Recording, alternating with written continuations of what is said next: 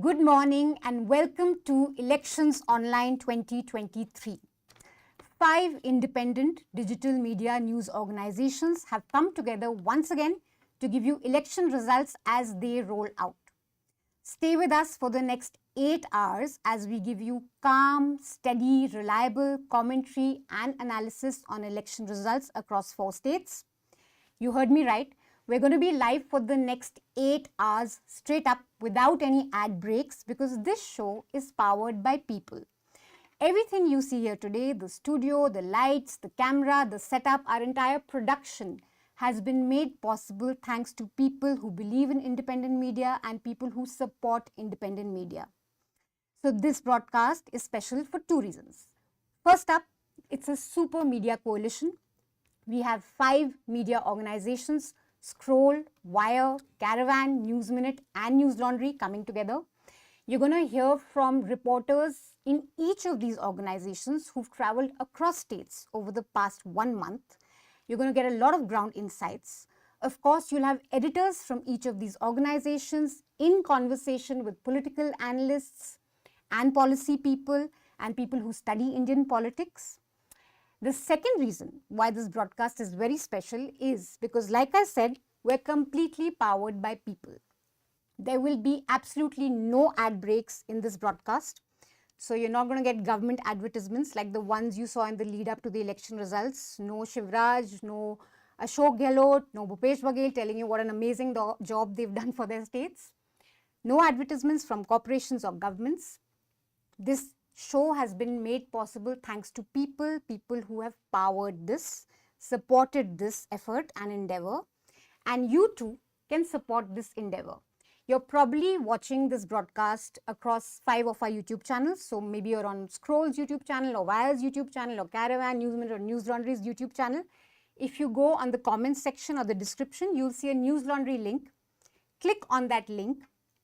Choose an amount that's convenient to you and support our election broadcast. Now that I have that elaborate pitch out of the way. Well done. Big welcome to Hartosh from Caravan and Seema from The Wire. First up, I think we're going to do a lot of granular discussion, over the next 8 hours, like I said. But I think the first 1 hour, it's good to just zoom out a little bit, talk about big picture themes. And I just want you guys to tell our audience why we're not doing early rujhan or early trends in the first 1 hour. Hartosh. Well, quite clearly, we are here to ensure that people watch us. But we are not here to ensure that people watch us at any cost. And that is what happens in most channels till maybe 9:30. This frenzy to start counting numbers is basically an extension of the exit poll. My exit poll versus yours, my leads versus your leads. There is no methodology that explains where you're getting these leads from, how you're collating them, how you're collecting them. It becomes a quest for eyeballs and it is often misleading. I can give you many examples. I think one Bihar case is particularly infamous for this. And I think it is much better to restrain ourselves and look at what unfolds over the next hour and a half, zoom back and see what the larger picture in this election is, and then come back to the results as they start making sense. Yeah. So from 9 onwards, we're going to do that. You've traveled to MP this time. And exit polls have created a lot of commotion because it may just be BJP back if we go by the exit polls. Were you surprised at all? Well, at least 1 or 2 of the exit polls, but since we have now 10 or 15 exit polls, I think 3/4 of them are going to be very surprising. My sense of traveling through the state, and obviously it's a huge state, you can't travel through all of it, is that I personally felt the Congress had an edge, and I speak in very unbiased fashion because in particular in Madhya Pradesh, I feel the Congress actually doesn't deserve to win. They have a particularly bad leadership. And I go in looking with that eye, and I still feel that people were a little tired of Shivraj. So the numbers surprised me. But then we've been wrong before, and I think we have to admit that, and we'll find out soon enough. Seema, 2 big picture themes that we should be focusing on in the first 1 hour, if you zoom out. So I think critical, just to add a point to that, that, this anxiety created for who's winning, etc., much like a horse race, is a plague to journalism globally and particularly in India, to just make it into some sort of a game or a match and to go on about semi-finals. So that's wrong. Secondly, how do you signal a 4 or a 6 till the umpire says it? And the umpire in this case is the EC. So till the Election Commission gives out the results, we're in no, what are we discussing? So, which is really, I mean, I just completely endorse what you said, that there's no point in rushing to discuss non-numbers, even though it gives a sense of having a lot. It's really quite illusory. I think there are two big pictures here which we must look at. I particularly dislike the phrase semi-final because, again, it's a sporting metaphor, which is also not very appropriate. I think a good metaphor, if we like metaphors, is almost like a prequel, you know, like you have Star Wars 1, 2, 3, that you have separate things, themes being made, but the end of a particular movie leaves you with clues and cues about the next one. So this is where we need to look at what these results tell us. Of course, it's almost a cliche. States are not the same as what will happen nationally, but they indicate mood. They sometimes create momentum. So I think both things, by indicating mood and by creating momentum, we need to look out for them. One thing why it's particularly important here is because I think we must record the death of the double engine of the BJP. There is no double engine now. Willfully, the second engines, in my view, of the chief ministers have been shown their place, whether it is Raman Singh, whether it is Vasundhara Raje, Rani, whether it is Shivraj Chauhan. So it is even Shivraj Chauhan, who was, I think, at the forefront of the battle, but in the posters, he was pretty diminished. And he's not been named by Mr. Modi in any of the things. So the whole thing, because of also the MPs contesting, the central ministers contesting, it's been made to run like a 2024 campaign. So it's like really interesting after the death of the double engine, what this does to this Modi card of contesting elections. So we're just going to go to some data because we're not looking at initial trends. I especially want to speak about Madhya Pradesh because Hartosh is with us. So we can probably just get the vote share graphic on, please, and just look at previous year's election. Of course, this is a 230 assembly constituency. Last time the Congress won 114 seats, BJP was at 109. If you look at the vote share though, BJP was slightly ahead, but a little diminished from 2013. So what you have in front of you is 2013 and 2018 election data. The Congress went up slightly, but yeah, that's what we have. And we're going to have Yogendra Yadav join us. Is he with us? Okay. Hi Yogendra, welcome. Hi, how are you? Great. So we met you last during Karnataka elections, which was just one state, so it was easy. We have 5 states to talk about, 4 states to talk about this time. The counting for Mizoram has been postponed. But tell us, we thought that the first 1 hour we should be talking about big picture themes that are coming out of this election, zoom out a little bit. On the ground, when you're traveling, a lot of the reporters at least told us that the big sort of overarching theme this time was welfare schemes. A lot of conversation about what party is offering what, especially to women voters. And communalism kind of took a back seat, Hindutva took a back seat. The large conversation was about welfare. Would you agree with that? And what were your observations in your travels? Thank you. And let me begin once again by congratulating all 5 of you for coming together, because in many ways, that's the future of independent journalism in India. So my thanks also to all of you for creating this conglomerate. Yes, as I traveled, I traveled in 3 of these 4. I must confess, I did not travel in Chhattisgarh. So what I say is hearsay. But when I traveled here, yes, very much the conversation that you get is about welfare schemes. So let's begin by saying what these elections are not about. These elections are not about Mr. Modi. BJP tried very hard. BJP, used all those standard things a week before election. Modi will come and change the election. Nothing of that sort happened. So this has happened so many times. But the legend still goes, Modi will come and change the election. Even if BJP wins a few states, it's not because of Mr. Modi. That's not what the election is about. And I heard that thing about double engine not being there. That's true. That doesn't cut ice. Now, in all the 4 states, it is not that people are saying the government didn't do any work. Let's begin with Telangana. where I expect nothing short of a wave this time, and that's what I saw. So let's see what the results say. My observation, as I said, then I wrote and said this is clearly a wave. But even there, voters do not say that, look, he didn't do anything. So that standard thing of throw the rascals out did not exist. They said, yes, he brought current, he brought water, he brought roads, but that's all right. Ho gaya iska kaam. Now it's turn for someone else to come. So there was that sense. There was that sense in Rajasthan too, where Ashok Gehlot could well win this election. However, the mood was, yes, he's done a few things. Yes, his schemes are very good. मगर यहाँ तो रोटी पलटती.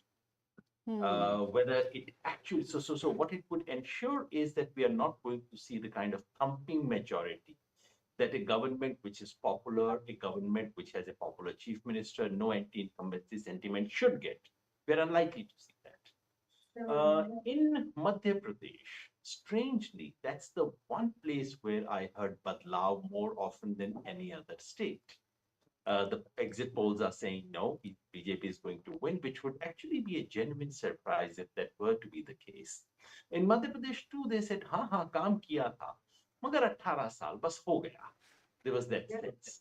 I can't say that about Chhattisgarh, but in Chhattisgarh too, you have an incumbent government which has had a decent track record in some ways, especially in terms of payments to the farmers and many other welfare schemes that they came up with, but which faces difficulties. So governments which have done work face difficulties because voters want more. That, in a sense, connects these all.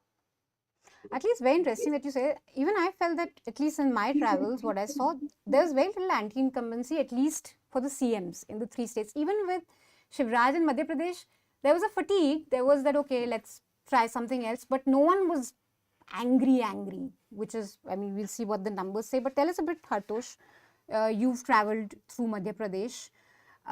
You saw a diminished Shivraj, sort of a tussle. I mean, uncharacteristic of BJP, because you usually have strong regional leaders and the center kind of supplements that. But here you saw Modi pretty much everywhere. It was one of the important. Yeah, in that sense, I think Seema began by saying that we perhaps should not use a sporting metaphor, but the kind of hold that the Sun has over the BCCI is the kind of hold the duo has now over the party. The figures that we are talking of. And the BJP, over a period of time, you look at Madhya Pradesh, it took 15 years of work before you had a set of OBC leaders like Uma Bharti, Babulal Gaur, Shivraj Chauhan. Today you look around and you are still in that era. Modi is doing what the Congress has done over the last 40 years, starting from the Indira Gandhi era, diminishing leaders with their own support and their own base, and this is being deliberately done. Shivraj is not to be projected. No projection in Chhattisgarh. Vasundhara, who by far is the most popular person on the ground, is not the person who's projected in the BJP. So the idea is very clearly that in these results, as ever, you will see that there will be a lot of credit that will go to Modi if the elections come through. And if the elections are lost, of course, I mean, these people, there was this anti-incumbency, Gehlot has done great work, Baghel has done great work. So there's always this excuse that is available. And in Madhya Pradesh, this was particularly the case here. People are tired of Shivraj, but nobody dislikes Shivraj. That is one of the things that has quite evident in what has come out. And I think in all these states, while we are seeing a lot of focus on delivery, I think it's only in Rajasthan that you are seeing schemes that have been crafted out with some care for the future, health, education. Otherwise, there's a competition for distributing resources, which I don't think is clearly thought out. It is that everybody must offer something and you must offer it in competition. So in some senses, it was not an election of competing visions. And it is only in Rajasthan that the Congress avoided falling into the trap of Hindutva over and over again. Kamal Nath is a man, RSS people in Madhya Pradesh told me will be very happy that he wins the elections. And in some ways, the language he speaks is the language even the BJP was not speaking in Madhya Pradesh. So you see that there are no competing visions in states like Madhya Pradesh. That's a very interesting point you make of lack of competing visions. I'm going to quickly come to Seema, and then Gilles Vernier has joined us, so we'll go to him. Somebody actually in Rajasthan, so we talk about BJP diminishing, regional leaders, but Congress, at least if you look at the Rajasthan election, very out of character election, because Ashok Gehlot, even his campaign didn't have INC colors, it was pink. It was his face throughout. Sonia and Rahul Gandhi made an entry very late, I think maybe on posters 2-3 weeks before the election. It was really very much about Gehlot. So, I mean, I thought Rajasthan was like really interesting because all the state leaders had almost delinked from the central leadership, whether it is Sachin Pilot, Gehlot or Vasundhara Raje. They had very little sort of backing, if you like, or the back of central leadership. So it almost seems like, I mean, Rajasthan is emerging as a very interesting autonomous model almost in the Hindi belt. Because as Hartosh said, we need to differentiate between just offering a Ladli Behna in Rajasthan to offering health, to having a completely different vision about gig workers. So there is a kind of a thought through idea of an economic model. And also we must not forget what Gehlot told, I think, the Hindu, that he believes in a gardener's model, which is a very interesting mixed metaphor, which is a reference to the community he happened to be born in as well, that I believe in a Mali model where all kinds of flowers should blossom. So, I mean, so I think Rajasthan sort of offers a lot to the Hindi belt, which is why for reasons of, as you said, leaderships kind of running on their own, as it were, not really looking up to some ala kaman. And the kinds of schemes in the Hindi belt, it's the first time. So we should be looking at that very closely. But I think Ashok Gehlot's campaign got probably the least amount of kind of support from the center in terms of rallies, at least. The central leadership's rally. Yes, precisely. Yeah. So it'll be interesting to see. We have Pooja Prasanna joining us from the Newsminute. And Gilles. Hi, Pooja. Hi. Where are you joining us from? We can't hear you. You have to unmute yourself. I hope I'm audible now. Yes, you're audible. Where are you joining us from? Bangalore? I am back in Bangalore, yes. Oh, great. So, Tracking Telangana from Bangalore. how excited are you about Telangana? Because when we were there, my God, I think we got trolled quite a bit because of the 2 videos we put up, because it was mostly people just unhappy with the BRS, and we were accused of being like, I don't know, paid trolls or something. But there was a lot of, clearly you could, I mean, we, obviously journalist's job is not to predict who's going to win or not, but we could clearly sense that there's dissatisfaction, unhappiness. And now if the exit polls are anything to go by, it's going to be a Congress sweep, at least some are claiming so. We'll see what the results say. But tell me, how excited are you and what are you looking out for Telangana? If we'd had this conversation 4 months ago, we wouldn't even consider Congress being in the reckoning. It was almost given that BRS will perhaps come back to power for a third term. So the very fact that Congress has come this close, whether they win or not, I'm not going to predict, but that in itself, I think, is a huge indicator of what's been happening in Telangana the last 10 years.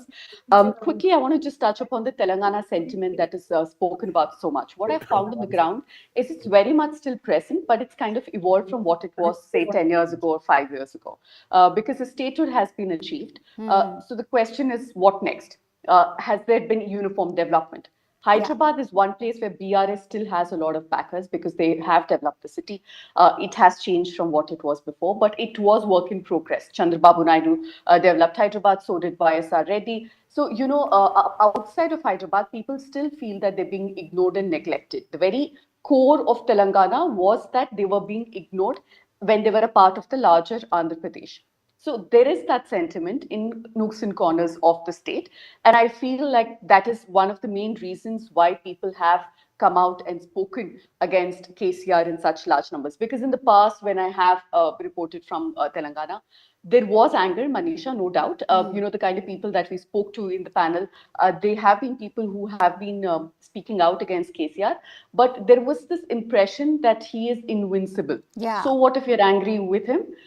He cannot be defeated. Now, that image has been shattered, I think, this election.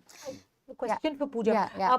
Pooja, how significant is it that the Congress doesn't do brilliantly versus people who left its party and set up regional outfits, especially those who are so powerful that they change their name from Telangana to the Bharatiya, who have very clear kind of national Though ambitions. everyone still says TRS there. Well, okay, that's interesting. So, how do you see the Congress kind of running up from behind and getting into this position to challenge the BRS or TRS? Yeah, a whole host of factors have worked in favor of Congress, but yes, it is mostly anti-incumbency vote that the Congress is leveraging. We saw several other parties, smaller parties, including Y.S. Sharmila's YSR, TP, and also an outfit that supported, that fought for the Telangana movement led by Professor Kodandram. All of them put their weight behind the Congress. So that would have done them a lot of good.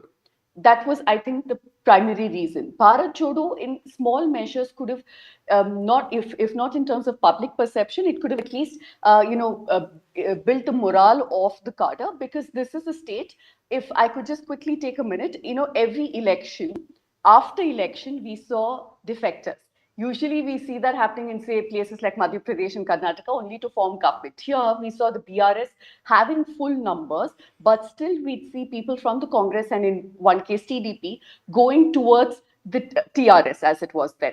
So there was no opposition. So for the Congress, they had to build it almost from scratch. The cadre had left because they thought it's a lost cause. The leaders had left. There was a joke saying that, the Congress has sleeper cells of KCR whenever he wants them to just come to TRS and they just walk. That's not happening this time around. The swing is the other way. From BRS leaders who are miffed that they didn't get tickets, strong leaders, I must add, have joined the Congress, gotten tickets, and have kind of revived the Congress in Telangana. So these are some factors that have come together for the Congress party.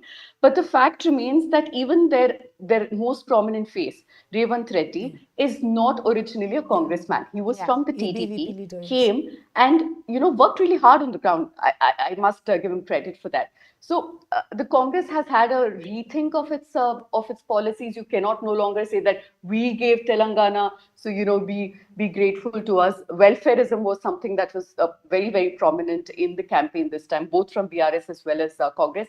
And finally, I think the win in Karnataka did give them a lot of confidence. We saw a lot of leaders from Karnataka also go there and campaign. And we hear that a lot of money has been also pumped in from Karnataka. Let's get Yogendra in. See, general elections are going to happen in the next 6 months. And there is this irresistible urge to draw conclusions on what these results will mean for BJP in the Lok Sabha, for Modi, or for Lok Sabha results. How perilous is that? Should we be drawing any conclusions? And Telangana, I think that will be most interesting if the exit polls are anything to go by, because like Pooja said, BRS was invincible. There was this sense that, okay, even if you're upset, you have to go with BRS. I think I heard this thing about semi-final not being an apt metaphor, and I completely agree. Year after year, election after year, after election, we've seen that these results do not directly translate into Lok Sabha elections. It's only a function of electoral coincidence that these 5 states, earlier it used to be 3, would go just before the national election. So we have to be very careful in drawing the conclusions. One conclusion, to my mind, would be about whether it's exit for BJP from South India, because Karnataka, they've lost. Telangana, no matter what happens, I think no one is saying that BJP is getting into double figures, which is much less than what they did in the 2019 Lok Sabha election. BJP's bid, BJP's sort of assault on Telangana, like they did in West Bengal, clearly did not happen. In West Bengal, at least they managed to become the real second party, the real competitor to TMC. Nothing of that sort is expected from Telangana this time. So in one broad thing would be BJP is out from South India. Now, this has some implications for Lok Sabha election. You could say BJP could bounce back if they ally with the BRS, which is what is widely expected, just as it happened in Karnataka, BJP aligning with JDS. There is some room there, but BJP on its own emerging as a very important player in the South. is something you can rule out for 2024. That's important because that sets limits to what the BJP can do. That has been a structural limitation for the BJP. For the BJP to emerge as a very strong player in national politics in the long run, stronger than it is, it needs to break through that. And that is something it is unable to. And to my mind, it has implications for 24 as well. In Karnataka, yes, BJP can come back with some. I don't expect a 25-seat hall or something of that kind in Karnataka. And BJP would struggle to get back its 4 seats in Telangana. So there's some implication there. As for the 3 states, my sense is that all the 3 are going by very small margins. We spoke about Ashok Gehlot ji. Now it's the 3rd time for Ashok Gehlot. Anyone who's observed Rajasthan would know that every time he's actually run a reasonably decent government. His record in the first term was a tremendous record of famine relief, which is amazing. Very few governments has done the kind of famine relief that he did during the first term, but he lost. Second time, he ran again a reasonably good government. That is when the health reforms of Rajasthan began. He lost, and he lost very bad. Yeah. This time, he has come up with a slew of policies, not just health. It's about pension, it's about gig workers, a series of reforms which have some vision for Rajasthan. And if he doesn't win, what message does it give? That's something we need to ponder over. So in all these 3 states, Rajasthan, Chhattisgarh, and Madhya Pradesh, I think we are looking at small margins. A shift of 2 to 3% vote is going to to produce the final verdict. The difficulty, of course, is that this tiny shift in tectonic plates, if I could use a geological metaphor, can produce very big consequences. So consequences in terms of morale, consequences in terms of the larger political message. The larger political message people would wish to look at is the Congress on its way back? Telangana confirms that, and it's a remarkable story of Congress coming back from a position where not many expected it to come back. Frankly, it looked like a situation where Congress would slip into what has happened to it in Andhra Pradesh or Bengal or Bihar. But Congress is coming back is a major signal. But if Congress can hold on to, let's say, 2 of the 3 states, Madhya Pradesh, Rajasthan, and Chhattisgarh, then the message would be much bigger than change. And that's the importance of this the verdict today. We all sitting here know it's a matter of a few percentage here and there. We are not going to see a knockout result unless the exit polls on Madhya Pradesh are right. But the impact on political reading, the political message would be very loud. If Congress manages to win 2, Congress can go back into election confident, and it changes the morale. If BJP manages to get the 2 big states, Madhya Pradesh and Rajasthan, BJP goes back into elections much more strongly, although there is no direct correlation. But it does affect morale, it does affect political messaging, it does affect your overall preparation for the Lok Sabha. So morale is one thing, but Hartosh, like when you travel, I think the voters are pretty clear. There's a clear distinction that we're going to vote for Lok Sabha for X reasons, and the state will, vote for this government.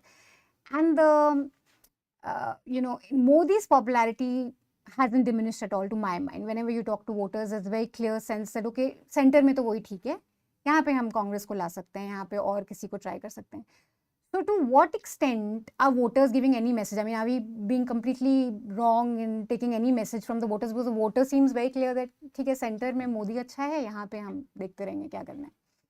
Absolutely, Manisha. And I'll just stop for a minute to just remind our viewers that we will be changing into Hindi occasionally over the 8 hours. We will have a few hours of Hindi as well in between. 9 to 10, in fact, will be Hindi, hosted by Arfa from The Wire.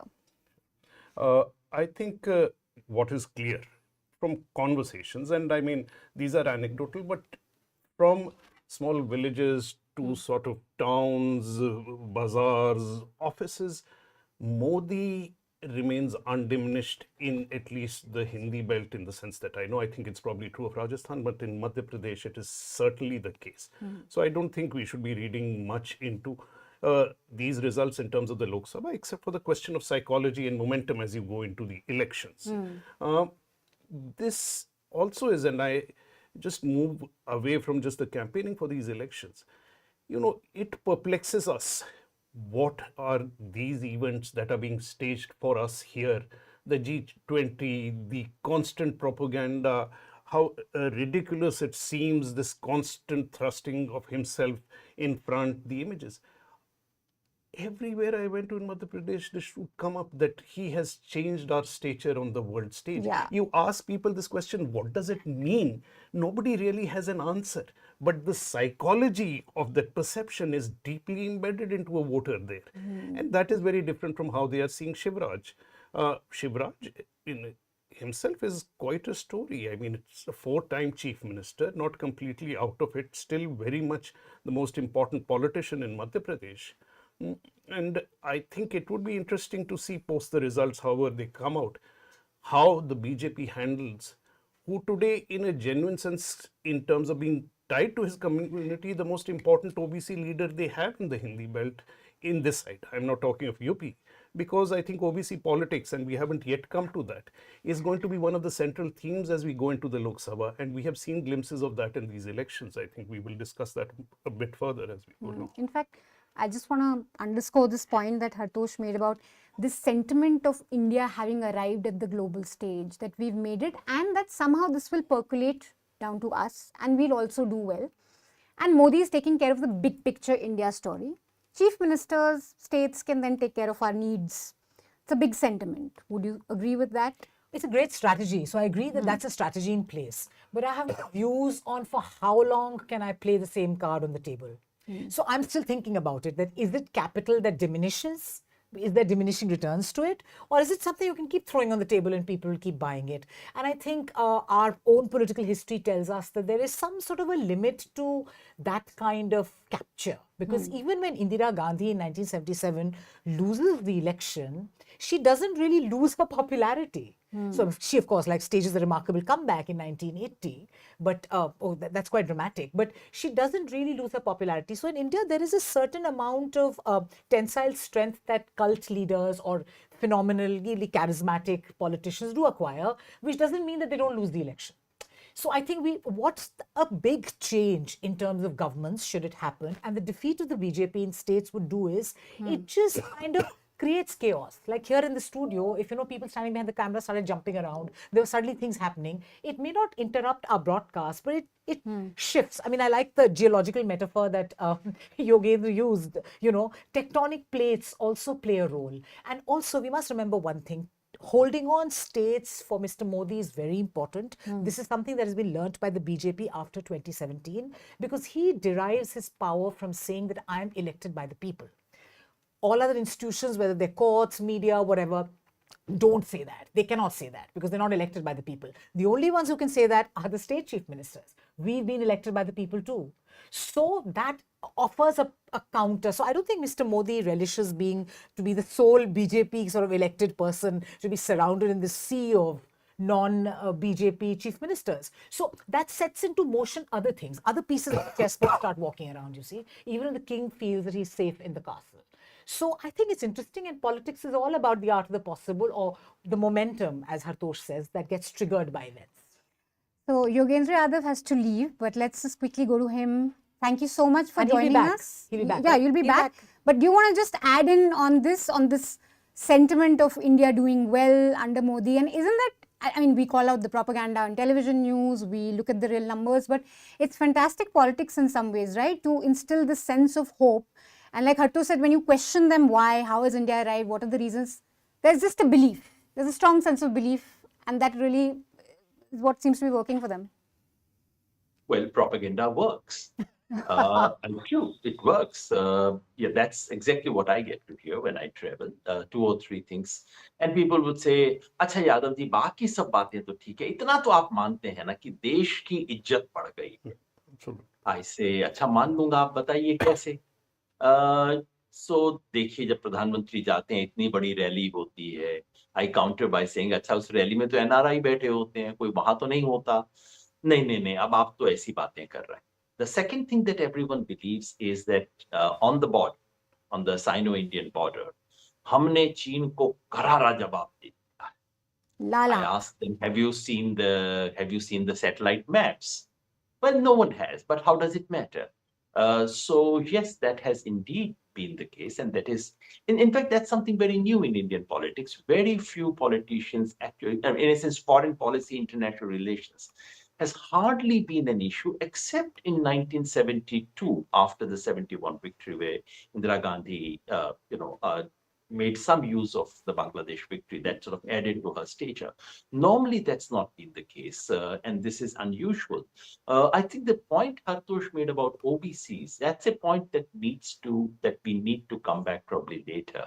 But it's an important point because in Madhya Pradesh, for the first time, I sensed a little OBC wave. So Mandal is entering Madhya Pradesh for the first time. The real question was whether Congress would be able to connect to that. I personally felt that Congress didn't manage to connect to that possibility very well. There was a possibility. Congress didn't do that well. In Chhattisgarh and Rajasthan, on the other hand, Congress has seemed to have a better connect with the OBC. In Telangana, BJP made the BC into a question. They don't call it OBC, it's the BC in Telangana. BJP tried to make that into a question. Didn't work that well for the BJP, but BC question is going to dominate Telangana politics because that's actually the dominant community. It's not seen in the leadership, but it is very much going to be the question of future of Telangana politics. So in some ways, the rise of the OBC and connected to this demand of caste census, which didn't play out very well in this particular election, but for the national election, caste census, OBC, that's a question that we should pick up some signals about during the course of the day. Great. Thank you so much, Yogendra, for joining us. We'll see you again when we have some numbers streaming in. For those of you who've just tuned in, we're not going to talk about early election results or early trends because postal ballots are being counted right now. There's no point getting excited about it. Sometimes it goes horribly wrong also because people get very excited about the numbers that are just streaming in and already call elections at 9 o'clock. We're not doing any of that. We're just going to have some big picture conversations from 8 to 9. That was our idea. And we have Giles joining us now, who's Senior Fellow at Center for Policy Research. Is he with Hello. us? Hi, Giles. Welcome. Hi. Good morning. It's good to be back. Yeah. So we've been talking about, personality politics, the cult of Modi, how it hasn't been diminished at all. And one could argue that, regional elections are pretty much about different competing models of governance.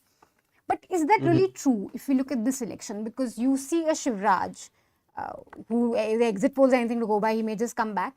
He fashions himself as this mama, who cares about women, who's their protector. The bulldozer mama, I think, didn't really work because he started off with that, but then close to the election, that disappeared. It became more the caring, loving mama that you can look up to. You look at the advertising by state governments, it's been stunning, I think, in the lead up to this election. All Chhattisgarh, Rajasthan and Madhya Pradesh and BRS also.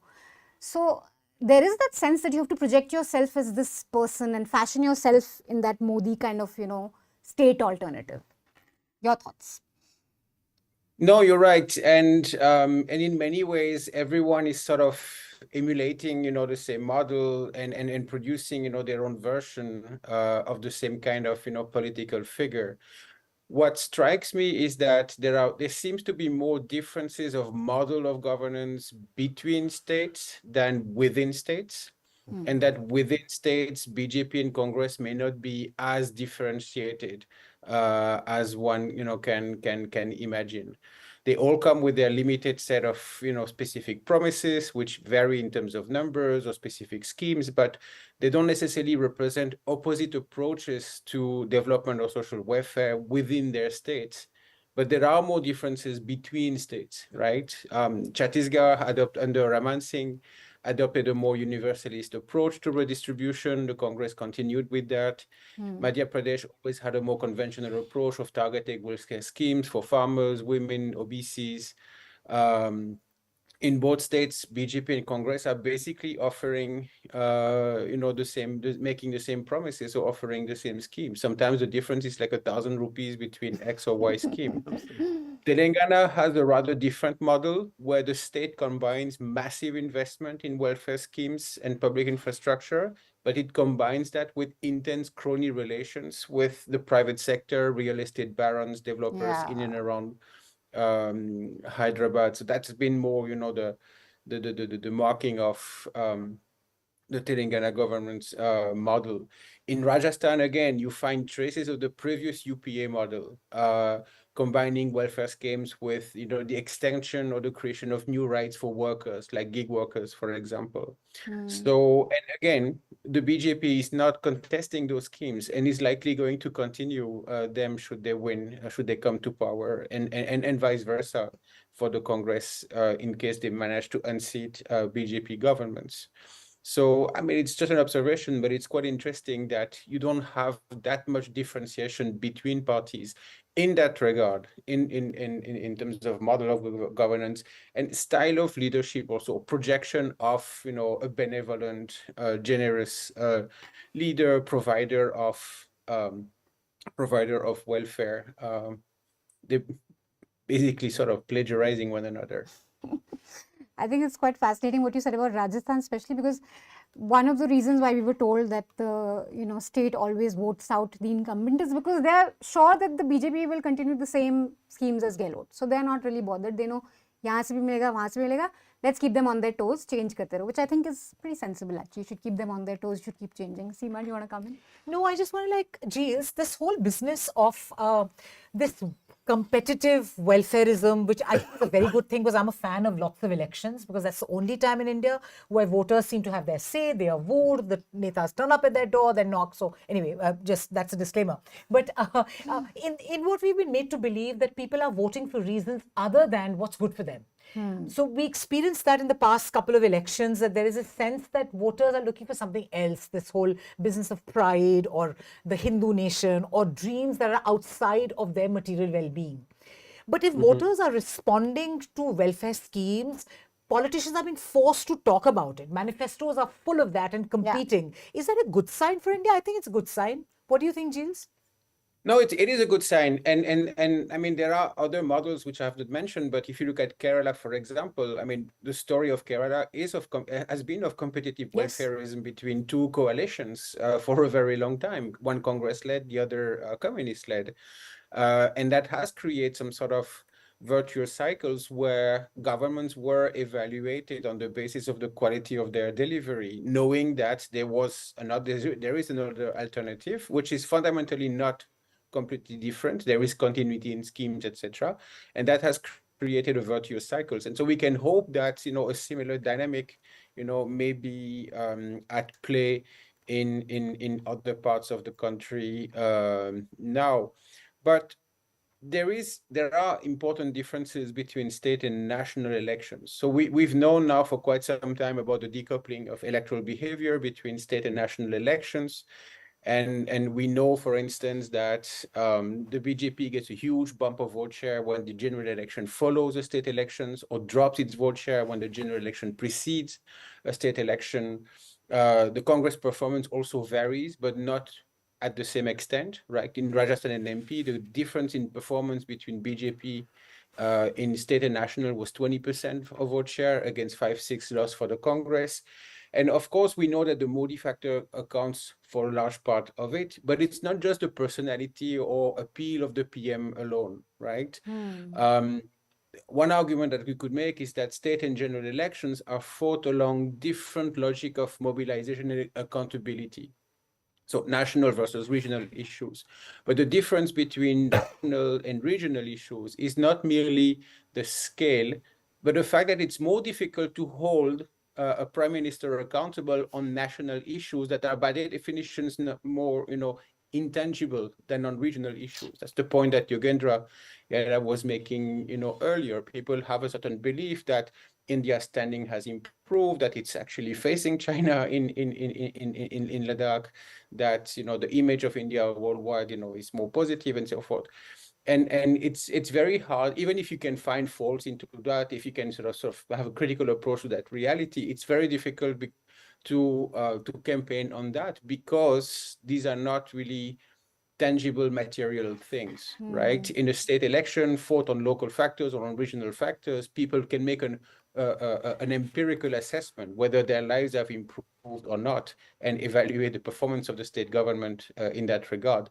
But when it comes to the image of India or nationalist themes, or themes that relate to Hindutva or to foreign policy, in a way, it's more intangible, and so the logic of accountability is different, and that's where the BJP retains such a huge advantage. One, because it has Prime Minister Modi, who's an effective campaigner and mobilizer, but also because they have the resources to push on these issues, and that's where the opposition has difficulties to compete against. They can be very competitive.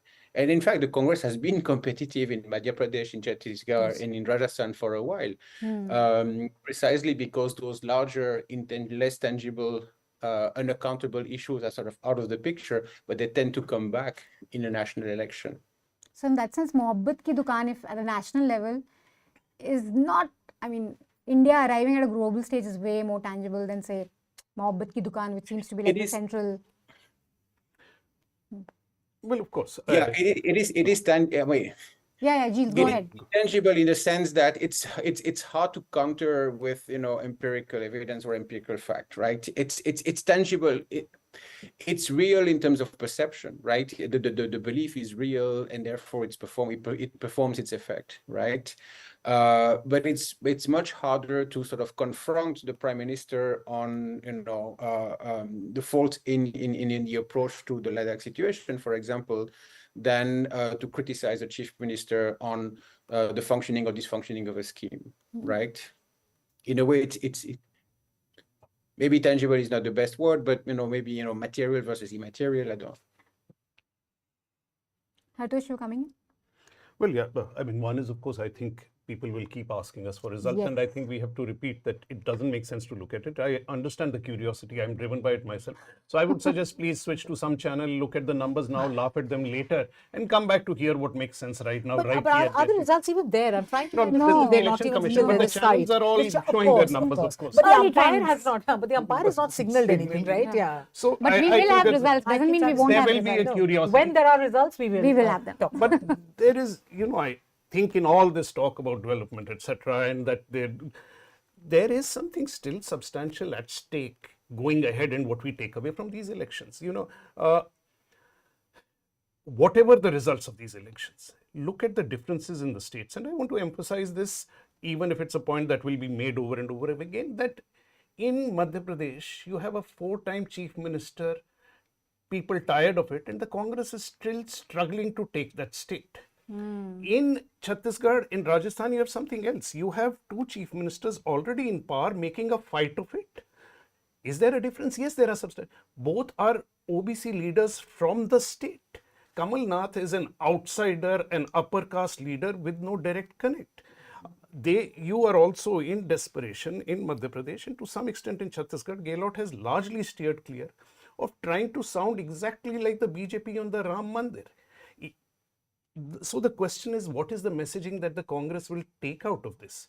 You are, in the end, the BJP is still messaging. Shivraj started as the bulldozer mama.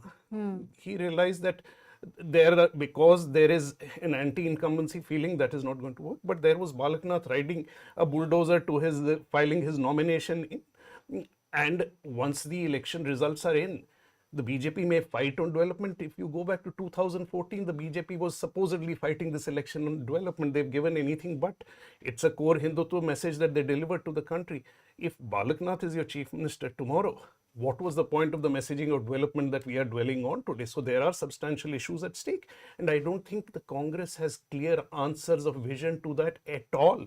And they are doing mixed messaging in a way that does not suggest that they have the ability, unlike in Karnataka, to actually understand how to deal with this particular issue. Great. So we're quickly going to go to Pooja. Thank you so much for joining us. But one very, very quick question, if you can answer very quickly. We're getting a question on YouTube, where someone said that people in Telangana of late have realized that voting for BRS is voting for BJP. Is there really a sentiment on ground? You're mute. You have to unmute. Okay, this is going to be a problem. I was saying that I didn't see that sentiment coming off a lot because it's anyway concentrated in pockets. And there isn't as much anger against the BJP on ground either. So even if people did think that, unlike in Karnataka, we did see Congress calling JD as the B team of BJP, and that did work in swaying the minority votes. So to that extent, yes, maybe the minorities outside of Hyderabad did vote for Congress because they did not want to vote for BRS. But beyond that, I do not see Not voters such a strong being sentiment. really, not Great. taking it. Thank you so much for joining us, and we're going to see a lot of you in the coming few hours. Jeeves is still with us, so we can just have one last quick question thrown at him before I leave for my coffee break. This irresistible urge to link 2024 to the results and read messages that the voters may not be giving to anyone. How perilous is it? Yeah, I mean, we have to be, extremely cautious because there are fundamentally different elections. We know that there are great variations in how people vote between state and national elections. They're not fought exactly, on the same issues. And also, I mean, in this particular case, for the most part, these were, at least, in the Hindi belt, these were BJP Congress head-to-head contest. Yeah. Major Congress allies remain distant spectators.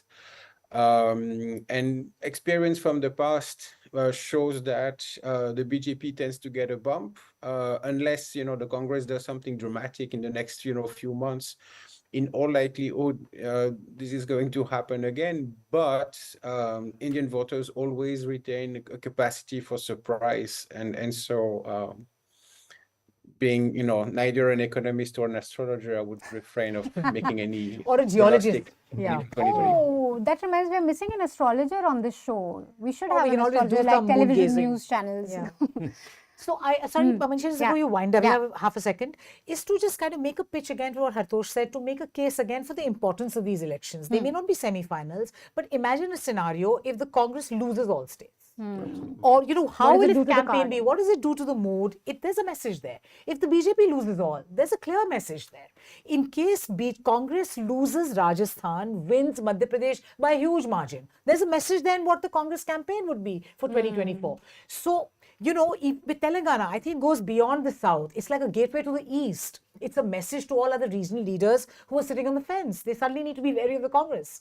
So I think there's a lot of important cues which will be thrown out by these polls. So we must really pay attention. Yes. What those are is the, I think will unfold in the hours to come. And we're going to do a lot of that granular discussion in the coming hours as the results roll out. You will have numbers thrown at your screen, and we will be discussing them as soon as we start getting reliable numbers. Like I said, calm, steady and reliable. That is what our attempt is going to be. I'm going to go now for my coffee break, and Arfa from The Wire is going to be hosting the next segment in Hindi. So that segment is going to be purely on Hindi. You're going to get a lot of numbers. And we're going to leave you with some ground reports that reporters from each of our organizations have done. Do catch them. Remember that we've been able to do this, a lot of our reporting, because we've been supported by people who believe in independent media, who believe, more importantly, in paying for independent news and independent media. So do support us. There will be a link wherever you're watching this video. There'll be a message in the description of the YouTube. There'll be a link. Click on it. Choose an amount that you like and support our election coverage. Thank you so much for tuning on at 8 a.m. in the morning, while we're not screaming and shouting and telling you who's winning. So thank you for that. Stay tuned. We'll have a lot coming for you in the next 7 hours. I'm in Chhattisgarh and it's election season in this central Indian state. And behind me, as you can see, is the crop that is central to the election campaign this year, paddy. In fact, paddy has always played an important role in Chhattisgarh politics. In 2018, the Congress managed to dislodge the BJP on the basis of a paddy-related promise. It said that it would procure paddy at rupees 2,400 from farmers in the state. That's rupees 600 more than the minimum support price that the centre offers. And it's a promise that the Congress government has lived up to in the state, as farmers here acknowledge. हाँ वो तो 2 साल के bonus हे रमन देवे नहीं करी और तेने मुहारी से का ये बेचारा सबोल दे दे। बघेल जी से हम खुश है सर, बघेल कुछ अभी तक नहीं रोका है, धान का बोनस भी दिया है sir. In response to that, the BJP this time has, in its Ghoshna Patra manifesto, has said that it would buy paddy at rupees 3,100 per quintal. But not to be left behind, the Congress in its manifesto has now said it would buy paddy at rupees 3,200, 100 more than the BJP has offered. Paddy, as you see, is at the heart of the elections this year in Chhattisgarh, and is probably this crop that will decide the fate of the political parties in the state.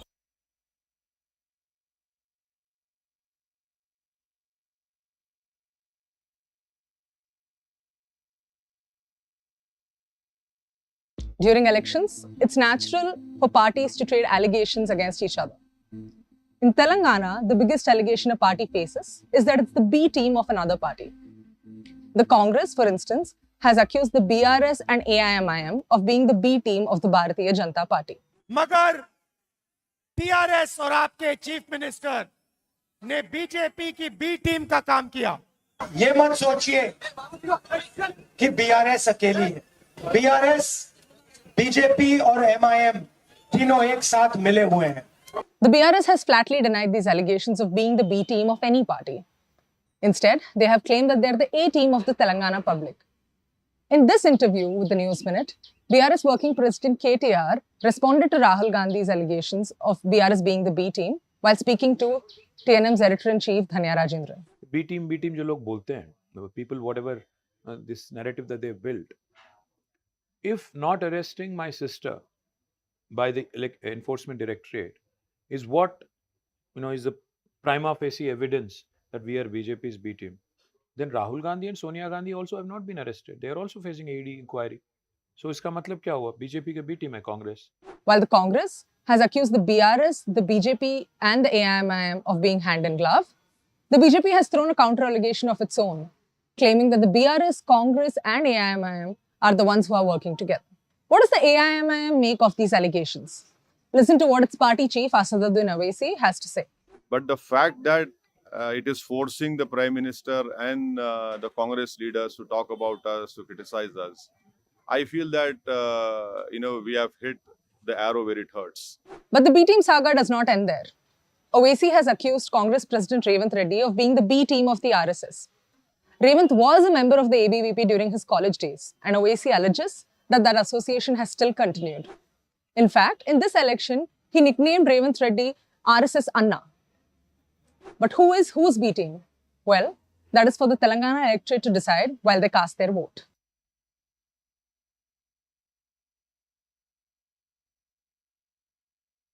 हमारी चुनावी यात्रा राजस्थान से शुरू हो गई है। हम पाली constituency में हैं, जहां 1998 से बीजेपी के एमएलए ज्ञानचंद पारक हैं। 25 साल हो गए उनको यहाँ पे। ये पाली का प्रदूषित पानी आ रहा है, उससे हमारी जमीन बर्बाद हो गई है, हमारे कुएं बर्बाद हो गए हैं और किसान सारे बर्बाद हो गए हैं। बीजेपी के राज में सब समस्या का हल था, अभी कांग्रेस के राज में कुछ नहीं है। कांग्रेस के राज में कुशासन, भ्रष्टाचार, जितना कांग्रेस राज में कुशासन चलता है आज दिन तक नहीं चला। पाली के अंदर एक ही मीठी नदी है और इस उद्योगपति ने इसको इतना बेकार कर दिया कि यहाँ जहर घोल दिया, हमारी गाय मर रही है। आज जो पानी है उस पानी का 11 TDS है। अगर ये जो मोदी कह रहे हैं, मैं चैलेंज कर रहा हूँ इनको कि इन कुओं का पानी पी के दिखा दे। मैं चैलेंज के साथ कहता हूँ वोट बीजेपी को दूंगा। और फायदो नहीं, कोई टाबर फायदो नहीं, कोई कुछ दान सुन कुछ नहीं मिले। आप ले वालों तारे लाल मरे जाओ। कांग्रेस को कटिंग करा। ये किसी नाम का, ये अभी धर्म के नाम पे कोई प्रचार नहीं करिए, ये अपने काम का करिए। चिरंजीवी योजना में स्वास्थ्य बीमा में 25 लाख का और जो दुर्घटना बीमा है 15 लाख का। मैं खुद MRC में रह के आया हूँ। क्या सबसे बड़ा मुद्दा है आपके लिए? एक तो हमारे टाइम पे भर्ती नहीं निकालते हैं और भर्ती निकालते हैं तो ये पेपर है जो लीक हो जाते हैं, बाद में हम एग्जाम दे के आते हैं और उसके बाद ये जो है बाद में कैंसिल हो जाता है। मोबाइल से क्या है, खर्चा बढ़ गया। 400 रुपये महीने का अंदर मोबाइल के अंदर रिचार्ज करेगा तो वो मोबाइल चलेगा। कोई अगर सिलाई की मशीन दी होती तो जिसके घर में पति नहीं है, जो गरीब है, वो सिलाई करके मजदूरी करती।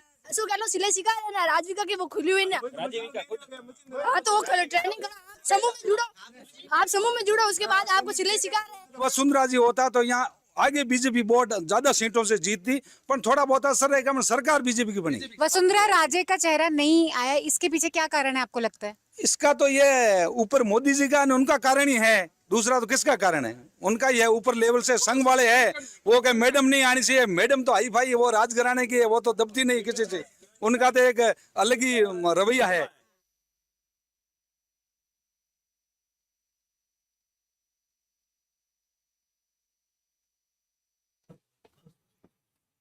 नमस्कार, बहुत बहुत स्वागत है आपका इस खास चुनावी कवरेज में। आपने सत्ता का राजनीतिक गठबंधन तो बहुत सुना होगा, लेकिन ये मीडिया का गठबंधन है। अक्सर आप लोग कहते रहते हैं कि क्यों नहीं गोदी मीडिया के खिलाफ आप तमाम सच्चे ईमानदार पत्रकार एक हो जाइए। हमने आपकी बात सुन ली और आज हम यहाँ हाजिर हैं। तमाम 5 जो ऑल्टरनेट वैकल्पिक मीडिया जिसे कहते हैं, मैं अक्सर कहती रहती हूँ कि यही मुख्य धारा का मीडिया है। आज जब 5 राज्यों के चुनाव हो रहे हैं तो हम कोशिश आपको करेंगे सटीक खबरें देने की। हम बहुत जल्दी रिजल्ट्स देने की कोशिश नहीं करेंगे, क्योंकि हम जानते हैं कि हम बहुत ज़्यादा दौड़ भी लें तब भी जो हमारी मंजिल है वो वही है। तो मंजिल करीब नहीं आएगी सिर्फ दौड़ लेने से। राजस्थान, मध्य प्रदेश, तेलंगाना, छत्तीसगढ़, ये 4 राज्यों में कम से कम जो चुनाव हो रहे हैं महत्वपूर्ण, उनके नतीजे हम आपको आज बताने वाले हैं। कई खास मेहमान हमारे साथ स्टूडियो में मौजूद हैं। जो 5 न्यूज़ ऑर्गेनाइजेशंस हैं उनके नुमाइंदे यहाँ हमारे साथ स्टूडियो में मौजूद होंगे, जिनके जरिए मुद्दों को हम समझेंगे। तो स्टूडियो के गेस्ट के अलावा हमारे साथ फील्ड में रिपोर्टर्स भी मौजूद हैं। तमाम तरह के आंकड़े हमने आपके लिए जुटाए हैं, ये सब तो बताने के लिए कि कौन जीत रहा है, कौन हार रहा है। लेकिन लोकतंत्र में और लोकतंत्र की चुनावी प्रक्रिया की सबसे खास बात यह है कि इस जीत और हार में छिपी हुई जो महत्व है, जीत और हार का जो महत्व है लोकतंत्र के लिए, उसको समझाने की हम कोशिश करेंगे। कहा जा रहा है बार बार कि सत्ता का सेमीफाइनल है, 2024 से पहले 2023 सब कुछ तय करने जा रहा है। लेकिन मैं ये कह सकती हूँ ज़रूर कि फील्ड में ज़मीन पर उतरकर जब जनता से बात करते हैं तो लगता है कि मीडिया की कहानी अलग है, जनता की कहानी अलग है। जनता इस बात को बिल्कुल अलग तरीके से देख रही है। स्टूडियो में मेरे साथ हरतोष सिंह बल मौजूद हैं कैरावान से, इसके अलावा अतुल चौरसिया न्यूज़लॉन्ड्री से, शुएब दानियाल साहब मेरे साथ स्क्रोल से मौजूद हैं, और ग्राउंड पे मेरे साथ 2 रिपोर्टर्स इस पूरे 1 घंटे के दौरान मौजूद रहेंगे, इरम आगा कैरावान से और प्रतीक न्यूज़लॉन्ड्री से। तो ये 5 मेहमान और मैं द वायर से, तमाम लोगों के जरिए आप तक हम सही खबरें पहुंचाने की कोशिश करेंगे।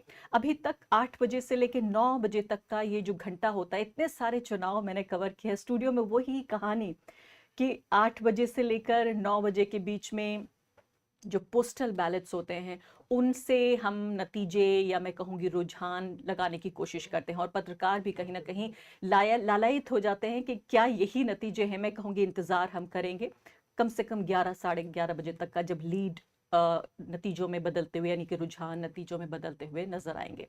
2 लीड्स अभी दिख रही हैं स्क्रीन पर, आप देखिए।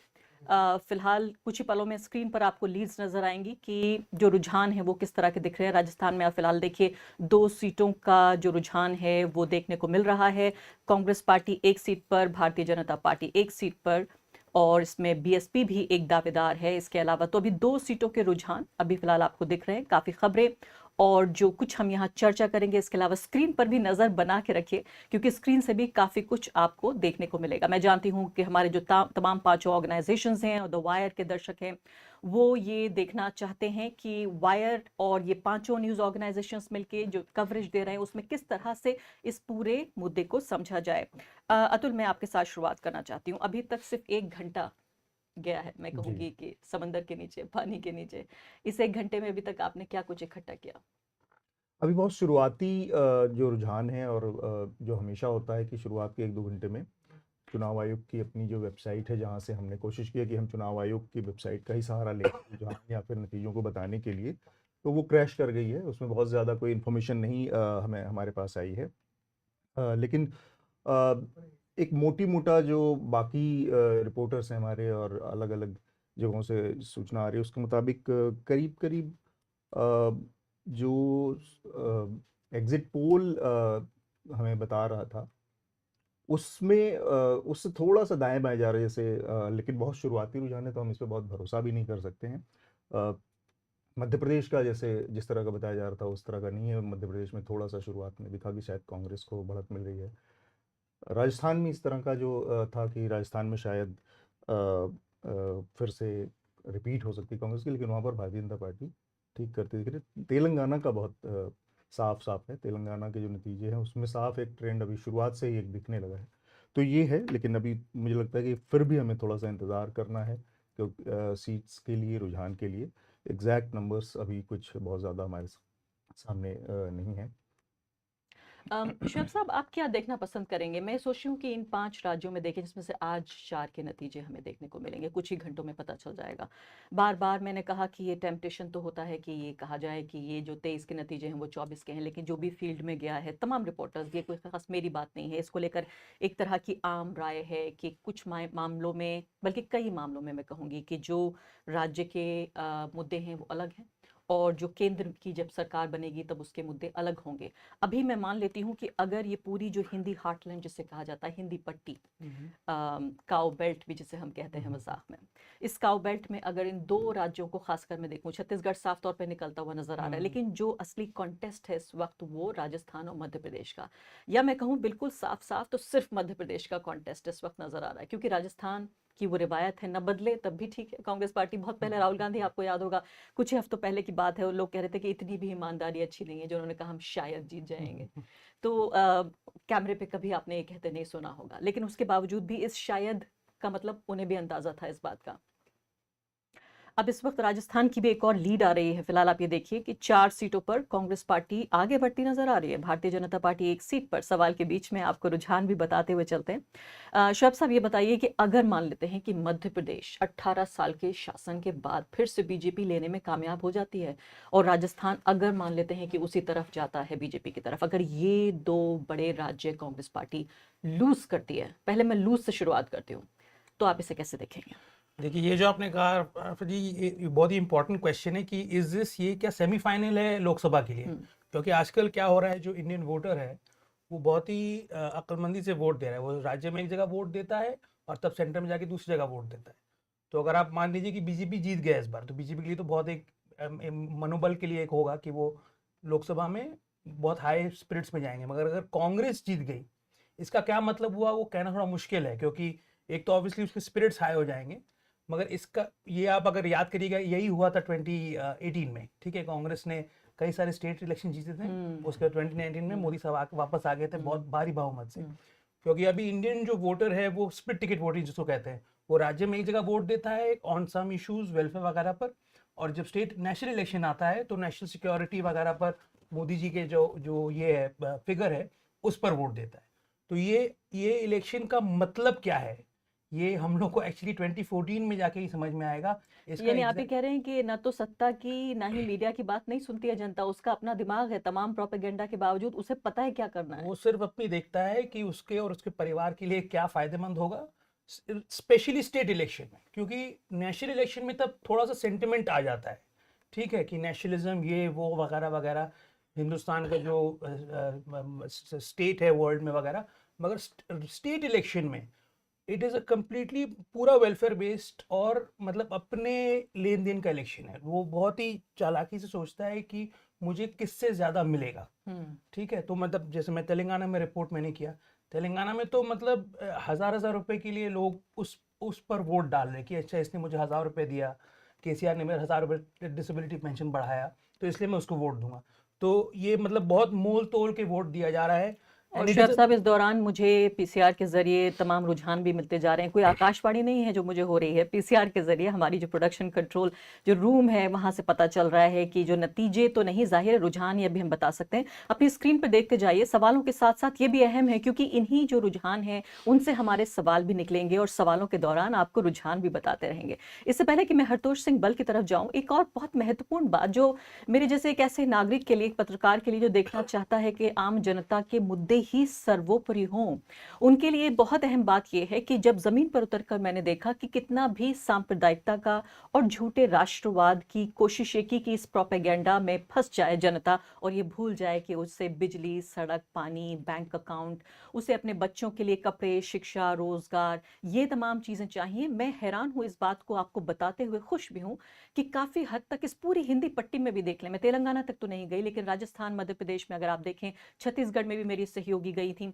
उन सब के जरिए पता ये चलता है कि ये राष्ट्रवाद का मुद्दा या फिर जो सांप्रदायिकता का मुद्दा है, इसे काफी हद तक कांग्रेस पार्टी के कैंपेन ने कंटेन किया है, इसको काबू में रखा है और योजनाओं के बदले योजनाओं की बात हो रही है। अभी छत्तीसगढ़ का भी आप जिक्र कर लें तो उधर बात हो रही है कि किस तरह से हम किसानों को बेहतर वो देंगे, बेहतर दाम देंगे धान के, तो दूसरी तरफ बात हो रही है जो न्याय स्कीम की बात हो रही है। राहुल गांधी देश से बाहर जाकर दुनिया भर में छत्तीसगढ़ और राजस्थान का मॉडल जो इंटरनेशनल यूनिवर्सिटीज हैं उनको बता के आए हैं। हरतोष, ये भी एक मेरे ख्याल से एक तरह से बहुत प्लेजेंट सरप्राइज है कि राहुल गांधी जैसा नेता जो केंद्र में जाहिर है उनकी सरकार नहीं, जिन राज्यों में उनकी सरकार है, मैंने कई उनके लेक्चर सुने और उसमें जिस तरह से उन्होंने खासकर जो बीमा स्कीम है उसे एक हेल्थ मॉडल के तौर पे पेश किया कि अगर हमारी सरकार बनती है तो हम राजस्थान का ये मॉडल लागू करेंगे। या छत्तीसगढ़ का बात करें तो न्याय जो स्कीम है उसका उन्होंने जिक्र किया। राजस्थान में कम से कम मैं ये कह सकती हूँ कि मैंने ज़मीन पे इस स्कीम को, क्योंकि ये बात सिर्फ ये नहीं है कि सरकारें स्कीम बना दें, उन्हें ज़मीन पर उतार दें, जनता को समझा दें, मीडिया के इस पूरे ब्लैकआउट के बावजूद, तो बहुत शान की या काम की बात है। देखिए, जो कुछ हमने जिक्र किया, मेरे इन कई चीज़ों से मैं असहमत हूँ। एक तो मेरे को नहीं लगता कि हमें ये प्रिजम्पशन से चलना चाहिए कि राजस्थान में हार रही है या मध्य प्रदेश में जीत रही है। अभी रुझान आ रहे हैं, मेरे को नहीं लगता कि हमें इसे तय करके ये कह सकते हैं। दूसरी बात है कि अगर हम सिर्फ डेवलपमेंट के इलेक्शन लड़ रहे होते, आप इस इलेक्शन के बाद भी देखेंगे कि आप कम्युनिटीज़ की वोटिंग पैटर्न देखेंगे, वो काफ़ी अलग रहेंगे। अगर डेवलपमेंट ही सिर्फ एक मुद्दा रहता तो आप ये नहीं कह सकते थे कि ओबीसी के वोट ज़्यादा यहाँ क्यों पड़ रहे हैं या ट्राइबल्स के वोट यहाँ क्यों पड़ रहे हैं। उनमें पैटर्न जो डिफ्रेंसिएशन आ रहे हैं वो कई कारणों के आ रहे हैं। और अगर आप सिर्फ डेवलपमेंट पे फोकस रखेंगे तो इंडिया के किसी भी इलेक्शन को आप पूरी तरह से एनालिसिस नहीं कर सकते। तीसरी बात कि मेरे को नहीं लगता कि राहुल गांधी इस इलेक्शन में कोई ज़्यादा मुख्य फैक्टर थे। जो कुछ राजस्थान में हुआ है गहलोत के सिर पे हो रहा है। राहुल गांधी राजस्थान ना गए हैं, इररेलेवेंट रहे हैं राजस्थान में, और इनफैक्ट उनको सेंटर से गहलोत को जो सपोर्ट इलेक्शन में मिलना चाहिए था नहीं मिला है। जो भी उन्होंने बातें की हैं मध्य प्रदेश में जाके, खास करके जो कास्ट सेंसस को लेके, वो मैसेजिंग इफेक्टिव नहीं रही है। ओबीसी इशू लोकसभा के लिए बहुत ज़रूरी रहेगा, पर उसको कैसे कम्युनिकेट करना है, उस मैसेजिंग को लोगों तक कैसे पहुंचाना है, कांग्रेस को इसके बारे में बहुत कुछ अभी सीखना पड़ेगा। अभी तक वो मैं यहाँ पे ये कहने का मतलब नहीं था कि तमाम जाति धर्म की दीवारें लांघ कर और भारतीय वोटर वोट दे रहा है। मसला ये है कि मैं जो कहने की कोशिश कर रही हूँ कि एक जो ओवर आर्चिंग जो थीम होती है चुनाव की, कि क्या सांप्रदायिकता हावी रही, क्या ध्रुवीकरण हावी रहा, क्या तमाम तरह की समाज कल्याण की योजनाओं पर क्या एक एजेंडा हावी रहा। मैं ये कह सकती हूँ कम से कम राजस्थान मध्य प्रदेश में कि ऐसा देखने को नहीं मिला।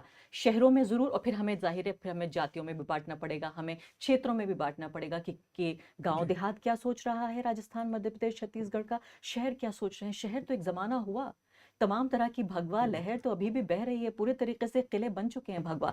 यहाँ सवाल यह है कि क्या जो एक आम जनमानस है जो इस भगवा पूरे रंग से दूर रहता है, क्या वो इस बार उसने इस मुद्दे पर वोट डाला है या नहीं। तो अब अगर हम कांग्रेस की देखें, आप राजस्थान देखिए और मध्य प्रदेश देखिए। राजस्थान पे गहलोत ने इन मुद्दों से दूर रह के सीधा डेवलपमेंट पे फोकस रखा है। कमलनाथ ये फोकस नहीं रख पाए। उनको हनुमान की मूर्ति याद आ रही है, उन्हें राम मंदिर याद आ रहा है। देखिए, इंदौर का मैं आपको उदाहरण दूंगा, सौरभ शुक्ला है शायद जो कैलाश विजयवर्गीय के, उनका मुख्य क्या बोस्ट क्या रहा है कि मैंने पिछले 3 साल में हर वार्ड से 600 लोगों को राम मंदिर के दर्शन के लिए भेजे हुए हैं। तो ये जो सब करंट है इस इलेक्शन में, ये मानना कि ये चीज़ हट गई है और लोग इसको लेके नहीं आगे चल रहे हैं, ये हम अपने आप को डिसीव करने की बात है। ये ज़रूर है कि डेवलपमेंट के इश्यूज इंपॉर्टेंट हैं, पर अगर आप डेवलपमेंट विजन्स की तरफ देखिए तो आज जो कुछ आधा घंटा पहले जील भी कह रहे थे, बाकी बात हुई कि दोनों पार्टी के एकदम अब मिलते बराबर के विजन हो गए हैं। हाँ। दोनों में कोई अंतर ज्यादा नहीं रह गया है। वेलफेयर स्कीम कह रहे हैं, एक के बदले में हम दूसरी तो देंगे। जो अब वोटर जब निर्णय ले रहा है कि मेरे को दोनों जगह से बराबर का मिल रहा है, तो एंटी इनकम्बेंसी जैसे फैक्टर्स, साइकोलॉजिकल फैक्टर्स, मेरा अपना पर्सनल क्या कहते हैं हिंदुत्व की तरफ, ये फैक्टर्स भी डिसाइड कर रहे हैं इलेक्शन को, ये सामने आए। बीच में ये भी रोक देती हूँ, मुझे बताइए, आप ये कह रहे हैं दोनों की स्कीमें आपस में मुकाबला करिए, बिल्कुल सही बात है, लेकिन अब मायने ये रखेगा कि क्या आम जनता तक ये संदेश पहुंच रहा है या नहीं। जो आप कह रहे हैं गहलोत ने पहुंचाया, कमलनाथ ने नहीं पहुंचाया, सरकार किसकी, ये भी मायने रखता है। मैं जो राहत शिविरों का भी मैं जिक्र करना चाहती हूँ आपसे कि राहत शिविरों का जब मैं गांव देहात पहुंची तो बाकायदा लोगों की जबान पे ये एक पॉपुलर जिसे नैरेटिव कहते हैं वो था कि हाँ मैं गया राहत शिविर में, मेरी बहन गई राहत शिविर में और हमें डायरेक्ट बैंक ट्रांसफर हुआ। और ये अलग अलग जाके मैंने अलवर से लेकर और अजमेर तक कई अलग अलग सैंपल, इतना ही पत्रकार कर सकता है कि अलग अलग जाके सैंपल ले सके। मैं खुशी के साथ ये कह सकती हूँ कि मीडिया के तमाम, राष्ट्रीय मीडिया के तथाकथित तमाम ब्लैकआउट के बावजूद भी ऐसा हो पाया। अतुल, मुझे आप ये बताइए, जो हरतोष कह रहे हैं उनकी बात में जाहिर दम है, एक अलग नजरिया भी है और अच्छी बात है, इसलिए यहाँ 3 लोग बैठे हैं कि सब एक दूसरे से सहमत ना हो और सिर्फ चर्चा भी ना हो, बहस भी हो। मैं आपसे ये जानना चाहती हूँ कि जब आप मध्य प्रदेश, आप घूमे मध्य प्रदेश में, तो जब आप मध्य प्रदेश जा रहे थे तो ये जो सॉफ्ट हिंदुत्व की लगातार राजनीति है, जाहिर है हम में से यहाँ कोई भी इस बात से सहमत नहीं हो सकता, लेकिन एक सोच ये भी है कि हिंदुत्व का दबाव भारत की राजनीति पर इतना है कि आप एक आदर्शवादी, एक आइडियलिस्टिक पॉलिटिक्स नहीं कर सकते और थोड़ा सा इधर भी खुश करना पड़ेगा। एक बार चुनाव जीत लेते हैं तो सेक्युलर पॉलिटिक्स करेंगे, क्या इस समझौते में कोई दम है? देखिए, इसमें क्या, ये बहुत स्लिपरी स्लोप है। आप इलेक्शन के पहले कहें कि मैं थोड़ा सा अभी व्यवहारिक हो जाता हूँ और हिंदुत्व का भी कार्ड खेल लेता हूँ और फिर बाद में कहेंगे कि मैं सेकुलर पॉलिटिक्स करूंगा, तो वो जो स्टेक होल्डर है वो आपके ऊपर प्रेशर बनाता है। तो आप कह नहीं सकते कि चुनाव के बाद, जीतने के बाद किस तरह से वो फिर वो कहते हैं कि भाई सत्ता से बाहर रहने का क्या फायदा, सत्ता में एक बार आ जाते हैं तो फिर वही बात है, फिर तो मसला ये हो गया कि आप सत्ता के लिए केवल कर रहे हैं, आपकी कोई आइडियोलॉजिकल वो लाइन नहीं है। लेकिन किसी भी आइडियोलॉजी के लिए सत्ता में रहना भी बहुत जरूरी है। अगर आप विपक्ष में मैं आपको थोड़ा सा पीछे से इसको लेके बताता हूँ, बात को थोड़ा सा पीछे से हम थोड़ा देखने की कोशिश करें। कर्नाटक के चुनाव को अगर आप देखेंगे तो कर्नाटक के चुनाव के बनिस्बत मध्य प्रदेश, राजस्थान और जो छत्तीसगढ़ का चुनाव है, मैं तेलंगाना नहीं गया तो वहाँ की बात नहीं करूँगा, इन चुनावों में कम्युनलिज्म, हिंदुत्व उस तरह का उतना मुखर नहीं था जिस तरह से कर्नाटक में था। बजरंग बली आ गए थे और बहुत सारी प्रधानमंत्री हर मंच से नारे लगा रहे थे, वो चीज़। लेकिन उसकी वजह दूसरी थी, उसकी वजह ये थी कि यहाँ पर भाजपा के अंदर जो लीडरशिप की क्राइसिस चल रही थी कि यहाँ पर मोदी शिवराज को प्रोजेक्ट नहीं करना चाह रहे थे, वहाँ पर वसुंधरा को प्रोजेक्ट नहीं करना चाहते, उस वजह से उन सारी चीज़ों को, वो सारे मुद्दे जो थे जो कम्युनलाइज करते हैं या जो पोलराइज करते हैं वोटर को, उससे बीजेपी शायद बच रही थी। वो खैर एक दूसरा मुद्दा है। तो नो डाउट इसमें एक बहुत बड़ा हिस्सा था कि इसमें इस पूरे उसमें कम्युनल जो टोन होता है वो टोन डाउन था पिछले चुनावों के मुकाबले। लेकिन जो दूसरा उसका तरीका, जो बात जो उसका काउंटर करने के लिए जो अल्टरनेट था वो था वेलफेयर। वेलफेयर के नाम पर आप देखिए कि एक तरह का विजनलेस कंपटीशन चल रहा था। आप एमपी को केवल अगर देखेंगे तो मैं 450 का गैस सिलेंडर दूंगा, वो कह रहा है मैं 500 का दूंगा, वो कह रहा है मैं 150 रुपए दूंगा हर महीने, तो वो कह रहा है कि मैं 3000 तक इसको बढ़ा के ले जाऊंगा। कहने का मतलब है कि आप पूरे भोपाल की सड़कों पे हमने देखा कि पटी हुई थी केवल और केवल छूट की स्कीमों से, मुफ्त की स्कीमों से। हम फ्रीबीज कह के वेलफेयर को गाली नहीं देना या उसको डिमीन नहीं करना चाहिए, लेकिन क्या कोई पॉलिटिक्स ऐसी हो सकती है कि केवल 2 बड़ी पॉलिटिकल पार्टियों के बीच में एक इसी चीज का केवल कंपटीशन है? इसके अलावा कोई ऑल्टरनेट पॉलिटिकल बहस हो ही नहीं रही है कि लोगों की और क्या मुद्दे हैं। सामाजिक न्याय के मुद्दे, सामाजिक न्याय का मुद्दा है। दूसरा आपके बेरोजगारी इतनी ज़्यादा, मतलब बेरोजगारी की दर, उसी समय सीएमआई की रिपोर्ट आई है कि सबसे ज़्यादा बढ़ी हुई है बेरोजगारी, बच्चों के, यूथ इस समय अनएम्प्लॉयमेंट इतना ज़्यादा। तो अल्टरनेट बाकी चीज़ों को छोड़ के केवल इमीडिएट लक्ष्य दोनों पार्टियों का है कि किसी भी तरह से मुफ्त या कैश इंसेंटिव देकर और वोट ले लिया जाए। एक तो ये बड़ी प्रॉब्लम इस पूरे कैंपेन लेकिन हो में सकता है यही विश्व गुरु की सच्चाई है कि गरीबी की रेखा के नीचे इतनी बड़ी आबादी है कि कैश देना बहुत जरूरी है। वो कहते हैं कि हम बराबर रिसोर्सेज को बांटने की कोशिश करें। आपको नहीं लगता कि ये मुकाबला देखने में अजीब लग रहा है, लेकिन ये अच्छा सा मुकाबला है कि आम जनता तक, गरीब लोगों तक कम से कम कुछ योजनाएं पहुंचे? ये नहीं, वो ठीक है, लेकिन वो ठीक बात है कि लोगों तक पहुंच रहा है, लेकिन वो किस वजह से, किस मकसद से पहुंच रहा है, उस मकसद को पकड़ना ज्यादा जरूरी है। वो मकसद कोई बहुत नेक मकसद नहीं है, मेरा ये कहना है, और उसको करने की जरूरत। हाँ, आप वेलफेयर नहीं बन रहा है, आपका कैपेसिटी नहीं बन रहा है, कैपेसिटी नहीं बन रही है, आप स्कूल नहीं बना रही, अस्पताल नहीं बना रहे, आप सिर्फ पैसे दे दे रहे हैं और लोगों को निर्भर रख रहे हैं सिर्फ सरकार के रहमो करम पर। बीजेपी का तो वर्ड भी है लाभार्थी, जो आप निर्भर हो जाए आप पर, क्योंकि वो राजस्थान के नजर से राइट नहीं है तब। राजस्थान के लिहाज से मैं एक और बात कहना चाहूँ, राजस्थान में जो पूरी लड़ाई है, ये जो भी आपको रुझान दिख रहे हो या एग्जिट पोल्स के आधार पर हम जो बना पाए,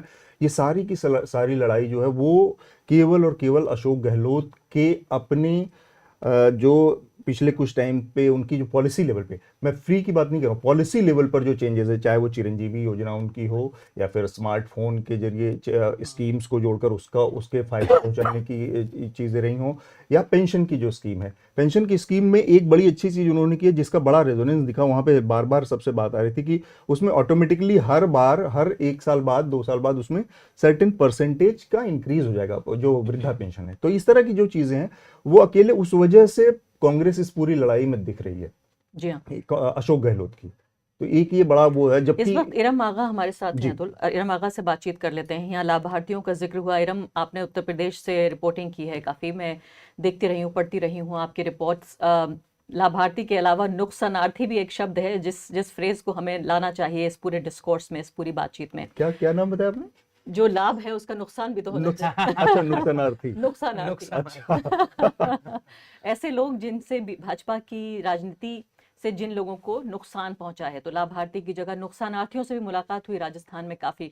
आपने राजस्थान से भी रिपोर्टिंग की इस दौरान, इस इलेक्शन के दौरान। मैं देख रही थी मुस्लिम वोट को लेकर यहाँ बात हो रही है कि हिंदुत्व की राजनीति का दबाव किस तरीके से। हरतोष इस बात से बिल्कुल सहमत नहीं है कि इस पूरे इलेक्शन में हमें धर्म पर आधारित राजनीति कम नजर आ रही है, नहीं नजर आ रही है। मैं देख रही थी राजस्थान में, देखिए आप, 10% जो मुस्लिम आबादी है, कोई पूछने वाला नहीं है।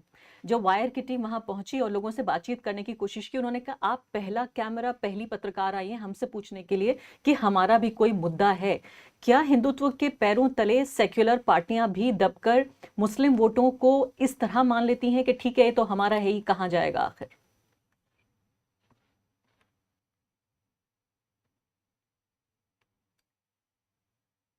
इरम आगा से बातचीत हम करने की कोशिश कर रहे हैं, हमारे साथ वो जुड़ गई थी दोबारा। जब इरम, अपना अनम्यूट कर लीजिए अपने को।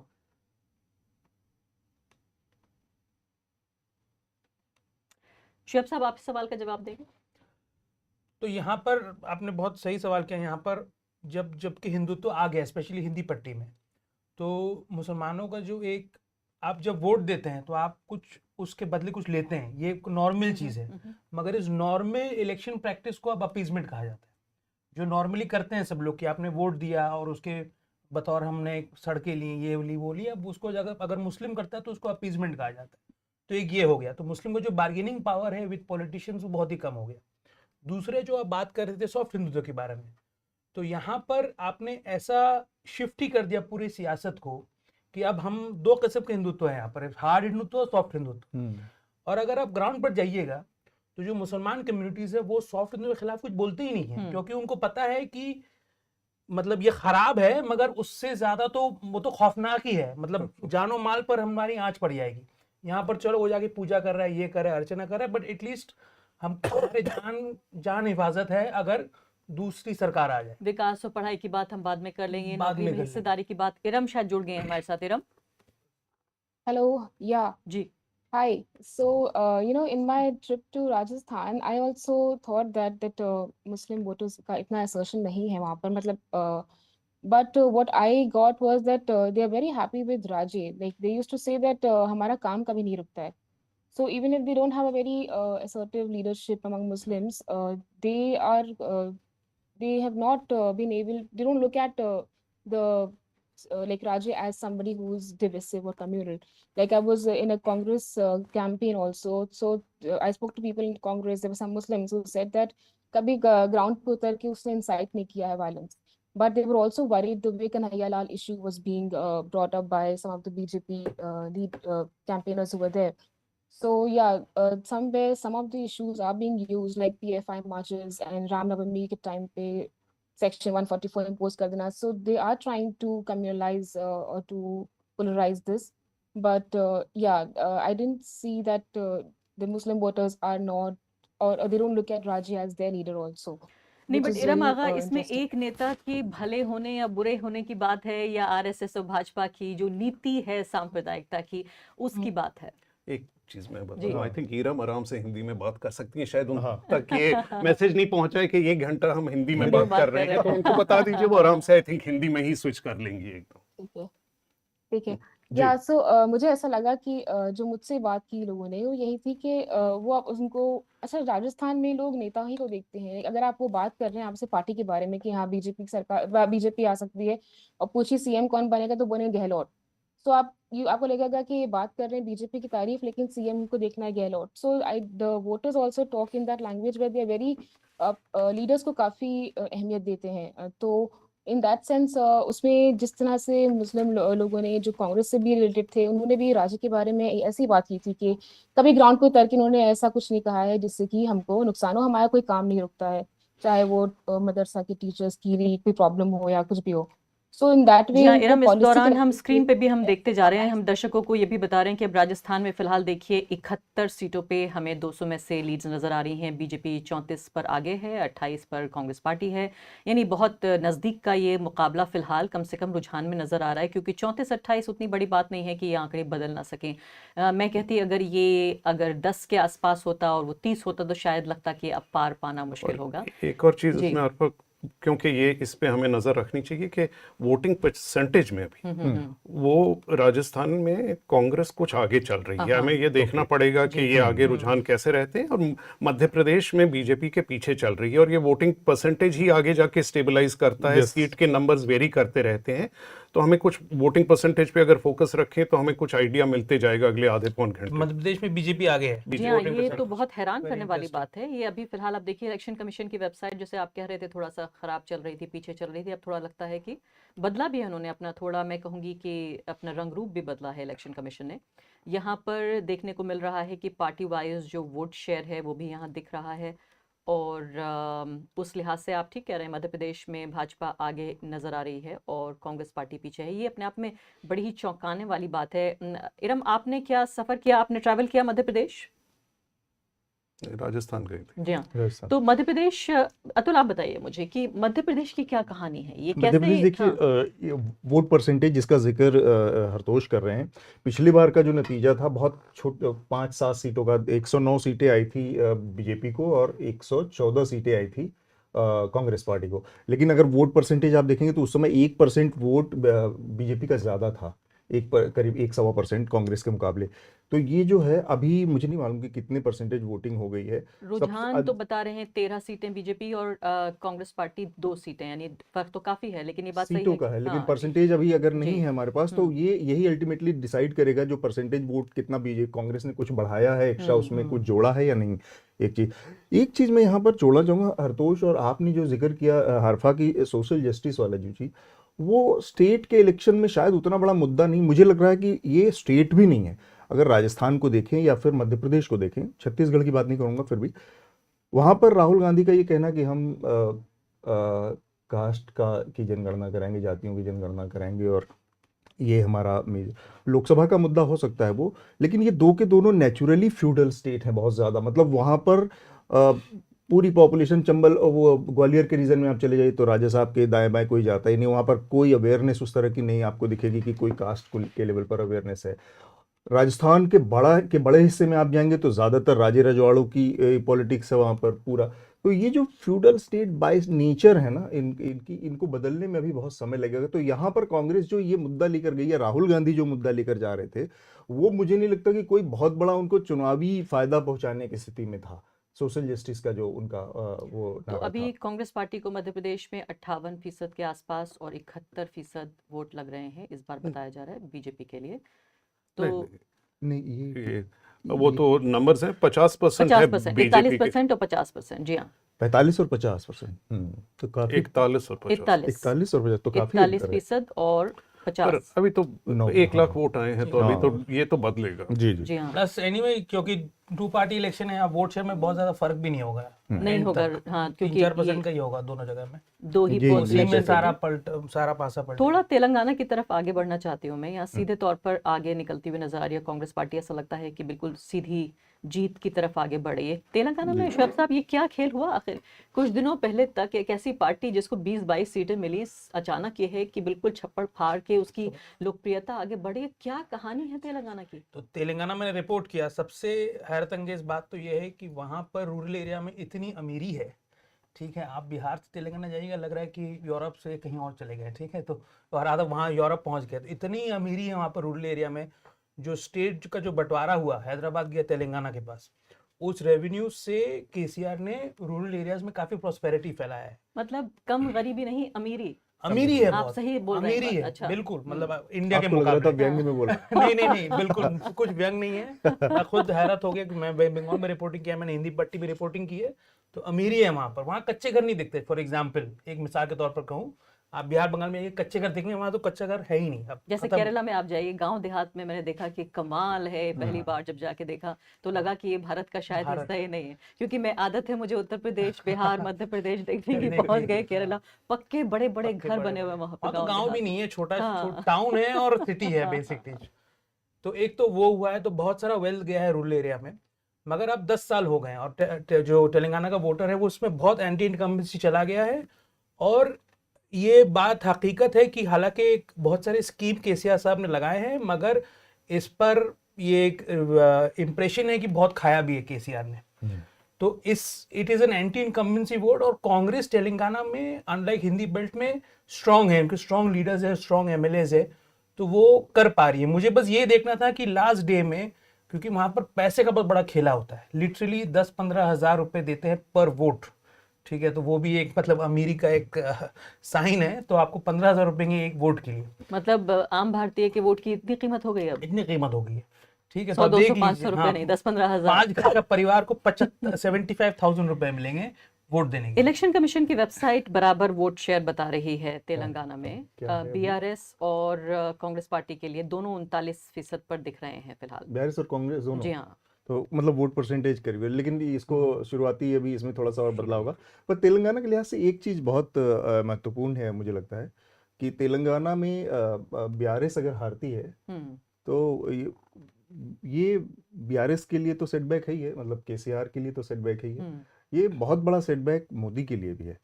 मतलब अगर आप देखें तो जो पिछले दिनों का जो घटनाक्रम था, जो डेवलपमेंट थे, उसमें अचानक से ईडी आती है सीन में, और फिर केसीआर उनकी बेटी को यहाँ पर बुलाया जाता है, सुनवाई होती है अचानक से। और उस समय का जो वो पूरा पीरियड है, आप देखिए कि केसीआर घूम घूम के पूरे देश में एक माइनस कांग्रेस और एंटी बीजेपी अलायंस बनाने की कोशिश कर रहे थे। वो बिहार जा रहे हैं, वो अलग अलग जगहों पे जाकर एक अलायंस कुछ ऐसा फॉर्म करने की कोशिश कर रहे थे, और लग रहा था कि वो उनकी अपनी एक नेशनल जो एम्बिशन थी उसको हवा देने की कोशिश कर रहे थे। उसको अचानक से उनकी बेटी को बुलाया जाता है ईडी के बाद, और फिर वो उनका जो नेशनल अलायंस बनाने की पूरी मुहिम थी वो ठप पड़ जाती है।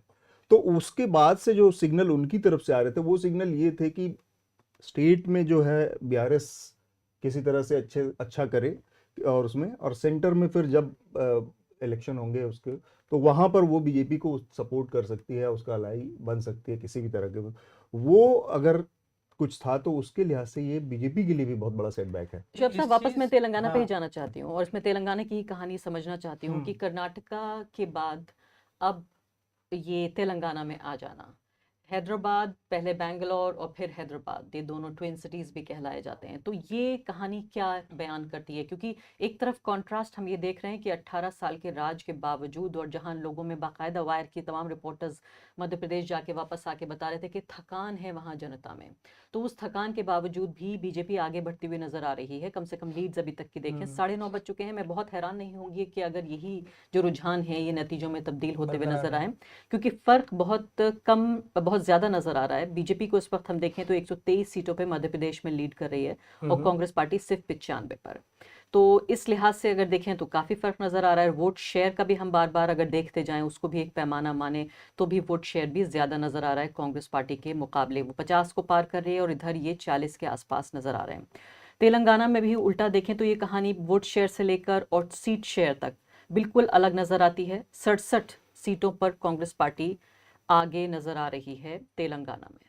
तो इन 67 सीटों को किस तरह से देखा जाएगा 2018 के मुकाबले? ये तो बिल्कुल कहानी ही बदल गई है। तो यहाँ पे जो अतुल जी ने कहा कि केसीआर साहब ने एक पलटी खाई। पहले उन्होंने एंटी बीजेपी अलायंस बना रहे थे, तब उन्होंने बनाना बंद कर दिया। इसकी एक वजह ये भी है कि 1 साल पहले तक बीजेपी तेलंगाना में उभर रही थी, मगर कर्नाटका इलेक्शन के बाद कांग्रेस पे एक नई उत्साह आ गई।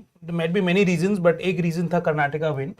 और उसके बाद अब अगर ये नतीजे देखिएगा, यहाँ पर तो बीजेपी सीन पर ही नहीं है, बीजेपी है ही नहीं। नॉर्थ में कुछ 1, 2, 4, 5 सीट जीतेगी मैक्सिमम से मैक्सिमम। ये कांग्रेस वर्सेस केसीआर है। और ये भी हमें समझा दीजिए, तेलंगाना नॉर्थ की कहानी और हैदराबाद की कहानी है कि नॉर्थ इनका गढ़ रहा है बीआरएस का, इस बार नॉर्थ पे ध्यान न देकर हैदराबाद की तरफ रुख किया। तो बीआरएस पूरा पैन स्टेट पार्टी एक तरीके से, बीआरएस ने तेलंगाना बनाया था तो थोड़ा सा ईस्ट में उनका दबदबा नहीं है, ईस्ट में कांग्रेस तभी भी है वहां पर। और कांग्रेस को थोड़ा बहुत श्रेय मिलता है या नहीं कि उनके राज में बना? नहीं, तो ये हैरत अंगेज वाली बात है। कांग्रेस ने तुम बनाया, मिलता तो 2 बार हारते क्यों? तो मैं एक कांग्रेस राज्यसभा एमपी से मिला तो वो साहब कह रहे थे कि मैंने ही तो वोट डाला था, मगर हमको ही कुछ क्रेडिट नहीं मिलता है। केसीआर के पास तो उससे कोई एमपी नहीं थे, वो कह रहे थे कि राज्य तो बनता है सेंटर पे, तो केसीआर तो उस वक्त साहब तो कुछ थे ही नहीं सेंटर में, अभी भी नहीं है, बट एनीवे तो कांग्रेस ने बनाया मगर कुछ क्रेडिट नहीं मिला। उल्टा आंध्र प्रदेश में मार खा गया, आंध्र प्रदेश में खत्म हो गए और तेलंगाना में क्रेडिट नहीं मिला। मगर अभी देखिए क्या होता है। जी हाँ, हटोश, ये देखिए पूरी कहानी। मैं यहाँ पर एमआईएम को भी लाना चाहती हूँ। ये एक ऐसी पार्टी है भारत में जिसकी सीटें बहुत कम है लेकिन दबदबा बहुत है। टीवी पर आप देखें तो ऐसा लगता है कि बीजेपी के खिलाफ कांग्रेस पार्टी सबसे बड़ी पार्टी नहीं है, बल्कि एमआईएम जो है ओवैसी साहब की बड़ी पार्टी है। अभी तक रुझान में पता चल रहा है कि अपनी 7 सीटों में भी बचा पाना मुश्किल लग रहा है। 4 सीटें अभी उनको रुझान में मिलती हुई नजर आ रही हैं। मुझे लगता है कि फिर भी हो सकता है ये खींच के ले जाएंगे और अपनी 6-7 सीटें बना लेंगे, लेकिन कोई गेन उन्हें नजर नहीं आ रहा है। क्या एमआईएम का नुकसान कांग्रेस का फायदा है? एमआईएम का अलायंस था ना बीआरएस के साथ, इनफॉर्मल अलायंस था, एक उनकी अंडरस्टैंडिंग है। अलायंस, बट जहां एमआईएम मीम लड़ता है मजलिस में, वहां टीआरएस नहीं लड़ता है और वाइस। जैसे कांग्रेस पार्टी के कई अहम जो कैंडिडेट्स हैं उनके मुकाबले बाकायदा एमआईएम ने अपना कैंडिडेट उतारा है। पिछले चुनाव में ये कम देखा गया था ये रुझान कि कांग्रेस पार्टी से भी एक उनकी बैकडोर अंडरस्टैंडिंग होती थी, लेकिन इस चुनाव में सीधे सीधे उन्होंने उतारा है अपना कैंडिडेट। जी, तो अब ये कहना, क्योंकि उनका एक दायरा लिमिटेड है, उस दायरे पे लड़ रहे हैं, उस दायरे में अभी तक ये कहना कि उनको गेन या लॉस होएगा अभी कुछ देर में ही पता चलेगा। अगर जो बात शोएब ने कही वो ज़रूरी बात है कि एमआईएम की अगर ये दबदबा है या उनकी एक लार्जर देन लाइफ प्रेजेंस है, वो इसलिए है कि वो अकेले ही उस रेटरिक या उस सिंबलिज्म या वो एक साइकोलॉजी को एक्सप्रेस करते हैं जो काफ़ी मुस्लिम्स में इस देश में बनी हुई है, जिसको कांग्रेस पार्टी आर्टिकुलेट कहीं पे भी नहीं कर रही है। क्या ये मेन लाइन थॉट है या ये एक तबके की थॉट है जो ओवैसी साहब कहते हैं? क्या आप कह रहे हैं कि मुसलमानों का एक बड़ा तबका ये सोचता है या एक तबका ऐसा सोचता है? मैं ये नहीं कह रहा, मैं ना ये कह सकता हूँ कि मैं समझता हूँ पूरी तरह कि तबका क्या कह रहा है, पर कुछ चीज़ें ऐसी जो वो उभार के पॉलिटिक्स में लाते हैं जिसके बारे हमने बात करनी बंद कर दी है। पॉलिटिकल असर्शन की जो बात है वो ना कांग्रेस कर रही है ना बीजेपी कर रही है। तो कुछ percentage of Muslim voters across the country में इसका रेजोनेंस है, क्योंकि उनको जो लगता है आप बार बार दब के ऐसे जिंदगी नहीं जी सकते हैं कि सॉफ्ट हिंदुत्व तो हमें कायम रखना पड़ेगा क्योंकि वहाँ पे एक वो लार्जर थ्रेट है, वो समझते हैं। उसके बावजूद कोई ना कुछ आर्टिकुलेशन की एक ज़रूरत पड़ती है, एक साइकोलॉजी है जिसको कोई ना कोई एक्सप्रेस कर रहा है। उसको बार बार हम लोग ये कह देते हैं कि ये बीजेपी से यहाँ मिले हैं या वो मिले हैं, वो उसका जो भी सच्चाई होए, बट एक जो वर्बल आर्टिकुलेशन है जिसकी ज़रूरत है कई जगहों पे और जहाँ एक सेंटिमेंट एक्सप्रेस करता है वो एमआईएम ज़रूर कर रहा है। मैं इसी बात को मैं आप तक ले जाना चाहती हूँ, क्योंकि आप तेलंगाना में आपने ट्रैवल भी किया, इस पूरी पॉलिटिक्स को भी अच्छे तरीके से समझते हैं। इससे पहले कि जो प्रतीक गोयल हैं न्यूज़ लॉन्ड्री के, वो भी हमारे साथ जुड़ गए। प्रतीक, एक सेकंड में आपके पास आती हूँ, लेकिन इस जो पूरी दलील है इसको यहाँ पर मैं आपके साथ काउंटर करना चाहती हूँ। एक तरफ एक पॉलिटिकल पार्टी है जिसका काम है इलेक्शन लड़ना, इलेक्शन जीतना, लेकिन अब हम देखते हैं कि ओवैसी साहब पार्लियामेंट में तो एक अच्छे पार्लियामेंटेरियन है, इस बात में तो कोई शक नहीं है। तमाम आंकड़ा ये बताता है, उनकी कितनी अटेंडेंस है, जो उनकी स्पीचेस हैं, जिस पॉलिटिकल असर्शन का जिक्र कर रहे हैं। हरतोष, इस बात से असहमति नहीं है, लेकिन जब जमीन पर उतरकर उनकी इलेक्टोरल पॉलिटिक्स को आप स्टडी कीजिए, एक एक सीट देखने की कोशिश कीजिए कि उत्तर प्रदेश में मान लेते हैं इलाहाबाद सीट पर उन्होंने किस तरह से चुनाव लड़ा। अब आप बिहार आ जाइए, बिहार में वो किस तरह से चुनाव लड़ रहे हैं। तेलंगाना में यहाँ किस पार्टी के खिलाफ कहाँ उन्होंने अपना कैंडिडेट रखा। मैं आपको गुजरात तक ले जाना चाहती हूँ। गुजरात में आप ये देखिए, फिलहाल एक अकेला मुस्लिम एमएलए वहां पर मौजूद है जो कि कांग्रेस पार्टी का है, 3 से, अब वो भी कम हो गया। जब आप इस तरह से देखने की कोशिश करते हैं एमआईएम की पॉलिटिक्स को, तो ये पूरा जो पॉलिटिकल असर्शन है ये निचोड़ कर आ जाता है बिल्कुल कि आप जमीन पर किस तरह से उतारे, क्योंकि आप कोई पब्लिक इंटेलेक्चुअल नहीं है, आप पत्रकार नहीं है, आप प्रोफेसर नहीं है, आप एक पॉलिटिकल साइंटिस्ट नहीं है कि मैं आपके पॉलिटिकल असर्शन को, आपका काम है चुनाव लड़ना। तो मैं 3 चीजें कहना चाहूंगा अर्फा जी। एक तो जो मजलिस है, मीम है, वो बहुत ही छोटी पार्टी है। हैदराबाद शहर का एक हिस्से में वो ऑपरेट करते हैं, ठीक है। 7 या 8-9 सीट है, इस बार अजहरुद्दीन के खिलाफ भी उन्होंने कैंडिडेट दिया है। They only operate in a very small area. पहले तो ये पिछली बार नहीं दिया था। पिछले बार नहीं दिया था, ठीक है। तो अभी तो ये एक समझना पड़ेगा। तेलंगाना में अगर आप रूरल एरिया में जाइएगा तो वहाँ मजलिस नहीं है। तो रूरल क्या, आप हैदराबाद के दूसरे एरिया में जाइएगा, वहाँ मजलिस नहीं है। उसमें दलील बोल देते हैं कि भाई देखिए बीआरएस के साथ हमारी अंडरस्टैंडिंग है तो इसलिए हम नहीं जाते हैं। तो ये है, पहले कांग्रेस के साथ अंडरस्टैंडिंग थी, तो ये मीम का स्ट्रेटेजी की जो रूलिंग पार्टी है उनके साथ अंडरस्टैंडिंग होता है। सेकंड, आप जो मीम के सीट्स में देखिएगा ओल्ड सिटी में, वो वोटिंग परसेंटेज बहुत ही कम होता है, 30-40% जाता है, ठीक है। ये दूसरा रीजन है। इसके वजह से मतलब वोटर काफी वहां पर नाखुश है। एक इसका एक लक्षण है कि वोट नहीं देने जाता है वो। उसको लगता है कि वहां कुछ भी करे मजलिस का ही एमएलए आएगा।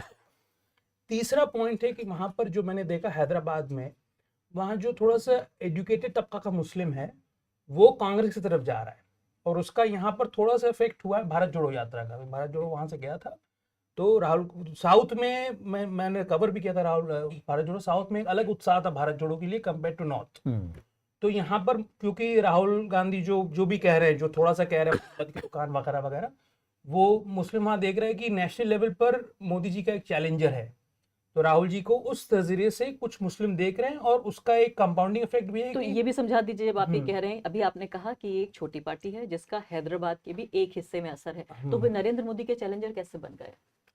तो अब वो कैसे बन गए वो देखना पड़ेगा। मीडिया ने बना दिया है। मीडिया ने बना दिया। तो एक्चुअली वो तेलंगाना पार्टी भी नहीं है, मतलब एक थोड़ा सा मजलिस जैसा कोई पार्टी नहीं है इंडिया में कि आप जैसे देखिएगा, अगर मध्य प्रदेश सिर्फ इंदौर में एक पार्टी लड़ती, सिर्फ भोपाल में एक पार्टी लड़ती, भोपाल का भी एक हिस्सा मेरी समझ में ओवैसी साहब की पार्टी और उनका एक इस्तेमाल जरूर है। जिस फिक्र की तरफ हम इशारा कर रहे थे कि राजस्थान में टेकन फॉर ग्रांटेड, कहाँ जाएगा आखिर मुस्लिम वोट, वो एक काम उन्होंने अच्छा किया है कि मुस्लिम वोट को लेकर सेक्युलर पार्टियों में, सेक्युलर स्पेस में एक कंपटीशन पैदा किया है।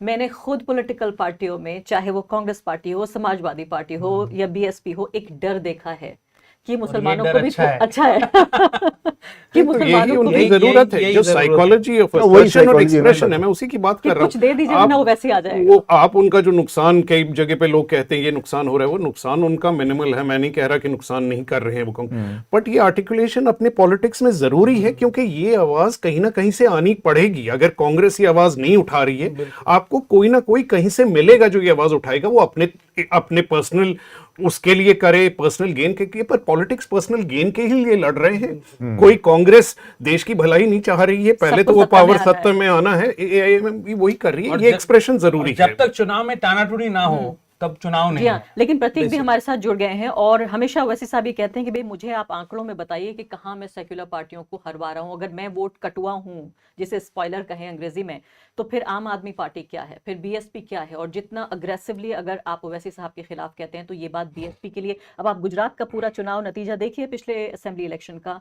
उसमें सीधे स्पॉइलर का काम आम आदमी पार्टी ने किया है, लेकिन अगर ये ओवैसी ने किया होता तो बहुत सारे इल्जाम लगते। प्रतीक गोयल, ये बताइए, मध्य प्रदेश के हम देख रहे हैं फिलहाल जो ये रुझान हमें मिल रहे हैं, और साफ साफ हम ये भी बताना चाहते हैं कि अपनी स्क्रीन पर जो आप देख रहे हैं, ये रुझान आपको कम जो सीटों पे नजर आ रहे हैं। हम इलेक्शन कमीशन को फॉलो कर रहे हैं, तो स्लोली बट श्योरली आपको रुझान सही मिलेंगे। कोई भी चीज़ बहुत ज़्यादा रफ्तार से आगे बढ़ती नजर नहीं आएगी।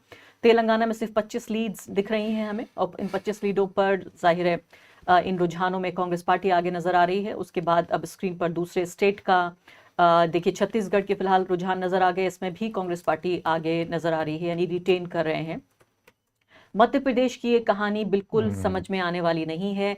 जो एग्जिट पोल्स थे, चाहे उनको हम जितना भी कुछ कह लें, कभी गलत भी होते हैं, अक्सर सही भी होते हैं। इस बार लगता है कि मध्य प्रदेश की ये पूरी कहानी कुछ और बयां कर रही है। प्रतीक, आप इसे कैसे देख रहे हैं? जमीन पर क्या नजर आया था कि मध्य प्रदेश थके हुए शिवराज सिंह चौहान को फिर से वापस लाने की तैयारी कर रहा है? और इसमें हैरानी की बात तो ये है कि ये शिवराज सिंह चौहान अब इतने बड़े कद के नेता बन जाएंगे कि मोदी का मुकाबला करेंगे। मतलब देखिए, एमपी में जो ग्राउंड पे था, तो जैसे वो बदलाव की बात चलती है, वो तो चल ही रही थी। और इलेक्शन, मतलब हम 3 महीने पहले जाते हैं इलेक्शन डेट से, तो जो बीजेपी की हालत थी एक्चुअल में सही नहीं थी। वहां पे इन्होंने जो सेंट्रल लीडरशिप है, उन्होंने 7 बिल्कुल सेंट्रल लेवल के लीडर्स को मैदान में भी उतारा। शिवराज सिंह चौहान को काफी साइडलाइन भी किया उन्होंने, लेकिन ये जो आप रिजल्ट अभी देख रहे हैं, अगर ये बीजेपी जीतती है चुनाव, तो ये पूरा चुनाव शिवराज सिंह चौहान की वजह से जीता जाएगा। मतलब उन्होंने बहुत ही जम के मेहनत करी है चुनाव में। और जैसे अक्सर बोलते हैं कि मोदी फैक्टर आता है या बहुत जगह मतलब उनका वो दिखता है, लेकिन इस चुनाव में ना ही तो नरेंद्र मोदी उनका कोई फैक्टर चला है वहां पे, ना ही कम्युनल कार्ड चल पाया है मध्य प्रदेश में। जितना एमपी को मैं जानता हूँ उस चुनाव में बिल्कुल नहीं चला है। जो चला है वो शिवराज सिंह चौहान ने जिस तरीके से कैंपेनिंग करी है, उन्होंने बहुत मेहनत करी। मतलब वो एक एक दिन में 10-15 सभाएं करते थे, और आप कंपेयर करेंगे कांग्रेस से तो जमीन आसमान का फर्क था। और उन्होंने जिस तरीके से वहां पे काम किया, तो ये जो रिजल्ट है ना, अगर जीतती है बीजेपी तो उनकी वजह से जीतेगी। और डेफिनेटली वो आई मीन ये नहीं पता कि नरेंद्र मोदी जितने बड़े लीडर बन पाएंगे वो, लेकिन हाँ ये है कि उनको पहले कैसे बोल रहे थे कि सीएम उनको प्रोजेक्ट ही नहीं किया गया। लेकिन हाँ ये है कि उनको रोकने की कोशिश जरूर होगी सीएम बनने से, लेकिन इतना इजी नहीं होगा उनको रोक पाना। लेकिन प्रतीक मुझे ये ये चुनाव समझाइए, आप पूरा ये अपने कह दम रहे हैं पे उनको मतलब अगर जीतते हैं तो ऐसा माना जाएगा कि शिवराज सिंह चौहान ने अपने दम पे चुनाव जिताया पूरा। आप ये कह रहे हैं कि ये जीत का सेहरा उनके सर पर सजेगा, शिवराज सिंह चौहान के, हाँ और ये सिर्फ उनकी बिल्कुल वजह है। आप हिंदुत्व की पॉलिटिक्स उतना नहीं देख रहे हैं। लेकिन क्या ये भूल जाएं कि पिछले 3 साल शिवराज सिंह चौहान ने सिर्फ एक योगी आदित्यनाथ के क्लोन के तौर पे काम करने की कोशिश की। चुनाव पूरा अगर अभियान भी हम देख लें, उसमें भी बाकायदा बुलडोजर्स पहुंच गए मुसलमानों के घरों पे, सरकारी बुलडोजरों ने किस तरह से हमला किया। बाकायदा वो केस भी आपको याद दिलाना चाहती हूँ कि केमिस्ट की दुकान से उसकी पूरी दवाइयों सहित उसकी दुकान को ध्वस्त कर दिया गया। जिस तरह से पुलिस एक्शन लिया गया, पूरा एक योगी मॉडल को मध्य प्रदेश जैसे एक शांतिपूर्ण राज्य में लाने की कोशिश की गई। इससे पहले अगर आप देखें 5 साल पहले, इससे पहले के शिवराज सिंह चौहान, तो मुस्लिम तबके में भी उनको लेकर बहुत कोई ऐसी भावनाएं नहीं थी। जैसे राजस्थान के लिए कहा जाता है कि राजस्थान की बीजेपी बाकी बीजेपी गुजरात या उत्तर प्रदेश से अलग है। मध्य प्रदेश में भी मामा सबके मामा कहलाए जाते थे वो। लेकिन इन मामा ने जो एक पूरा अपना रंग दिखाया, एक कंस की तरह जो नजर आए एक समुदाय के लिए, क्या इसके बावजूद भी आप ये कहेंगे सांप्रदायिकता आपको नहीं दिख रही है? देखिए, ये जो बुलडोजर जो 2020 में जब वापस से बीजेपी है, जब सिंधिया बीजेपी में आ गए, और उसके बाद शिवराज सिंह चौहान ने डेफिनेटली उन्होंने एक सभा करी थी वहां से उन्होंने शुरू किया अपना एग्रेसिव इमेज बनाना। लेकिन वो इमेज इस इलेक्शन के पहले बिल्कुल वो उनकी ये जो बुलडोजर मामा वाली इमेज काम बिल्कुल नहीं आई। वो लास्ट में उनका जो एक्चुअल जो रूप है वो उसी में आ गए थे। मतलब लोगों से मिलना जुलना, और वो अपने उनका जो सॉफ्ट टोन है वो उस पॉलिटिक्स में घुस चुके थे। एंड में उनकी ये हालत हो गई थी। तो बुलडोजर मामा वाला डेफिनेटली एमपी मैंने खुद कवर किया, जो बुलडोजर कैंपेन चला था मध्य प्रदेश में, बहुतों के घर तोड़ दिए गए हैं। मतलब अगर दंगा 10 किलोमीटर दूर हुआ है तो 20 किलोमीटर दूर कोई अगर गांव में आदमी रहता है तो उसका घर तोड़ दिया है। प्रधानमंत्री आवास योजना के तहत मिले घर थे वो तोड़े गए। तो वो सब बहुत हुआ है। लेकिन उनका वो जो इमेज वो सोच रहे थे कि वो एक बहुत ही जैसे योगी आदित्यनाथ या नरेंद्र मोदी ऐसा इमेज बना लेंगे, तो वो इमेज उनका नहीं चला, उल्टा वो उनके लिए हानिकारक साबित हुआ है। तो वो लेकिन उसके बावजूद भी ये जो इलेक्शन है, जो मतलब एक ग्राउंड पर अगर आप देखें तो ये कम्युनल कार्ड नहीं चल पाया इस बार मध्य प्रदेश के चुनाव में। नहीं तो हानिकारक है तो जनता के बीच तो उन्होंने वो बीज तो बो दिए। मैं कह रही हूँ आखिरी दिनों में चाहे जो भी उनके मुख से जो भी कुछ निकला हो, लेकिन उससे पहले की जो राजनीति है, आप ये सोचिए, छोटा मोटा दंगा भी होता है, छोटा मोटा पुलिस एक्शन भी होता है दशकों के लिए, सालों नहीं। मेरी खुद की कहानी है, मेरे खुद के टाउन में मैंने देखा है कि 30 साल पहले दंगा हुआ था, उसके बाद कोई दंगा नहीं हुआ, लेकिन हमेशा के लिए जो धार्मिक समुदाय हैं वो धार्मिक रेखाओं में बट जाते हैं। तो एक बार अगर बुलडोजर एक्शन हुआ और लोगों ने उसको चीयर लीडर की तरह काम किया और गोद में अपने पॉपकॉर्न रख के देखा इस पूरे तमाशे को, आपको नहीं लगता कि इसका असर वोटों पे पड़ रहा होगा और ध्रुवीकरण भी एक इसमें बड़ी वजह रही होगी फिलहाल जो हमें रुझान दिख रहे हैं? मेरे को नहीं लगता कि इससे बहुत ज्यादा ध्रुवीकरण, मतलब मैं मानता हूँ कि ये जैसे आप अगर इंदौर की बात करेंगे तो इंदौर जैसे मैंगलोर है ना, जैसे मैंगलोर एक जैसे हिंदुत्व की लेबोरेटरी बन चुका है, वैसे इंदौर को बना रहे हैं। इंदौर में आप देखेंगे तो बहुत ज्यादा एक्सट्रीमिज्म बहुत अलग लेवल पे जा चुका है। लेकिन फिर भी जैसे आप अभी चुनाव में देख लीजिए तो कैलाश विजयवर्गीय इतने मतलब बीजेपी कद्दावर नेता है, मतलब इंदौर और उनका नाम बिल्कुल समांतर हो चुका था बीच में। उनको अपनी सीट बचाने में मुश्किल पड़ गई। मतलब वो अपनी सीट उन लोग को वहां पे लेके आया था कि भाई मालवा निमाड़ा में घूमेंगे, आप बाकी सीट्स पे भी बीजेपी का वो करें। लेकिन वो अपना सीट खुद से मतलब उस सीट को अच्छी तरह छोड़ नहीं पा रहे थे। तो ऐसा मेरे को नहीं लगता कि ठीक है, मैं मानता हूँ बुलडोजर कैंपेन हुआ, तमाम चीजें हुई, लेकिन वो इमेज खुद शिवराज सिंह चौहान के लिए अच्छी नहीं रही, क्योंकि उनके जो एक्चुअल में जो मतलब जो मध्य प्रदेश में रहने वाले जो लोग हैं, उनको भी वो बात एक हद तक पसंद नहीं आई थी।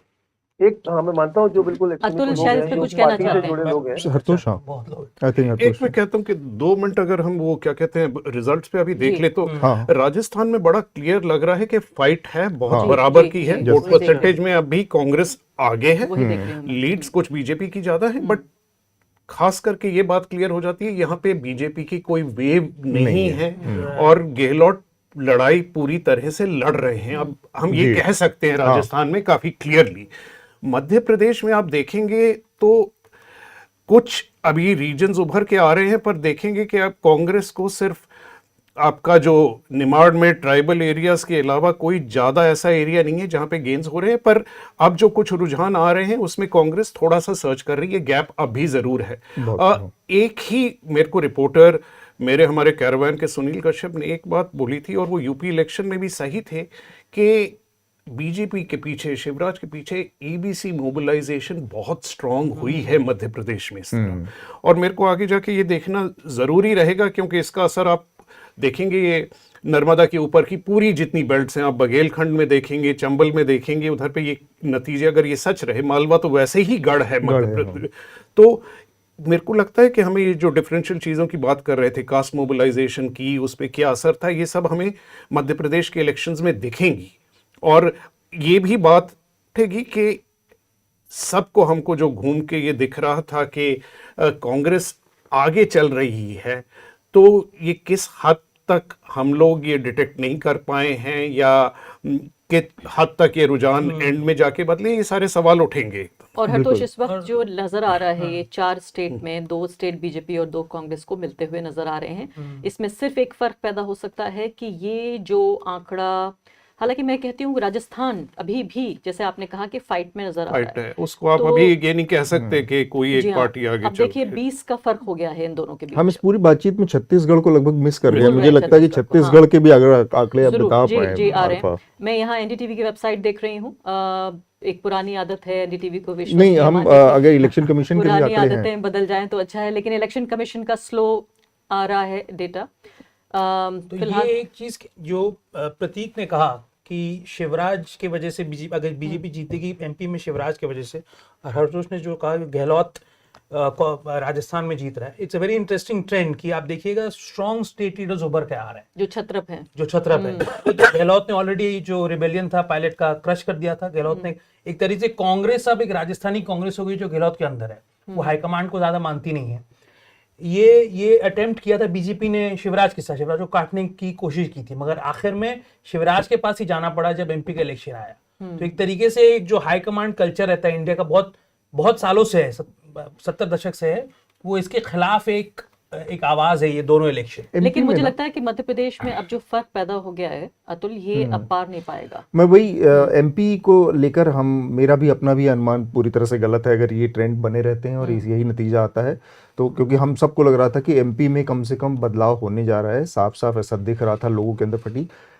जो बदलाव कुछ हुआ है, एक तो प्रतीक ने काफ़ी डिटेल में बताया कि क्या हुआ हो सकता है। एक है कि लाडली बहला ने शायद काम किया है, जो इंसेंटिव गए हैं, 1-2 परिवार जैसे लोगों ने बताया कि एक ही घर में 4 महिलाएं हैं अगर, तो अचानक से उनके घर में 5,000 रुपये महीने का आने लगा। तो एक तो ये इस चीज़ ने अंतर किया। दूसरा, इसमें कोई डाउट नहीं कि शिवराज सिंह चौहान अब पिछले चुनाव या 5 साल पहले वाले शिवराज सिंह चौहान नहीं है। शिवराज सिंह चौहान एक तरह से बीजेपी में, मोदी शाह की जो बीजेपी है उसमें एक रेबल कैंडिडेट है, वो उनके चुनौती देने वाले कैरेक्टर बनकर उभरे। अगर आपको याद हो, शिवराज का पूरा कैंपेन वहां से बदला जब तीसरी लिस्ट में उनका नाम नहीं था बीजेपी की, और उन्होंने अपनी कंस्टिट्यूएंसी में जाकर सीधे सीधे लोगों से कम्युनिकेट करना शुरू किया था कि मुझे मुख्यमंत्री पीएम मोदी जी को बनना चाहिए कि नहीं, सीएम शिवराज को बनना चाहिए कि नहीं, ये लोगों से डायरेक्ट कम्युनिकेट किया। इसके बाद आखिरी लिस्ट में उनका नाम, तीसरी चौथी लिस्ट में उनका नाम शामिल किया गया विधानसभा चुनाव के, और वहां पर एक किस्म का सेंट्रल लीडरशिप के साथ उन्होंने अपना वो दिखा दिया था कि वो उससे एग्री नहीं करते या कम से कम उसको चुनौती दे रहे थे अगर कोई ऑल्टरनेट प्लान शिवराज के लिए था सेंट्रल लीडरशिप के पास। तो अब इस नतीजे के बाद और उसके बाद लगातार एक दिन में हमने खुद देखा, हम 2 दिन 3 दिन उनके पीछे कोशिश भागते रहे, पड़े रहे कि कम से कम शिवराज का एक इंटरव्यू किया जाए, पर वो आदमी सुबह 6 बजे 7 बजे के आसपास निकलता है, रात में 2 बजे आता है और कोई कांग्रेस 20 साल से बाहर है सत्ता से, लेकिन जो भूख होनी चाहिए या जो लड़ने की और वापस आने की वो चीज होनी चाहिए, वो पूरी तरह से नदारद है। 3, 4, 5 2-3 सभाएं हो रही हैं या ये हो रहे हैं, और उसके बनिस्बत हम शिवराज का आप देखें तो दिन भर में 10-10, 12-12 जनसभाएं और रोड शो अतुल, कर इस रहे वक्त थे। हम एक बार नजर डाल लेते हैं दर्शकों को। ये घंटा खत्म होने वाला है। इस घंटे यानी 10 बजे के आसपास, अभी 10 बजने में कई मिनट बाकी हैं, लेकिन मध्य प्रदेश का आंकड़ा आप देखिए। फिलहाल इलेक्शन कमीशन की वेबसाइट के जरिए हमारे पास ये जरिया है जिसको आपको बताने की कोशिश कर रहे हैं। भारतीय जनता पार्टी को 80 सीटों पर रुझान मिल रहा है और 33 फिलहाल नेशनल कांग्रेस पार्टी को। तो यानी ये लगता है आंकड़ा इतना फर्क हो गया है कि 10 बजे के बाद लगता है कि यही रुझान आगे नतीजों की तरफ आगे बढ़ेंगे। अब राजस्थान में आप देख लीजिए, राजस्थान में बीजेपी 81 और कांग्रेस पार्टी 60 सीटों पर आगे है। ये लगता है अभी भी पूरी तरीके से कंटेस्ट है, मैं ये नहीं कह सकती कि इसमें बीजेपी जीत रही है। अब आप तेलंगाना में देख लीजिए, कांग्रेस पार्टी एक क्लियर विनर, एक सीधे तौर पर उनका जो घोड़ा है वो जीत की तरफ आगे बढ़ रहा है तेजी से, तेलंगाना का हम देख रहे हैं। और इसके अलावा आप छत्तीसगढ़ में भी देख लें तो कांग्रेस पार्टी की जीत मिलती हुई महसूस हो रही है। और ये दोनों चीज़ों को नज़र में रखकर हम ये बात कह रहे हैं कि वोट परसेंटेज भी देखते रहिए और साथ साथ जो रुझान है वो देखते रहिए। अभी तक ये महसूस हो रहा है कि कम से कम राजस्थान और मध्य प्रदेश, राजस्थान में अभी फाइट है, मध्य प्रदेश लगता है कि बीजेपी सीधे तौर पर जीतती नजर आ रही है। राजस्थान बदल सकता है, तेलंगाना और छत्तीसगढ़ कांग्रेस पार्टी की तरफ जा रहा है। तो या तो इन 4 में बीजेपी को 1 या फिर 2 राज्य भी मिल सकते हैं, और मैं कहूँगी अगर 2 राज्य मिलते हैं तो ये बहुत बड़ी जीत होगी बीजेपी के लिए, क्योंकि पूरा जो हिंदी पट्टी है, हिंदी हार्टलैंड है, हम सीधे तौर पे ये कह सकते हैं कि बीजेपी का जो कब्जा है न सिर्फ कि लोकसभा के चुनाव के लिए बल्कि जो राज्यों के चुनाव हो रहे हैं वहाँ पर भी जो हिंदुत्व की राजनीति है, सांप्रदायिकता की राजनीति है, उसके साथ साथ जो अति पिछड़ा वर्ग है जिसके बारे में यहाँ कई बार इसी टेबल पर, इसी डिस्कशन में यहाँ पर चर्चा हुई कि ये जिसको सोशल इंजीनियरिंग हम कहते हैं, उसमें खासकर उसका जो पूरा जो चेहरा है वो ज़रूर नज़र आता है कि जो गलाफ ओढ़ा हुआ है वो सांप्रदायिकता का, लेकिन उससे पीछे सीधे तौर पर जो राजनीति है वो सोशल इंजीनियरिंग की राजनीति है। तो अभी छोटा सा ब्रेक हम लेंगे। स्मिता नायर मेरी सहयोगी वो स्क्रोल से यहाँ पर हमारे साथ जुड़ जाएंगी और अगला 1 घंटा आप उनके साथ चर्चा कीजिए। राजस्थान जैसे शांतिप्रिय राज्य में बीजेपी की ध्रुवीकरण की राजनीति को समझने के लिए द वायर हवा महल से उम्मीदवार बाल मुकुंद आचार्य तक पहुंचा। बाल मुकुंद से जब मैंने बयानों की जवाबदेही मांगी तो उनके समर्थकों ने इंटरव्यू को बीच में ही रोक दिया। उनके समर्थक धार्मिक और राष्ट्रवादी नारे लगाने लगे और हमें इंटरव्यू को बीच में रोकना पड़ा। के सांसद ने कहा भारत पाकिस्तान की लड़ाई हो रही है, आप सहमत हैं इस बात में? सांसद ने कहा कि Bharat Pakistan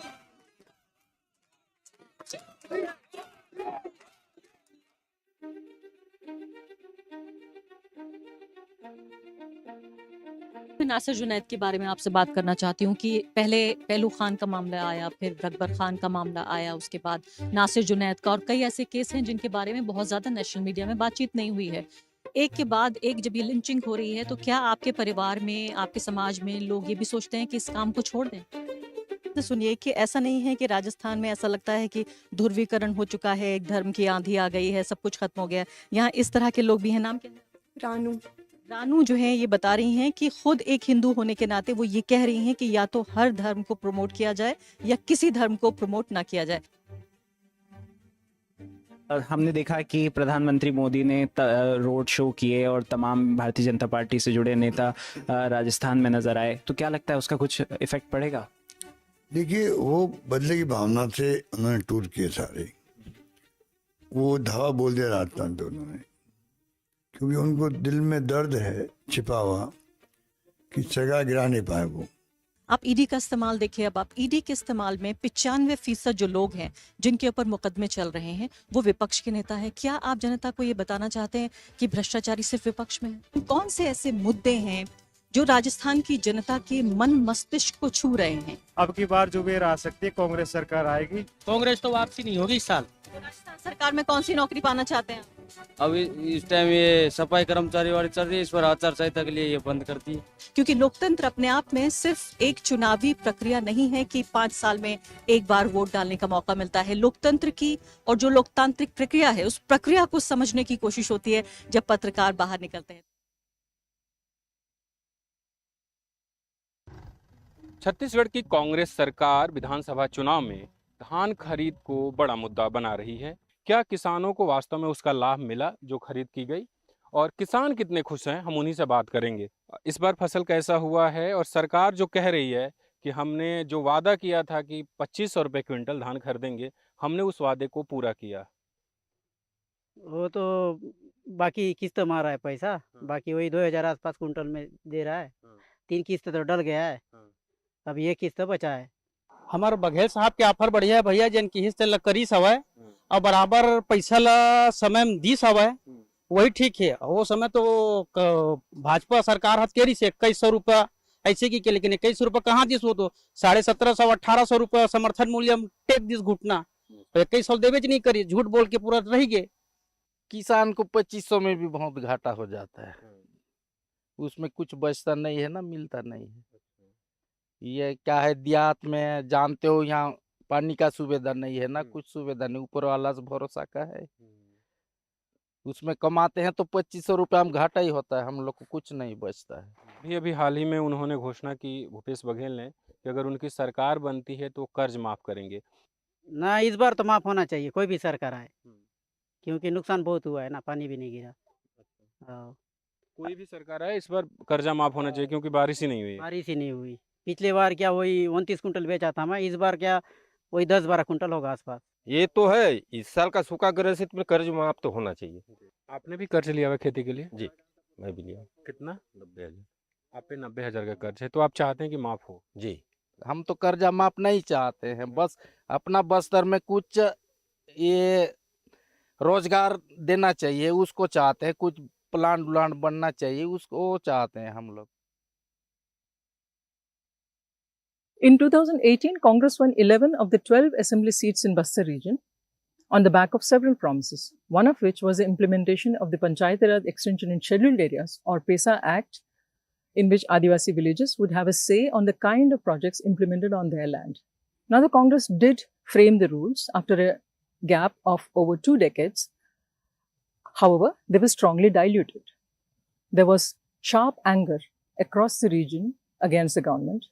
I visited several villages in Bastar where Adivasi youth were staging protests against the establishment of security camps, laying down of wide roads and mining contracts without taking the consent of the Gram Sabha, a provision mandated in the PESA Act.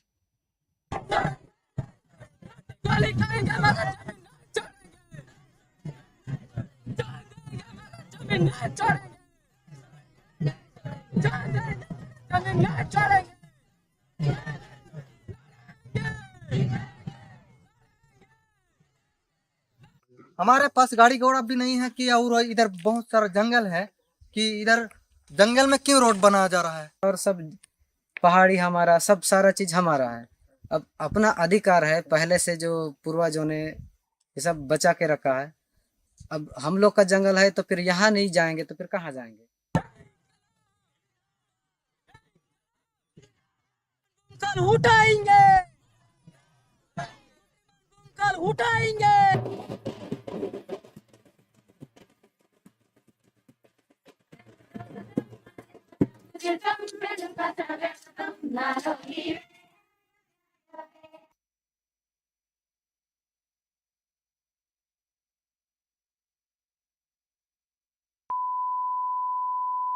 Okay, I am assuming आप सब मुझे देख सकते हैं, और मैंने ये बहुत ही बढ़िया विश्लेषण और एनालिसिस इसलिए इंटरप्ट की है क्योंकि ये सब स्टूडियो ताम झाम, इसके लिए कंट्रीब्यूशन चाहिए। अब जैसे कि आप जानते हैं, हम सब सरकारी ऐड तो लेते नहीं, ना वो हमें देंगे ना हम लेंगे। हमारा पूरा इलेक्शन कवरेज आप आम आदमी से पावर्ड है। हर विंडो में जहां आप ये प्रोग्राम देख रहे हैं उसके नीचे शो की जो डिस्क्रिप्शन में एक लिंक दिया गया है, उस लिंक को क्लिक कीजिए और आप कंट्रीब्यूट कीजिए, क्योंकि पत्रकारिता को और पॉलिटिक्स, पत्रकारिता साधन है इंफॉर्मेशन का, उसको आप ही रिक्लेम कर सकते हैं। अब क्या हो गया है, न्यूज या तो सरकारी एड से या बड़े उद्योगपतियों के एड से चलती है, तो आपके हाथ से निकल चुकी है। अब आपको इसको रिक्लेम करना है, तो इसलिए आप हमारा सहयोग कीजिए और थोड़ा बजट भी हो जाएगा, क्योंकि सब फिर मेरे कमरे में आके ठूस जाते हैं। अब देखिए, आरफा भी आई है, मनीषा भी आई है, ठीक है, और ये सीमा भी यही है, और हरतोष और धन्या भी ने, धन्या को बेस्ट जर्नलिस्ट मिला है, बेस्ट जर्नलिस्ट ऑफ इंडिया, रेडिंग, मुबारक हो, congratulations.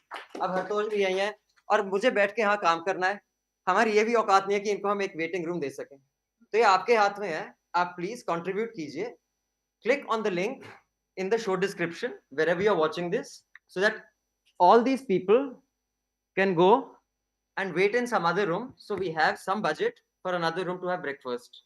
Okay, so thank you for watching, thank you for your support. Let's reclaim journalism from big corporates and governments, and a big hand to our colleagues at Scroll and Dhanya for Journalist of the Year, Reading Awards, Taliyan. And I hand over to our colleague Smita, who will tell you things of more consequence, while I will keep coming and telling you to pay. Thank you.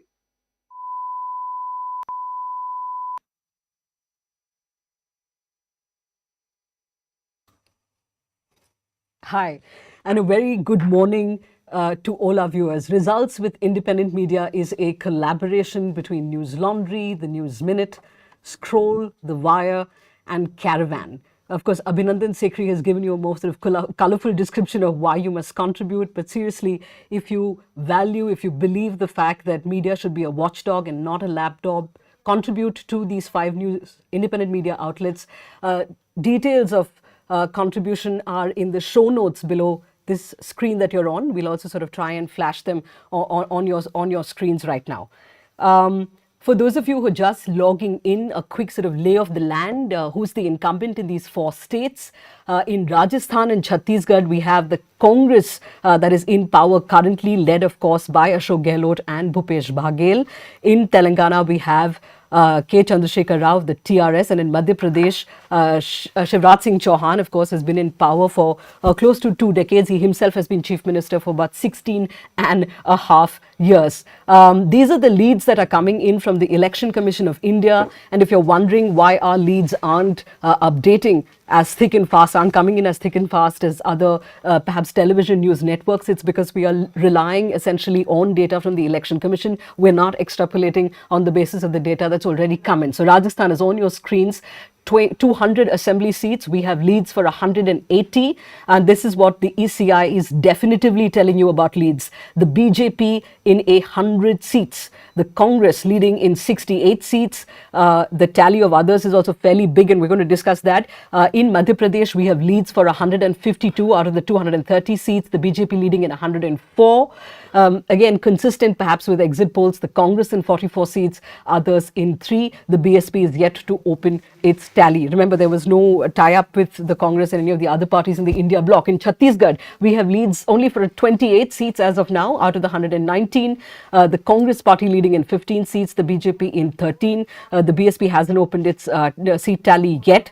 This appears neck and neck right now. Of course, those of you who are also sort of going through other tabs on your laptops right now are seeing perhaps that Chhattisgarh is also playing out consistent with what most exit polls seem to suggest, that the Bhupesh Baghel government is in with a good chance to come back to power. In Telangana, 118 seats, we have leads only for 25. The Congress party leading in 15 seats. The BRS of KCR, which is the incumbent, has been in power since the state was formed in 2014, leading only in 9 seats. I don't have the vote share up. We'll try and bring that up as well at some point. The BJP, which had a seat in 2018, is leading, not one, is leading in 1 seat as well.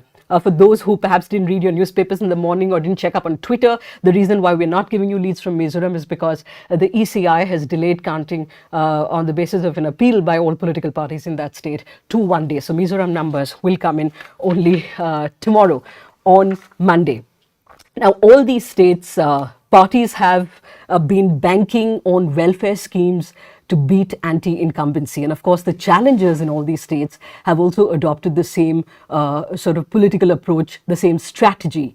How do these cash transfer regimes or proposed cash transfer regimes, how do they square off with more traditional welfare models of investing in healthcare and in education?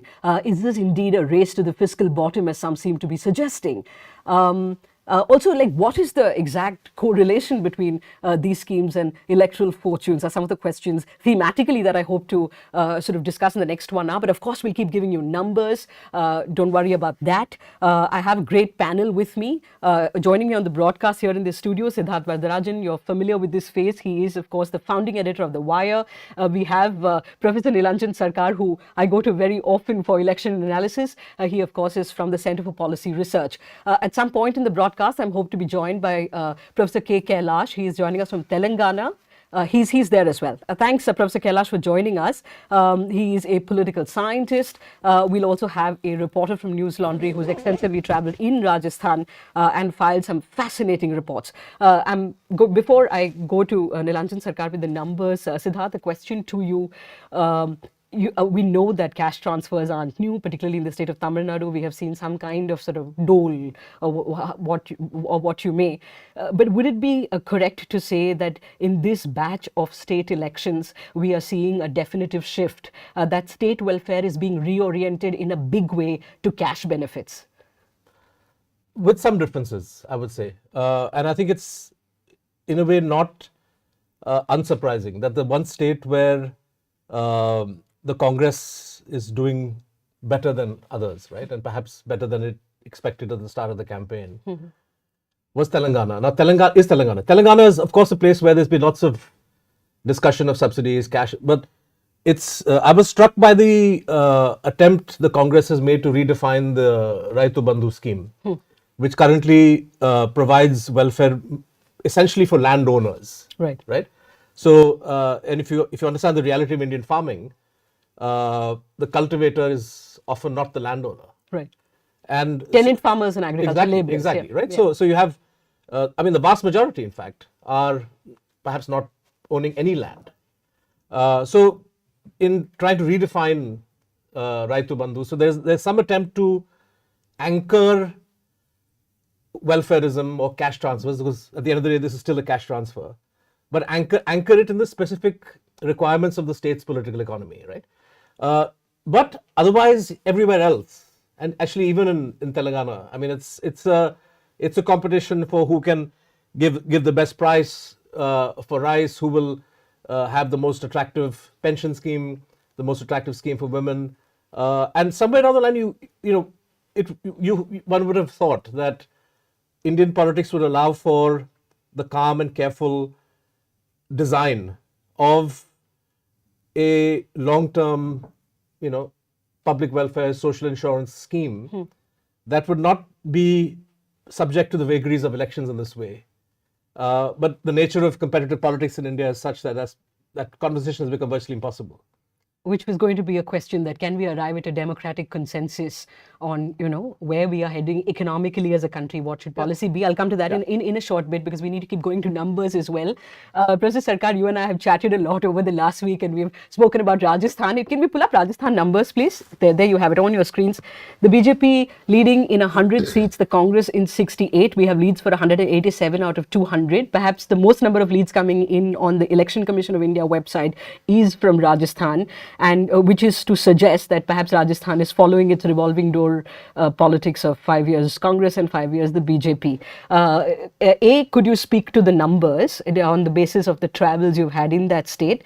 And could you also comment about, because Ashok Gehlot, most sort of pollsters and political analysts seem to suggest that Ashok Gehlot perhaps has done enough by way of welfare schemes. The Chiranjeevi health insurance scheme, for instance, has been talked about so much in the analysis in the lead up to this election that perhaps he will be able to do what he was not able to do in 2013, yet that the data suggests is not happening.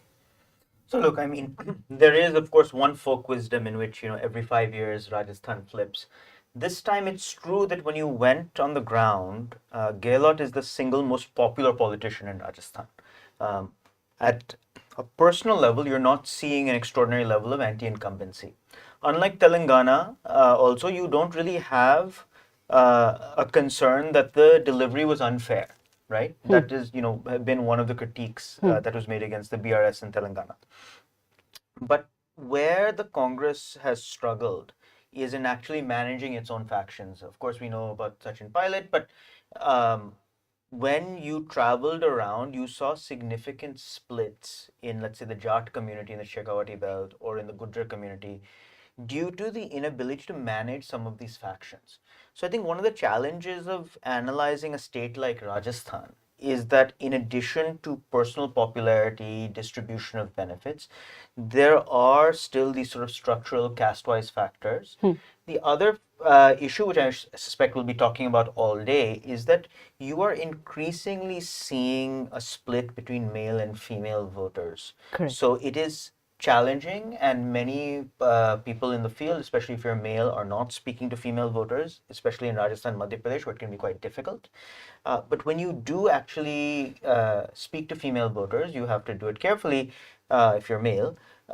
You do actually see that there is a push towards the BJP in a number of these Hindi belt states among female voters. A lot of that is a Modi effect.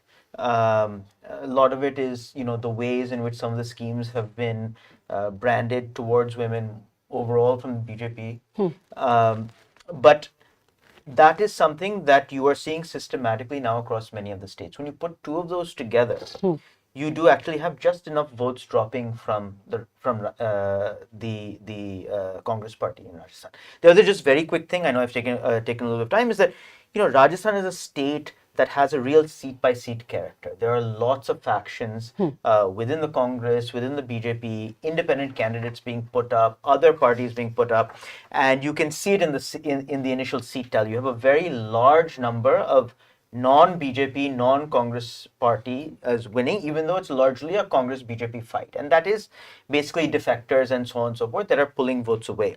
So there's a chance that despite the BJP being the single largest party, we may still have a hung assembly. Right. So that's the others column that Professor Sarkar is referring to. The 14 leads that you're seeing in Rajasthan for the others is essentially what he's referring to. I'll move to Telangana, but quickly, Siddharth, you would also be interested in this. I was listening to a conversation that Mr. Sanjay Lodha of Lokniti CSDS was having with an interviewer a few weeks ago, and he said that their study very clearly showed that the welfare delivery of state government schemes was perhaps better in Rajasthan of the state government than of central government schemes. That satisfaction shown with the state government schemes was much higher than, say, Ayushman Bharat at the center or Ujala, the Ujala scheme. And he said Ujala scheme, I beg your pardon. And he also said that it has never happened before. 3/4 of the respondents said that not only had they heard of the Gehlot government schemes, that they personally had been beneficiary of these. Even so, we're not seeing that play out in the results, at least looking at the leads right now. But can I just add a caveat though? In the sense that, to explain the mystery, as it were, right? In both in Rajasthan and in Chhattisgarh, but let's stick to Rajasthan. Actually, you have a large difference in seats, but the vote percentages of both the Congress and the BJP are remarkably stable, right? Right. You've got the data in front of you. Yeah. I noted earlier that in 2018, the BJP was 38%, Congress was 39%. Right. Both are at roughly 40% today. Right. So it's neck and neck in terms of vote shares, right? But clearly the way in which these votes are distributed across constituencies can often make all the difference. In the last election, with the vote share difference of barely 1%, the Congress, ran away with the state, winning 100 seats. Correct. So I would just say that the seat result does not necessarily contradict what you heard about the delivery of schemes. It's just that the way in which this gets manifested in terms of actually the seat distribution is the sort of the magic source of first past the post. Right. And also a health warning, I think even with Election Commission data, there's a stats reason for this, but vote shares converge before seat shares. Correct. So in the next hour and a half, we could likely see a change in how that is translating into seats. We don't know yet. Yeah. With that caveat in place, can I bring in Professor Kailash from Hyderabad? Thanks, Professor, for joining us. I want to read to you from a report filed by my colleague, Scroll's political editor, Shoaib Danyal. This is with regard to the welfare schemes in Telangana. He wrote, "So extensive is the spread of cash transfer schemes in the state that the BRS government has even crafted schemes for Brahmins as well as castes and communities across the spectrum. This incredible reliance on cash transfers and transfer of private goods in general is KCR's main weapon as his party hopes to win a third term. That may not be happening looking at the numbers. Cash transfers have an immediate and visible impact among voters in a way that traditional welfare, for example, building hospitals and schools, just cannot. Yet it would seem, as we pull up the numbers from Telangana on your screens, Professor Kailash, that the TRS is perhaps unable to battle anti-incumbency. What does this say for the manner in which these cash transfer schemes, a massive sort of cash transfer schemes that we saw in Telangana, how do you see the correlation with the numbers that we're seeing play out right now? Okay, so thank you for having me here. Let me just put this whole issue of cash transfer and the type of welfare that we see in India in context. So the first thing is that I think we need to see the type of welfare delivery that is happening here as part 2 of the economic reform program. So the first set of economic reforms that we had since 1991 largely focused on issues like licensing, financial services, export laws, and so on. So this largely left out the ordinary people, whereas the second level economic reforms that actually begin focus on welfare delivery. Here again, the state is sort of withdrawing and there is more space for the market. So this is also the dominant thinking that happens in economics as such when you say that you move away to you sort of incentivize or you give cash transfer so that this then leads to increases demand in the economy and then there is a entire runoff that happens. So I think this is the idea behind the cash transfer schemes that have happened and every across India, that is this whole idea of how welfare delivery should take place has changed.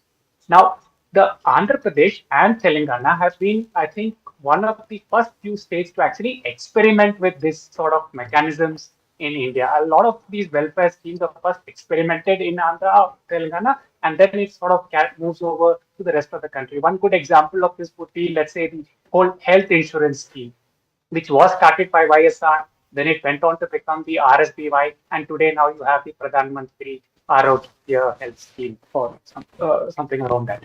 So I think in the context of Telangana, there is a very big difference between having these schemes that is promising a lot, and then when it comes to delivery, there's a big gap between this. So whether it is the famous Right to Bandhu scheme, or whether it is the Grihalakshmi scheme, which gave money to women for building houses, or whether it is with regard to the Dalit Bandhu scheme, which gave money to Dalits to build for self-employment.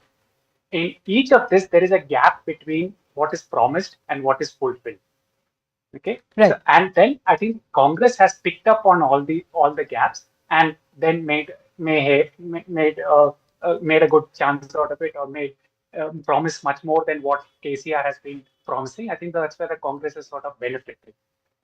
How much of the Congress is Doralu versus Prajalu, which is essentially saying that the BRS is more sort of saying that they are more sort of feudal, or still feudal in nature, something that perhaps resonates very well with the people of Telangana, given the history of the Telangana movement. The Congress seem to be sort of reiterating this point that the BRS are Doralu versus we are speaking for the Prajalu, the people. Again, making a reference to the fact that the Raitu Bandhu scheme essentially that gives 10,000 odd rupees per season per acre only benefits rich farmers and doesn't really do so for tenant farmers and agricultural laborers. Did that have a sort of, did that strike with the voter, you think? As we say that, and as you answer that question, Professor Kailash, maybe look at the trends that are coming in from the Election Commission of India. These are fairly sort of significant leads that are coming in right now. From Chhattisgarh, we have leads on 90 seats.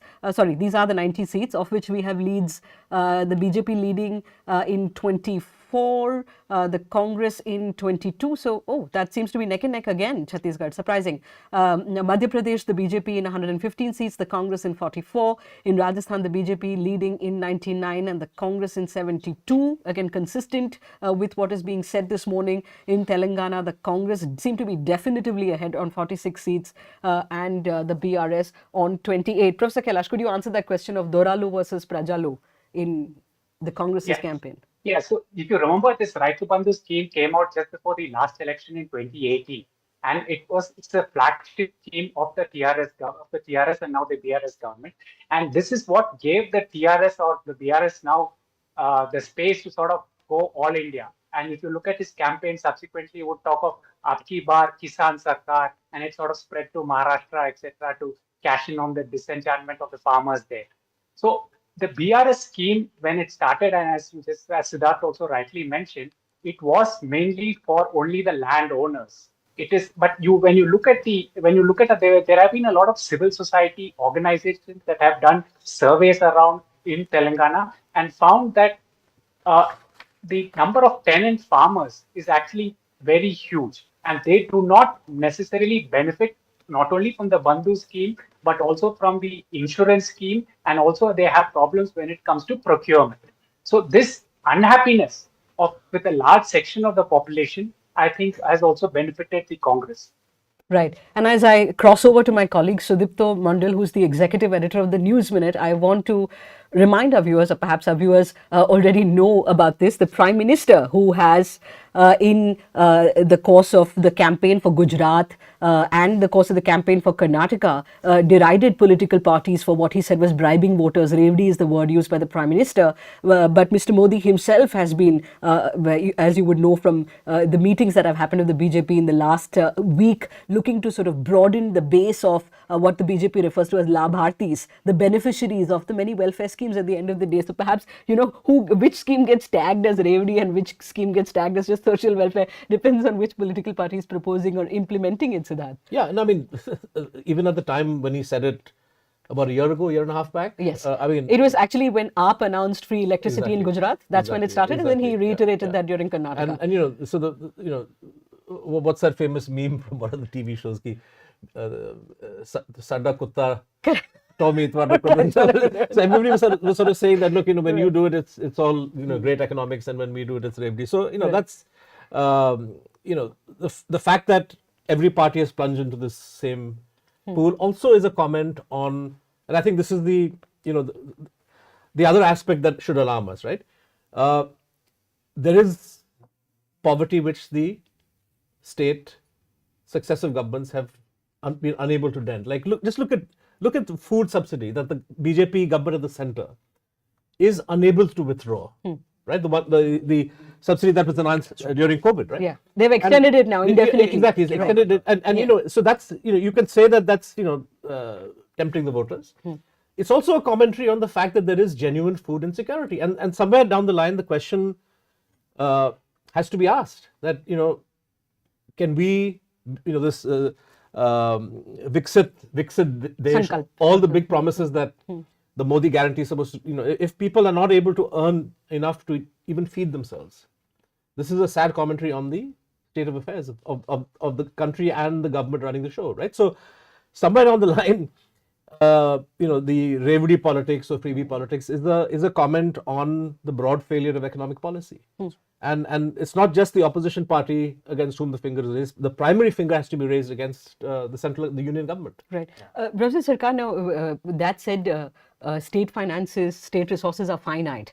It is not the case that politicians, the revile lot, don't know what is required to help the disadvantaged. Perhaps they are best in a best position to appreciate the reality on the ground. That said, do you see something that Siddharth alluded to in his first answer in reply to my question? Do you see in this country, given that there is such a big focus now on these cash handouts and a cash transfer regime, as we are saying, a term I borrowed from my colleague Shoaib Daniel, he talks about these cash transfer regimes in place everywhere. Do you see a democratic consensus emerging in some way on the general direction that a country is taking? We do know that in Chhattisgarh, and I really hope to go to Sudipto because he's traveled in Chhattisgarh, the fact is that these last 5 years also saw the pandemic. We saw precarious livelihoods, people who we call middle class, that one economic shock pushing them below the poverty line. So these cash benefits were significant, were important. Even the much reviled National Food Security Act from the Congress's time, Manrega, all of this played a big role in ensuring that people didn't starve, for instance. So how do you see this going forward? Three related comments. So I think that what concerns me, and if you actually talk to even some of the people, academics who initially made an argument for these kinds of cash transfers, is that they didn't realize the monster that they were going to unleash. What I think has been unleashed on the system is a certain cynicism about what the state can do. So there are certain characteristics about many of these cash transfers. First, there's an attempt to make them universalistic, right? Which is a cynicism about the ability to target, let's say, the poorest people, right? So if I'm giving a cash transfer, I'm often giving cash transfers, free rations, scholarships, not just to the poorest people or the people most needy, but basically to everybody, because the conditions for meeting these, for getting these benefits is typically very permissive. The second is that a cash transfer does not need to be spent on the purpose for which it's being given. For instance, if I'm giving a scholarship and putting it in the bank account of the mother, there's no requirement that money be spent on education. Can be spent on consumption in any way. Right. So when you talk to people in, let's say, the education department in many of these states, they're actually quite upset. And the reason is, it's education money, but that money need not be spent on education. So how these schemes are framed and the manner of delivery, something that we'll talk about bureaucrats and others. Sudipto Mondal, the Newsminute's executive editor who travelled in Chhattisgarh, is with us. Sudipto, if you're going to, there, we have the numbers from Chhattisgarh, 61 leads of the 119 seats. And about 7 minutes ago, I told you that the Congress appeared to be in the lead, but now the BJP has inched slightly ahead in 31 seats to the BJP, to the Congress's 28, others in 2 seats. Sudipto, a question about political alliances. There was much talk about how the Congress couldn't come to an understanding with the Samajwadi Party in Madhya Pradesh.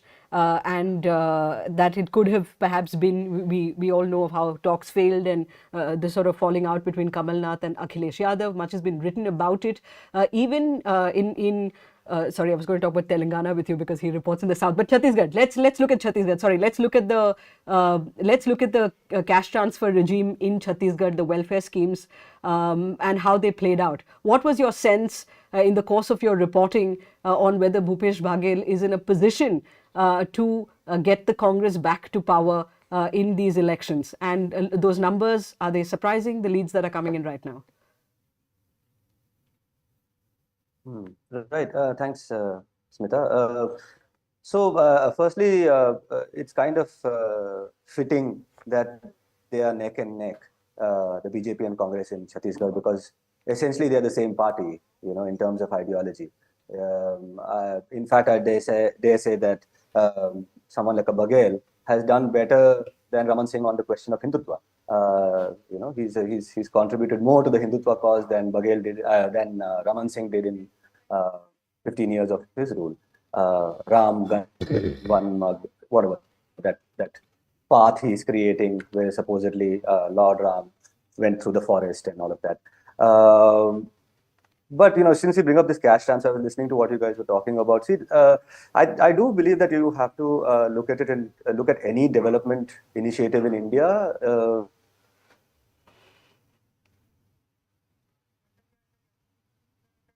Right.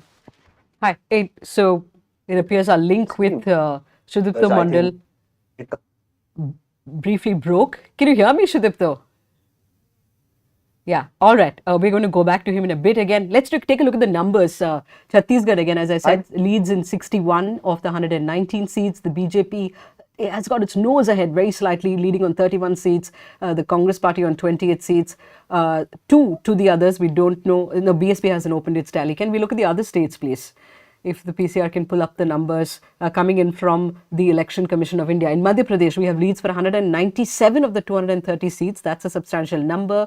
The BJP leading on 137, the Congress only on 57. That lead appears to be far too big for the Congress to make up. So it would seem that remarkably, the BJP coming back again to power. Remember, they came to power first in 2003. They have continually been in power. 2018, of course, the Congress won in Madhya Pradesh and the BJP engineered a defection which resulted in the party forming a government in Madhya Pradesh again. Rajasthan, 194 of the 200 leads in, the BJP leading in 98, the Congress in 76. This lead also looks fairly big, maybe not as big as Madhya Pradesh, but the BJP certainly ahead here. Others, 18 seats, that's big. And so the BSP... Still be hung. You believe it could be, right? It could be, right? I mean, it's right. that 50-50 mark. Right. Yeah. Rajasthan, it appears we'll have to wait till later today to get a better sense of how this is going to be. At some point, I'll try and go to our reporter from Newslaundry, Shiv. Shiv is on. Shiv is on. All right. I'm told Shiv is on. Shiv, there was a fascinating report you filed from Rajasthan on. You traveled across 4 districts, you went to about 15 villages, and you were trying to track down these young people in the state who were part of these BJP WhatsApp groups that were looking to seed the ideology of Hindutva. And what is it that you found? Could you tell our viewers through the insight you gained from many of these young people who perhaps will be voting for the first time or voted for the first time in this election? Yeah, so for this story, I traveled to 5 districts, and I traveled to mostly tribal areas in Udaipur division. I went to Udaipur, I went to Pratapgarh. So the story was basically about how BJP is using WhatsApp groups, how big their machinery is. So I tried to reach out to youths, only youths who are recent converts or people who are slightly older but who have recently converted to who have recently started voting for the BJP. So and by the time I was already part of BJP's WhatsApp group, so I was looking at the content also, what kind of content BJP pushes out on daily basis. So I saw that the content that they push out, it's not only about the schedule, the itinerary of leaders. It's also about it's also hateful content, Islamophobic content that they push out.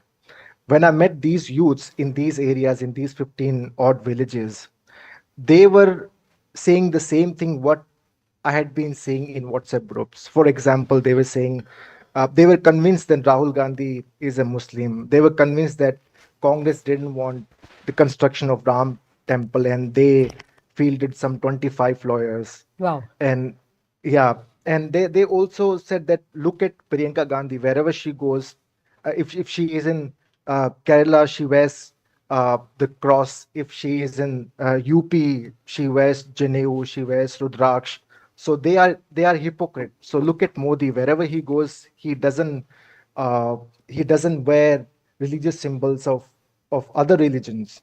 So these were the instances where I mean these were only anecdotal evidence, but it shows me to what extent BJP has sort of brainwashed youths in some sense. Maybe everybody may not be convinced by what BJP is pushing out in WhatsApp group, but to some extent it confirms to their bias, and it also helps BJP in pushing their agenda, what kind of India they want. In fact, I met one class 12 student, and who was just 2 months shy of the age of 18, and there was an essay competition in his school where the essay was on how how do you see Rajasthan in 2013.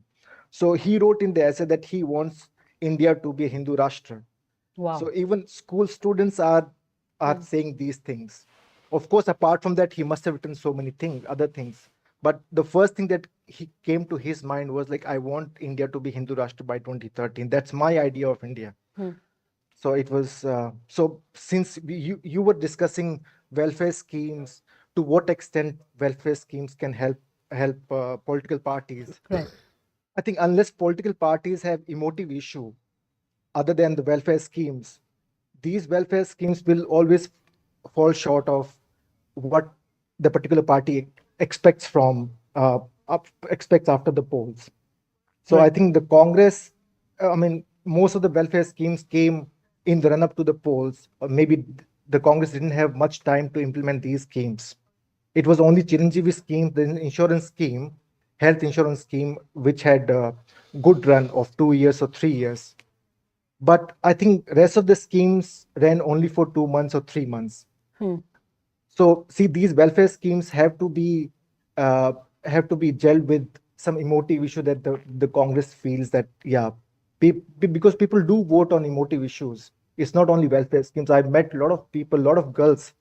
I mean, I saw in Pratapgarh, I was at one place where there were 2 girl students. They got smartphones, but their father and and their brothers, they were saying they are going to vote for BJP because Narendra Modi is building Ram temple in Ayodhya.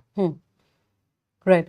Shiv, you know that was an eye opener. I mean, one knows that misinformation campaigns are carried out by political parties. In particular, the BJP has been in the dock for doing so.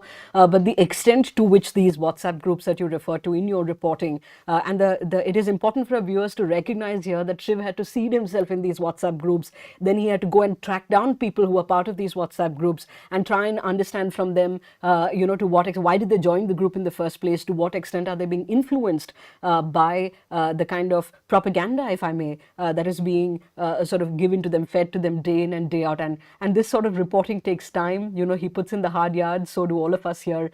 If you watch me on Scroll, I say this time and again, in a democracy, nothing is more important than an informed electorate. That's what we're trying to do here. Unfortunately, a lot of media outlets have now just become props for the powerful. So if you want to help us do the kind of reporting that Shiv is doing, go and check that report out. I mean, it is an eye opener. Please do contribute to these five independent outlets. Like I said, the show notes below the screen, you will have details on how you can contribute and how you can help us, put in these, as I said, hard yards and go get the information from various corners of the country. Those numbers continue to be on your screen. I was partially distracted by the conversation that was going on here between Siddharth and Professor Sarkar. Can you tell us what is it about the numbers that's either surprising you or is it the vote share? Siddharth, what is it that you're looking at? No, I mean, we're seeing a massive increase in the vote share of the BJP in Madhya Pradesh. Okay. Up about 8 percentage points compared to the last election, and actually up even compared to 2013. Wow. Right, so okay. 2013, the BJP got around 44-45%. And right now they're coming close to 48-49%. Right. Congress has held its level, but the BJP seems to have added 8 or 9% extra, which probably has come from the kitty of the smaller parties. Right. And I want to tell our viewers, 50% vote share is it's unusual. I mean, maybe 2015 Delhi, maybe Gujarat. 50% is massive if that's happening. Last election was 41 to 41%, right? So we're talking about a massive increase, probably, as you said, at the cost of the others. Can I just say, we have seen some 50% plus results. Of course, Delhi at a state level, but it's not uncommon at the national level, right? So in Madhya Pradesh in 2019, the BJP... You're saying per state in the Lok Sabha election, you have seen some states go, so if you compare 2019 to 2023, the BJP's vote share in 2019 was 56% across Madhya Pradesh, right? Which is a stunning, majority. But 48-49% at a state election is pretty good.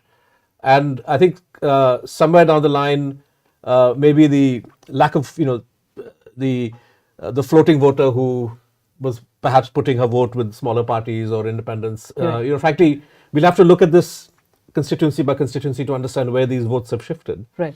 But unlike in Rajasthan or Chhattisgarh, right. And Rajasthan is surprising because the seat results are not neck and neck. Correct. But the vote share is neck and neck. Neck and neck, right. Yeah. Professor, I'll give you the last word, but can I go to Professor Kailash in Hyderabad? A question that I want to ask you, if these leads hold and if the BJP indeed comes back in Madhya Pradesh, that means if this government were to complete its term, they would have been in power for a quarter of a century. That is big. So is it correct therefore to say that Madhya Pradesh now, if they win this election, has become what is a BJP dominant state, quite like what Gujarat is for the BJP or perhaps what Odisha is for the Biju Janata Dal? Yeah, if you look at it, traditionally the BJP has been strong here. This has been the Jansang area as well. So it's basically between the Congress and the BJP. So I think it has always been a BJP dominated state, and plus I think there is actually no difference between the BJP and the Congress when it comes to its the way in which they sort of campaign, the issues they take up, and it's a very conservative state. So I think there's no difference between the BJP and the Congress, and yes. Right. Yes, Professor Kant, you were saying. No. So I mean, so I agree with all of this, right? I mean, we are looking at a situation, and we've seen actually in many other states that in the sort of BJP dominant era, it has eaten up many of the smaller party vote shares. We saw it in UP. We've seen it actually all across the Hindi belt. That seems to be happening in Madhya Pradesh as well. Just quickly looking ahead to the national elections, which we've not talked about. If we take the 3 Hindi belt states this time, which is 65 seats, the BJP and Allied have won 62 out of 65 seats in the last 2 national elections. These are places where this version of the BJP does very well. How these state elections will translate to national elections, who knows? Because it's very hard to predict 95% plus strike rates. But in the Hindi belt in general, in the national elections, the BJP has had a 90% strike rate. And so we are talking about a situation in which there's already a BJP lean among the voters, and insofar as that national benefit the BJP gets from Modi is able to be translated into state elections, you're going to start seeing safer elections for the BJP in the Hindi belt. And I think some of that you see in Rajasthan. Actually, Basundhara Raje has been kind of pushed aside, right? And they're running the election on Modi. Right. And it's doing reasonably well. Right. Siddharth, I don't, the state elections don't necessarily map on to Lok Sabha. Always, it doesn't always 2013 and 2018 being different pictures. But what do you see the Congress and the India bloc? What are they going to do in 2024 that is different from how they individually sort of prepared for 2019? Do you see a narrative? How do you counter? No, that's a great question. And I would answer it at 3 levels. First, each individual party in the state where they are the strongest needs to get their act together. Organizationally, in terms of leadership, I think one of the biggest problems for the Congress in Rajasthan, the X factor, if you will, because I got a question from a viewer on my WhatsApp that if the Congress vote share is roughly the same as last time, and the schemes seem to have performed reasonably well, what went wrong, right? And what went wrong is the fact that you were a divided house. You papered over the Gehlot versus Pilot,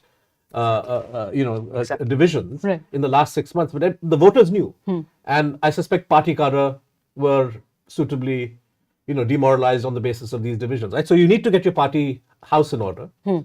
Secondly, and this is the silver lining for the Congress and for the India Alliance, if they're feeling a bit disheartened, because if the Congress had romped home the way Rahul Gandhi had said, ki we're winning 4 out of 5. He excluded Mizoram, right? About a month ago. If that had really happened, you can imagine the effect this would have had on seat sharing talks within the India Alliance, right? Congress would have said, no, we're not going to share. We want more seats. So I think that in a funny sort of way, this result, which is quite good for the BJP, today's state election results, will galvanize the India Alliance to get serious about seat sharing. I know that since the Bombay meeting, there's been virtually no progress. And this result is a wake-up call. Third point, and this ties together the discussion we've been having on quote-unquote freebies, welfare schemes, etc. And what the reporter who was in the WhatsApp groups was saying. People want a vision, right? And I fear that some of the observations that he has picked up from Rajasthan, their effect is going to be even more, will be magnified at the national level in 2024. The Congress and the India Alliance have to come up with an alternative vision. And, it's good to have a hard-hitting, concrete, practical economic program for jobs, for other kinds of economic insecurity. But in terms of the broad direction that the country is taking, if you don't have a narrative that can counter the line that the BJP is clearly going to push, which is of Hindutva, Hindu Rashtra, in various ways, I think the India Alliance will have a problem. So I think they need to work on these 3 aspects. To what extent, as we look at the numbers coming in from Madhya Pradesh and Telangana, these are, of course, in one you have the Congress having something to cheer about, leading in 51 seats. The BJP in the Bharatiya Rashtra Samiti, I beg your pardon, on 29 seats, and the BJP in 6. They had only 1 in 2018. and Madhya Pradesh, of the 211 seats that we have, leads for the BJP, leading in 147. They're just like storming ahead, and this is true to at least some of the exit polls seem to say that it's going to be a fairly big sort of lead. And the Congress party with only 30 in Chhattisgarh, you have the BJP on 36, the Congress on 33. That seems to be neck and neck. We have leads for 71 of the 119 seats, and 2 for the others. The BSP isn't able to open its account in Chhattisgarh yet. The counter narrative to the BJP sort of overarching Hindutva narrative, coupled with what they call Pradhan Mantri ke guarantee or Modi ke guarantee. On my way here from the airport, I saw that everywhere as well.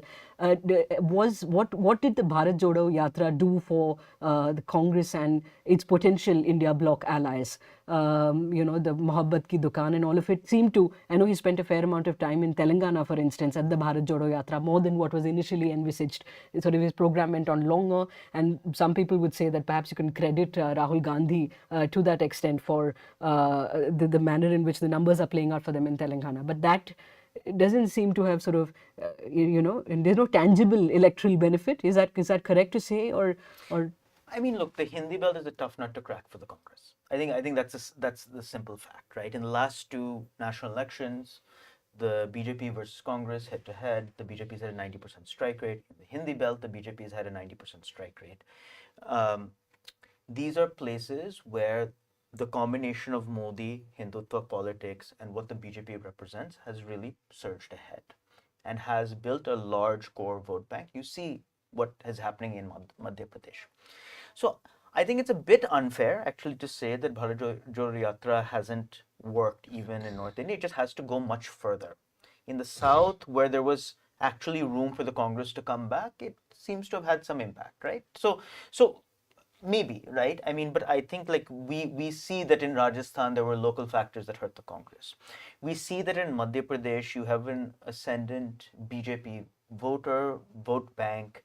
You have Shivraj Singh Chauhan, even in a diminished capacity, and Modi being very popular.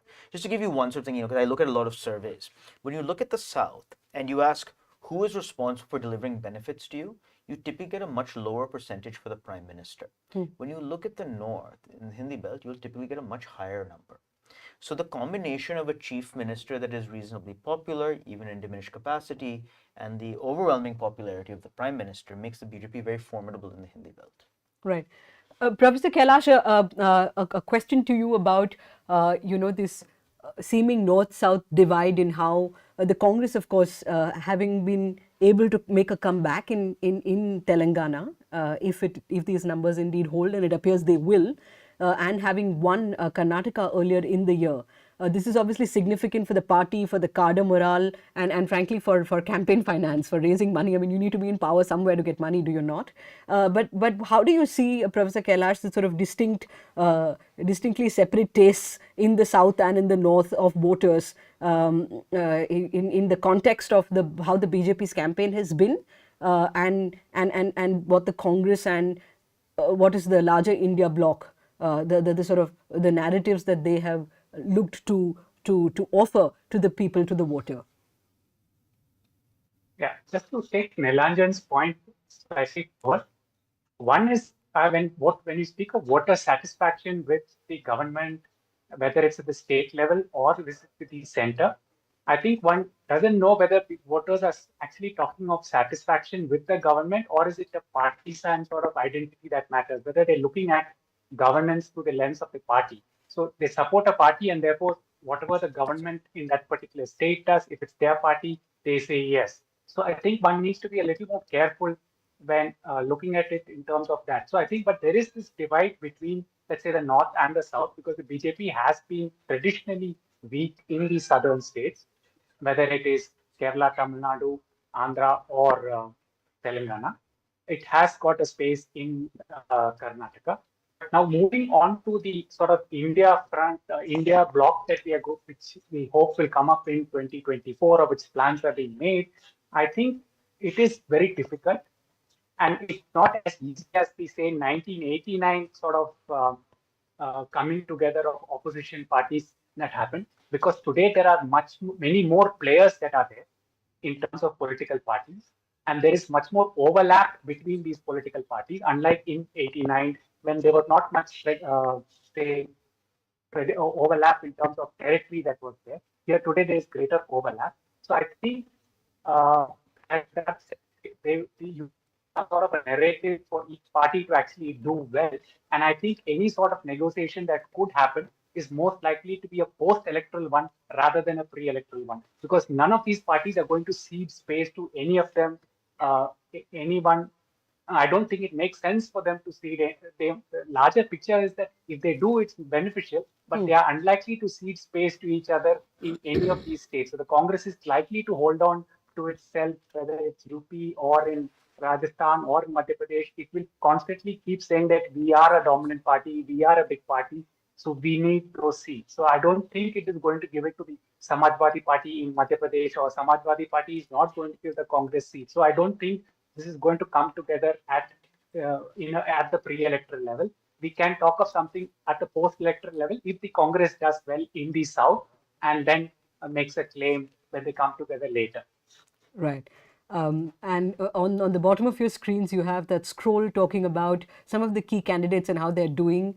Two expected results, of course. Chief Minister Ashok Gehlot of Rajasthan is leading from his seat of Sardarpura, and that very interesting battle that Bhupesh Baghel, the Chief Minister of Chhattisgarh, had against his own nephew, fielded by the BJP, and of course Amit Jogi as well. Again, the speculation has been that BJP fielded him as well. Let's see what happens getting in Amit Jogi, but Bhupesh Baghel seems to be from Patin ahead comfortably for the moment. Siddharth, what Professor Kailash was talking about, that what everybody is saying, that the India bloc will collapse under the weight of its own internal contradictions. Essentially, historically, the Congress and these regional parties have had similar demographics as their core voter base, and therefore he doesn't envisage a situation pre-2024 that there could be a smart, clever sort of consensus arrived at on seat sharing. If at all anything could happen, it has to be post the election results come in. Is that beneficial? I mean, how do they go in? I don't necessarily agree with that analysis. I think that what he's saying is what he's offering is the conventional view and conventional wisdom, and it was true perhaps until a year or 2, 3, 4 years ago. Every party other than the BJP today, and I mean every party, including BJP allies, is facing an existential problem in the face of the BJP machine, Operation Lotus, weaponization of ED, income tax, CBI, the manner in which individual parties are being run off the stage, right, is something which is impelling parties that earlier may not have wanted to come together. So I see, for example, reasonable prospects of the Aam Aadmi Party and the Congress, who are at daggers drawn in Delhi and Punjab. And I would say even in Gujarat, where the Aam Aadmi Party got 14-15% in the last election, and the Congress felt that they spoiled a lot of, even in a state like Gujarat, smart politics dictates that where if you're Congress, you got 0 out of 26 in the last 2 elections. What's the harm in having a seat adjustment with Aam Aadmi for the Lok Sabha, right? So I think somewhere down the line, this existential question that if we don't put up a fight, then we may not be around after 24, is what's going to drive parties together. You see that with TMC, you see that with the DMK, you see that with Samajwadi Party. I'm willing to wager that if the lay of the land changes in a certain fashion, even the BSP, which today clearly has been pushed into a corner by threats of legal action by the BJP, even the BSP may feel that it has some benefit in throwing its lot in with India. So I think that let's wait and see. Right. All right. Siddharth, thanks so much for that. Professor Sarkar as well, Professor Kailash, Sudipto for the brief time that he was able to join us, and of course Shiv from Newslaundry for your excellent reporting through this campaign from Rajasthan. Thanks for the moment. We'll be back again with a fresh panel, fresh voices from the ground as well. And of course we'll keep updating the numbers that are coming in from the Election Commission of India. Voting in Madhya Pradesh, and I'm in Indore today. Over the last few weeks, I've travelled across multiple districts and spoken to scores of voters. A major dissatisfaction with the BJP-led government has been of unemployment and of inflation. पैसे बढ़े नहीं है, मजदूरी बढ़ी नहीं है, उतनी मजदूरी है, घट नहीं रही, पहले बीजेपी को दे देते। इस बार फिर क्या विचार है, महंगाई बढ़ गई है तो आप देखेंगे जब देंगे वोट, जब क्या महंगाई देख रहे हो, बेरोजगारी देख रहे हो। खुद देखो पोस्ट ग्रेजुएट बैठा हूँ मैं, फिर ना किसी कई समस्याओं की वजह से ये है ना क्या जॉब नहीं लग पाई, तो अपने घर पे खुद का धंधा डाल के अब काम कर रहा हूँ इस टाइम। चाह रहे हैं अब बार बदलाव, कांग्रेस की सरकार आए। To counter this, months before the election, the Shivraj government announced the Ladli Behna scheme, which gives a cash transfer of rupees 1250 to women. The scheme has created a favorable sentiment among rural women voters, I found. But we are yet to see whether this will swing votes in the favor of BJP. You're watching The Wire and I'm Stravasti Dasgupta. In September, Union Home Minister Amit Shah alleged that a wave of religious conversions has been unleashed in Chhattisgarh under the Bhupesh Baghel-led Congress government. The Congress, on the other hand, has called these allegations baseless and said that the BJP has no issues to highlight and was hence polarizing the people in the elections. In November, I travelled to Chhattisgarh's Narayanpur district, which has emerged as the epicenter of the BJP's claims of forced conversions by Christian missionaries in the tribal regions of the state, and I found that the Christian Adivasis in the area are facing increasing attacks from other villagers, some of whom are backed by Hindutva groups. Narayanpur is in the Adivasi-dominated Bastar region, which went to the polls on November 7th. We found that Christian Adivasis living in the forest areas are struggling to bury their dead, facing social boycott of these claims of forced conversions. On November 2nd, 13-year-old Sunita from the Brehebeda village of Chhattisgarh died of typhoid at the district hospital in Narayanpur. Her brother, Manu Potai, said that when her body was brought home, a large number of villagers arrived and stopped the family from burying the teenager's body on the village land using Christian rituals. Instead, they insisted that the family bury the body using traditional Adivasi customs and traditions. On March 6th, Santer Nag's 36-year-old elder brother died of a heart attack in Sulenga village. Like Manu Potai, Santer Nag brought his sibling's body back home from the hospital and wanted to bury him. However, about 5 to 6 people prevented the family from accessing the burial ground, saying that they would only allow it if the family followed the traditional Adivasi customs. These villagers said to us that there is no force behind their conversions and that they have adopted the Christian faith because of their own free will and beliefs.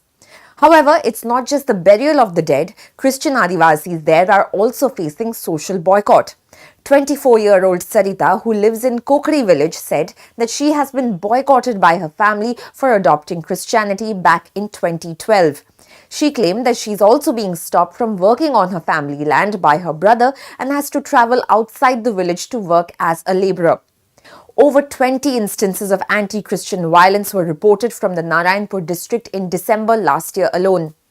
Things came to a boil at the turn of the year when the Sacred Heart Church inside the Vishwadipti High School in Narayanpur was vandalized on 2nd January 2023. The attack took place shortly after the police held a meeting with the tribal community over religious conversions in the area. When we visited the school, we found that the church is now being rebuilt. However, scars of the attack remain, with several glass windows still damaged and yet to be fixed. The incident resulted in a police officer being injured. Following the attack, 5 individuals, including BJP District President Roopsai Salam, were arrested. While the residents are paying the price for the bogey of conversions, the Congress and the BJP leadership in the district have resorted to pointing fingers at each other. Chandan Kashyap, the Congress candidate from Narayanpur, who is also the sitting MLA, said to us that the BJP is only talking about forced conversions as it has no other issues to highlight. Roopsai Salam, who was arrested in connection with the vandalism of the church in Narayanpur in January, however, said that conversion is not just a social issue. The Adivasis in Narayanpur who have converted to Christianity are looking at these elections for a chance to get their right to life, livelihood and dignity restored.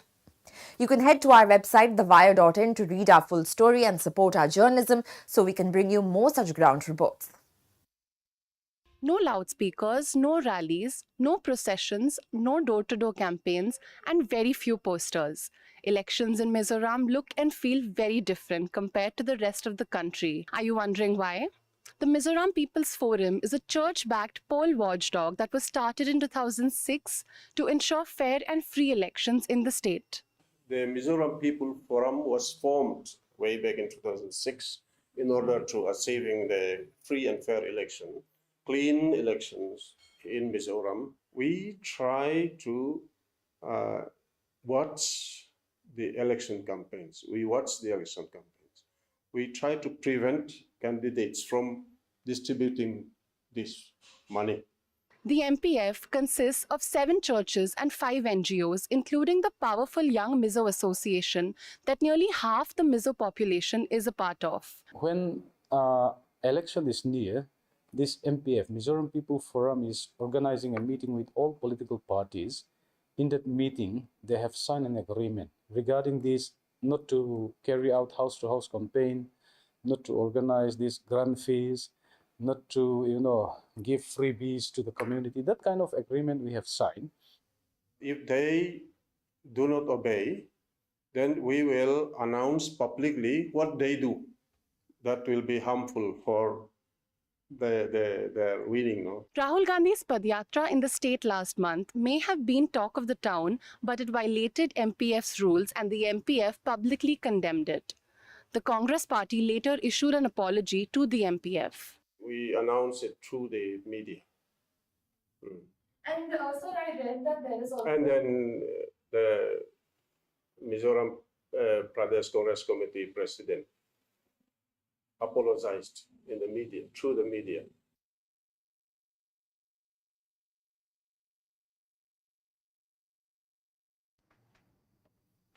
A very good morning to you all. It's 11 a.m. Results with Independent Media is a collaboration between Newslaundry, the Newsminute, Scroll, The Wire, and Caravan. From Scroll, I'm Smita Nair. Now, for those of you who are just tuning in, perhaps at 11 a.m., it's best that we go with the numbers first. So could we pull up the various states, please? We have numbers coming in thick and fast, at least from the Hindi belt. I know a substantial leads from a substantial number of seats in Rajasthan are available. In fact, 196 of the 199 seats that are being counted today. One seat, of course, it's been put off the election. Here are the leads. The BJP leading in 100 seats. The Congress party in 78. Others with 15. The Bahujan Samaj party leading in 3 seats. The general trend that was being suggested in the exit polls done by the various news networks seem to suggest it was neck and neck. If these leads are to be believed, it certainly isn't. The BJP seems firmly in the lead. In Chhattisgarh, we have numbers coming in from 81 of the 90 seats. Here again, about 10 minutes ago when I checked the numbers, they seem neck and neck, with the BJP again inching forward here in 42 seats as opposed to Congress's 37, others in 2 seats.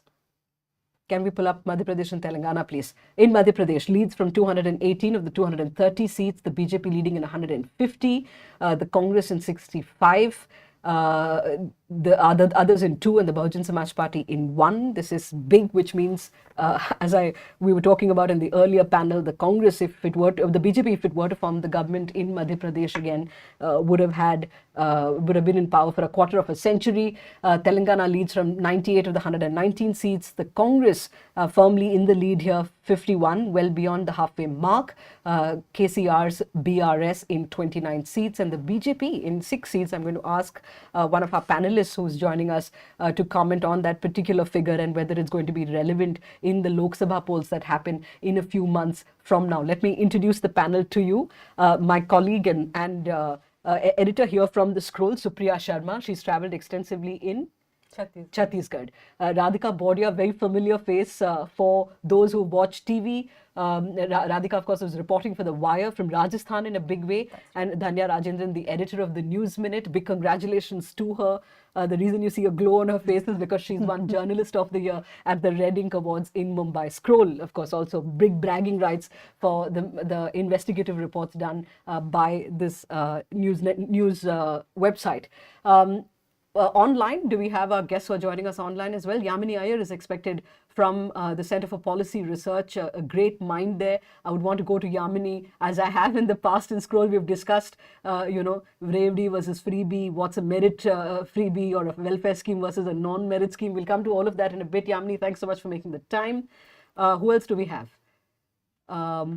For the moment, perhaps we'll return to the numbers for now. And I want to start with Rajasthan, Radhika, because up until this morning, we were being told that perhaps Ashok Gehlot will be able to buck the revolving door trend of 5 years BJP, 5 years Congress. The various schemes of Ashok Gehlot and his own personal popularity was being sort of put forth by pollsters, even to say that, the reason why they think this is different from 2013 is because, Gehlot is a different figure, blah, blah. In fact, I remember I was listening to a senior editor from a news network, and he said if Gehlot were to come back, it would propel him, as one of Congress's big leaders on the national stage.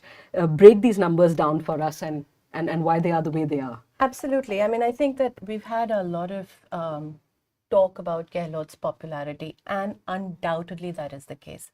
Across Rajasthan, that is what you will repeatedly hear. And I think the reason everyone has found that this contest is as tight as it is because your vote share is telling you that. Currently, the difference in the vote share, and I'm going by the Election Commission website, is 1%. That was also the margin that the Congress won with in 2018.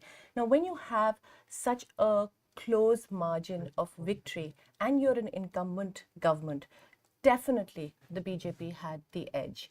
And I think by now almost every journalist has heard every version of revolving door, roti palatna, thali parosna, etc. that can be said. And so the BJP went into this with that edge. Having said that, I think the vote share will also be very interesting because it tells you just how tight it is. This is a state which is a Hindi belt state. It's also a Hindu belt, and it's got a long history of that as well. And some of that is manifesting if you look at the numbers from the BJP stronghold, which is Mewar. Mewar is Udaipur, it's Nathdwara, it's Rajsamand, and there the BJP did very well even when the Congress won last time. That consolidation, I would say, has an underlying communal tinge to it. Having said that, look at what's happening with the tribal vote in Mewar. And that's actually, you have 4 seats where the Bharatiya Adivasi Party is leading. And I think we need to, because not much will be said about them. And that's a very important force to recognize, because the Bharatiya Adivasi Party is doing something which the Congress is not doing in that region. It's actually challenging the Hindutva agenda of tribals. This is a region where the Vanvasi Kalyan has done extensive work. Correct. Right? So I think Mewar is where they're getting gains. Eastern Rajasthan, a lot was said about the whole pilot and Gehlot dispute and how the Gujars are going to move away.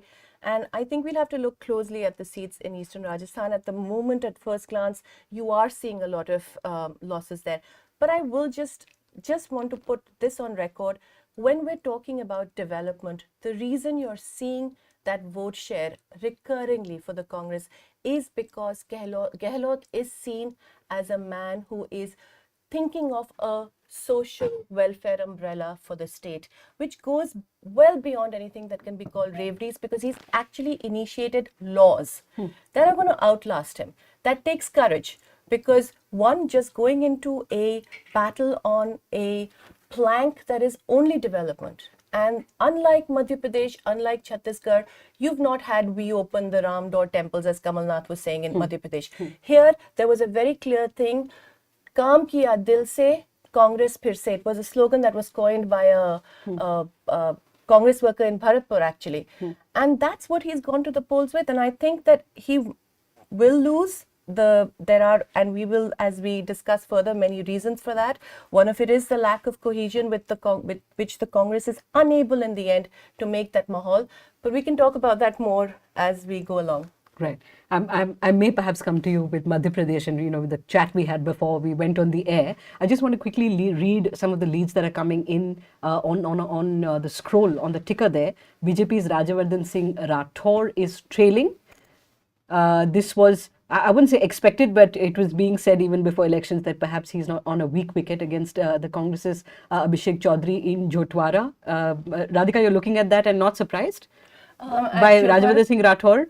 Trailing? Yes, trailing. Absolutely. That was something that many people were seeing on the ground. On the ground as well. There is actually there are a lot of the inner politics and factionalism has also come to fore. Right. So that's something that was Right. not surprising at all. I have to bring in Dhanya here. Dhanya, I don't know whether you obviously you're on the phone throughout, so you've already heard this. I don't know by how many votes, but we are being told by the PCR that K. Chandrasekhar Rao, who fought who's fighting from 2 assembly seats, Gajwel, of course, that he is the incumbent, and Kamareddy as well. In Kamareddy, his challenger, Mr. Revanth Reddy, potential chief ministerial candidate for the Congress, is actually leading against him.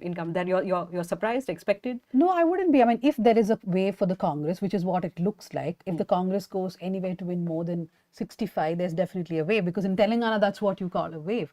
I think then Revanth Reddy has to win from Kamareddy. There's, I was actually thinking that the seat which KCR may lose could be Gajwel, more than Kamareddy, because on ground in Gajwel, there was a lot of anger.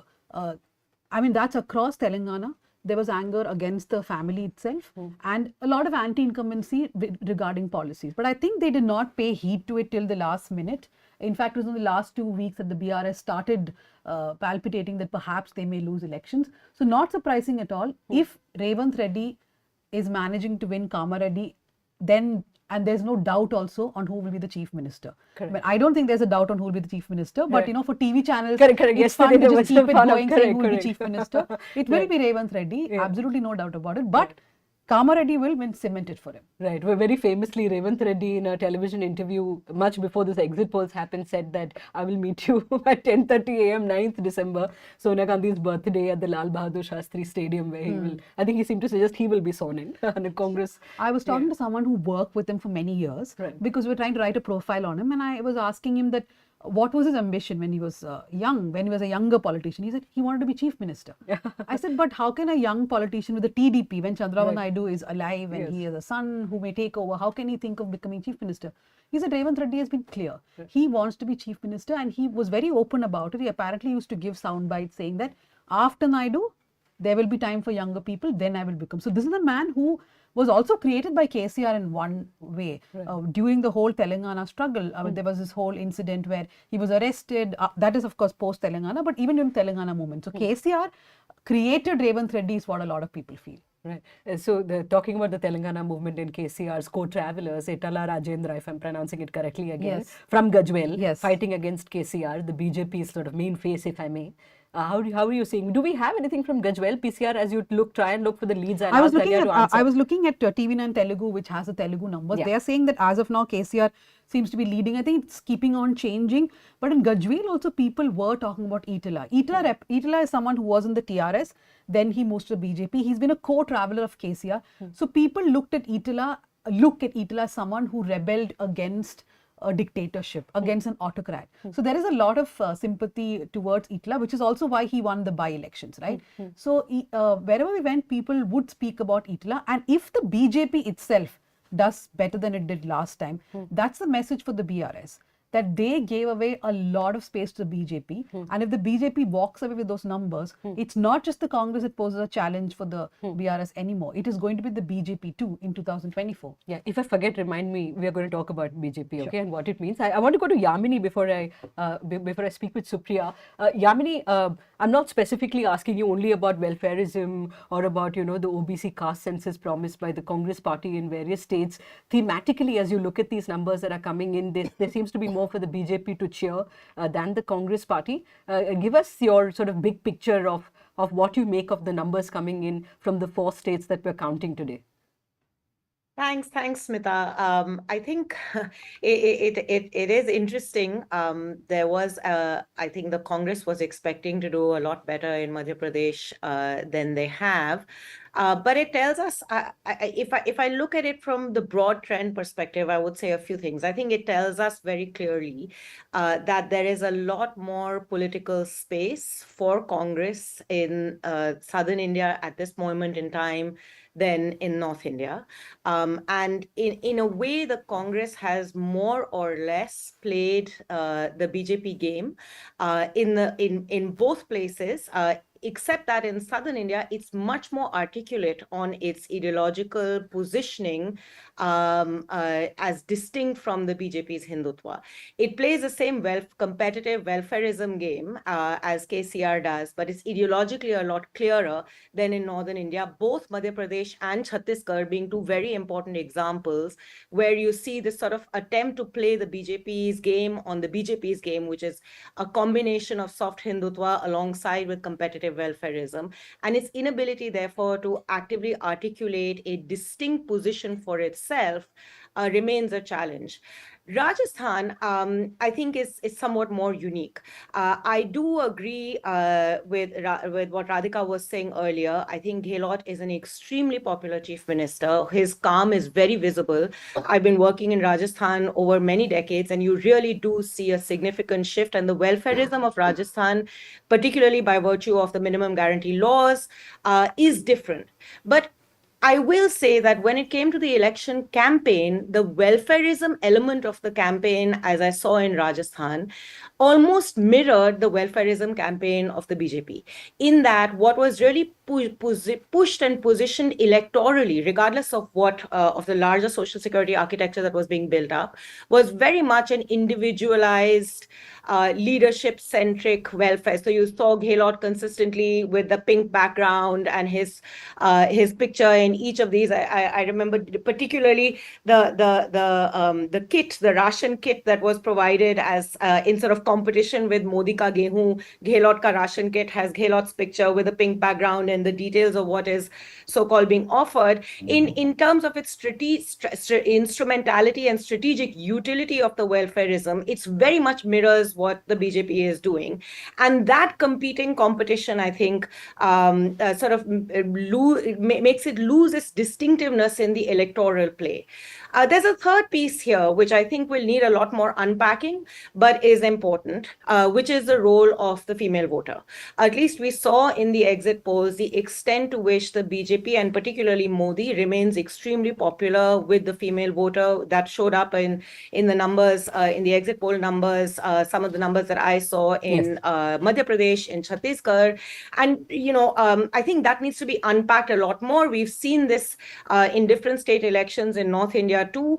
There is a particular appeal that the BJP has, and I would argue that the Prime Minister has in particular, vis-a-vis the female voter. And the female voter, particularly the young female voter, is voting very distinctively and differently to the family bloc, which I think is making a difference to how these electoral outcomes are playing out. These are just broad brush sort of views here. We'll have to look much more closely at voting patterns over the course of the next few days to see how this framework fits into what the data is telling us.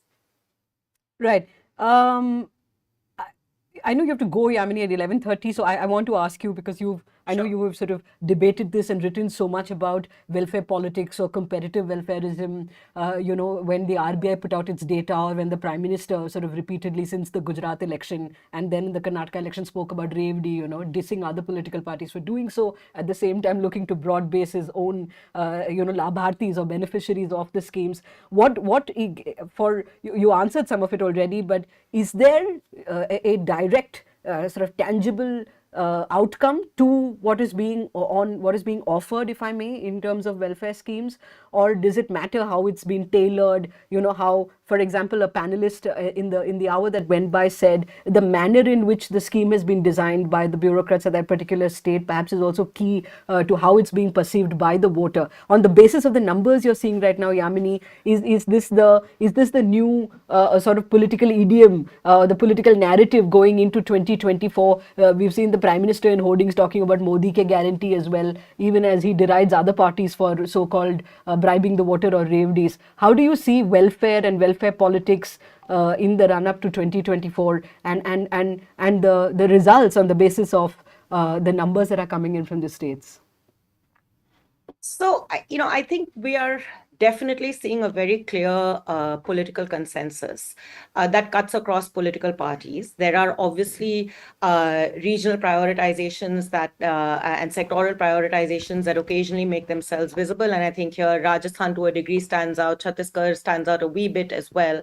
But there is an overarching political consensus that has emerged about the kind of welfareism that is now getting increasingly popular within political parties and the kind of electoral offerings and positionings of welfareism that we are seeing. And that is the use of the technology-enabled direct benefit transfers as a means of establishing a very direct emotive connection between the political party and in more cases than not, the political party leader and the voter.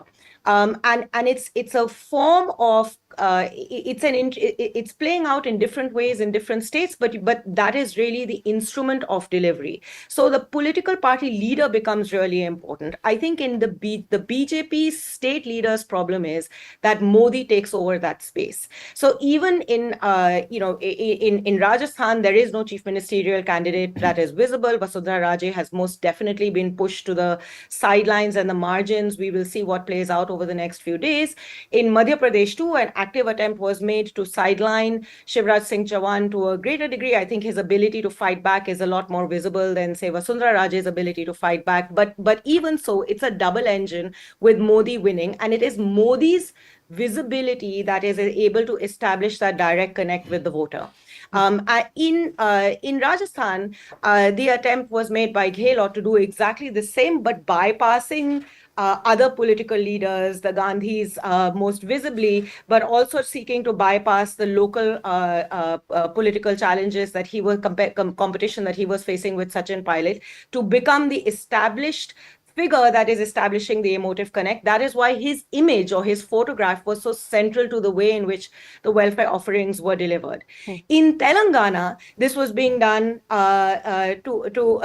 much more so within the framework of the Gandhis, who played a much more visible role, I would say, in the political campaign there than they did in Rajasthan, for example. But in each of these, so you see differences, but in each of these, you see an attempt to bypass the local structure of delivery and establish this very direct connect between the cash transfer, the DBT, and the voter. And it is an attempt to build out an emotive relationship between the voter and the leader and the political party, rather than a more broad-based discourse about welfare, poverty. And what's also distinct about this is how distinguished it is from the discourse on jobs. So you find in conversations with voters that the question of unemployment is a very, very visible question that you see all across the country. But unemployment doesn't translate into a discourse about whether welfare is supporting that unemployment. It is mostly two completely different realms, which is very unique. Most welfare states across the world have developed within the framework of the labor market. This one is developing as a compensation for a labor market that is simply failing to employ workers in ways that workers would like to be employed. Right. I think Radhika wants to reflect on that. And Radhika, in fact, that was going to be my question to you, because the unemployment crisis and the paper leak sort of, I tie all that into. Actually, interesting enough, I didn't actually find the paper leak as a resonant theme. You didn't? As I was traveling across. Okay. I do see it a little differently. I think both Yamini and I agree on the importance of these schemes and the act. But I'd say that this entire issue of it being leader-centric, I think we have to look at what the Gehlot-Sachin dispute actually did to Rajasthan. Here you have a chief minister. At the end of the day, the voters do identify with the face. Even when you don't have a chief ministerial candidate in the BJP, it's Modi, right? So we are dealing with people. It is absolutely true that the Congress cadre as such needed much greater mobilization. We saw a beginning of that in Rajasthan this time with the Congress starting Mandal Adhyaksh at positions at various levels. But I'd like to say this, you have a chief minister who is as popular and who's done good work. What do? You allow a challenge to him. The Sachin Pilot narrative is a narrative, and I want to say this emphatically, it is a Delhi narrative. Okay. It is not a narrative in Rajasthan. He worked hard as a Congress president. He had many years. He could have been a great chief minister in the years to come. The Congress had a great second rung leader. Gehlot was being undermined constantly. In 2011, when Chiranjeevi was first announced, there was very little campaigning by the Congress on it. Today, again in the state, Congress sources will openly tell you that the Congress in Delhi wants Gehlot to lose. And have tried everything possible for what was seen as Gehlot people to sort of undermine them. Gehlot has done his own politics. He's we're not calling anyone a saint here. But I think that what pushed Gehlot to this sort of design box campaign strategy design box was an election management company which is responsible for all the pink packaging and Gehlot's faces and that I would agree with Yamini that I think there was too much of a reliance on something like the design box. Why? I will though understand what pushed him there, because does his party project him as the leader that he is? It doesn't. Even though, and I'd say that again, I go back to the vote share, where you see in all the other Hindi speaking states a complete consolidation of the OBC vote. In Rajasthan, yes, the OBCs have moved to the BJP, but it's not as total and complete as it is in all the other states. When we start looking at vote shares closely, I suspect whether it's Dalit vote share or Adivasi vote share, and that, of course, Adivasi is a different story we can come to later. Correct. So, net TLDR is that internal machinations of the Congress party in Rajasthan perhaps is responsible for the numbers you're seeing. Supriya, thanks for waiting patiently. Sorry, Supriya, just can I just come in? Sorry, I can't see yes, you, so I Yamini. know I'm Yes, interrupting, yes. You're still here, Yamini. Yes. Just wanted to come in on one point just to add to what we've said so far. I think there's another dimension that we need to think a little bit harder about, just to understand and analyze better, to get a better sense of what voter behavior is looking like and how political parties are trying to distinguish their non-BJP political parties are trying to distinguish their ideological framework, which is the role of the discourse around the caste census, such as it exists in this whole framework. And it's I have speculated, this is speculation which I think is beginning to bear out a little bit with these electoral results, which is that given the nature of the role of that technology is playing in welfareism and the broader ways in which citizens are now engaging with the state and this very leadership-centric political process, that in a sense, the appeal of the caste census from the point of view of what it does to how the state looks like at the grassroots level, the presence of your own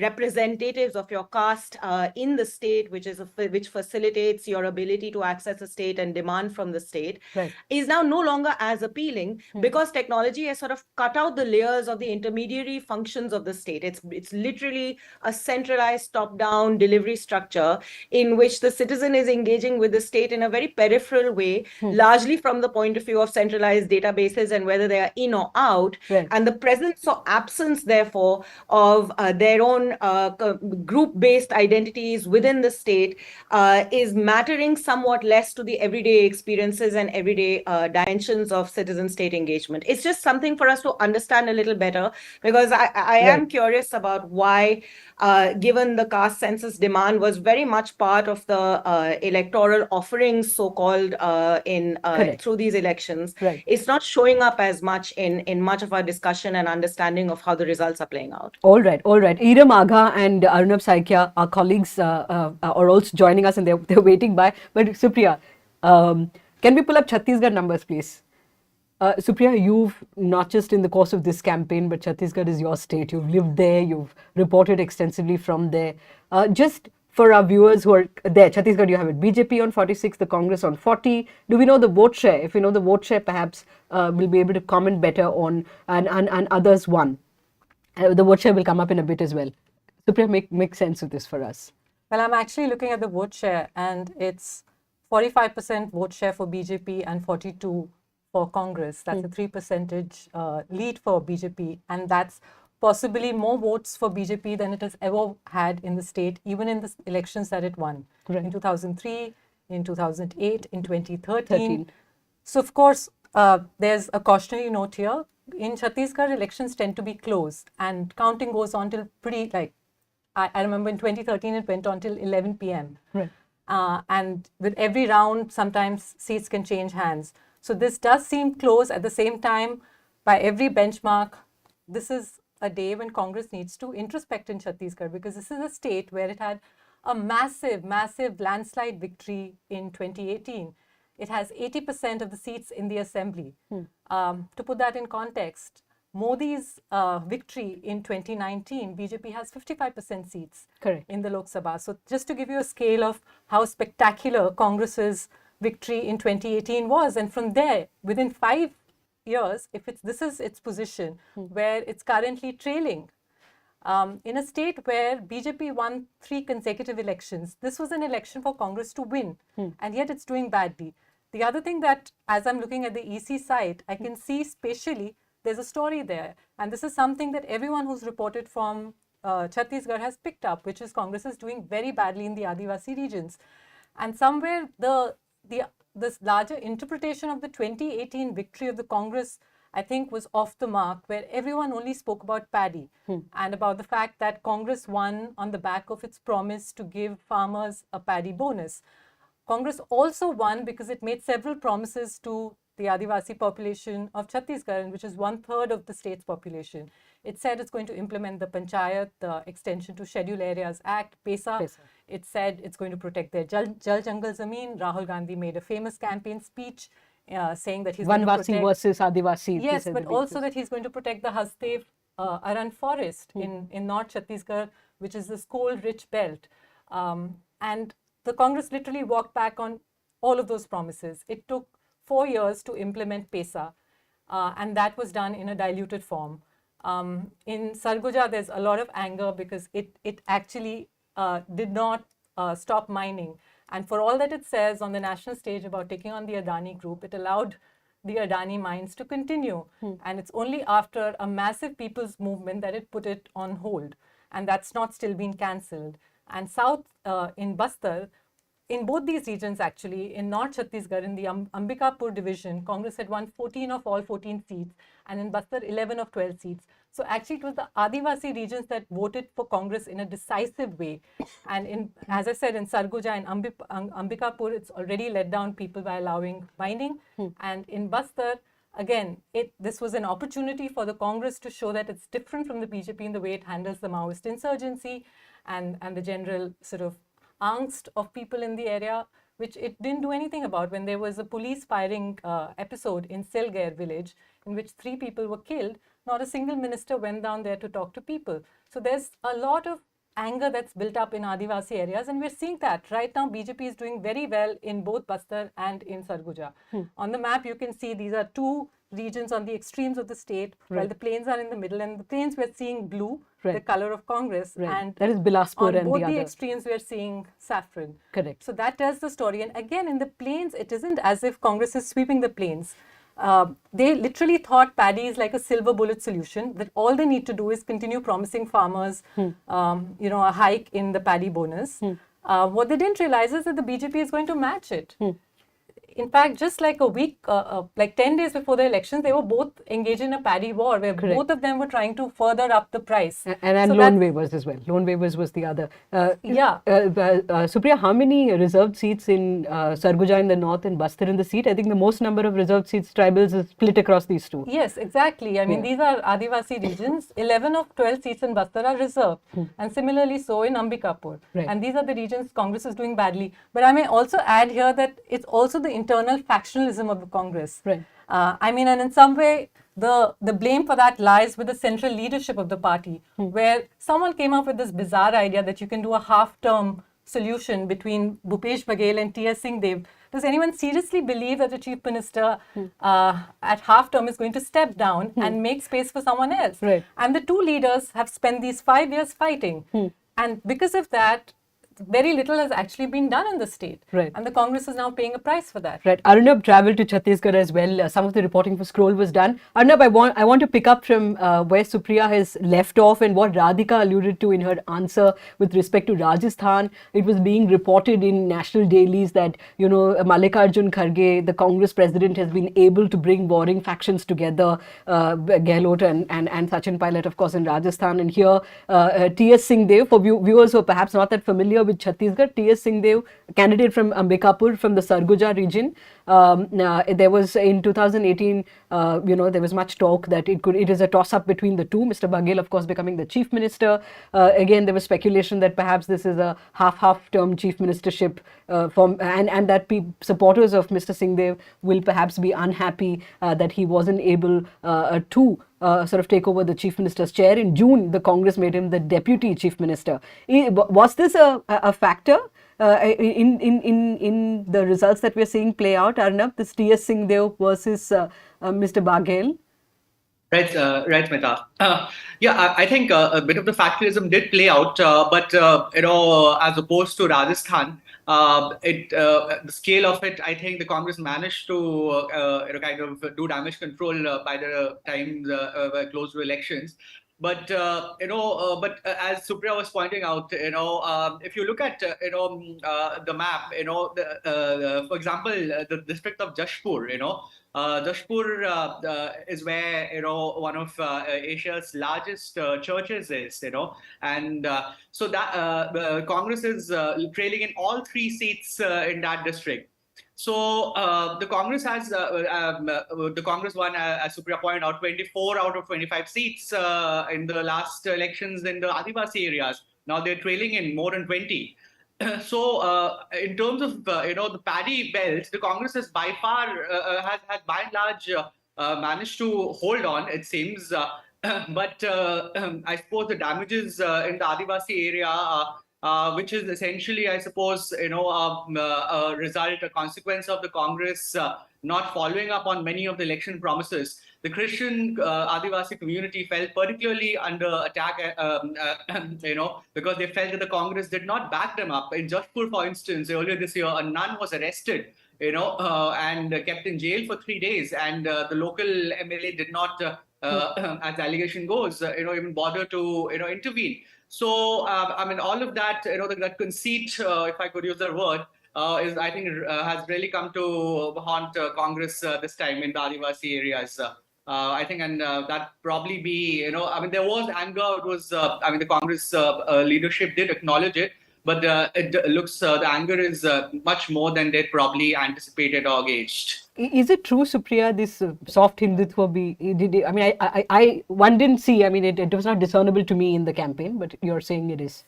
Well, it's sort of complicated where it may not be discernible in the campaign, but in the course of these 5 years, it was very clear what Bhupesh Baghel was doing. He thought that he's going to try and outdo the BJP, but instead, for instance, Ram Van Gaman Path, this sort of route that they were tracing that Ram had taken while in exile, in the name of building this sort of path for Ram, they were actually building a pathway for the BJP, because they were taking this iconography of Ram to regions where people didn't really know about it. I went to one of those sites where there were Durva Adivasi women who had actually built this installation. This is one of the sites along this Ram Van Gaman Path.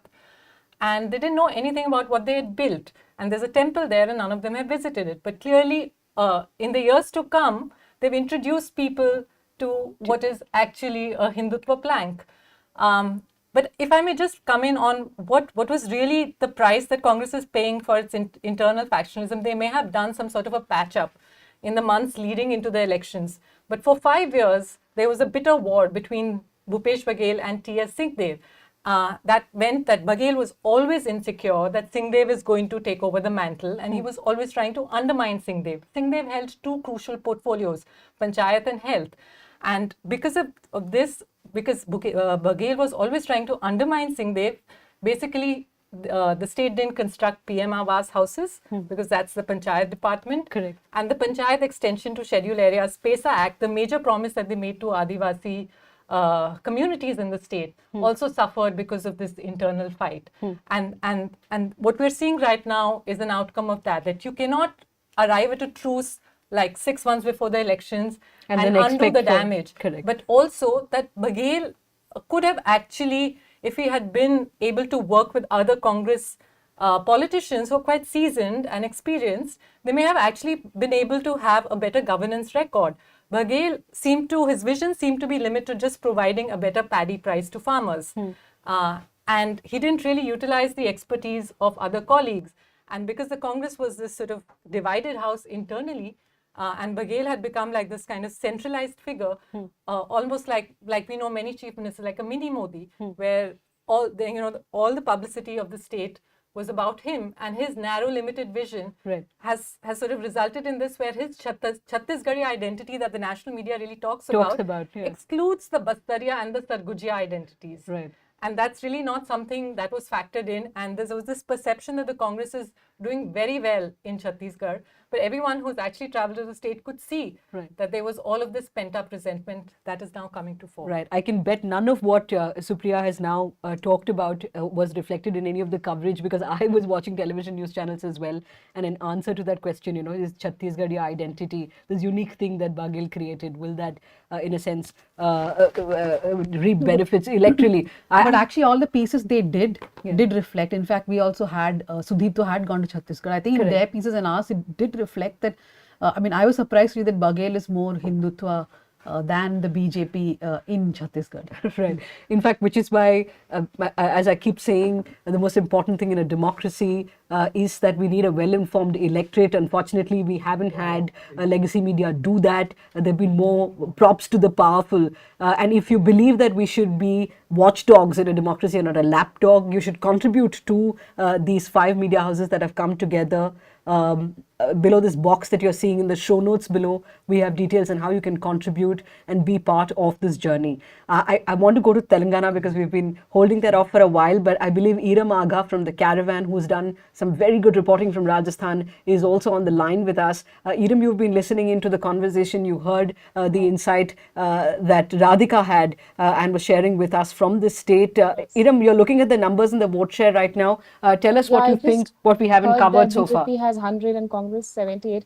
I mean, you didn't feel that there is any anti-incumbency in the state for the Gehlot government, but there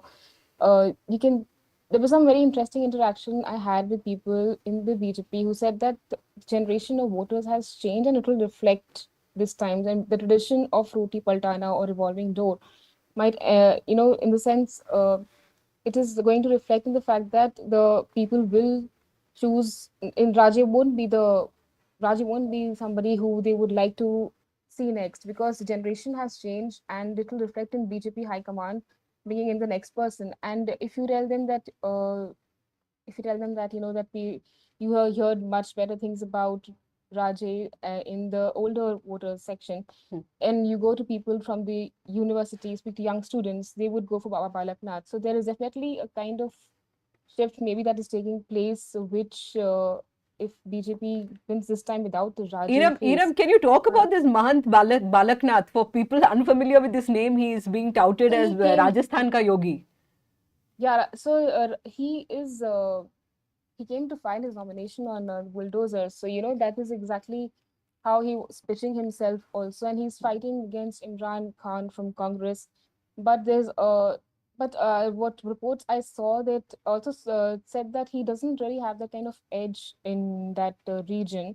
And the Dalit and the oppressed minorities might not vote for him.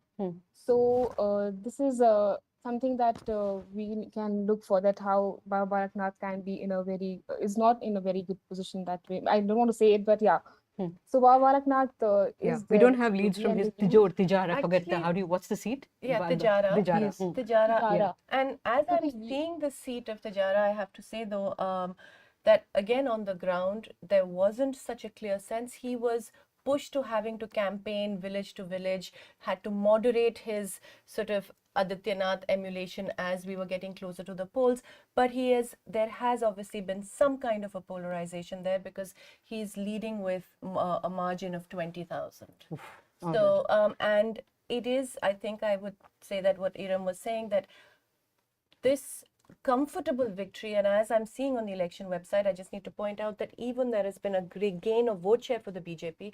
I think this very comfortable victory for the BJP in Rajasthan will be a huge shift for the state polity, because this will be the first time you will have a non-Vasundhara, possibly a non-Vasundhara BJP. We could, I mean, there are surprises and they could still make her the chief minister, but they have done everything possible to sideline her. And so this is a non-Gehlot, non-Vasundhara Rajasthan, which I think opens the door to a lot of far greater communalization, because there is a base, a social base there, much like actually Gujarat. Right. Talking about polarization in the BJP in Telangana, can we have the Telangana numbers, please? You can look at the vote share. Congress 40.57, the BRS 38%. I'm looking at the BJP's seats. Yeah. The BJP is leading in 8 seats, Sirpur, Adilabad, Nirmal, and in fact they're leading in 3 seats in old city of Hyderabad, Bahadurpura, Caravan and Goshamal. Goshamal is a seat that they won last time. Raja Singh, the most rabid BJP leader you can find in Telangana. But they are leading in 7 other seats, and if that does happen, if you look at, there's a place called Bhainsa where communal riots had happened. So Mudhol, Nirmal, these are all, Nirmal is a district and Mudhol is a constituency where Bhainsa is. So BJP is leading where there was communal riots.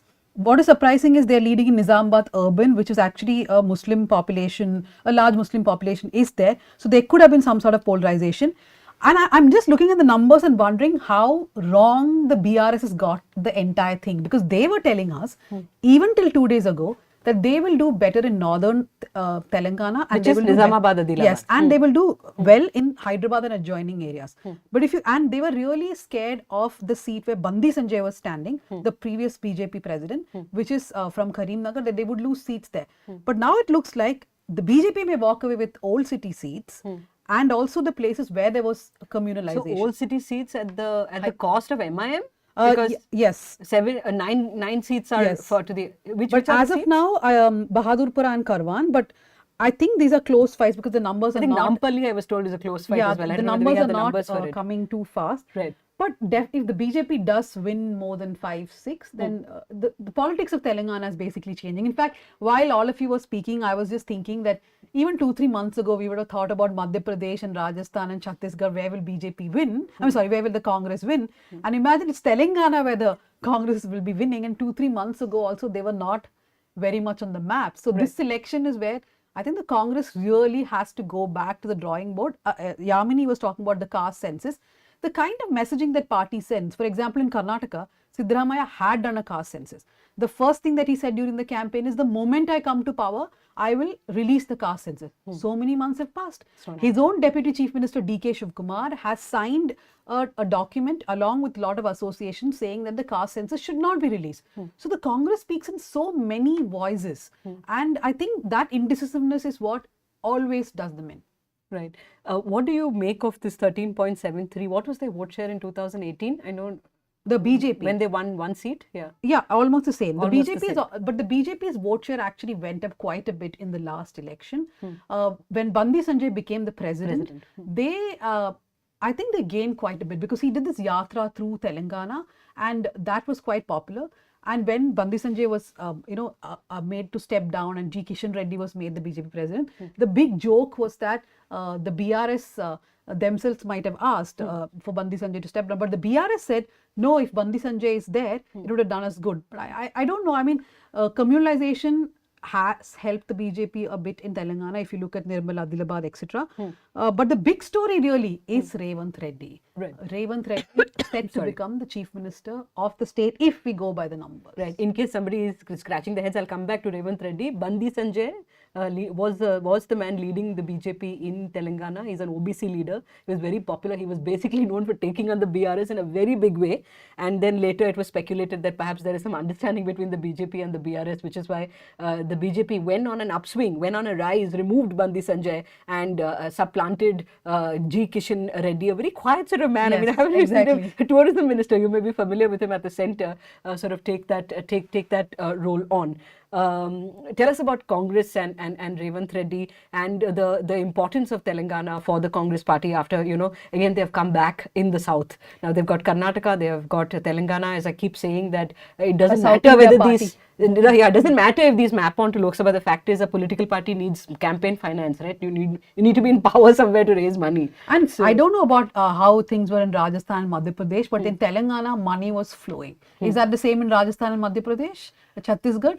I suspect not as much as Telangana. In Telangana, there was one constituency where they paid 3,500 rupee per voter. So money, I heard 10,000 from other people. No, I think 3,000. I think the maximum was 3,000. That was possibly a figure for the family, the household. Yeah. Okay. But the money has not helped because the BRS themselves were thinking that they are way more confident because in the last 2-3 days they gave money to a larger number of people. But I don't think that's helped. And as far as the Congress is concerned, 2-3 things worked. One, after the Bharat Jodo Yatra, there has been some sort of a movement, a positive movement for the Congress. The second thing is the promises. The promises helped them in Karnataka. They replicated the same in Telangana, and people thought, okay, fine. If KCR is making the same promise, he's only second in line, right? The Congress made it first. But I think more than anything else, more than this being a vote for the Congress, this is a vote against the BRS. People are saying no to the BRS. Not because this was a party which didn't have schemes. They had Dalita Bandhu, Raita Bandhu, a lot of schemes they brought in. But people felt that the family has been in power for 10 years. There is this whole notion that they have made a lot of money. There's been corruption, something the BJP and the Congress has been hammering for months now. That Kaleshwaram or any other big project you take, the BRS and the first family has made a lot of money. So I think this is a vote primarily against the family. In fact, there was this woman, we spoke to in Gajwel where KCR had one from. She said, an old woman, she gets all the schemes and everything, but she said, what happens if he loses one time? He's won twice, now let him lose. So even that thought, one simple thought, right? Like why should someone be in power for 5 more years? Right, and this Revanth Reddy, the man who could likely be chief minister if these numbers stay and the Congress wins, he's also an interesting character. Former ABVP, joined the TDP, was there for a while. 2017, I think he joined the Congress. And he was also in the TRS for a short while. Then the TRS. He goes to the Congress. And I think 2021 is when he was made the president. Yeah, of the and party. now he's potentially chief minister in a matter of two years. There's so many things I don't know how to sort of reorient myself now to looking at all the states. But as we close, because my PCR director is sort of counting down, saying itne minute bache hain. Thankfully we have no ads. I don't know if it's thankfully or not. Supriya, you're my big picture person for a lot of things. So while you have travelled only in Chhattisgarh this time around, can you map what is happening now onto Lok Sabha 2024? I asked Siddharth Varadarajan, the founding editor of The Wire, whether he agreed with this general understanding that this India bloc will be something that collapses under the weight of its own internal contradictions, that they have the same demographic vote base as the smaller parties they're looking to tie up with, and a seat adjustment will not happen. Madhya Pradesh maybe nahi kar paaye with Samajwadi Party. How do you see, what does this mean for Congress and India bloc? So, well, I did briefly travel in Rajasthan. I went to Rajasthan in September. It was a very short trip. And then, of course, I traveled in Chhattisgarh. And in all the conversations that I had with voters, the last question after speaking to them about the assembly election, the last question was, what about Lok Sabha? And virtually 9 out of 10 people said Modi. They didn't even say BJP. And this is like, I'm talking about Jhunjhunu in Rajasthan and Konta, which is like extreme south of Chhattisgarh, deep Bastar.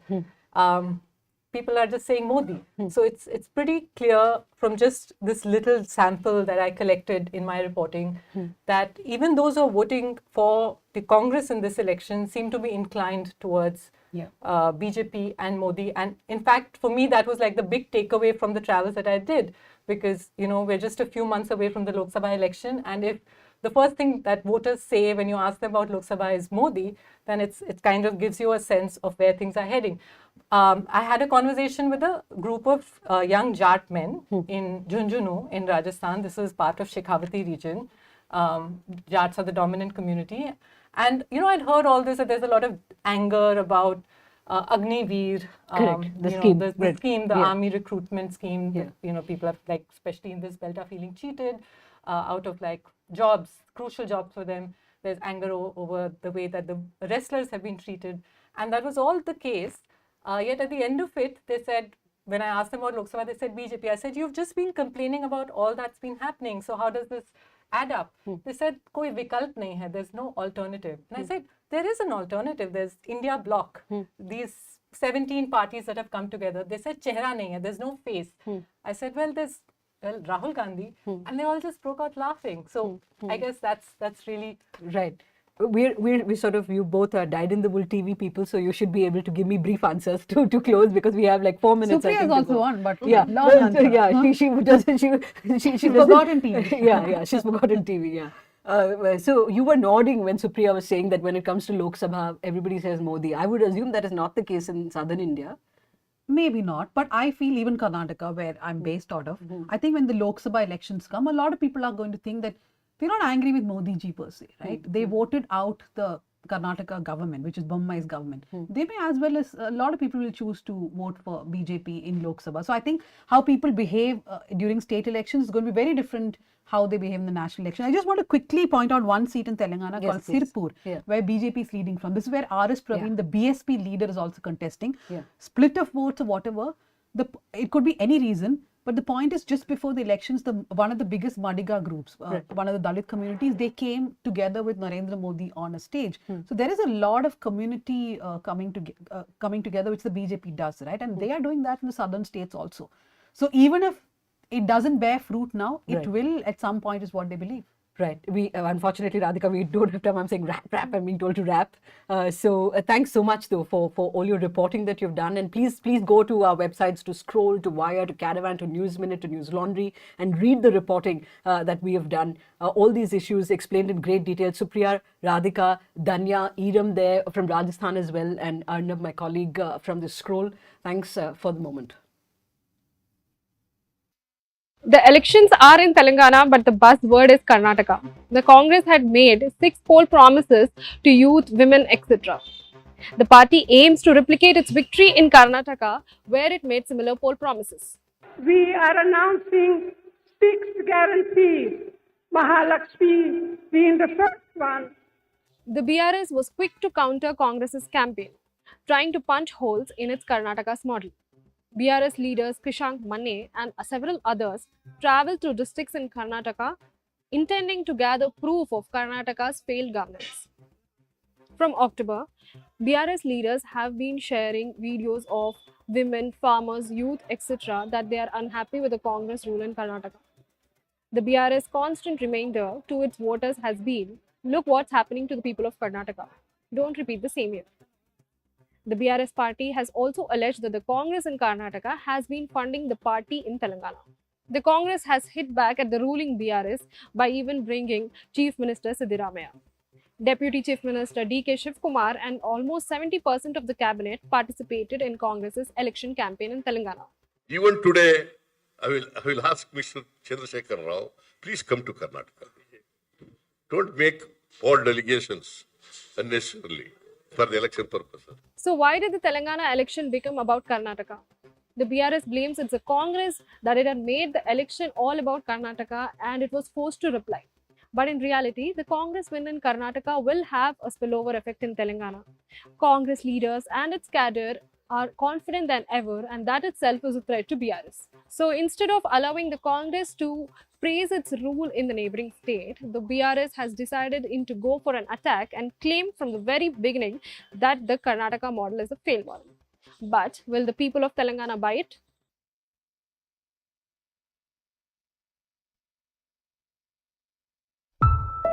20 अक्टूबर को Bharatiya Janata party ने मध्य प्रदेश चुनावों के लिए प्रधानमंत्री नरेंद्र मोदी की जनता के नाम एक अनोखी अपील जारी की। उस अपील में जनता को प्रदेश में बीजेपी को विजय बनाकर सीधे मोदी को समर्थन देने का संदेश था।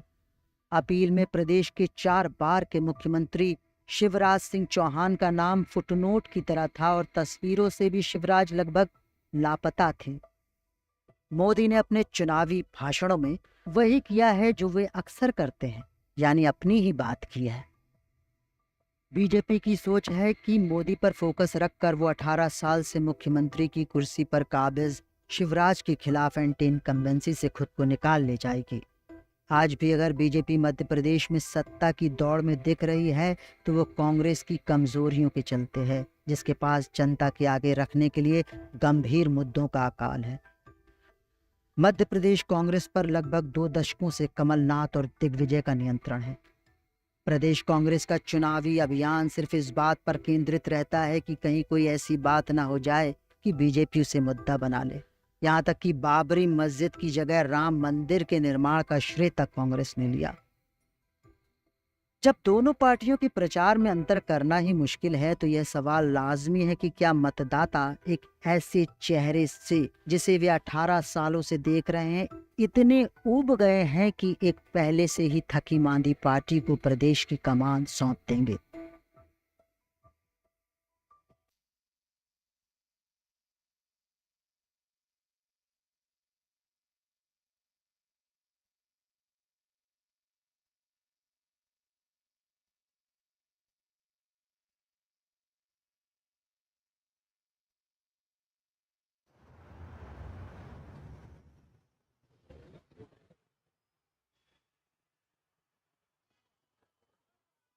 In Rajasthan, Chief Minister Ashok Gehlot has managed to ensure development and welfare schemes are the dominant themes of the campaign.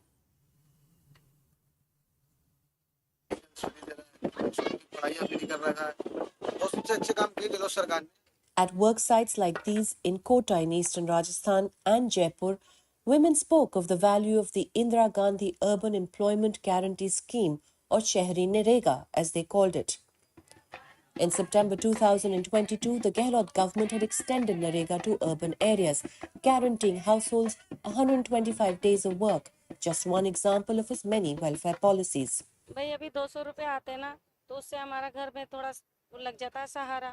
By late October, the Congress had also announced its social welfare guarantees. Ironically, development and welfare are seen as electorally risky, pushing the Congress to also adopt Hindutva overtones in states like Madhya Pradesh and Chhattisgarh. In Rajasthan, the slogan is predominantly secular. But phir se or once again is the problem in a state which changes governments every year. A logic peculiar to Rajasthan, a pattern of change almost internalized by voters. Gehlot had other issues to contend with. The Gehlot pilot dispute will impact the Congress and has polarized the party into two camps. ये गहलोत साहब कमी नहीं है वैसे काम की ओर से काम की वर्कर सिद्धि बेस्ट आप कह रहे हो गहलोत साहब बेस्ट है तो इस वजह से इन्होंने थोड़ा कर दिया ना, हमसे कड़ा कर दिया, वोट ले लिए, सचिव पायलट की वजह से ले लिए, भाई सीएम बनाया जाएगा, फिर धोखाधड़ी कर दी। तो आप कह रहे हो कि पायलट की नाराजगी के कारण गुजर 90% खिलाफ रही, लेकिन गहलोत जी एक नंबर पे हैं, the best. Pilot's challenge to Gehlot's stable government also forced the CM to seek the help of MLAs. Some of them faced serious anti-incumbency, but beholden to them, Gehlot was in no position to replace them. And yet, Gehlot remained a formidable rival to the BJP, which went into these elections with few issues, banking more on Hindutva, the idea of change, and Modi. The party has had to fight hard, even having to pull out 7 of their MPs to contest assembly seats, like Diya Kumari from the erstwhile royal family of Jaipur. In the Mewat region, Balaknath Yadav, the MP of Alwar, who filed his nomination for the Tajara seat atop a bulldozer with another saffron-clad MP and CM of Uttar Pradesh in tow. The BJP believes this will be enough for victory and the Satta market is tilted in their favour.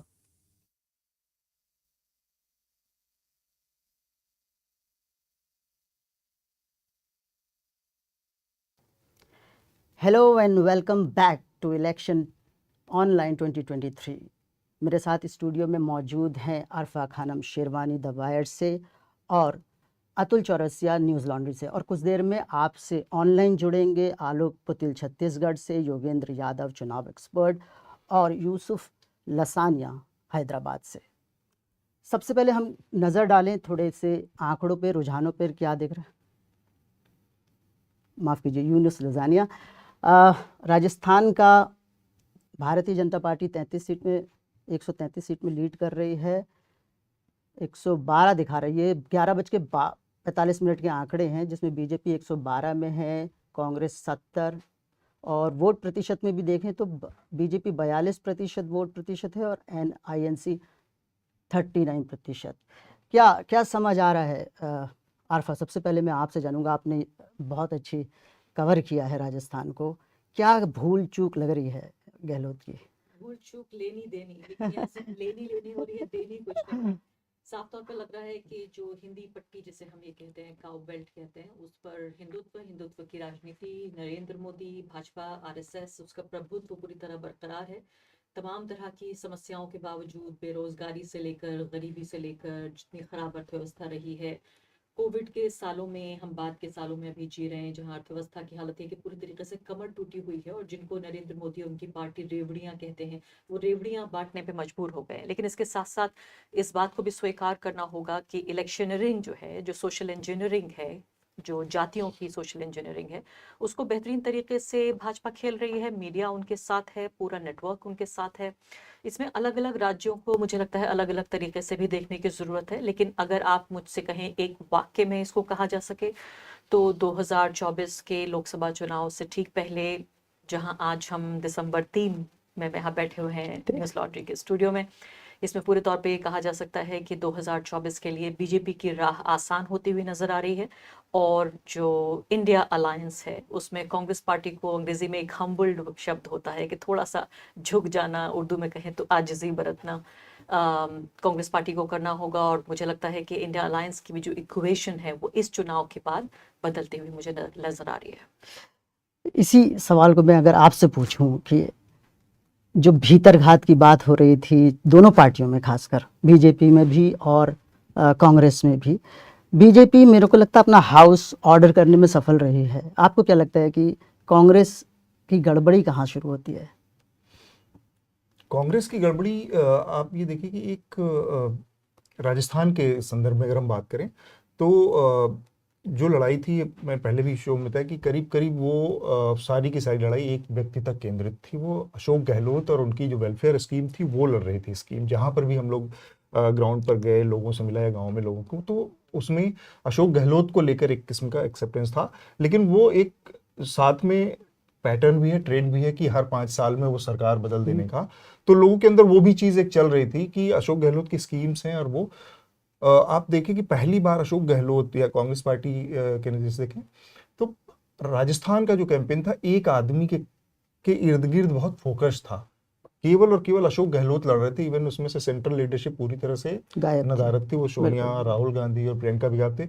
और अगर आप मध्य प्रदेश और छत्तीसगढ़ के मुकाबले राजस्थान में इनके दौरों को देखेंगे सेंट्रल लीडरशिप की, तो वो बहुत कम था।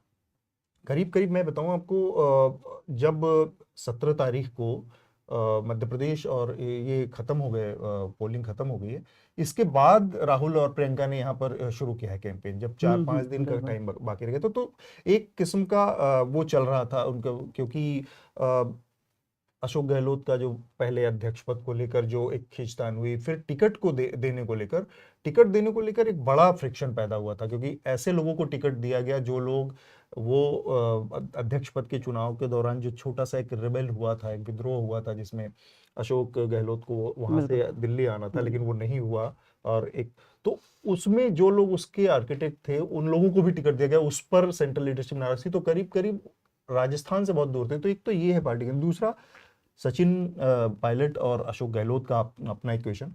अभी हमारे पास एरिया वाइज डाटा नहीं है, परसेंटेज नहीं है, तो जब वो आएगा तो हम थोड़ा ज़्यादा बात करने की स्थिति में होंगे। क्योंकि ये जो पूरा का पूरा ये पूर्वी राजस्थान वाला हिस्सा है, जिसमें गुर्जर बहुल इलाका है, जिसको कहा जाता था कि जिसमें सचिन पायलट की करीब 27-28 सीटें इसमें थी। और इसमें सचिन पायलट के साथ जो 5 साल में पूरा हुआ था, उसको लेकर एक साफ खुलेआम सतह पर नाराजगी दिख रही थी। तो वहां पर कितना नुकसान हुआ है, कितने सीटें कांग्रेस ने गंवाई हैं, क्योंकि पिछली बार ये सारी की सारी सीटें कांग्रेस को मिली थी। तो वो एक चीज है। तो नो डाउट कि इसमें एक कांग्रेस का अपना हाउस ऑर्डर में नहीं था बहुत सारा, लेकिन इससे ज्यादा गड़बड़ भारतीय जनता पार्टी के अंदर चल रहा था। वसुंधरा राजे को लेकर ये बहुत नाराजगी थी। आखिरी समय तक एकदम उनको एक तो चेहरा नहीं बनाया बीजेपी ने, प्लस उनके लोगों को टिकट भी थर्ड लिस्ट में जाकर उन सारे नामों को शामिल किया गया और ये सब, तो काफी देर हुआ। लेकिन अगर हम बहुत कम में केवल ये कहें तो दोनों उसमें पार्टियों के अंदर ये गड़बड़ी थी।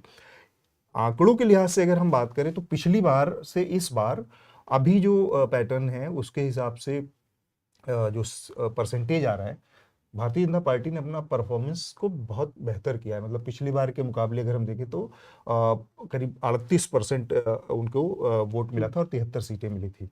इस बार ऐसा लग रहा है कि भारतीय जनता पार्टी ने अपने परफॉर्मेंस में कम से कम अब तक के जो काउंटिंग हुई है और इलेक्शन कमीशन के जो आंकड़े बता रहे हैं उसमें 4% का गेन किया है, फायदा हुआ है।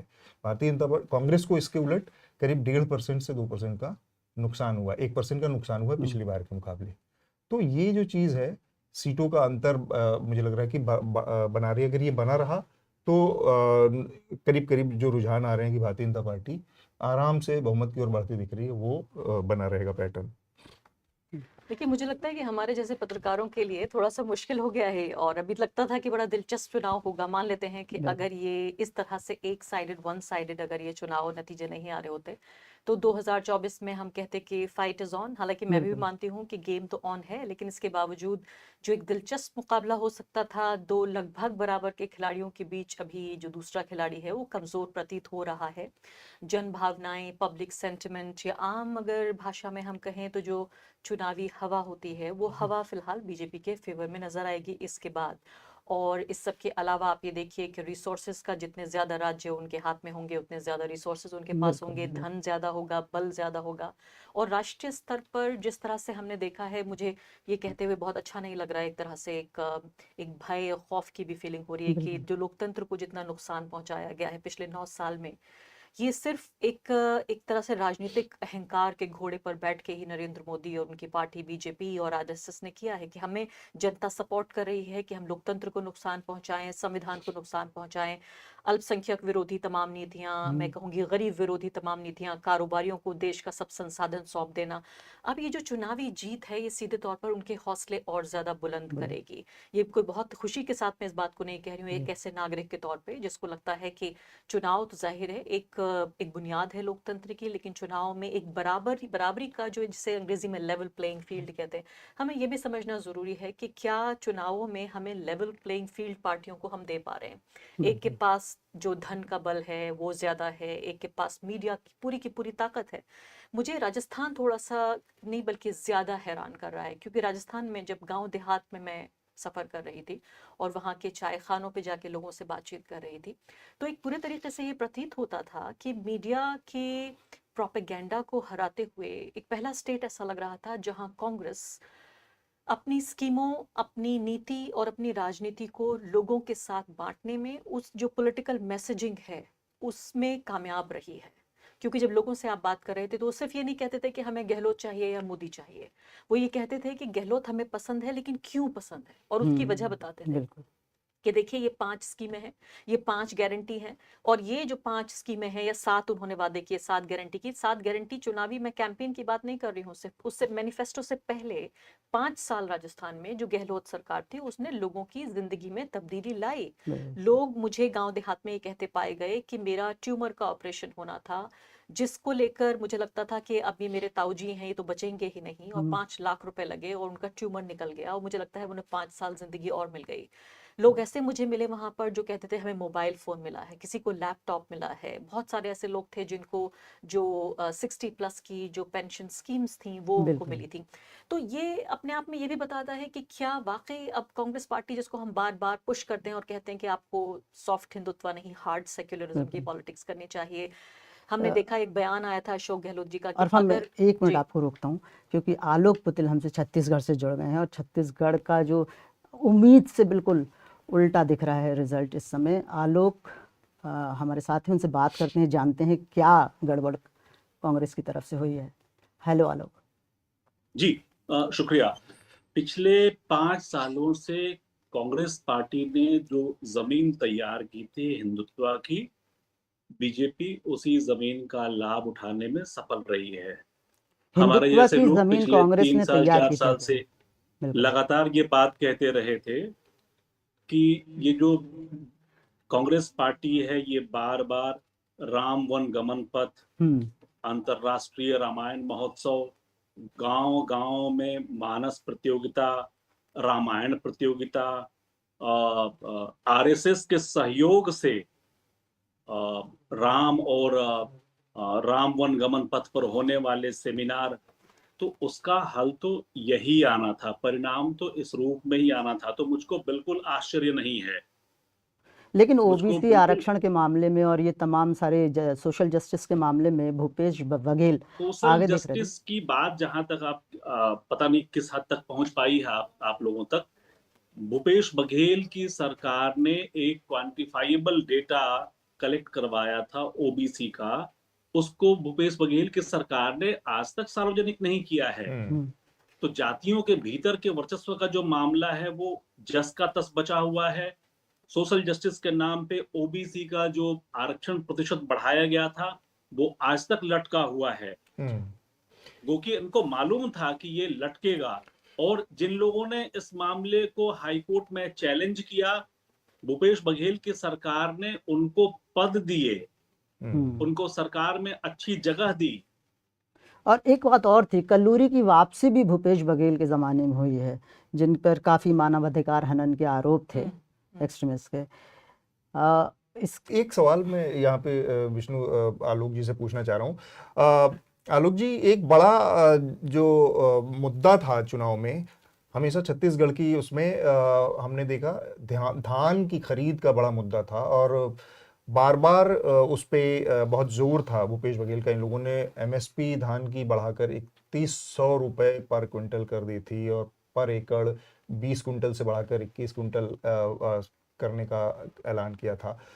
माना जा रहा था कि ये बहुत बड़ा गेम चेंजर होगा इनके लिए, और ये पूरी योजना। लेकिन हम जब अब वोट के उसमें देख रहे हैं तो भारतीय जनता पार्टी ने अपना वोट परसेंटेज जो सबसे बड़ा जो सुधार किया है वो यहीं पर किया है। अभी जो दिख रहा है उसमें हालत हमारे सामने है। छत्तीसगढ़ में पिछला जो वोट परसेंटेज था भारतीय जनता पार्टी का सिर्फ 33% था, और उसके मुकाबले कांग्रेस ने 43% वोट हासिल किया था।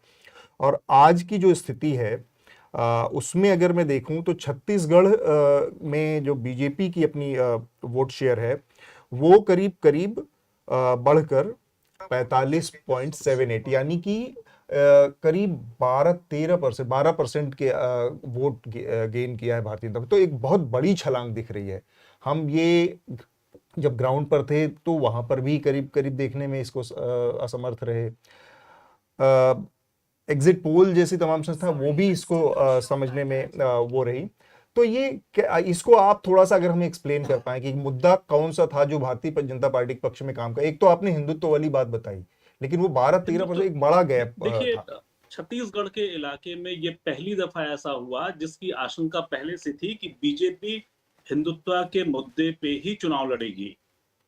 बीजेपी ने इसकी पूरी जमीन तैयार कर रखी थी, और कांग्रेस ने कहीं से भी एक संवैधानिक दायित्व निभाने वाली जो भूमिका होनी चाहिए थी उसको निभाने में कांग्रेस पार्टी असफल रही।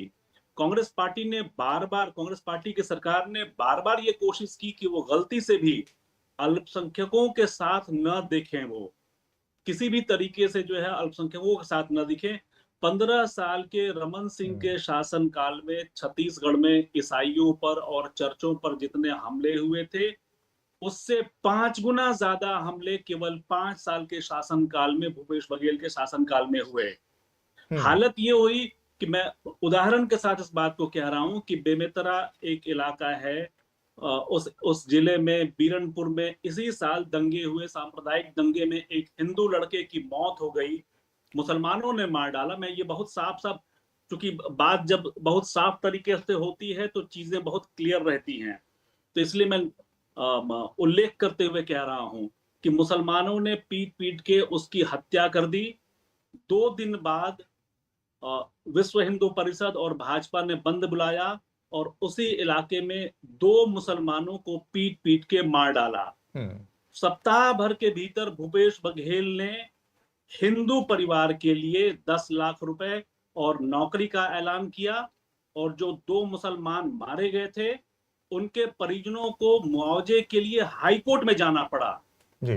अभी से इस इलेक्शन के दरमियान एक इंटरव्यू में भूपेश बघेल ने कहा कि मुसलमान हमारे पास आए ही नहीं थे तो हम मुआवजा कहां देते। तो ये जो स्टैंड है पूरा, जी जी, उससे साल भर पहले कबीरधाम जिले में सांप्रदायिक दंगे हुए। सांप्रदायिक दंगे झंडे फहराने को लेकर हुए थे। हिंदू संगठनों ने वहां बनारस से, अयोध्या से, देश के बाकी हिस्सों से झंडा फहराने के लिए साधु संतों को बुलवाया। 120 फुट ऊंचा झंडा फहराने का ऐलान किया और जिस दिन ये पूरा कार्यक्रम था उस दिन उस इलाके में और छत्तीसगढ़ के बाकी इलाकों में पूरे पन्ने का कांग्रेस पार्टी ने विज्ञापन देकर उन साधु संतों का स्वागत किया जो झंडा फहराने के लिए आए थे। तो कांग्रेस पार्टी किसके साथ खड़ी थी? आलोक पुतुल, थैंक यू। नहीं, विष्णु, अभी फिर देखिए, और बात वही करते हैं। बात जो ये कह रहे बार हैं बार आलोक बार पुतुल, हो मैं रही इसी है। बात को मैं आगे बढ़ाना चाह रही थी। बिल्कुल ये सही बात है, इनकी दुरुस्त बात है कि हिंदी पट्टी में पिछले घंटे में भी हमने यही बहस की थी कि हिंदुत्व का जो दबाव है, और इसी बात को मैं उठाना चाहती थी कि ये जो छत्रप है कांग्रेस पार्टी के, देखिए राहुल गांधी तो हर जगह जाके चुनाव नहीं लड़ेंगे।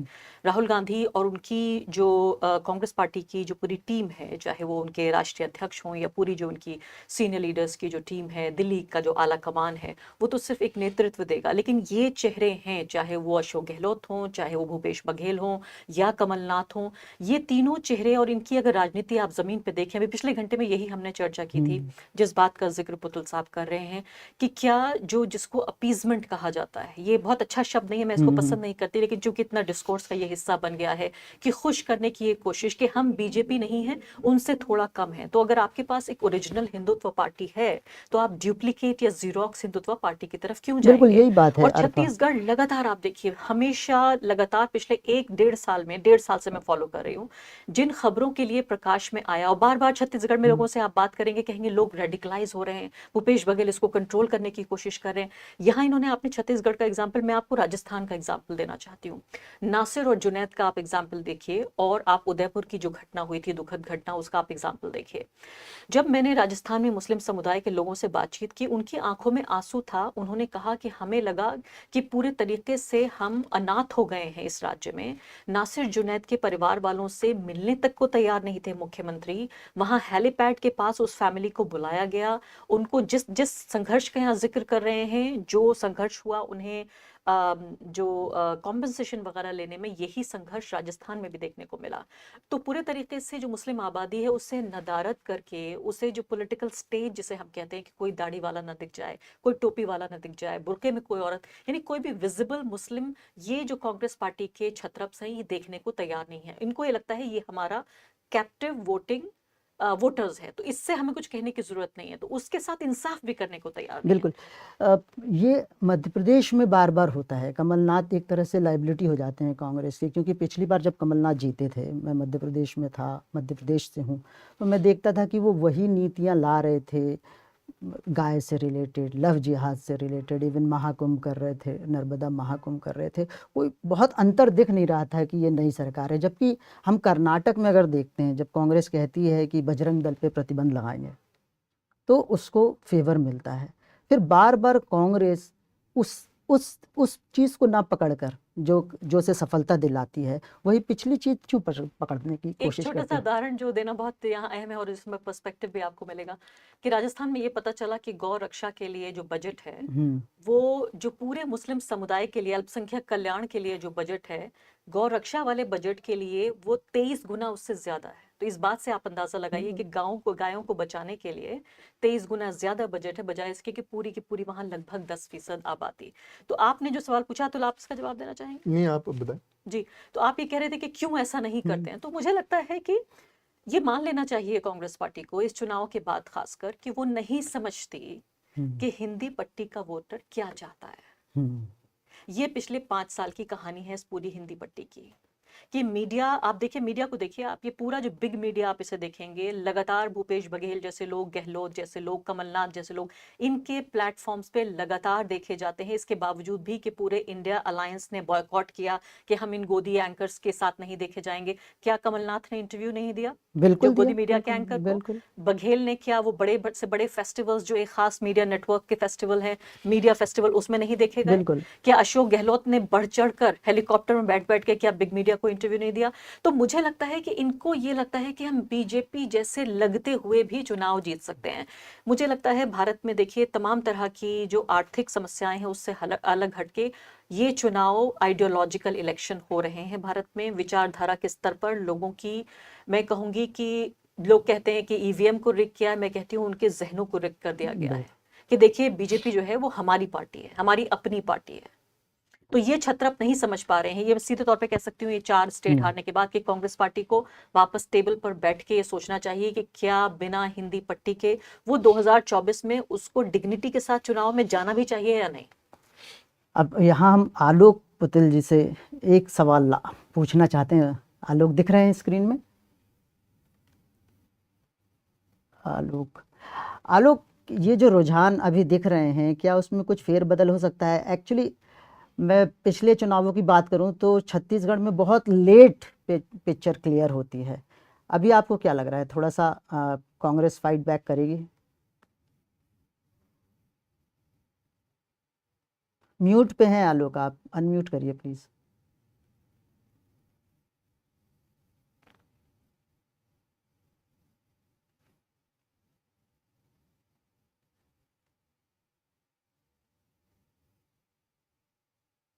हाँ आलोक पुतिल, अतुल, हम आगे बढ़ते हैं। हमारे साथ बसंत भी जुड़ रहे हैं न्यूज़ लॉन्ड्री से। अच्छा, आगे एक बार बसंत से जानते हैं। बसंत स्क्रीन में दिखाई नहीं दे रहे हैं। हाय बसंत। हेलो हेलो, नमस्ते। क्या दिख रहा है? चुनाव परिणाम छत्तीसगढ़ के और राजस्थान के सब क्लियर हैं, एक वेव सी दिख रही है, क्या कारण है? मैं छत्तीसगढ़ गया था और मुझे थोड़ा हैरान करने वाला लग रहा है जो नतीजा आ रहा है। क्योंकि ग्राउंड पे भूपेश बघेल कांग्रेस को लेकर झुकाव तो दिख रहा था, लेकिन भाजपा खराब प्रदर्शन नहीं करेगी। जैसे दिल्ली में हम लोग देख रहे थे कि मैंने एक दिल्ली के जर्नलिस्ट को बोला कि मैं छत्तीसगढ़ आया हूं, तो उन्होंने मजाक में बोला कि वहां क्यों गए, वहां तो कांग्रेस आ रही है। तो ऐसे हंसते हुए उन्होंने बोला था। लेकिन जब अभी जो आपने आलोक सर से सवाल पूछा उसका मैं अभी इलेक्शन कमीशन का देख रहा हूँ। जैसे सर ने जिस साजा की घटना का जिक्र किया, जिन हिंदू लड़के की हत्या हुई थी, उनके पिता चुनाव लड़ रहे हैं साजा विधानसभा क्षेत्र से। अभी वो 1000 वोट से आगे चल रहे हैं ईश्वर साहू, लेकिन 22 राउंड की काउंटिंग होनी है, सिर्फ 3 राउंड की काउंटिंग हुई है। और ऐसे ही कई अन्य क्षेत्रों में हम देखें, जैसे पाटन मुख्यमंत्री का विधानसभा क्षेत्र है भूपेश बघेल का, वहां अभी बघेल आगे चल रहे हैं 1400 वोट से, लेकिन अभी 18 राउंड की काउंटिंग होनी है, 5 राउंड की हुई है। तो अभी जो और अंतर ज्यादा नहीं है, 100 200 400 500 यही अंतर है।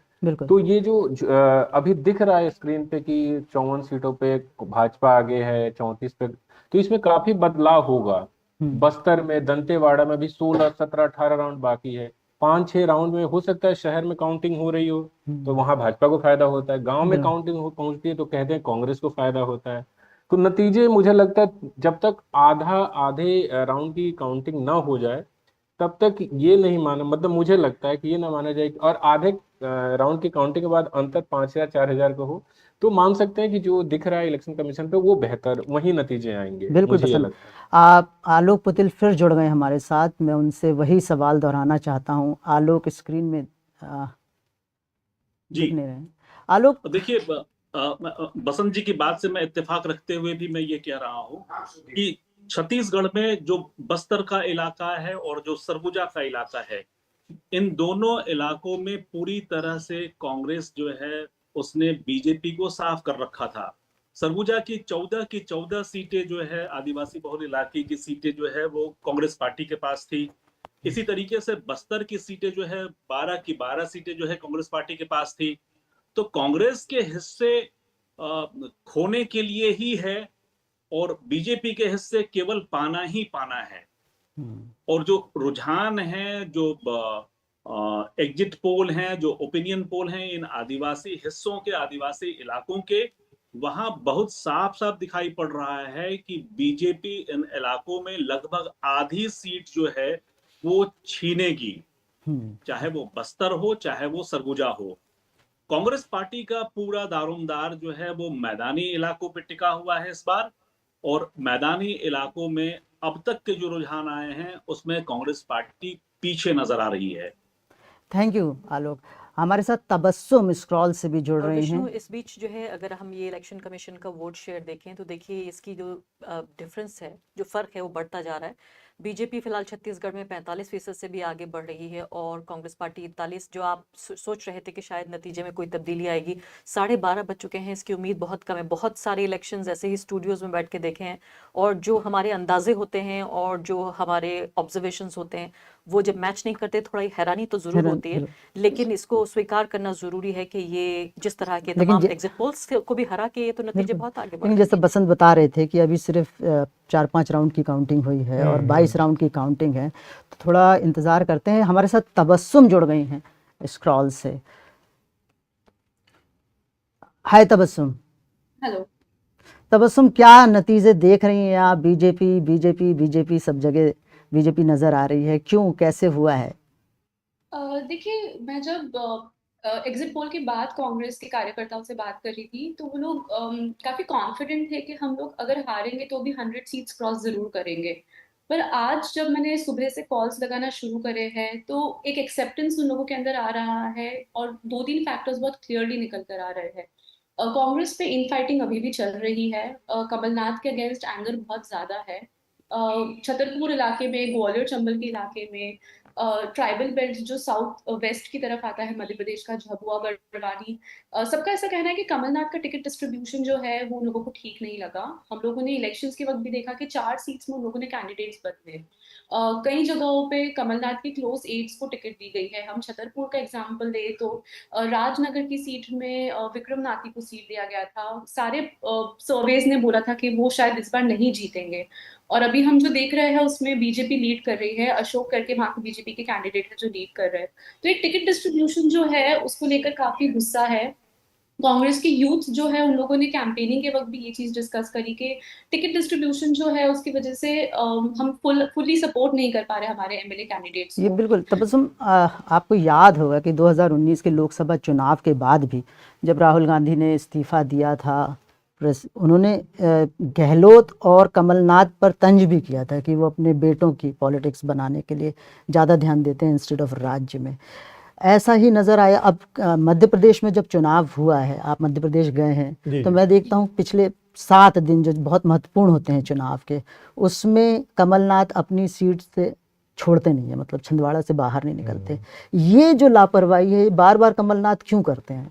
नहीं, लापरवाही नहीं, आप इसको, मुझे लगता है कि कमलनाथ का जो आखिरी 7-8 दिन अपनी सीट पर केवल चिपक कर, एक उसमें अपवाद एक्सेप्शन था जब वो राहुल गांधी ने भोपाल में एक रोड शो किया और जनसभा की, तो उसमें वो आए, लेकिन एकदम वो जनसभा में, रोड शो में नहीं उन्होंने हिस्सा लिया, सीधे स्टेज पर आए और अपना छोटा सा हिस्सा भाषण का देके स्टेज पर जनसभा में, और उसके बाद वो चले गए।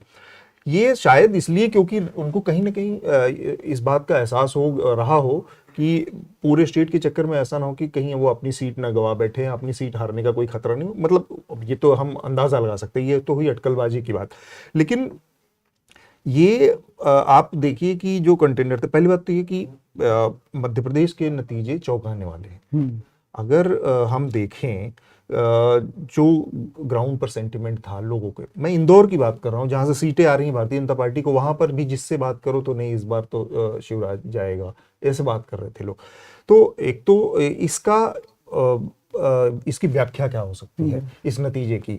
जब हम वहां पर थे तो कुछ और था। इसकी एक ही 2 चीजें मुझे समझ में आती है। एक तो कांग्रेस ओवर कॉन्फिडेंट हो गई क्योंकि चारों तरफ से सिग्नल आ रहे थे कि भाई जीत रहे हैं, जीत रहे हैं, जीत रहे हैं, तो वो ओवर कॉन्फिडेंट हो। शायद उसी ओवर कॉन्फिडेंट होने का नतीजा था कि इनको, कमलनाथ को लगा कि अपनी सीट पर बैठते हैं आराम से, बाकी जगह काम हो जाएगा, निकल जाएगा से। तो एक तो वो है। दूसरा ये कि शायद एक चीज होती है इमोशनल, जो भावनात्मक जो एक कार्ड होता है, उसके नजरिए से अगर मैं देखूं तो इस चुनाव में, मध्य प्रदेश के चुनाव की व्याख्या, नतीजों की व्याख्या, अभी तो ये नतीजे नहीं है, रुझान है, फिर भी इसमें कोई बहुत बड़ा बदलाव नहीं, क्योंकि बहुत बड़ा अंतर है और परसेंटेज में भी बहुत बड़ा अंतर दिख रहा है, सीटों में भी बहुत बड़ा अंतर दिख रहा है। एक इसकी व्याख्या ये हो सकती है कि शायद जो भावनात्मक कार्ड होता है, इमोशनल कार्ड होता है, एक उसकी वो हावी हो गई बनिस्बत बाकी मुद्दों के। 20 साल की एंटी इनकम्बेंसी, 18 साल, 18.5 साल कह लीजिए, उसकी एंटी इनकम्बेंसी पर शिवराज सिंह चौहान का जो भावनात्मक कार्ड था। आप देखिए कि जब ये सिग्नल आने लगे, शिवराज सिंह चौहान 3 बार के चीफ मिनिस्टर को लगभग ह्यूमिलिएट किया गया हर बिल्कुल। स्टेज पर कि प्रधानमंत्री आते थे, उनसे बात नहीं कर रहे हैं, उनका नाम नहीं ले रहे हैं, और इसका पूरा एक परसेप्शन बन गया। ये मीडिया के जरिए एक व्यापक पैमाने पर फैल भी गया कि ऐसा हो रहा है कि प्रधानमंत्री लगातार इनको नजरअंदाज कर रहे हैं, दरकिनार कर रहे हैं, इनको पूछ नहीं रहे। वहां पर अचानक से, और ये सब 1 महीने पहले हुआ, शिवराज ने अपने पूरे कैंपेन का गियर चेंज कर दिया। शिवराज जो बहुत माइल्ड माने जाते हैं, बहुत ज्यादा मतलब कॉन्फ्रेंटेशनिस्ट नहीं होते, हालांकि बीच में 3 साल में उन्होंने बुलडोजर के जरिए अपनी एक हार्ड छवि बनाने की कोशिश की थी, बहुत एक सख्त नेता की छवि बनाने की कोशिश की थी। वो दूसरी चीज थी, वो दूसरा फेज था, क्योंकि तब उनके सामने इमीडिएट चुनौतियां दूसरी थी, क्योंकि बाहर से एक नया दावेदार पार्टी के अंदर आ गया था ज्योतिरादित्य सिंधिया के रूप में, केंद्र की तरफ से नरोत्तम मिश्रा जैसे चैलेंजर आ गए थे, जो हर दिन विजय वर्गीय से चल ही रहा था। तो बहुत सारे चैलेंजेस के बीच में वो अपनी पोजीशन शायद सख्त करने के लिए एक लार्जर कल्ट इमेज बना रहे थे, और वो उसमें बुलडोजर वाली चीज थी। लेकिन चुनाव आते आते इस 1 महीनों में जो उन्होंने किया वो स्पेसिफिक, बहुत यूनिक शिवराज सिंह की स्टाइल है। बहुत बेचारा वाली छवि, बहुत डाउन टू अर्थ वाली छवि, लोगों के बीच रहने वाली छवि, मामा, इजी अवेलेबल, बहुत आसानी से उपलब्ध होने वाली। और सिर्फ ये छवि नहीं, उन्होंने इस बीच में वैसा काम भी किया, जैसे कि किसी ने उतनी जनसभाएं नहीं की एक दिन में, सुबह से लेकर 10-10, 12-12, 13-13। और जब हम वहां पर थे तो इस चीज को फैक्टर के तौर पर हमारे जो साथी थे, हम लोगों ने जब एक morning show, another election show के जरिए उसमें किया था, तो उसको हमारे एक मित्र हैं, उन्होंने बाकायदा आइडेंटिफाई किया कि आप देखिए कि शिवराज के मुकाबले कोई इतनी मेहनत नहीं कर रहा। तो एक तो वो मेहनत, और दूसरा उनका जो इमोशनल गार्ड है, जाके अपनी विधानसभा में मुझे लड़ना चाहिए कि नहीं, मुझे मुख्यमंत्री बनना चाहिए कि नहीं। फिर उस सबसे आगे जाके एक लाइन थी कि ऐसा भाई फिर नहीं मिलेगा, ऐसा मामा फिर नहीं मिलेगा। I think connect emotion. और अभी बयान आ गया है, शिवराज सिंह चौहान का बयान भी आ गया है कि जो काबिल लीडरशिप है नरेंद्र मोदी की, उसको श्रेय जाता है ये मध्य प्रदेश में जो रुझान नजर आ रहे हैं। अतुल की बात पे थोड़ा सा ऐड कर देती हूँ, ये सिर्फ मामा मैं की अरफा 1 मिनट के लिए आपके लिए रुकता हूँ। तेलंगाना से हमारे साथ यूनिस लसानिया जुड़ रहे हैं, उनसे जान लेते हैं तेलंगाना की उलटफेर के बारे में। जी हेलो यूनिस, क्या है तेलंगाना में तो एक बहुत बड़ा बदलाव कह सकते हैं इसे, इसकी वजह क्या रही है? बदलाव तो है। फिलहाल कांग्रेस 119 सीट में से कांग्रेस फिलहाल 60+ सीट में लीडिंग है। जो भारत राष्ट्र समिति जो पावर में थी, उनके पास फिलहाल मेरा ख्याल 36 या 38 सीट में कुछ लीडिंग है वो लोग। बट फिलहाल आधे राउंड्स काउंट हो चुके हैं, तो इसीलिए ये भी नहीं बोल सकते कि 101% हम लोग श्योर है कि एग्जैक्टली यही रहेगा। अभी 1 घंटे में प्रॉब्लली पता चल जाएगा क्या एग्जैक्टली विनिंग का परसेंटेज क्या होगा। लेकिन काफी इंटरेस्टिंग है कि कांग्रेस बाकी स्टेट्स में इतना अच्छा नहीं करके यहाँ पर उनका परफॉर्मेंस इतना अच्छा रहा, क्योंकि 2-3-4 महीने पहले तक तो कांग्रेस का हाल इतना कुछ अच्छा नहीं था। बट लास्ट 1 महीने में, स्पेशली नवंबर के एंडिंग में, कांग्रेस काफी पिकअप कर दिया था यहाँ पर। तो क्या ये जो भारत जोड़ो रैली थी, उसका बहुत दिनों तक तेलंगाना से गुजरी है, वो लंबा समय दिया है साउथ में, उसका असर है क्या इस पूरे मोमेंटम में? मेरे ख्याल थोड़ा असर है, क्योंकि फॉर एग्जांपल यहाँ पर एक सीट है। 2014 से पहले जहां तक हमारा अंडरस्टैंडिंग ये था कि हैदराबाद के बाहर ऑल इंडिया मजलिस के इत्तेहादुल मुस्लिमीन जो है, that is led by Asaduddin Owaisi.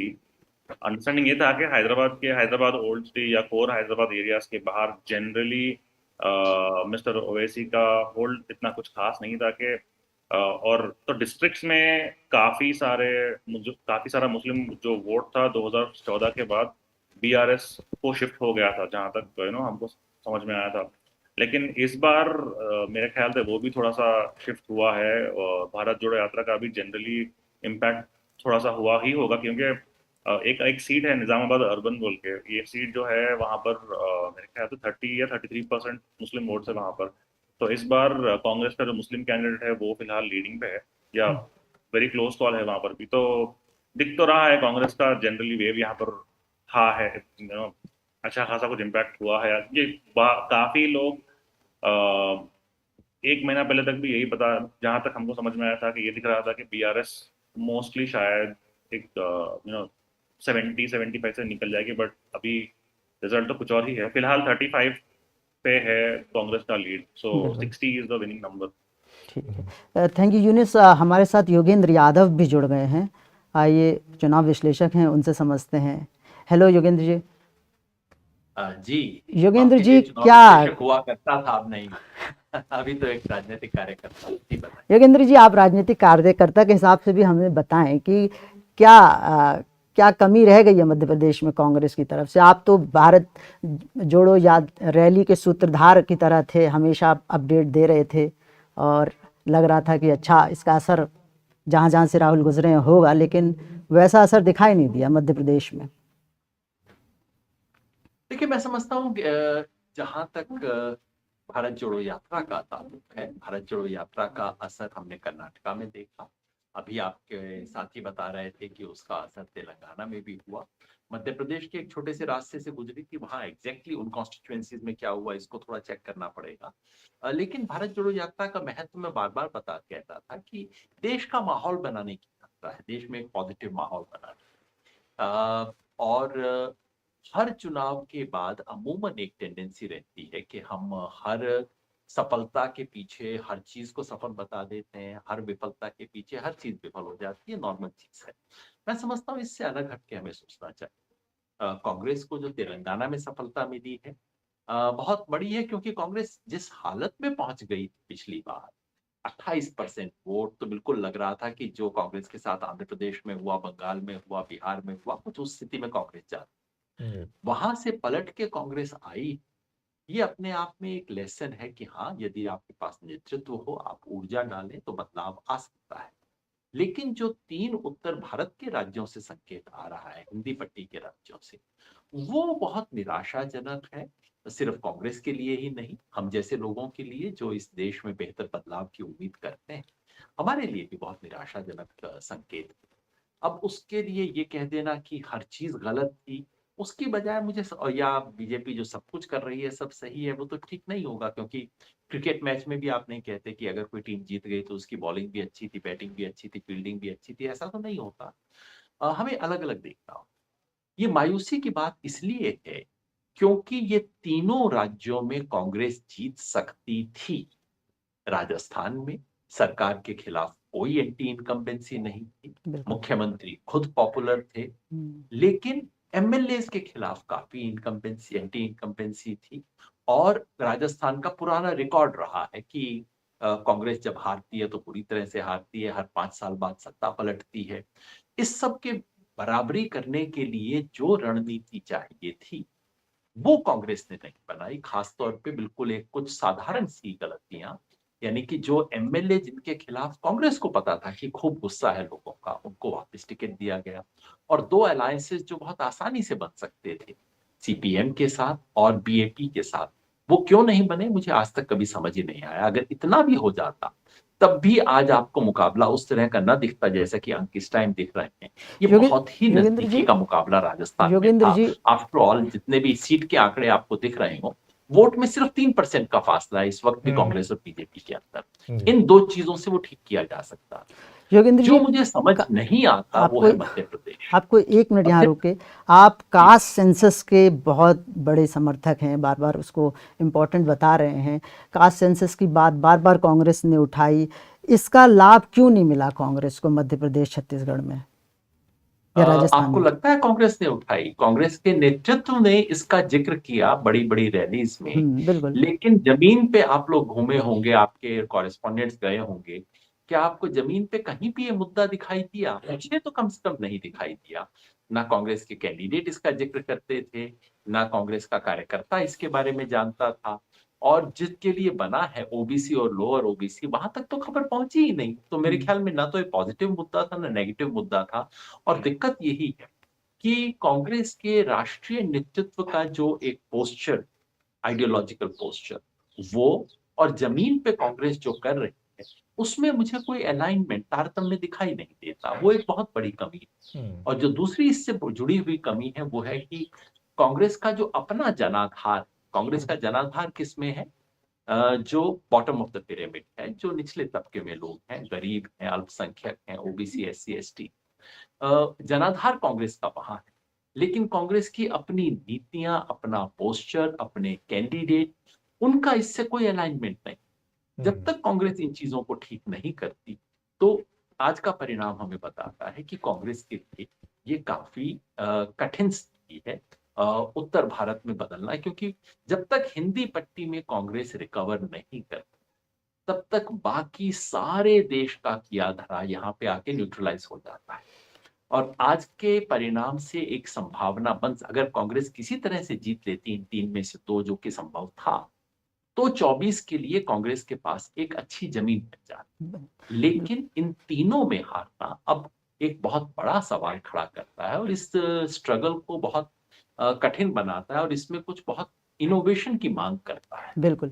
इस हार के बाद तो इंडिया अलायंस में भी असर पड़ेगा। तो आपको लगता है जिस तरह से स्नब किया कमलनाथ ने समाजवादी पार्टी को मध्य प्रदेश में, क्या इस हार के बाद कांग्रेस इस स्थिति में होगी कि वो लीडरशिप ले ले? मैं अगर योगेंद्र जी हैं तो एक सवाल योगेंद्र जी से इसी बाबत पूछना चाह रहा था, जिसका आखिरी में उन्होंने बहुत थोड़ा सा शब्दों में जिक्र किया। मैं चाहूँगा थोड़ा सा अगर वो विस्तार से हमें योगेंद्र जी बता पाएं। एक तो आप बताने जा रहे थे कि मध्य प्रदेश आपको बहुत चौंका रहा है, वो हम सब लोग के लिए भी। मैं मध्य प्रदेश में मैं भी जब दौरा कर रहा था और आज के नतीजों में बहुत अंतर है। मैं बहुत भरोसे से कह रहा था कि शायद मध्य प्रदेश में कमलनाथ से। दूसरा, राष्ट्रीय परिदृश्य के लिहाज से, इंडिया अलायंस के नज़रिए से अगर थोड़ी सी आप इस पूरे उसकी व्याख्या कर पाए, क्या इसमें इंडिया अलायंस, क्योंकि जो नतीजे आ रहे हैं उससे पहले से ही कांग्रेस पार्टी ने थोड़ा सा एक कहें कि उसको स्नब किया था, इंडिया अलायंस को बैक बैनर पे डाल दिया था और उससे एक मैसेज गया, क्योंकि मध्य प्रदेश में सपा को से लेकर उनकी एक तकरार भी हुई।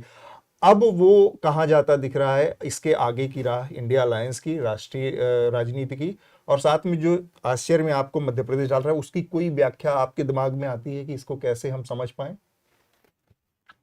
दरअसल दिक्कत यही होती है कि अगर मुझे लगता है कल तक कि ए होगा और उसके बाद जिसके लिए मेरे पास 50 तर्क हैं, उसके बाद हो जाता है बी, तो अब मैं एकदम तुरंत तर्क करके बता दूं, वो शायद बहुत अच्छी बात नहीं होगी। ईमानदारी की बात मैं आपको बताऊं, अभी भी मुझे मध्य प्रदेश पूरी तरह समझ नहीं आता। मध्य प्रदेश में सच ये है कि लोगों में बदलाव की इच्छा, पिछली बार कांग्रेस लगभग चुनाव जीत गई, सरकार भी 15 महीने के लिए बना ली, सरकार को चोर दरवाजे से तोड़ा गया, लोगों की सिंपैथी इसलिए कांग्रेस के साथ थी, और जहां जाइए लोग बदलाव की बात करते।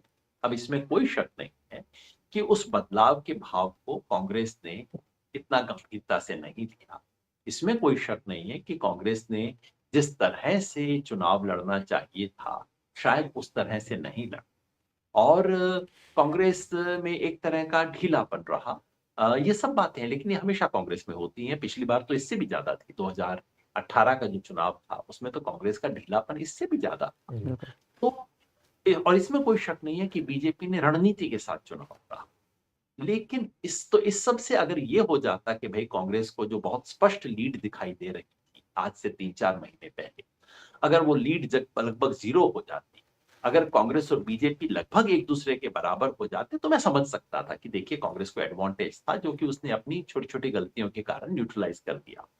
लेकिन बीजेपी 8% आगे चल रही, कोई 48% है उसके लिए। 48% वोट इस वक्त बीजेपी के पास है, कांग्रेस के पास 40%।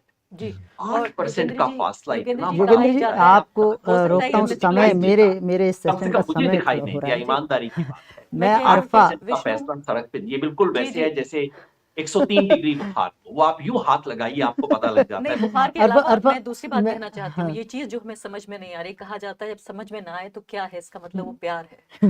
यानी कोई व्यक्ति जिसकी शक्ल सूरत अच्छी ना हो, उसके पास कोई अच्छी नौकरी भी ना हो, और वो लड़की उसके प्यार में पड़ जाती है, पूछते हैं लोग इसमें क्या देखा, तो प्यार है। तो यही मैं कहना चाहती हूँ, जिसको अतुल कह रहे थे कि मामा के साथ भावनात्मक रूप से जुड़ गए, मैं कहती हूँ कि भारत में अब चुनाव भावनात्मक चुनाव हो रहे हैं, इमोशनल वोटिंग हो रही है, जिसमें आप ये नहीं देख रहे अंधी मोहब्बत है कि आप पूछ रहे हैं कि बीजेपी में क्या देखा, आप पूछ रहे हैं कि भी 18 साल में आपके इतने बदतरीन हालात थे, आप फिर उसी पार्टी को वापस लेकिन क्यों लाना लेकिन चाहते हैं? आप अरफा, जो रिपोर्ट्स मध्य प्रदेश से आ रही थी उसमें ग्रामीण इलाकों में बहुत अच्छा वो हुआ है, वोटिंग हुआ है, और खासकर महिलाओं ने किया है। तो जो लाडली बहन योजना है उसने भी गेम चेंजर का काम देखिए, किया है। योजनाओं का वादा तो कांग्रेस पार्टी ने, ये योजनाएं राजस्थान में फिर कांग्रेस के लिए क्यों नहीं काम कर रही हैं? जिन योजनाओं को मैंने खुद फर्स्ट हैंड देखा, मैं किसी का सेकंड हैंड एनालिसिस नहीं पढ़ रही हूँ, मैंने खुद देखा, तो अगर ये भावनात्मक लगाव कांग्रेस पार्टी से राजस्थान में होता तो इन तमाम स्कीमों से जो अशोक गहलोत हैं वो जीत गए होते।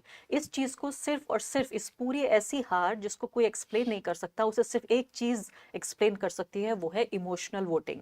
लोगों ने अपनी रोजमर्रा की जो परेशानियां, तकलीफें और दर्द हैं उन्हें एक किनारे रखकर अपनी पार्टी को वोट दे रहे हैं। इसलिए मैं आपसे बार बार ये कह रही हूँ कि दो चीजें समझने वाली हैं। देखिए, हम शुतुरमुर्ग बन के अगर रेत में अपना सर दे दें और ये समझने की कोशिश करें कि हम बहुत बड़े चुनावी पंडित हैं, सिर्फ हम जानते हैं, जो चीज एक्सप्लेन नहीं की जा सकती वो यही है कि इस पूरे क्षेत्र को हिंदुत्व की प्रयोगशाला बनाया गया है। और न सिर्फ जिस तरह से पुतुल जी कह रहे थे, मैं 100% उनके साथ हूं इसमें, कि इस प्रयोगशाला में और ज्यादा जो रसायन डालने का काम कर रहे हैं वो कांग्रेस पार्टी के छत्रप कर रहे हैं। ये वक्त है सीधे कांग्रेस पार्टी को ये देखने का कि 6 महीने पहले आप ये देखिए, उत्तर प्रदेश, गुजरात, मध्य प्रदेश, राजस्थान, उत्तराखंड, और ये अगर आप मिला लें 6-7 स्टेट्स, तो ये करीब 160-170 सीटें बैठ जाती हैं ये भाजपा के लिए। कुछ सीटें उन्हें और चाहिए, 70-80-100 सीटें, और उसके बाद ये इलेक्शन पूरे तरीके से उनका हो जाएगा 2024 का। बिल्कुल। तो ये कांग्रेस जो पार्टी को बैठ के ये 5 समझने की राज्य जरूरत हैं, है। 5 राज्य हैं अरफा, आपको मैं रोक रहा हूँ। 5 राज्य में 83 लोकसभा सीट बनती है, और इसका व्यापक इन पांचों में मिलाकर इनका व्यापक असर होने वाला है। तबस्सुम हमसे कुछ कहना चाहती हैं, तबस्सुम से जुड़ते हैं, हमारा वक्त भी। देखिए, मध्य प्रदेश में हमें एक योगेंद्र जी ने एक बात बोली कि कास्ट सेंसस को लेकर ग्राउंड पे ज्यादा डिस्कशन नहीं था। ये ओबीसी महासभा के लोगों ने भी मुझे कहा कि राहुल गांधी और प्रियंका गांधी बात कर रहे हैं कास्ट सेंसस की, पर कमलनाथ उनकी स्पीचेस में बहुत एग्रेसिवली ये प्रॉमिस नहीं कर रहे कि कास्ट सेंसस किया जाएगा। दूसरी बात ये है कि कांग्रेस ने काफी अच्छी अच्छी स्कीम्स अनाउंस करी है इस पोल कैंपेन में। उन्होंने पढ़ो और पढ़ाओ स्कीम अनाउंस करी, जिसमें बच्चों को 500 से 1500 रुपए दिए जाएंगे स्कूल गोइंग बच्चों को हर महीने। इस चीज को ग्राउंड पर अगर हम जाकर देखें तो पब्लिसाइज कांग्रेस ने बिल्कुल नहीं करा। तो कहीं ना कहीं एक तालमेल नहीं था, उन लोगों में कोऑर्डिनेशन नहीं था कि वो लोग इस चीज को अच्छे से पब्लिसाइज करें। लाडली बहना स्कीम को जिस तरीके से बीजेपी ने पब्लिसाइज करा है, आप कोई भी गांव में जाइए, लोग उसके बारे में बात कर रहे हैं, लोगों को पैसा मिल रहा है। तो कहीं ना कहीं मध्य प्रदेश में फाइनेंशियल पे आउट्स हेल्प करते हैं। 2018 इलेक्शंस में कांग्रेस ने वादा किया था फार्म डिस्ट्रेस को ठीक करने का, लोन वेवर्स का, उन लोगों को उसका फायदा दिखा। इस इलेक्शंस में लाडली बहना 4 महीने औरतों के अकाउंट में पैसे आए हैं 1250 रुपीज। कोई छोटा अमाउंट नहीं है, बहुत बड़ा अमाउंट है। 6 महीना पहले अगर मैं लोगों से जाके बात करती हूँ, मैं बहुत गुस्सा था बीजेपी के against, but Ladli Behna scheme शुरू होने के बाद गुस्सा पूरी तरीके से ठंडा हो गया है। कहीं ना कहीं कांग्रेस ने अपनी नारी सम्मान योजना का इतने अच्छे से पब्लिसिटी नहीं करा, पढ़ो पढ़ाओ स्कीम का पब्लिसिटी नहीं करा।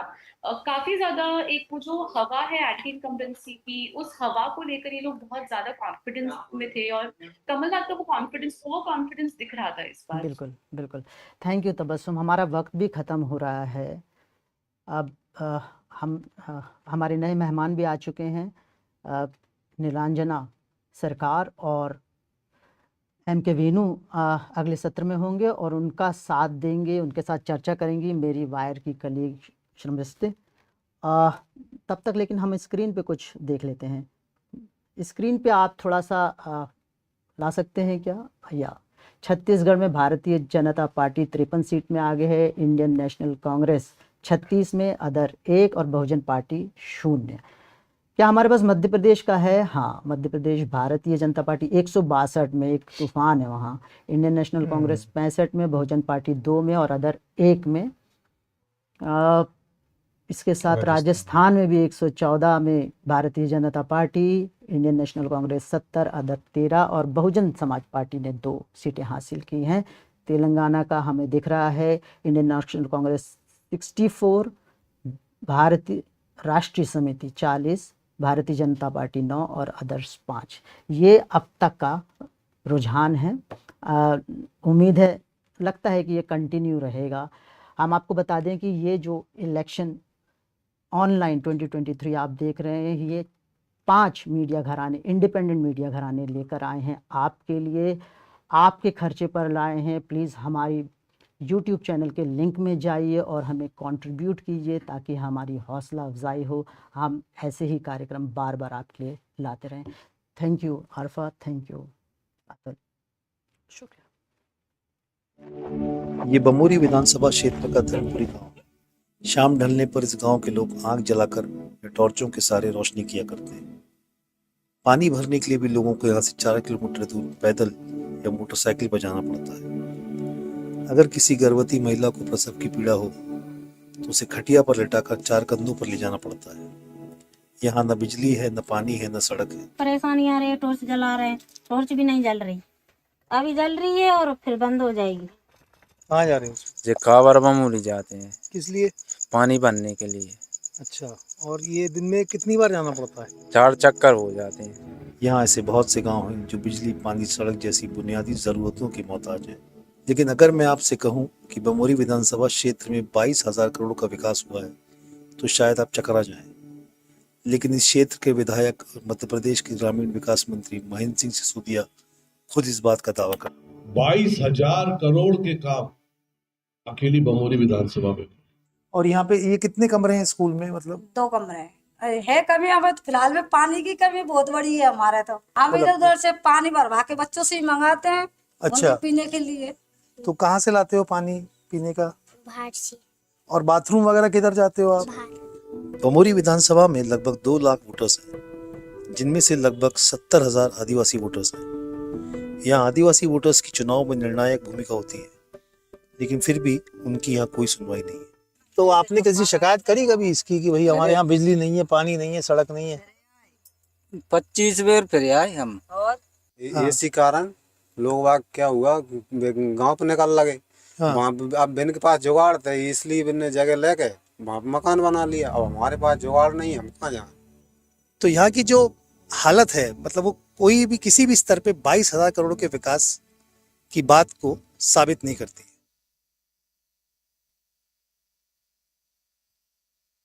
The elections are in Telangana, but the buzzword is Karnataka. The Congress had made 6 poll promises to youth, women, etc. The party aims to replicate its victory in Karnataka, where it made similar poll promises. We are announcing 6 guarantees, Mahalakshmi being the first one. The BRS was quick to counter Congress's campaign, trying to punch holes in its Karnataka's model. BRS leaders Kishank Manne and several others travelled through districts in Karnataka, intending to gather proof of Karnataka's failed governance. From October, BRS leaders have been sharing videos of women, farmers, youth, etc. that they are unhappy with the Congress rule in Karnataka. The BRS constant reminder to its voters has been, look what's happening to the people of Karnataka. Don't repeat the same here. The BRS party has also alleged that the Congress in Karnataka has been funding the party in Telangana. The Congress has hit back at the ruling BRS by even bringing Chief Minister Siddaramaiah.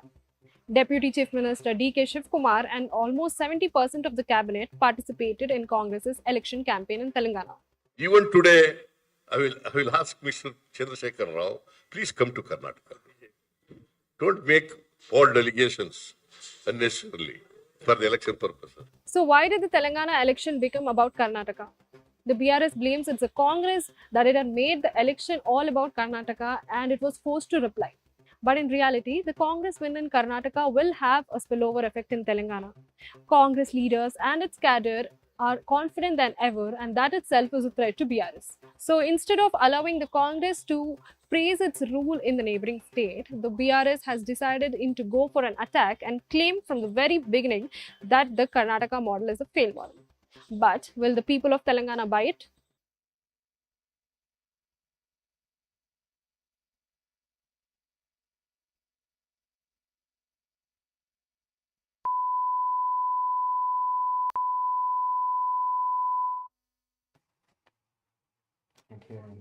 The great thing about visual, आप जो हमारा ये programme है, ये ना किसी सरकारी add से फंडेड है, ना किसी लार्ज उद्योगपतियों के एड से फंडेड है, ये एड से फंडेड है ही नहीं। ये आप लोग जो कंट्रीब्यूशन देते हैं, उससे हम अपना जर्नलिज्म करते हैं, अपनी पत्रकारिता करते हैं। तो जहां पर भी आप देख रहे हो उसके नीचे डिस्क्रिप्शन में, इस शो के डिस्क्रिप्शन में एक लिंक होगा, उस लिंक पर जाके आप योगदान दीजिए, कंट्रीब्यूशन दीजिए, ताकि पत्रकारिता को जनता रिक्लेम कर सके। Because we always say that when the public pays, the public is served. So the public has to reclaim journalism. And जब तक ये contribution आएगा, फिर मुझे कमाने की जरूरत पड़ेगी. Now I hand you over back to our journalists. Please go to the link in the window description below and contribute so we can support journalism, we can fund our journalism with your help. This coalition of news is not just these 5 organizations, it is also all of you. So if we come together, journalism can be saved. Thank you. I will hand over to my colleagues in the studio now.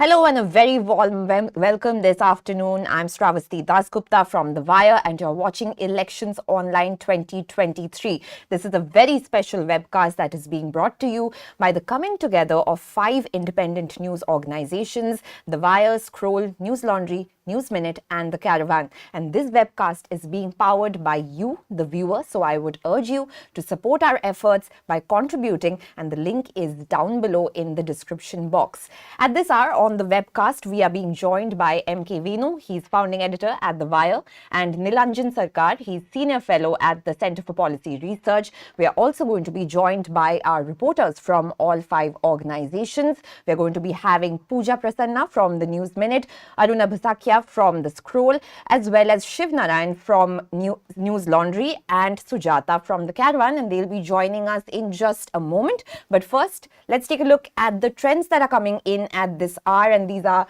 trends that we are getting from the Election Commission of India. And let's start off with Chhattisgarh, which many are saying are the big surprise, with the BJP in a sense crossing the halfway mark in the state. As we are seeing right now, the trends that are coming in, I want to tell our viewers that these are still trends at this moment. They are not definitive results, but going by the trends that we're getting from the ECI, the BJP at the moment, as you're seeing with the figures on your screen, has 53 seats across the halfway mark, and the incumbent Indian National Congress has only 35 seats. The others are down to 1 and nothing for the others are down to 1, and BSP has nothing at the moment. Let's go across to our guests in the studio. Nilanjan, I want to come to you first. In a sense, the Congress was very confident about the elections in Chhattisgarh, banking on the personality cult in a sense of Bhupesh Baghel, a strong OBC leader, and if out of all the 4 states and 5 states, in fact, the Congress was sure that Chhattisgarh is in the bag. But what we're seeing right now is that the BJP has crossed the halfway mark. And how are you seeing this? So, I mean, I don't have any deep insights other than to say that, when I had gone and when others have gone to the field, I think that unlike the popular perception, anybody who had actually gone to Chhattisgarh felt that the election was at a minimum close. When you spoke to voters, there was a sense that even if I'd voted for Congress once, there isn't a huge difference between the Congress promises and the BJP promises. The BJP has done a lot of work in Chhattisgarh over the years. Raman Singh was popular at some point. So, it isn't unusual for voters which had at one point shown allegiance to the BJP to switch back.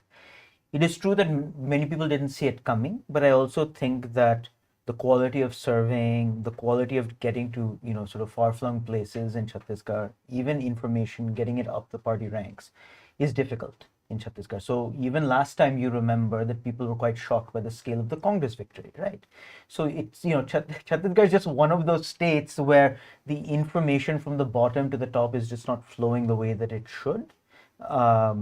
But I think when people have gone to different places, they've picked up that these kinds of movements were happening in the state.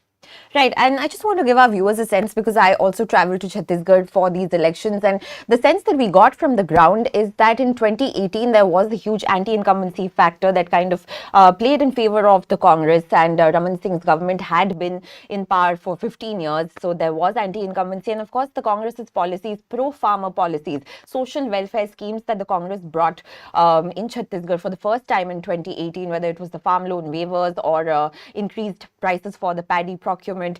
So that kind of helped the Congress. But in this time, MK Venu, I want to come to you on this, that in this election, the BJP has met the Congress on every poll promise that it has promised. In a sense, the Congress has even called the BJP's manifesto a copy of its own manifesto. But it eventually came down to these social welfare promises. And the sense that one would get is that from the ground is that people have already seen what they have got from the Congress, and the promises are more or less the same. So people are going back to voting for their traditional parties. How do you see that? See, my sense is that there is definitely anti-incumbency in all the elections except in Madhya Pradesh. If you notice, all the other elections, including Telangana, the incumbent is actually under, is being thrown out, right? More or less, right? Now, you could argue that in all these elections, the incumbent had done very well on welfare schemes. Like, I don't think BRS, the kind of last mile delivery perfected by KCR, it as good or better than what Amit Shah and Modi have done, at the center, or BJP has done other places. Chhattisgarh also, farm loan waiver, again another round of farm loan he promised, right? There was one farm loan waiver earlier, and then he also promised to increase the quantity of food grains to be procured, and he also announced some new schemes, gas cylinder, etc., subsidy schemes. But it didn't work, as you said, because the others also promised as much. So all things remaining the same, I think they decided to just throw out the incumbent. So I want to point out here another very interesting thing. If you look at Axis My India's caste-wise data, now Axis My India, all said and done, they have had the best strike rate so far in their polling. It showed that in Chhattisgarh and in Rajasthan and Madhya Pradesh, very interesting caste polarization, where it showed that Congress was doing much better in getting SC, ST votes, as BJP was miles ahead in garnering OBC votes. In fact, in Chhattisgarh, Rajasthan, Madhya Pradesh, BJP, their survey shows BJP 50% plus, garnering 50% plus of OBC votes, and Congress is at some late 20s. So, huge gap.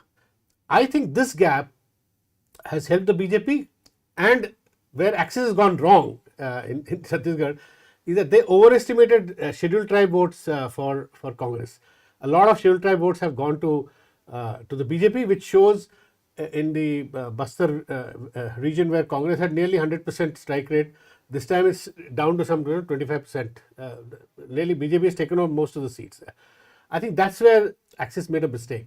But my larger point is that this massive OBC, other backward caste vote bank that BJP has built in central India, Madhya Pradesh, Rajasthan, Chhattisgarh, it should be a worry for the India Alliance for even Lok Sabha election, because this caste census, politics around caste census may have some impact in Bihar, but not showing.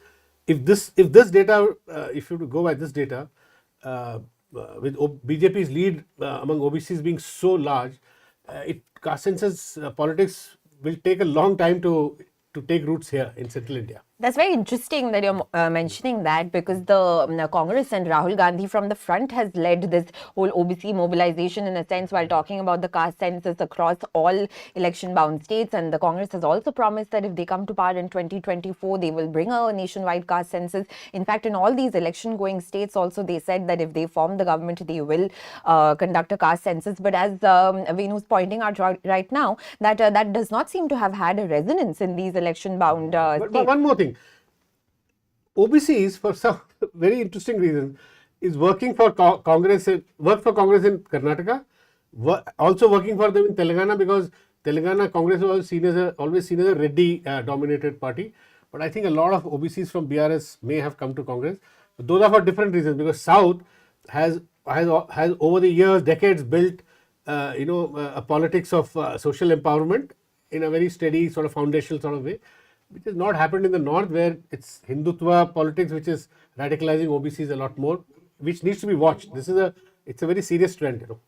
Right. I'm just being told that we are being joined by our reporters, Pooja from Newsminute, Sujata from the Caravan, and Arunabha from the Scroll, and they have all covered these elections from the ground.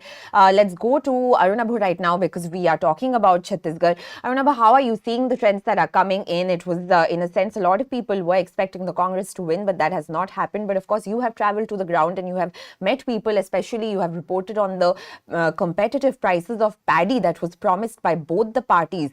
So do you think that has played a role in working against the Congress, because the BJP has met the Congress in every promise that it has made to the farmers?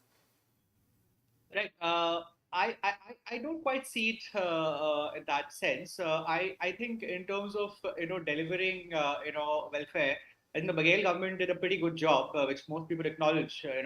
And even when BJP matched the paddy price, in fact, promised to better it before Congress again did another round of in its manifesto.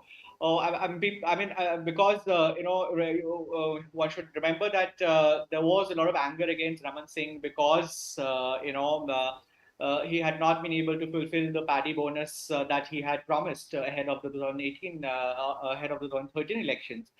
But the Congress, I think, Congress was a bit of a one-trick pony in this election. They put way too much. They put all their eggs in one basket. Everything was about paddy, and it showed, right? If you look at the map, the Sarguja division, which is 14 seats, which they swept last time, they're losing every single seat there currently. Even T.S. Deo, the Deputy Chief Minister, he's trailing.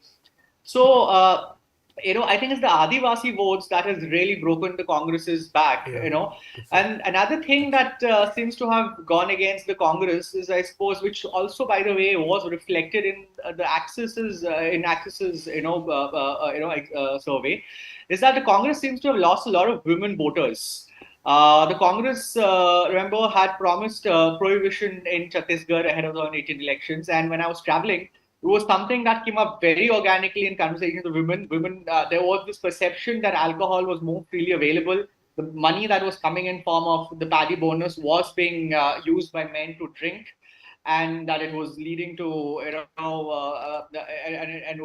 leading to unpleasant circumstances at homes. So I think that seems like that is something that because a lot of women told me that they wouldn't vote for the Congress. And that seems to have happened. So, everything that could have gone wrong for the Congress has gone wrong in, Chhattisgarh. And everything that could have gone well for the BJP seems to have worked out, there's this, in the plains, if you see, there's this, the Kavartha Bemadara belt, which is where there was, some talk of polarization, and the BJP seems to have reaped benefits. Mohammed Akbar, Congress stalwart, is trailing from his seat. He's been MLA 5 times. Ravindra Chaube in Saja, where the BJP propped up the father of, this young man who died during communal riots. Ishwar Sahu is the candidate from there. So I think a lot of factors came together for the BJP. And I think the Congress kind of put too much onus on its paddy scheme, and I think the results are for all to see. I want to add something here.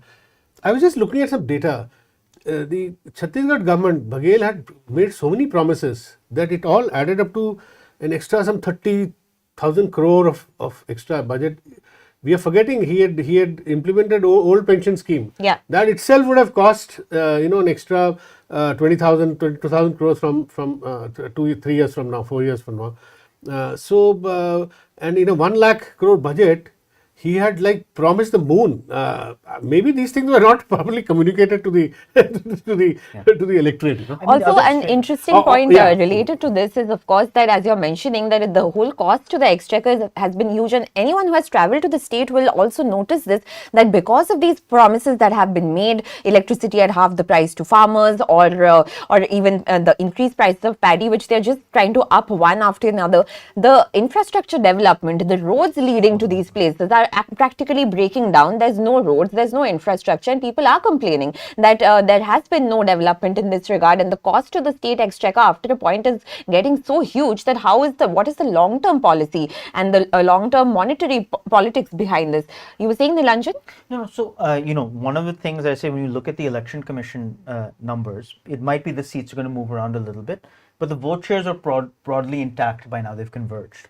And so it's actually only 46% for BJP and 42% for Congress. And in Chhattisgarh. Okay. And so one of the things that we sort of always, and that same thing happened last time, a small vote share difference actually created a huge difference in seats gap. Yeah. And so I think part of what is challenging about trying to analyze Chhattisgarh ex post, so to take a step back, is that 1 or 2 percentage points this way or that way, had Congress done something a little bit better, had BJP done something a little bit worse, would have given us a completely different result, right? And so, basically, you're saying 42% is a good vote share for Congress to have got. Yeah. 4 percentage point difference can happen for a number of reasons, right? And you will see I have a similar phenomenon in Rajasthan, right? Where 3 percentage point difference is giving you a massive difference in seats. All right, we're just getting to know that the Bharat Adivasi Party has won in Rajasthan by 70,000 votes. That's the latest that's coming in.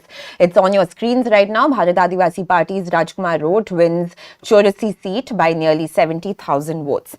Please continue, Nilanjan. So that's it. So I just want to say that, I think part of what the challenge here is that we will have to look, when all is said and done, at the vote share splits by community, because 1 or 2 percentage points means that even having done just a little bit better among, as you said, among scheduled tribes, would have just had a dramatic impact on the electoral outcomes in the state.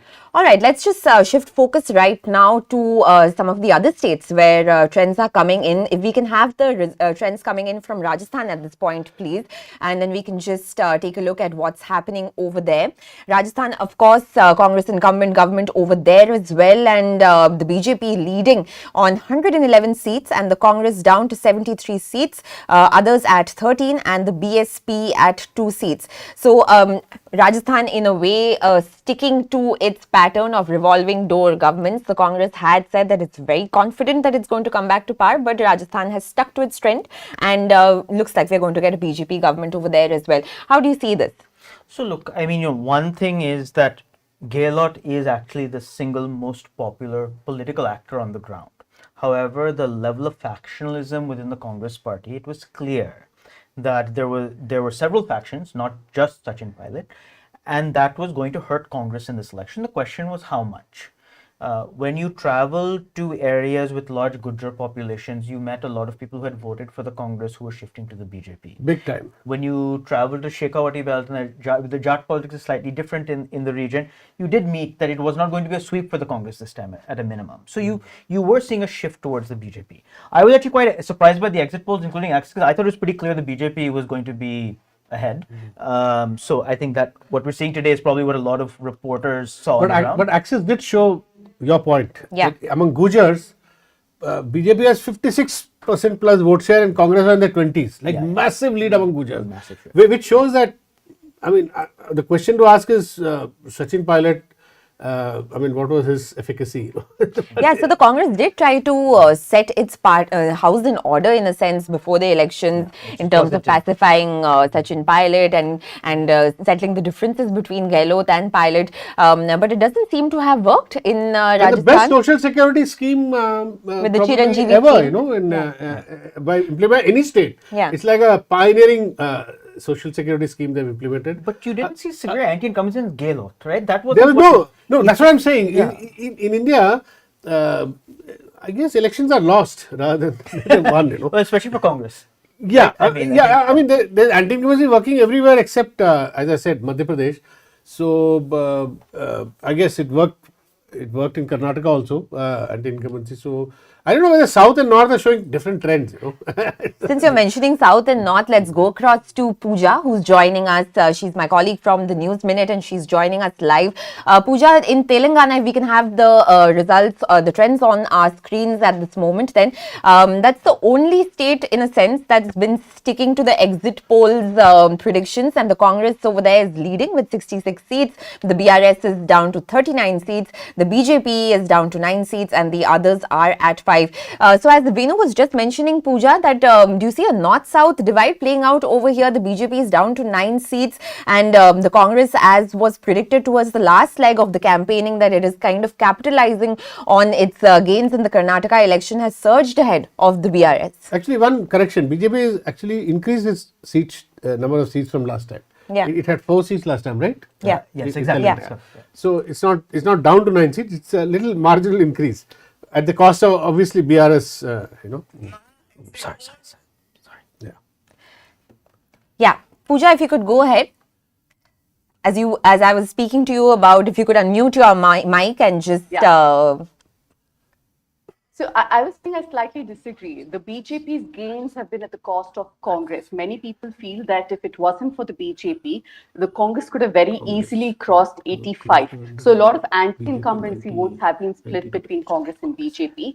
And even if the seat share does not reflect it, in many places BJP candidates have come either in the second or third place, which goes on to show that maybe if the BJP was not present, Congress could have very well won those seats as well.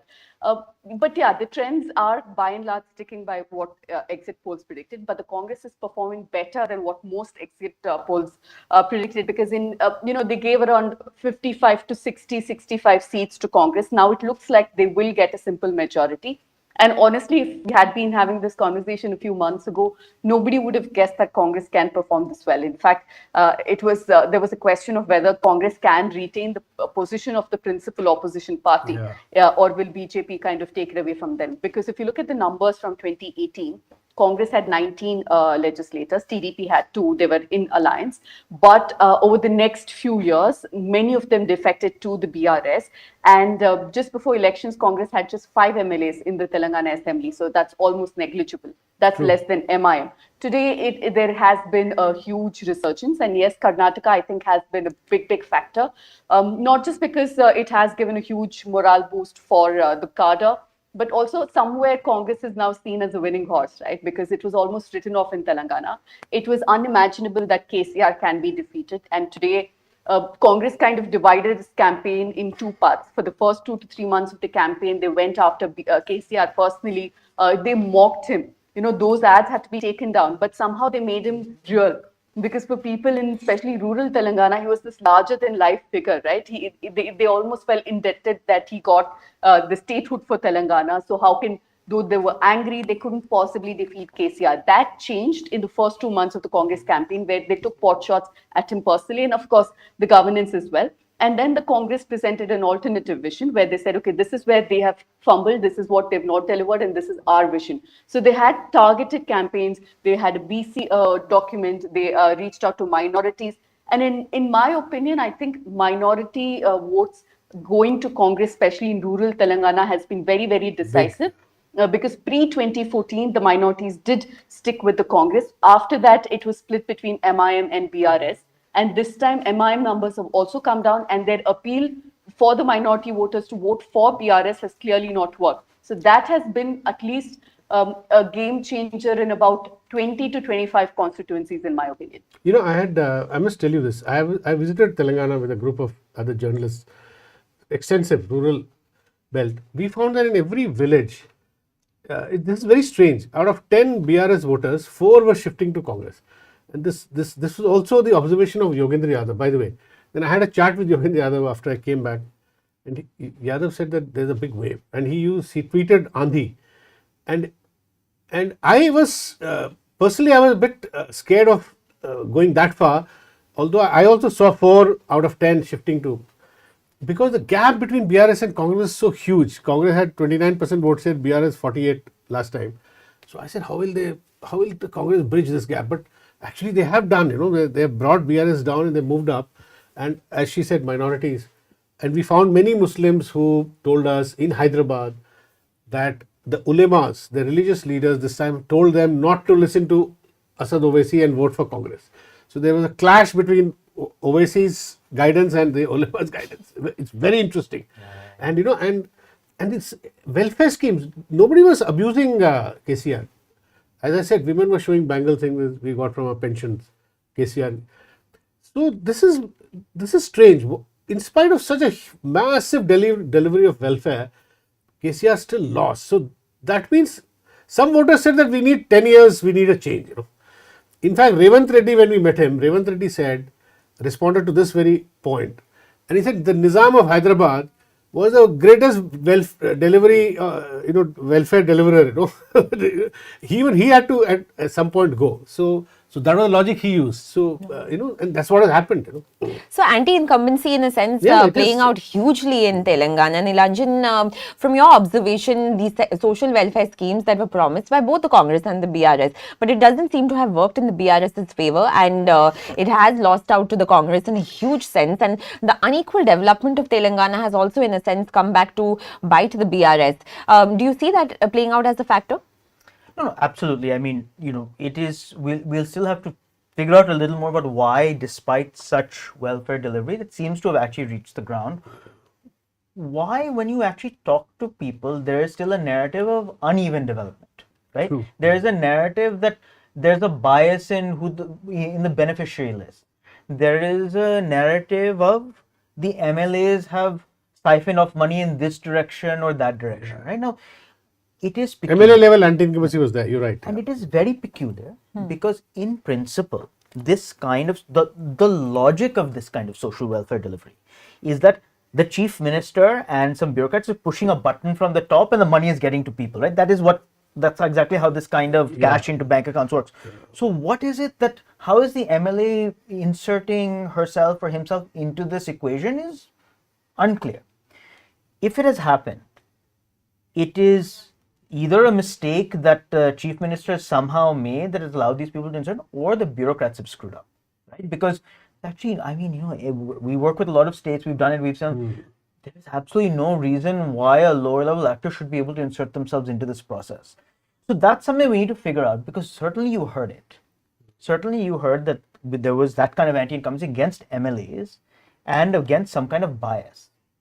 But from where it came, that is something that we need to sort of understand. A lot of congressmen didn't believe. 1 week before the election, they said we may hit 50 to 55, but they never, at the ground level, they didn't believe they could get this performance. Yeah, and Pooja wants to come in on this. She has some insight on the social welfare schemes not really bringing back the BRS into power. Pooja, if you can unmute yourself and come in.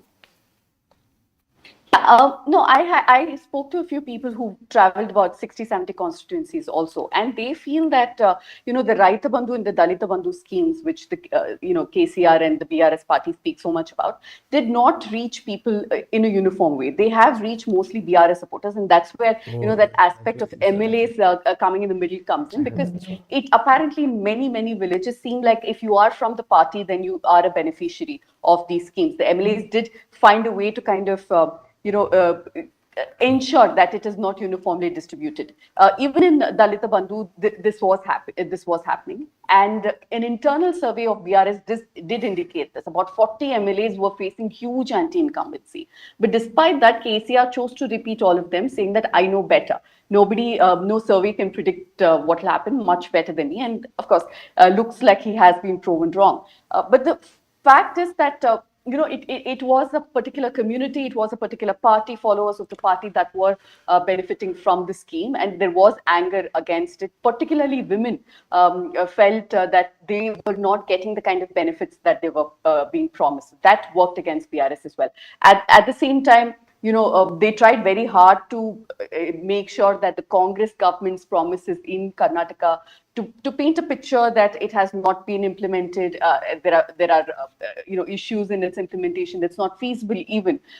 They ran campaigns in Telangana to prove that, but it doesn't look like that has kind of percolated to the ground. All right, stay on with us, Pooja. I want to cut across to Sujata right now. She's also reported from Telangana, and in her reporting, she has found that there was a wave of anti-incumbency also in terms of the massive policing in the state. 10,000 CCTV cameras and the the general sentiment among citizens is that the police state is getting too much. And Sujata, you want to come in on this? How do you see that having played out against the BRS? Firstly, can you hear me? Yeah. Am I audible? Yeah. Okay, it's not 10,000, actually, it's 10 lakh, okay? Okay, I KTR stand has corrected. said that in many interviews. 10 lakh CCTV cameras in the city of Hyderabad, it's like, everybody is under surveillance.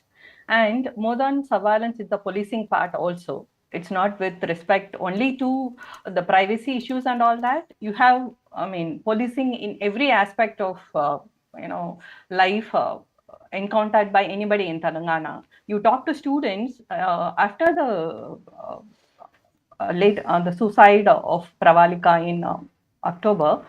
There was a massive protest on RTC crossroads, if you remember. The protest was just not about that day alone. It was the oppression. Any day after Telangana came, the state was born.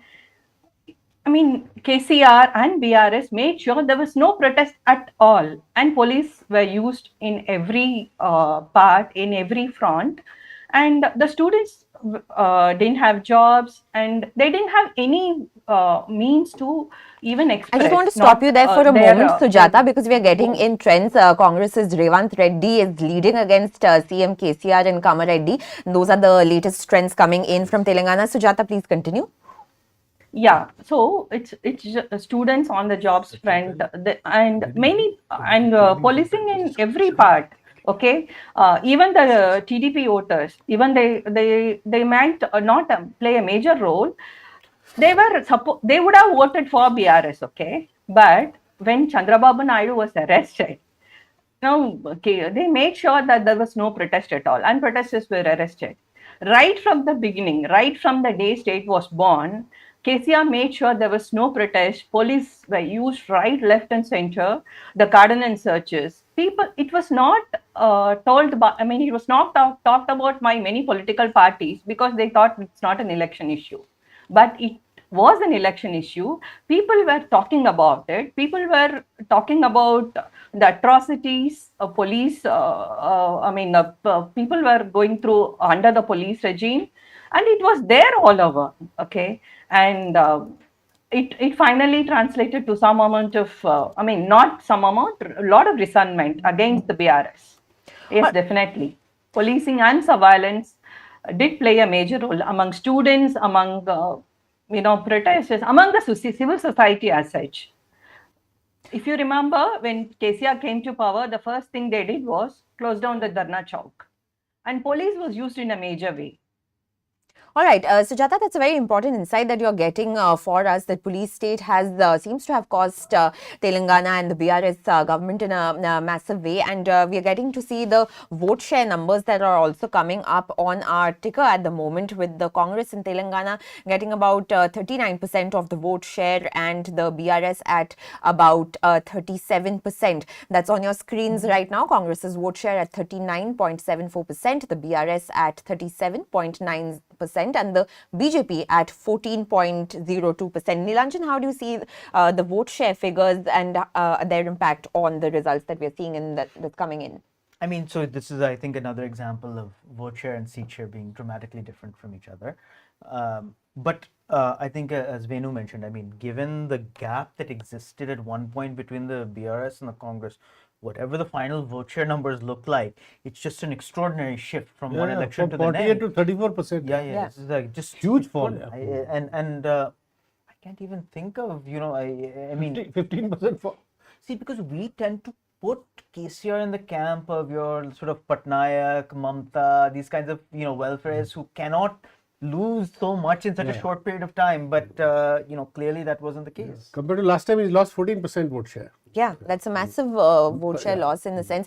And let's also shift focus at this point to Madhya Pradesh, which in a departure from all the other states, Madhya Pradesh has no anti-incumbency. If we go by the trends that are coming in right now, BJP is leading on 163 seats, and the Congress is at the moment leading on 64 seats, and the BSP is leading on 2 seats, and others are at 1. So Shivraj Singh Chauhan, Nilanjan, this election was all about Shivraj Singh Chauhan. Initially, we saw that his wings were in a sense clipped by the BJP. They were not projecting him 5 months, 6 months ago. Yeah, they were not projecting him in any way, and it was all Modi. And but Shivraj Singh Chauhan, in a sense, a lone warrior fighting on his own, parading his schemes of Ladli Behna, and the woman voter has become a massive player in the Madhya Pradesh elections, and he's kind of reordered his image to be Mama more than the bulldozer Mama that was fashioned a couple of months back, and with all the demolitions that took place in Khargone, of course, last year. But do you see this as a personal triumph of Shivraj Singh Chauhan? In a sense, he was not backed by his party as much, but he's gone ahead and he's delivered a huge mandate. Yeah, this is a huge mandate. You know, I actually, this is the one state I had access to the raw data of a post-poll survey. And similar to Axis, we picked up very similar vote share percentages.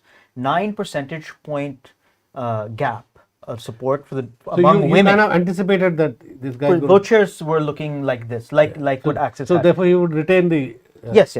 And it's all from women. So actually, men, even in the Axis data, I think it's like a 1 percentage point gap, something like that. Among women, there was a 9 percentage point advantage for the BJP. Big, yeah. This is a huge advantage, and it's across the board. Every community, every subgroup. And when we asked about Ladli Behna, we saw that at least 70% plus of the households, which is you typically have underreporting on having received a benefit, reported having received and Nilan, just correct me if I'm wrong, and they delivered Ladli Behna in a matter of 6 months, right? Amazing. Yeah. From March, Yeah. the speed of delivery. And they've also promised to increase the amount. Earlier it was 1200 if I'm not wrong, and now it's going to be 1500. So Shivraj Singh Chauhan, of course, coming in strongly in Madhya Pradesh. And the other factor that's played out in Madhya Pradesh is the fact that I'm coming to you on this, Venu, there was a massive sentiment of unemployment. The youth were disenchanted with the Shivraj Singh Chauhan government. Inflation was a huge issue. But he seemed to have defied all of that, and he's coming back to power. How do you see this playing out in the upcoming government, the unemployment and the inflation issues? See, here I want to say something. As I said before, MP is the only state which defied anti-incumbency. In spite of, anti-incumbency so far in other states has kind of neutralized welfare delivery also, right? It has overridden welfare. Here it has not. And Shivraj and Ladli Behna, as Nilanjan just said, I think the women are sticking by him. OBCs in Madhya Pradesh, massive lead BJP has over Congress. At least 25 percentage point leads, if I'm not mistaken from the Axis data. And I feel that employment, somehow the voter links employment and inflation to the center, much more than to the state, in basic psychology, because it is a center which has been screaming from rooftop, starting from Modi, 2 crore job ek saal mein, ye kar denge, wo kar denge, and inflation control, always center talks about controlling inflation, right? So that may play out more in the Lok Sabha polls. But you're right, Shivraj Singh Chauhan has defied Delhi. They were not projecting him until 5 months ago. Mr. Modi was not even having him by his side in some of the meetings, but later on he suddenly appeared after last 2 months he appeared. And now I can guarantee that BJP will find it very difficult not to make him CM. There is some buzz in the BJP circuit that some younger person should be made. Shivraj has run his course, but no, he's not. He's 64. He's much younger than many people. And if they don't make him a CM, there will be some disappointment which BJP can ill afford, because they are going into the Lok Sabha elections by 4-5 months. And Shivraj Singh has beaten Modi's record of longest duration as CM. Which will not make some people happy in the BJP, because they want Mr. Modi to retain all the records. It's a bit like in cricket. Somebody is breaking somebody else's record, and if they and by virtue of having broken Modi's record, I also anticipate that Shivraj Chauhan has made his claim for future prime ministership in the eyes of the RSS. By the way, the RSS is very fond of him. All right. On that note, I want to bring in Shiv Narayan, our reporter from Rajasthan, and let's get the trends coming in from Rajasthan at the moment on our screens, and we can just take a look at that. So the BJP also leading in Rajasthan with 111 seats, the Congress with 73 seats, the others at 13, and the BSP is at 2 seats at the moment. So as we were talking about earlier, in Rajasthan, it has by and large stuck to its pattern of revolving door governments. The incumbent Congress is out, and we are seeing that the BJP is set to form the government again, if going by these particular trends that we are getting at this moment. So let me go across to my colleague Shiv Narayan, who's covered Rajasthan for the Newslaundry. Shiv Narayan, how do you see these trends that are coming in a sense, Rajasthan sticking to the predictions in the past few elections that has taken place in the state, and the BJP is all set to form the government again, if we are going by the current trends? Yeah, if we look at the trends, it seems that BJP is likely to form the government. But I will just give you a couple of things why Congress has not been able to capitalize on its welfare schemes. First is, in so many ways, this election campaign of the Congress was different from previous assembly elections. In 2003, when Congress lost, and at the time Ashok Gehlot was chief minister. At the time, his focus was also welfare schemes. By the time after losing election, he ruled the fact that he regretted that he could not market welfare schemes. He could not take schemes to people in terms of awareness. At the time, they were reduced to 50 plus seats. In 2013, again, when the Congress lost, they were reduced to 21. It's worst tally in its history in Rajasthan.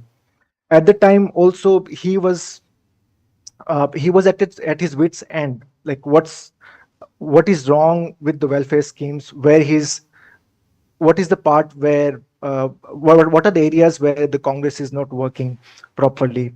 So this time he roped in a consultancy firm, Design Box, to market welfare schemes just in the run-up to the election, run-up to the assembly elections. So, and after, I mean, in the run-up to the polls, there were so many posters about subsidized gas cylinders. There were Mehengai Rahat camps also, where people could go and register themselves and avail a lot of welfare schemes.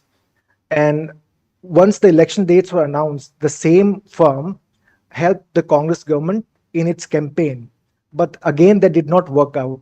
So there are a couple of reasons why this strategy didn't work for Ashok Gehlot, because the Ashok Gehlot was at the center of the Congress campaign, and he gave an interview to Indian Express why Rahul Gandhi came so late in Rajasthan for campaigning. He said that the Rahul Gandhi trusted him. That's why Rahul Gandhi was late in campaigning in Rajasthan. So at the same time, there is a pilot factor also, as MK Venu and Nilanjan were discussing Gujjar votes and Jat votes. This time, Pilot was not as active as he was in 2018. At the time, he was Congress state president, and he would hold so many rallies in single day. This time, until 16th or 17th of November, if I'm correct, he was campaigning in Madhya Pradesh, and it made sense for Pilot because Pilot was nowhere on the posters, on Congress posters. So at the same time, the Gujjar votes. So Congress believed that Pilot would get Gujjar votes, especially in Eastern Rajasthan. But Gujjars knew that even if Congress comes to power, Pilot is not going to become chief minister. That's very interesting that you're mentioning there, Shiv Narayan, that Pilot's voters and supporters have been disappointed for 2 elections in a row now. In the previous election, he was they wanted him to become the chief minister, but the Congress could not set its house in order, and we saw there was a revolt in a sense by Pilot. He came to Delhi and he protested against the paper leaks, and this time also he's come in campaigning, as Shiv Narayan's mentioning, he's come into the campaigning late and tried to project elect, that the house is in order, but it's not really worked out. So do you think that the Congress's failure to kind of project a united stance convincingly has worked against it? No, absolutely. Yeah. I mean, I think we have seen this movie played out so many times in last 5 years in Rajasthan. Whenever there were differences between Gehlot and Pilot, the central leadership would come in, they would hold meetings, then there'll be rallies, Gehlot and Pilot holding hands. But it was I mean, they could not patch up. I mean, people say that Yeah, they were money. thanks there, Yeah. Shivnan. I just want to get Nilanjan's perspective on this. The fact that they, as he was also mentioning, they've not been able to show this convincing united front, and that may have worked against it. No, absolutely. I mean, I think, as I said, on a personal level, Gehlot did not have much anti-incumbency, but the level of fractionalization among the Congress base was clear. I mean, I think we may have disagreed on how much it would hurt the Congress, but there was no doubt it was going to hurt the Congress, and there was no doubt it was going to benefit the BJP. I think the other thing that we've not talked about in Rajasthan, and many people missed it except for the people who were in the field, is that we did see even in Rajasthan that there were among female voters, and female voters are hard to speak to, right? In Rajasthan, it's a very conservative society. You did see support for the BJP. So the Axis poll, for instance, got it wrong. And they got it wrong because it looked like they may have showed more women voters for Gehlot. Axis, I don't mean this, Axis has a bit of a women's problem, right? So Bihar, West Bengal, Rajasthan, these are all places where, they sort of underestimate how much women matter to the vote, and then they get the direction wrong, right? And so we did definitely pick up, and I think other people in the field also picked up, that among female voters, you did see a lot of people mentioning the BJP. Now, the reason there is a Hindi belt phenomenon. Modi is very popular among female voters in the Hindi belt. Hindi belt, you're right. Yeah. So if we take MP, Rajasthan, Chhattisgarh, of those 65 seats, in both 2014 and 2019, the BJP won 62 of them, right? I mean, they have more than 95% strike rate. Yeah. Modi is hugely popular in this belt. And so, unlike Madhya Pradesh, where Shivraj was able to insert himself into the process, the BJP achieved winning very significantly in Rajasthan, and also casting aside Vasundhara Raje. But here, Nilendra, I just want to ask you a question here. I'm a bit confused because some time ago, Rahul Verma of CPR, you know him, he had written a piece in HT saying that relative to earlier times, BJP was slowly losing its popularity among youth and women. Is there some, I mean, how does that square with the what is shown in this election there? I mean, I think relative to the earlier times, yeah. I mean, look, I think the different states have been. You've read that piece, right? I have. I mean, look, based on what I saw, at least in Rajasthan, I would not agree. Or Madhya Pradesh. Is it a general India-wide phenomenon? That I don't know, right? I mean, I think there is certainly frustration about unemployment, as you mentioned, and that you can see in certain places in UP and so on and so forth. All right, I just want to interrupt you there because we are getting some questions from our viewers on YouTube, and let's just take a couple of that because we are also running short on time. So one of the questions that has come up is that, can you tell us about the Dalit Bahujan voting pattern in these elections? Is the BJP still getting their votes, or is there a sense of shift? And where does the BSP stand in these elections? You want to take this? Yeah, as I said, for this, you have to go to either CSDS's vote share data. I don't know whether CSDS has done caste-wise, but Axis has done caste-wise. Even if their Axis has gone wrong in Rajasthan, I mean, it showed Rajasthan and Chhattisgarh like kind of neck and neck, not necessarily anybody reaching halfway mark. But what it clearly showed was that among scheduled caste, Congress has got back some of its mojo, earlier mojo. So its Axis shows about 3 to 4 percentage points lead over BJP among scheduled caste. Now, this trend was also visible in Karnataka and even Telangana and all. Even Madhya Pradesh. In Madhya Pradesh, yeah, Madhya Pradesh also. But again, as I said, the big elephant in the room is OBC. BJP still has 50% plus vote share, 55% among OBC in all these states. And Congress is in the late 20s. So it's a long catch up. Yeah, and the Congress needs to rethink it. It is not about caste census. Yeah, it's right. I mean, this is the we Congress don't know needs whether to caste census completely will work here. Yeah, so that's very interesting because the other question that we are getting in from YouTube, from our viewers, is that is this the end of the caste census politics and of the old pension scheme? You want to comment on this, Nilanjan? So old pension scheme, I'll set aside because I think that actually the average person has very complicated views on. The caste because census, it worked in Himachal anyway. Exactly, right? That's what I'm saying. It works somewhere. It's a bit more complicated. Depending on incumbency, anti-incumbency. But OBC and the caste census, I think, the Congress needs to actually fundamentally rethink its position on this. This is not the 1990s, right? The political economy of caste at that time, the inability of the government to directly reach the voter with a benefit in the 1990s was a very real problem. So I, as a voter, knew that if I had to get benefits, similar to what was being said about Telangana, I needed representatives of my caste community locally, in the police, in the government, because that is what gave me benefits. Today, the game has changed on that dimension because of the way that direct benefit transfers work. The second thing that has changed is that certain ascendant dominant OBC communities like the Jats and the Yadavs, right? Today, if you are a backward caste that is not from one of these dominant groups, do you dislike the Brahmins more or do you dislike the Yadavs more? Do you dislike the Thakurs more or do you like, right? These are complicated calculations and you cannot simply reduce it to OBC and non-OBC. And so this kind of calculation is just something that hasn't made it into this language yet. Yeah, it's a big north-south difference too. That's why the South doesn't have this kind of OBC South dynamic. doesn't have, because South has built its politics around, social empowerment over decades. So there is a more organic development of caste politics there. In the North, my experience is I covered the Rath Yatra. From there on, I covered the entire BJP's Ram Temple movement. And BJP involved a lot of OBCs in their temple. In the North, OBCs have, whether you like it or not, there is a Hindutva element which Modi has kind of managed to further fortify. So to bring them out of the Hindutva thing and to build a South type of social development empowerment politics will take time.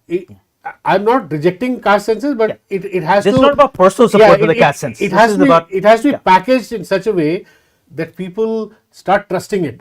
Because in the first instance, caste politics was hijacked by, at least in UP and Bihar, by Muslim Yadav combination. That kind of discredited the caste politics and helped BJP.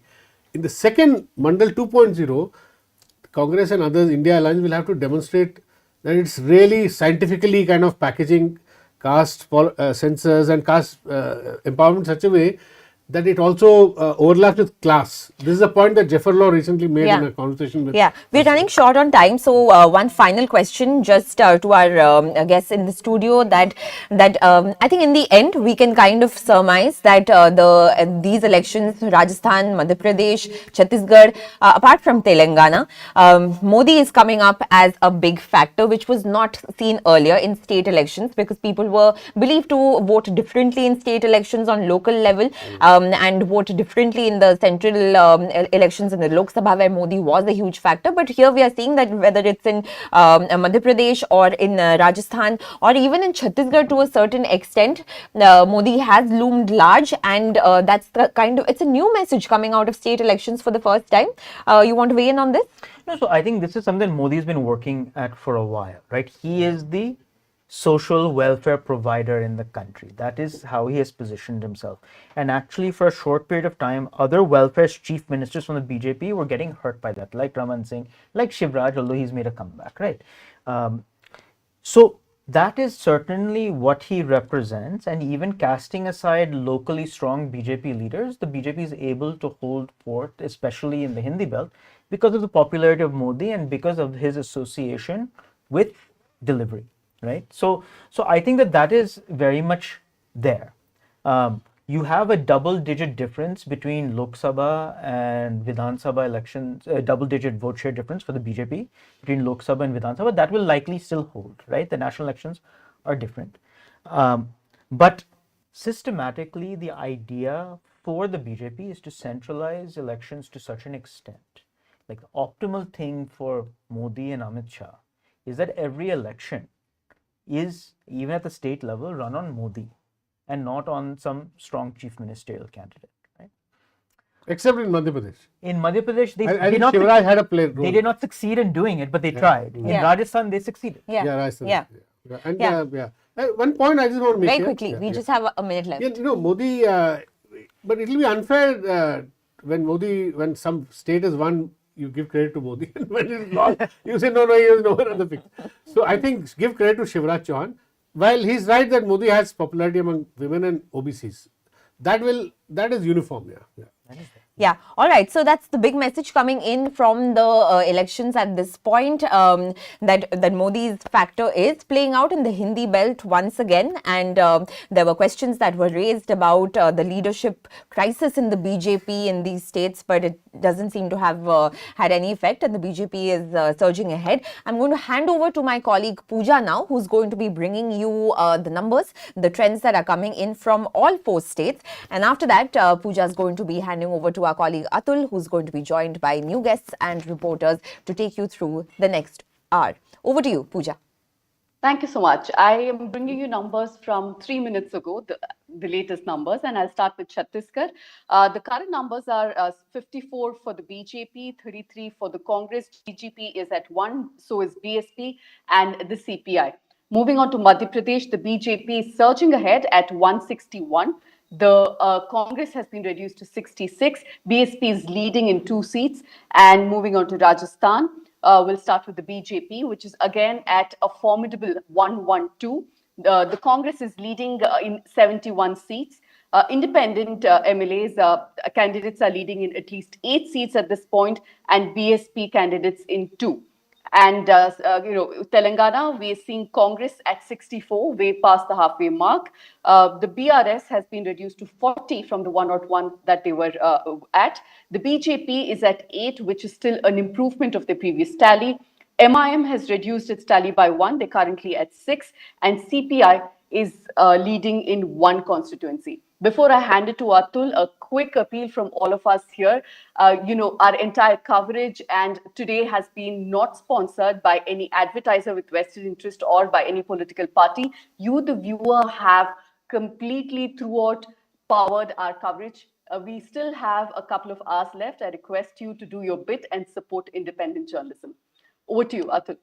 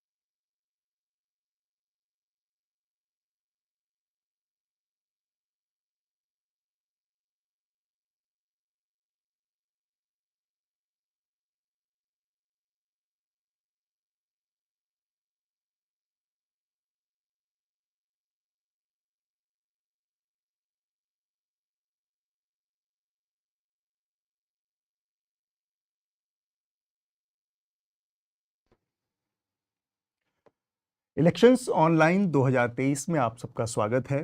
मैं Atul Chaurasia Newslaundry से हूँ। 5 media संस्थान मिलकर एक साथ ये चुनावी नतीजों की कवरेज लाइव आप तक पहुँचा रहे हैं। मेरे साथ स्टूडियो में 2 मेहमान होंगे। हमारे साथ ही विष्णु शर्मा हैं द कैरावन से।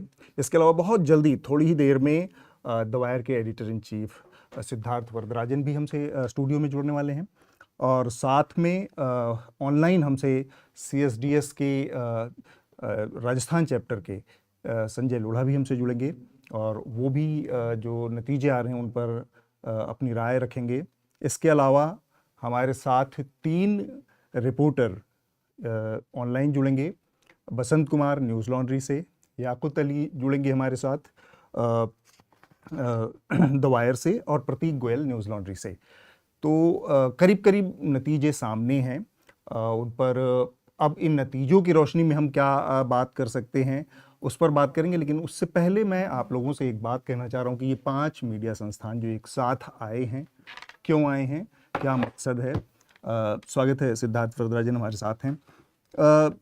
बहुत लंबे अरसे से हम देख रहे थे कि डिजिटल मीडिया को एक तरह से ये कहा जा रहा था और बड़ी मांग आ रही थी कि बहुत बिखरा बिखरा सा है। तो एक कोशिश ये भी है कि सारी जो महत्वपूर्ण आवाज़ें हैं वो एक साथ आएँ और वो इलेक्शन के नतीजों पर या ख़बरों की बात जो कि आजकल चिल्पों में चीख चिल्लाहट में तब्दील हो गई है, हल्ले गुल्ले में तब्दील हो गई, बहुत हिस्टीरिया में तब्दील हो गई है, उसको एक सैनिटी भी दी जाए।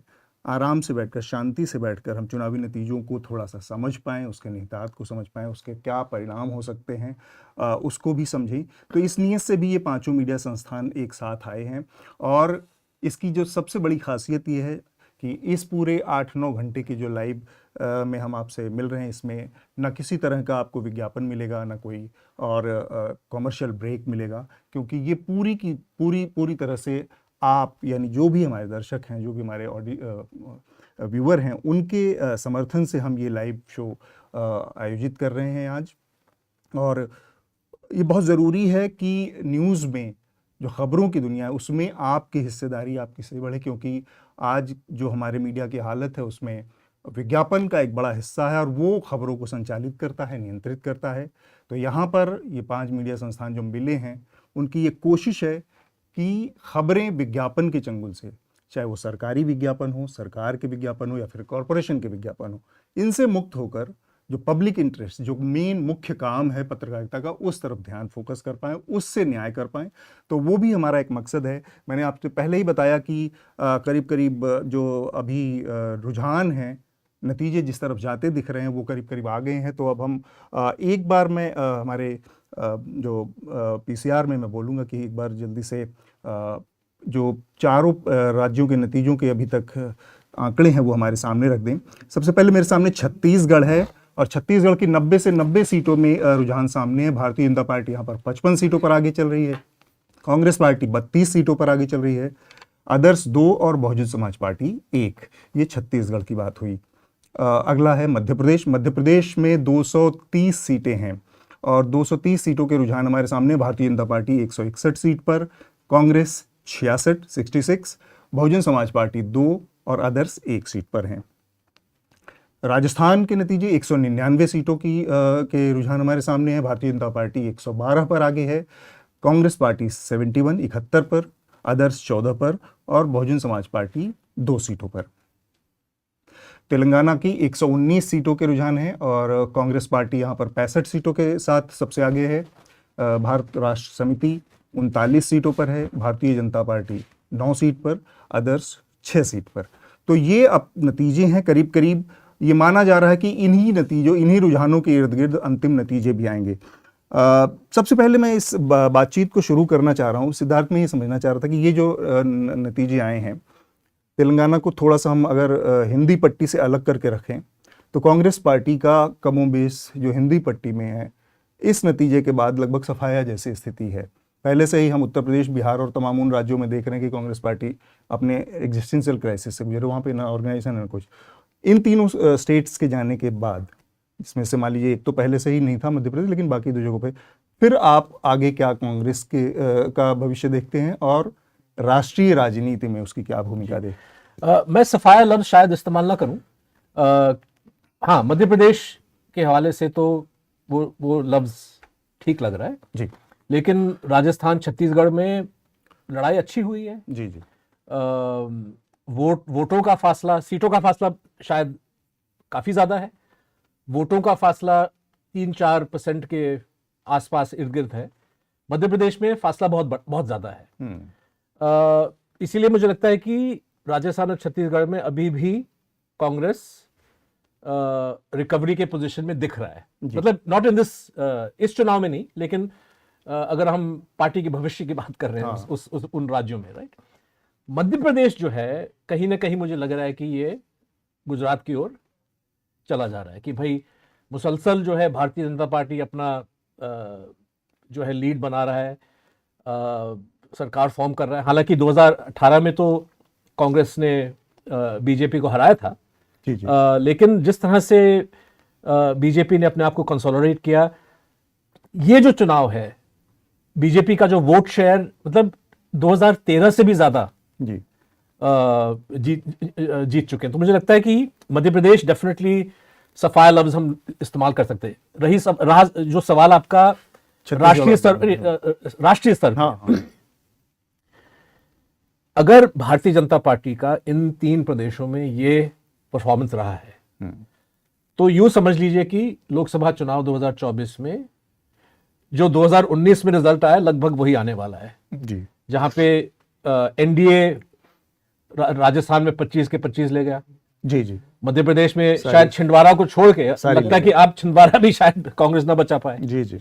और छत्तीसगढ़ में शायद 1 या 2 सीट जो है बीजेपी हार गई थी 2019 में, शायद कांग्रेस वो 1-2 सीट अपना बचा ले। लेकिन ऑलरेडी राष्ट्रीय स्तर पे बीजेपी मैक्स पोजीशन पे है, इसलिए इसके नेशनल इंप्लीकेशंस जहां तक इन 3 प्रदेशों का सवाल है इतना ज्यादा नहीं है। लेकिन अगर हम मनोबल की बात करें, अगर हम कांग्रेस के अंदर जो मोराल है काडर के और लीडरशिप का भी,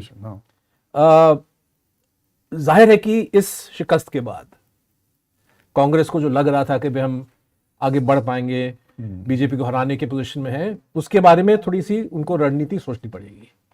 और यहां मुझे लगता है, मैं पहले भी कह चुका हूं कि इंडिया गठबंधन जो है शायद कांग्रेस के नेताओं के सोच में इंडिया गठबंधन की अहमियत और बढ़ने वाली है। और राजस्थान में और मध्य प्रदेश में जिस तरह से उन्होंने अलाइड पार्टीज के साथ समझौता करने से पूरी तरह से इनकार किया, शायद इस पे थोड़ी सी रीथिंकिंग होगी, जो पोजीशन चेंज जो कांग्रेस के लिए मेरी नजरों में 2024 में हेल्प करेगा जी। तो ये मुझे लगता है कि इसका नेशनल, अगर हम हिंदी पट्टी की बात करें, दक्षिण भारत अलग सवाल है। ये दिलचस्प बात है कि जो इंडिया अलायंस है उसकी स्थिति थोड़ी अब उसमें बदल सकती है और उसमें जो रीजनल फोर्सेस हैं उनकी से बढ़ सकती है, क्योंकि हम देखें तो इन 4-5 राज्यों के मद्देनज़र कांग्रेस ने लगभग डेलिबरेटली जानबूझकर इंडिया अलायंस के आगे की बातचीत को करीब बंद कर रखा था। शायद उसकी भी यही मंशा रही कि जब ये नतीजे आएंगे तब ज़्यादा उसमें बातचीत होगी। विष्णु, आपसे मैं पहली राय इस पर लेना चाह रहा हूँ, इसी राष्ट्रीय राजनीति के मद्देनज़र, कि आप इस नतीजे के बाद कांग्रेस की और साथ में भारतीय जनता पार्टी की भी बात होनी चाहिए। लोग विज्ञापनों में बहुत थैंक यू मोदी जी कहते हैं, पर यहाँ पर लगता है कि ये थैंक यू मोदी जी वाली बात है या फिर हम रीजनल लीडर्स जो हैं भारतीय जनता पार्टी, उनकी क्षमता या उनके कारण ये जीत संभव हुई है? Atul thank you. मैं जीत से ज़्यादा मैं कांग्रेस की हार पे फोकस करना चाहता हूँ। मतलब बीजेपी लगभग एक ही मोड में हमेशा रहती है, इलेक्शन मोड में, लगातार रैली करती है, लगातार अपने कैडर को मोबिलाइज करती है, लेकिन कांग्रेस के साथ ये बातें दिखाई नहीं देती हमें। कांग्रेस में एक जीत होती है, उसके तुरंत बाद एक लथार्जी हो जाती है, एक हल्कापन आ जाता है। और मध्य प्रदेश चुनाव में तो ये बहुत दिखाई दिया है। लगभग पिछली बार ऐसा लगता है कांग्रेस समझ नहीं पा रही है, लेकिन कमलनाथ मध्य प्रदेश के लिए एक लाइबिलिटी की तरह है जी। हमने देखा है कि अब आप आंकड़ों की बात करें, मेरे पास एक आंकड़ा है जिसमें मोदी ने लगभग 15 रैली की है और एक रोड शो किया है मध्य प्रदेश में। और तेलंगाना में 8 रैली, छत्तीसगढ़ में 4 रैली। अब टोटल अगर मध्य प्रदेश की बात करें, मध्य प्रदेश बीजेपी ने 634 रैलीज की है। बीजेपी ने सारे नेताओं ने राष्ट्रीय नेताओं ने, मोदी ने, सबने मिला। ये केवल एमपी में है? एमपी में। और अगर आप देखते हैं यही रैली का आंकड़ा कांग्रेस ने कितनी की है तो 350, आधा करीब। जबकि कांग्रेस जीतने के लिए लड़ रही थी, वो सीट बचाने के लिए लड़ रही थी। और हम कई बार सोचते थे कि एक एंटी इनकम्बेंसी है, कैडर का मोरल भी डाउन था बीजेपी का कि बार बार वही चेहरा भी एक कंफ्यूजन से शुरू से दिख रहा था। लेकिन ये कांग्रेस की हार नहीं है, मतलब बीजेपी की जीत नहीं है, कांग्रेस का काम ना करना मुझे समझ आता है कि कांग्रेस एकदम से लापरवाह हो जाती है। अब कमलनाथ की बात करें तो आखिरी के 7 दिन वो छिंदवाड़ा से हिले नहीं है। वो मध्य प्रदेश की कमान उनको दी गई है, लेकिन उनका काम होना चाहिए मध्य प्रदेश। राहुल गांधी ने इनफैक्ट 2019 के चुनाव के बाद कमलनाथ को और गहलोत को एक तरह से इनडायरेक्टली क्रिटिसाइज भी किया था कि अपने बेटों के भविष्य की ज़्यादा चिंता करते हैं इंस्टेड कांग्रेस की। जी, ठीक बात। हमारे साथ ऑनलाइन संजय लोढ़ा जी मेरे ख्याल से जुड़े हैं। अगर जुड़े हैं तो हम चाहेंगे कि उनको स्क्रीन पर लाया जाए। नमस्कार संजय जी। राजस्थान के नतीजों पर मैं सबसे पहले चाहूँगा कि आप हमें थोड़ा सा समझाएं, क्योंकि राजस्थान को लेकर भी ये बात कही जा रही थी जो एग्जिट पोल्स के मुताबिक कि कांग्रेस को वहाँ पर एज है, और साथ में वहाँ पर जब हम लोग थे तो उनकी जो वेलफेयर स्कीम्स थी अशोक गहलोत की, वो भी काफ़ी उनकी चर्चा थी और उसको लेकर बड़ी बातें कही जाती। बहुत सारे लाभार्थी भी थे उसके, गाँव में तमाम लोग मिले। तो ये नतीजे उससे अलग दिख रहे हैं। इसको आप कैसे परिभाषित कर पाएंगे हमारे लिए?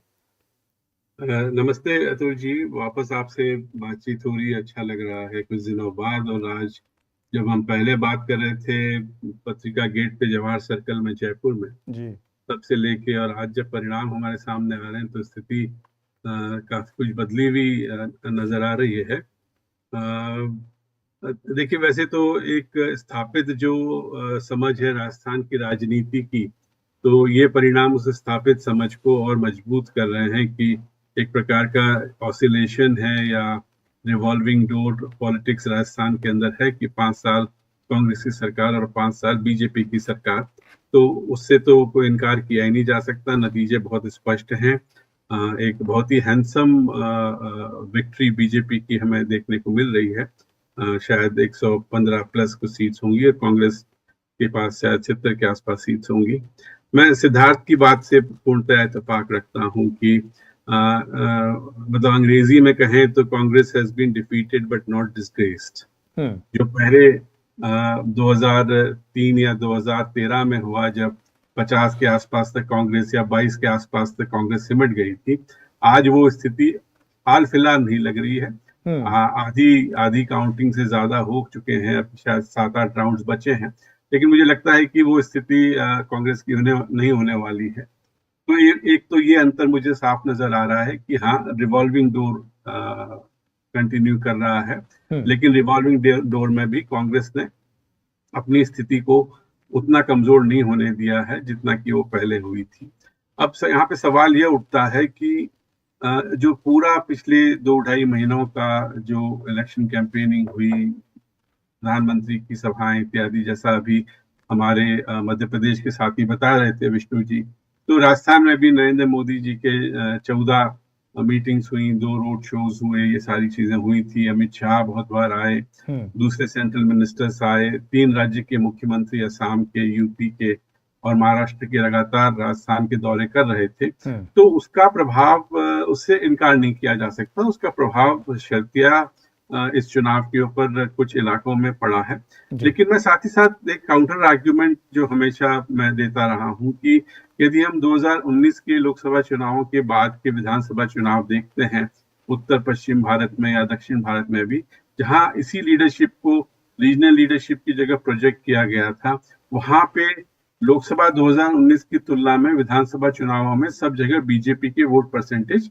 कम हुए हैं। तो हम ये नहीं कह सकते हैं कि this victory of BJP in all these 3 states could be singularly attributed to the projection of Narendra Modi as the principal towering leader, which he is definitely. इसके अलावा कई चीजें हैं जिनके ऊपर हमको नजर डालनी चाहिए। और उसमें सबसे बड़ी बात, अगर हम बीजेपी की जीत की बात करें, बाद में कांग्रेस की हार की भी हम चर्चा करेंगे, क्या हुआ कैसे हुआ, तो जो माइक्रो मैनेजमेंट वाली जो बात है और जिस प्रकार का ऑर्गेनाइजेशनल नेटवर्क बीजेपी का आरएसएस के मार्फत है या दूसरे जो संगठन हैं, चाहे वो बजरंग दल हो या वीएचपी हो, राजस्थान के अंदर हम लगातार ये महसूस करते रहे कि सोशल मीडिया के ऊपर लगभग 38,000 ग्रुप्स बीजेपी के द्वारा अलग अलग तरीके से बनाए गए हैं। तो जिस तरीके से युवाओं को इन ग्रुप्स के माध्यम से कैप्चर किया गया है, वो एक बहुत इंपॉर्टेंट फैक्टर है। आरएसएस का माइक्रो मैनेजमेंट एक बहुत इंपॉर्टेंट फैक्टर है। साथ ही साथ में जो कलेक्टिव लीडरशिप की बात की जा रही है कि एक लीडर को रीजनल लेवल पर प्रोजेक्ट न करना, मुझे लगता है कि हालांकि हमारे सर्वे के डेटा अभी तक मेरे पास आए नहीं है सीएसडीएस के, लेकिन मुझे लगता है कि यदि किसी लोकल लीडर को प्रोजेक्ट किया जाता तो बीजेपी में जिस प्रकार के अनुशासन है, आरएसएस का जो अनुशासन है, जो कांग्रेस की जो फियर था कांग्रेस का कि यदि हम कई एमएलए को बदल देते हैं, नए एमएलए नए कैंडिडेट्स लेके आते हैं तो उससे सिटिंग एमएलए नाराज हो जाएंगे, इसलिए उनको नाराज नहीं किया जाना चाहिए। बीजेपी में उस प्रकार की स्थिति नहीं है। बीजेपी में जो हाई कमांड एक बार डिसीजन ले लेता है, everybody falls back on that, उसके अलावा वो उस तरीके से बात नहीं करते। तो यदि लोकल लीडर को प्रोजेक्ट किया जाता तो हो सकता है कि स्थिति शायद और भी अच्छी बीजेपी के लिए हो सकती थी, ऐसा मेरा मानना है। अब आते हैं हम कांग्रेस के ऊपर की पिछले, जैसा आपने पहले भी बातचीत, बस एक सेकंड मैं आपको रोकूंगा संजय जी। 2-3 अपडेट है यहाँ पर राजस्थान से जुड़े, वो मैं बता दूं कि शांति लाल धारीवाल जो कि जिनको लेकर बहुत बवाल हुआ, बहुत वो था उनको टिकट देने को लेकर, वो बहुत छोटे वोट के अंतर से आगे चल रहे हैं, 400-450 वोटों के अंतर से आगे चल रहे हैं। सचिन पायलट काफ़ी अच्छे मार्जिन से आगे चल रहे हैं। तो ये 2 अपडेट है। दिया कुमारी जो भारतीय जनता पार्टी के नेता, वो मैं हमारे साथ अगर हमारे हमारे रिपोर्टर बसंत और प्रतीक जुड़े हों, मैं उन लोगों से ये जानना चाहूँगा कि बड़ी संख्या में सांसदों को और मंत्रियों को, 7 सांसदों को सिटिंग टिकट दिया था भारतीय जनता पार्टी ने मध्य प्रदेश में, और इसके अलावा यही स्थिति करीब करीब राजस्थान में थी, और 4 सांसदों को दिया गया था टिकट छत्तीसगढ़ से। तो इन लोगों के बारे में अगर कोई आंकड़ा हो, कोई वो हो, तो थोड़ा सा मैं चाहूँगा कि हमारी टीम उनके परफॉर्मेंस के बारे में हमें जानकारी दे। सिद्धार्थ, आपने सुना ये पूरा, थोड़ा सा मैं स्कीम्स के बारे में जानना चाहूँगा। बहुत सारी स्कीम्स इस पूरे कैंपेन के दौरान सामने आई। एक उसमें बहुत बड़ी चीज़ थी ओपीएस, ओल्ड पेंशन स्कीम, उसको लेकर बड़ी मिक्स सी राय है। कुछ लोगों का कहना है कि ये बहुत उल्टी दिशा में जाने वाला कदम है, लेकिन इसने थोड़ा सा एक तरह का मोमेंटम कांग्रेस को दिया था, चाहे वो छत्तीसगढ़, हिमाचल प्रदेश रहा हो या कर्नाटका, वहाँ पर उसका काफ़ी वो दिखा एम्प्लॉयज़ के साथ, तो जहाँ पर बड़ी संख्या में। पर यहाँ पर ओल्ड पेंशन स्कीम पूरी तरह से लग रहा है कि किसी के ऊपर कोई खास उसका असर नहीं दिखा है। तो ये स्कीम आगे चलकर आपको लग रहा है कि अब इसमें एक किसी तरह का पार्टियां दोनों रिकैलिब्रेशन करेंगी? भारतीय जनता पार्टी ने तो कभी कोई कमिटमेंट किया नहीं, लेकिन कांग्रेस को इस पर फिर से रीथॉट करने की जरूरत होगी। कहना मुश्किल है। पोस्ट पोल सर्वेज शायद बता पाएंगे कि किस हद तक कौन सा अपील कांग्रेस का जो है लोगों तक पहुंच पाया। लेकिन मेरा मानना है कि कहीं ना कहीं कांग्रेस पार्टी को और शायद बीजेपी को भी एक होलिस्टिक अप्रोच, जहां तक डेवलपमेंट की बात है, उसके बारे में गंभीरता से सोचना पड़ेगा। क्योंकि ये स्कीम्स का जो दौर है, ये कि भाई चुनाव के टाइम आपने कुछ अनाउंस कर दिया, एमएसपी में बढ़ोतरी की जो रेट है, या ओल्ड एज पेंशन आप या विधवाओं का पेंशन आप 3,000 से 4,000 बढ़ा दोगे। मतलब मुझे लगता है कि इससे ज़्यादा बेहतर ये होगा कि पार्टीज कोई विजन इकोनॉमी का और एक सोशल वेलफेयर सिस्टम का वोटर्स तक पहुंचाए। शायद कांग्रेस के लिए ये बहुत बड़ी चुनौती होगी कि भाई अभी आपके पास मुश्किल से 6 महीने रह गए हैं, जी 4-5 महीने रह गए। आपका विजन क्या है? आप नरेंद्र मोदी सरकार को एम्प्लॉयमेंट के इशू पे भर के आप आलोचना करते हैं, लेकिन विकल्प आप आगे क्या बढ़ाएंगे? मुझे लगता है कि स्कीम से ज़्यादा जी कांग्रेस को चाहिए कि कोई ऐसा एक विजन, कोई ऐसा प्रोग्राम जो न सिर्फ नौजवानों को बल्कि जो एम्प्लॉयज़ हैं, जो एक बड़ी तादाद में जो वर्किंग क्लास है, जो हिंदुस्तान की जो पेजेंट्री है जी, उनके इमेजिनेशन को कैप्चर करे। और मुझे लगता है कि शायद ये चुनाव हमको बता रहा है कि इम्प्लीमेंटेशन, जैसे राजस्थान में जो हेल्थ इंश्योरेंस का जो गहलोत साहब का जो स्कीम था, चिरंजीवी स्कीम, हर कोई कह रहा है कि भाई वो अच्छी तरह से वो चल रहा था, लेकिन ये एक वजह नहीं हो सकती कि इसलिए लोग आपको वोट करेंगे। आपका भी, आप सरकार हैं, आपका जिम्मा है कि आप लोगों को स्वास्थ्य, शिक्षा, तमाम जो चीजें हैं आप मुहैया कराएं।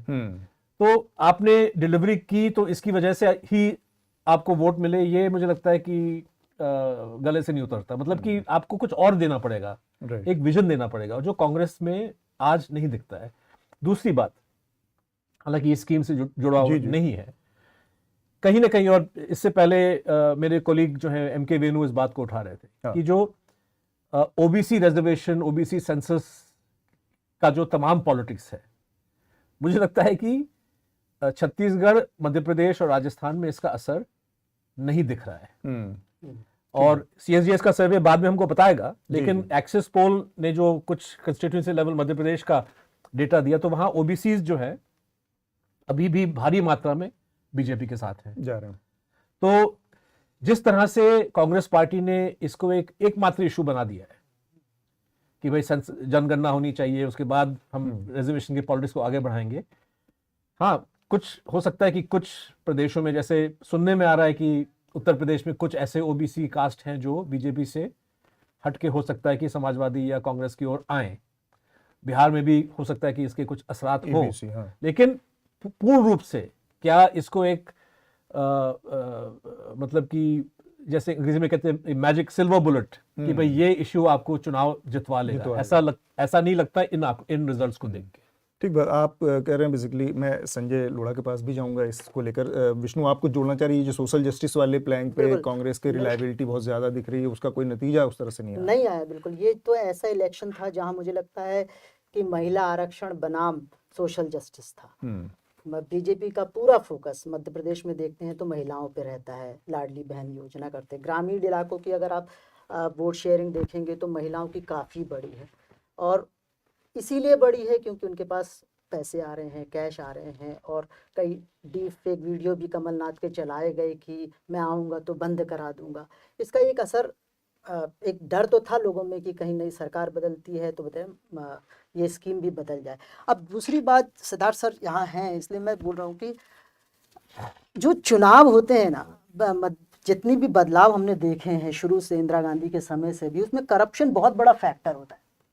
और कोई भी विपक्षी दल जो करप्शन को सेंटर मुद्दा बना पाती है वो हमेशा जीतती है। चाहे इंदिरा गांधी के समय हमने देखा, अटल बिहारी वाजपेयी के समय भी हम देख रहे थे कि कॉफिन स्कैम था, पेट्रोल पंप आवंटन स्कैम था। उसके बाद हम देख रहे थे मनमोहन सिंह की सरकार को तो एकदम करप्शन ही ले डूबा। कांग्रेस जिन राज्यों में बीजेपी की सरकार है वहाँ कोशिश तक नहीं करती है कि करप्शन जैसे मुद्दे को सामने हाईलाइट लाए। और मुझे लगता है ये सोशल जस्टिस के मुद्दे जो बहुत इंपॉर्टेंट है, लेकिन करप्शन एक ऐसा मुद्दा होता है जिसको भारतीय जनता बहुत शिद्दत से समझती है और उसके अंदर एक तरह से नाकार है इसके।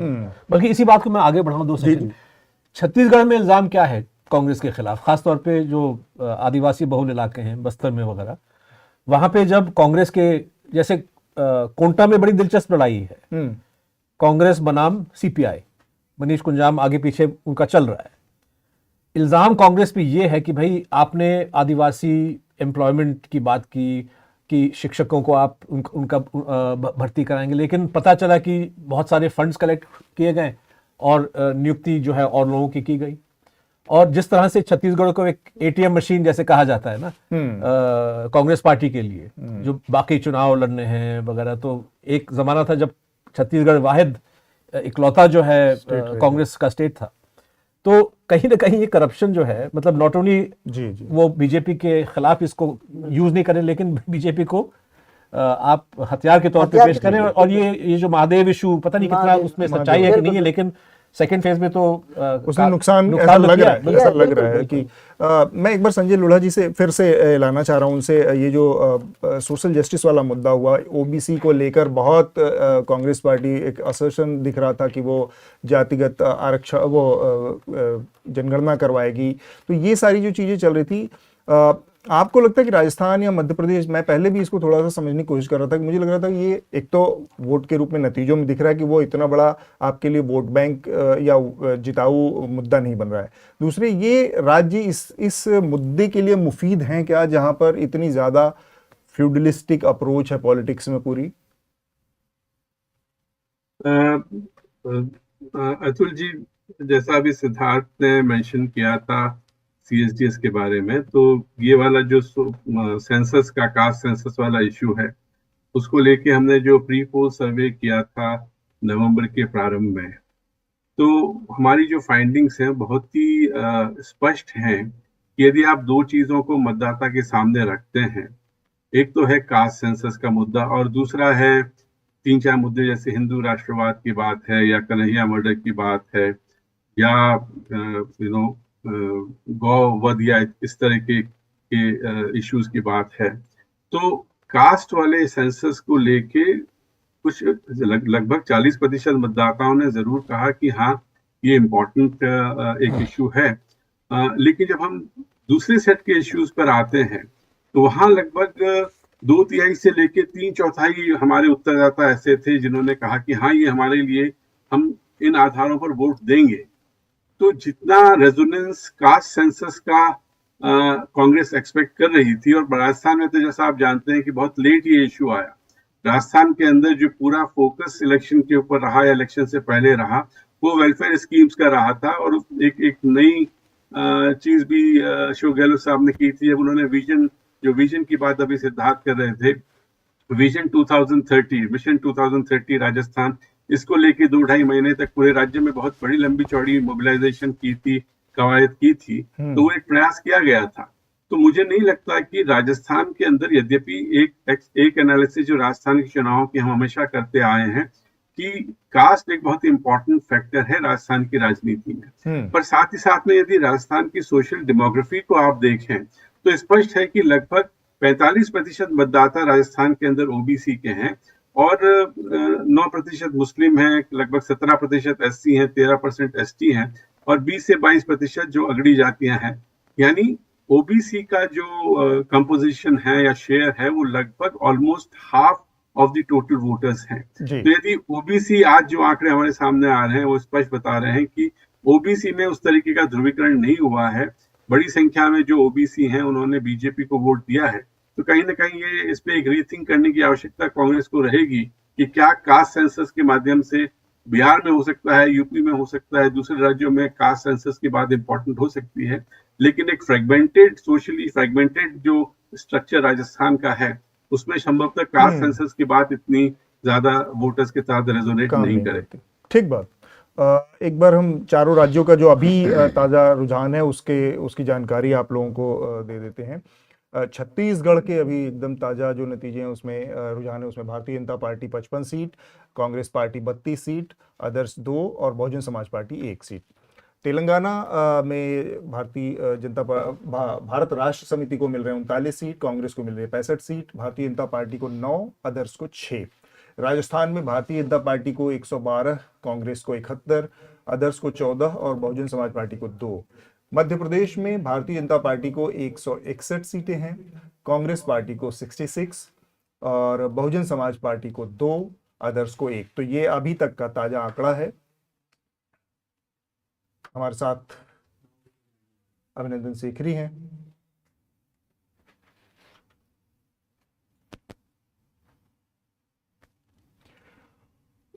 ओके, तो हमारे साथ बसंत और तबस्सुम भी हैं। मैं उन दोनों लोगों को चाहूँगा कि एक बार स्क्रीन पे लाएं। मैं छत्तीसगढ़ के नज़रिए से एक बार बसंत से समझना चाह रहा हूँ कि जब 2 फेज़ में हुए, पहला जो 7 नवंबर का था और फिर 17 नवंबर का, इस बीच में क्या चेंज हुआ, क्या बदलाव आया, उसको मैं थोड़ा सा समझाएं। जो नतीजे अब आ रहे हैं और जो वहाँ पर रहकर आपने देखा, बसंत क्या चेंज हो गए, बदलाव, क्यों इतना अंतर दिख रहा है नतीजों में?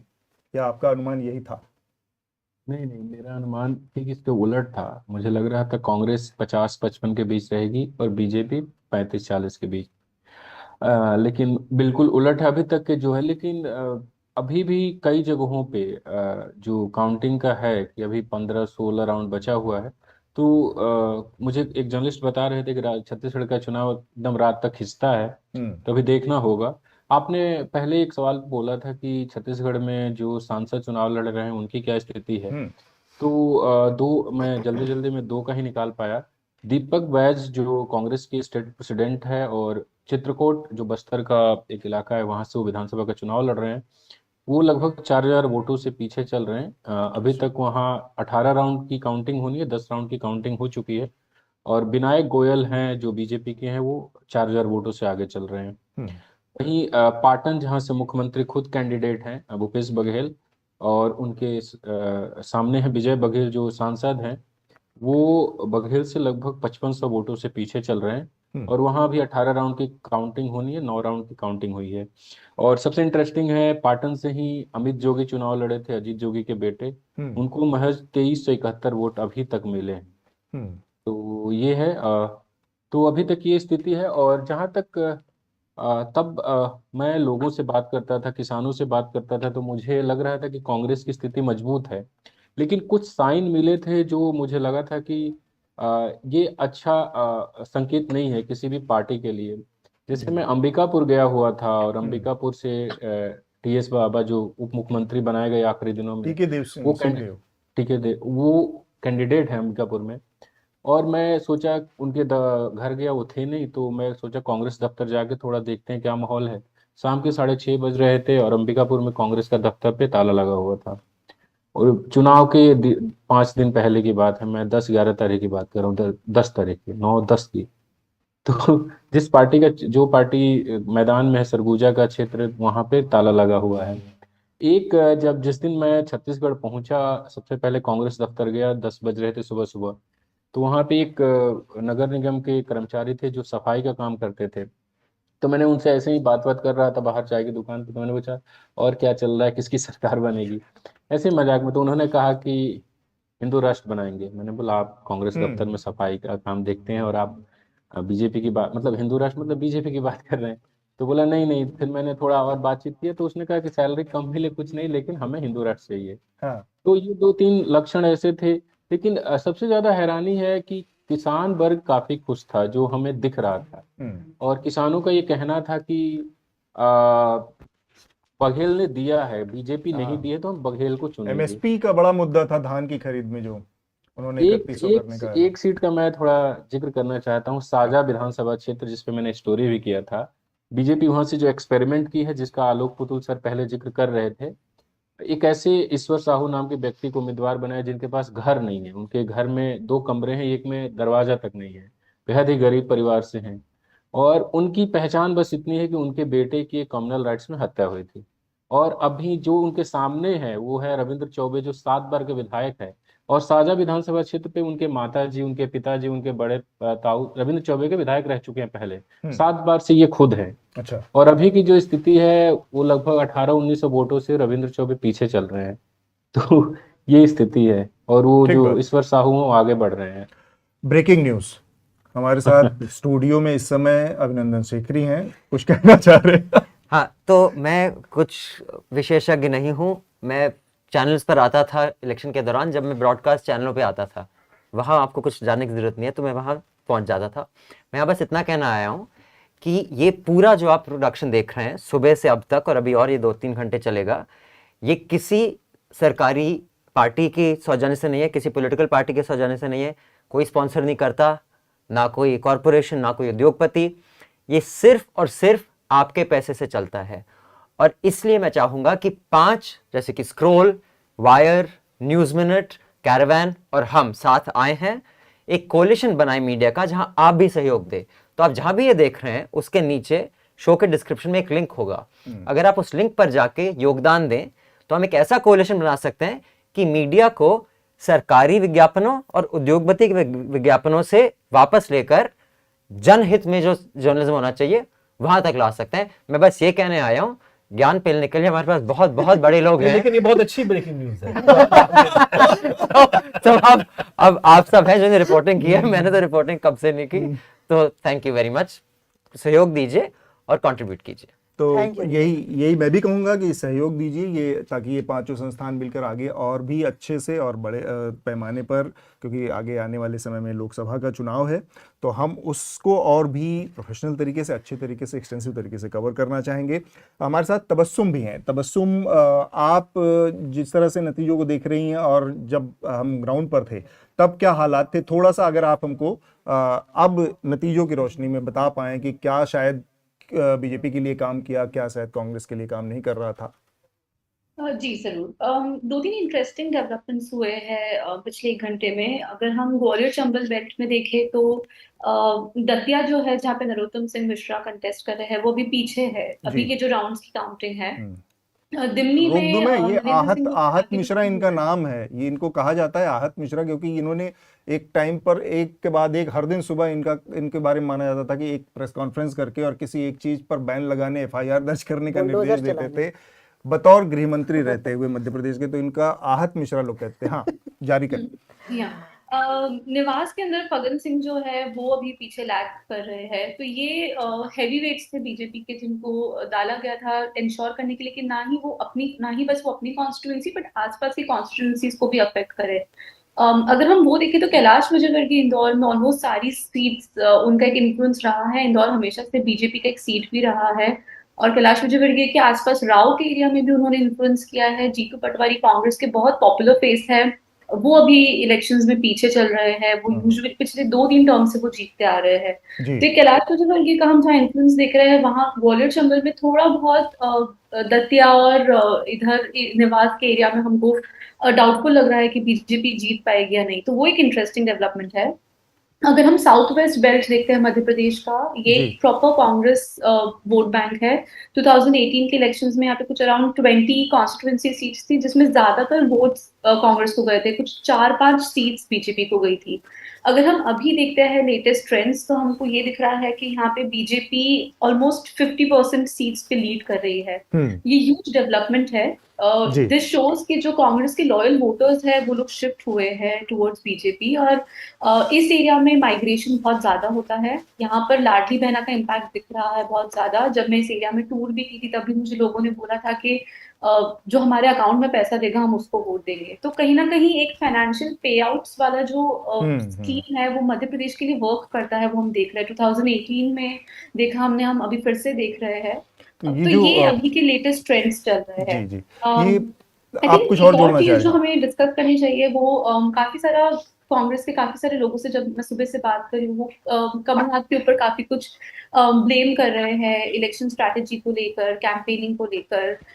कई सारे कांग्रेस यूथ के नेताओं से मैंने बात करी, उन्होंने बोला कि जो एक कर्नाटक इलेक्शंस के चीफ आर्किटेक्ट थे सुनील कोनुबल, उनका रोल बहुत ज्यादा इंपॉर्टेंट था तेलंगाना में भी और मध्य प्रदेश में भी। बट मध्य प्रदेश में इलेक्शंस के कुछ दिन पहले ही कमलनाथ और उनका डिसएग्रीमेंट हुआ और कमलनाथ उनके आइडियाज एक्सेप्ट करने के लिए रेडी नहीं थे। तो एक वो जो आइसोलेटेड वे ऑफ वर्किंग है वो कमलनाथ का इस बार इस इलेक्शंस में दिखा है और उसकी वजह से आई थिंक कांग्रेस को एक बहुत बड़ा हिट हुआ है। तो अभी तक इतना हमारे सामने आया है। ये बिल्कुल आपकी बात ठीक है। वहाँ पर जब हम लोग मध्य प्रदेश में काम कर रहे थे तो बहुत सारे कांग्रेस के नेताओं और कार्यकर्ताओं में ये बात थी कि एक कमलनाथ एक किस्म की पैरेलल कांग्रेस यहाँ पर चला रहे हैं। और वो कई घटनाएं हुई, जैसे समाजवादी पार्टी के अखिलेश के साथ जो तू मैं हुई, या इंडिया अलायंस को लेकर, या भोपाल में जो वहाँ पर इंडिया अलायंस की सभा होने वाली थी, पब्लिक रैली, उसको दरकिनार करना। तो ये सारी चीज़ों से एक किस्म का ये था कि सेंट्रल लीडरशिप और मध्य प्रदेश की जो यूनिट थी जो कि कमलनाथ के अंडर में काम कर रही थी, दोनों के बीच में उस तरह का एक कोई मेल मिलाप या कोऑर्डिनेशन बहुत अच्छा नहीं था। एक चीज़ और तबस्सुम आपसे जानना चाहूँगा, 7 जो एमपीज और सेंट्रल मिनिस्टर्स को उतारा था बीजेपी ने, उनकी स्थिति आपके पास कुछ रिपोर्ट है उनके बारे में? जी हाँ, तो जैसे मैंने अभी आपको बताया कि निवास में फगन सिंह जो है वो पीछे चल रहे हैं। इंदौर में कैलाश विजयवर्गीय इज अहेड। दतिया के अंदर नरोत्तम मिश्रा उनका थोड़ा वो चल रहा है पीछे, वो उनके चांसेस थोड़े डिफिकल्ट लग रहे हैं। दिमनी में नरेंद्र सिंह तोमर अभी फिलहाल लीड कर रहे हैं, लेकिन आधे घंटे पहले पिछले राउंड में वो पीछे चल रहे थे। तो उनका रविंद्र तोमर के साथ कंटेस्ट है दिमनी में। रविंद्र तोमर भी बहुत स्ट्रॉन्ग कैंडिडेट है कांग्रेस के, उन्होंने काफी प्रचार वगैरह किया है। ये कुछ हैवी वेट्स है, प्रहलाद पटेल इज लीडिंग, वो आगे चल रहे हैं। और अगर हम दूसरे की प्लेयर्स का देखें तो जैसे रघुगढ़ में जयवर्धन हुए, वो अभी आगे चल रहे हैं। झाबुआ के अंदर विक्रांत भूरिया पीछे चल रहे हैं। विक्रांत भूरिया कांग्रेस के युवा नेता के स्टेट हेड है। उनका सीट अज्यूम किया गया था कि वो जीतेंगे, बट झाबुआ के अंदर अभी वो भी पीछे लैग कर रहे हैं। It is a big loss for Congress in a sense, क्योंकि उनकी कुछ शॉर्ट सीट्स है, जीतू पटवारी, विक्रांत भूरिया, वो भी वो लोग ऐसा लग रहा है कि वो लोग लूज आउट कर देंगे जी। इसके अलावा राजनगर जो छतरपुर में सीट है, विक्रमनाथ पीछे चल रहे हैं। वो बहुत सालों से ही is been the MLA. Narsinghpur में जैसे मैंने आपको बताया प्रहलाद पटेल लीड में है। शिवपुरी में बीजेपी लीड कर रही है। छिंदवाड़ा में कमलनाथ लीड कर रहे हैं। ग्वालियर में प्रद्युमन सिंह तोमर लीड कर रहे हैं। ये सिंधिया फैक्शन के साथ स्विच किए थे बीजेपी में।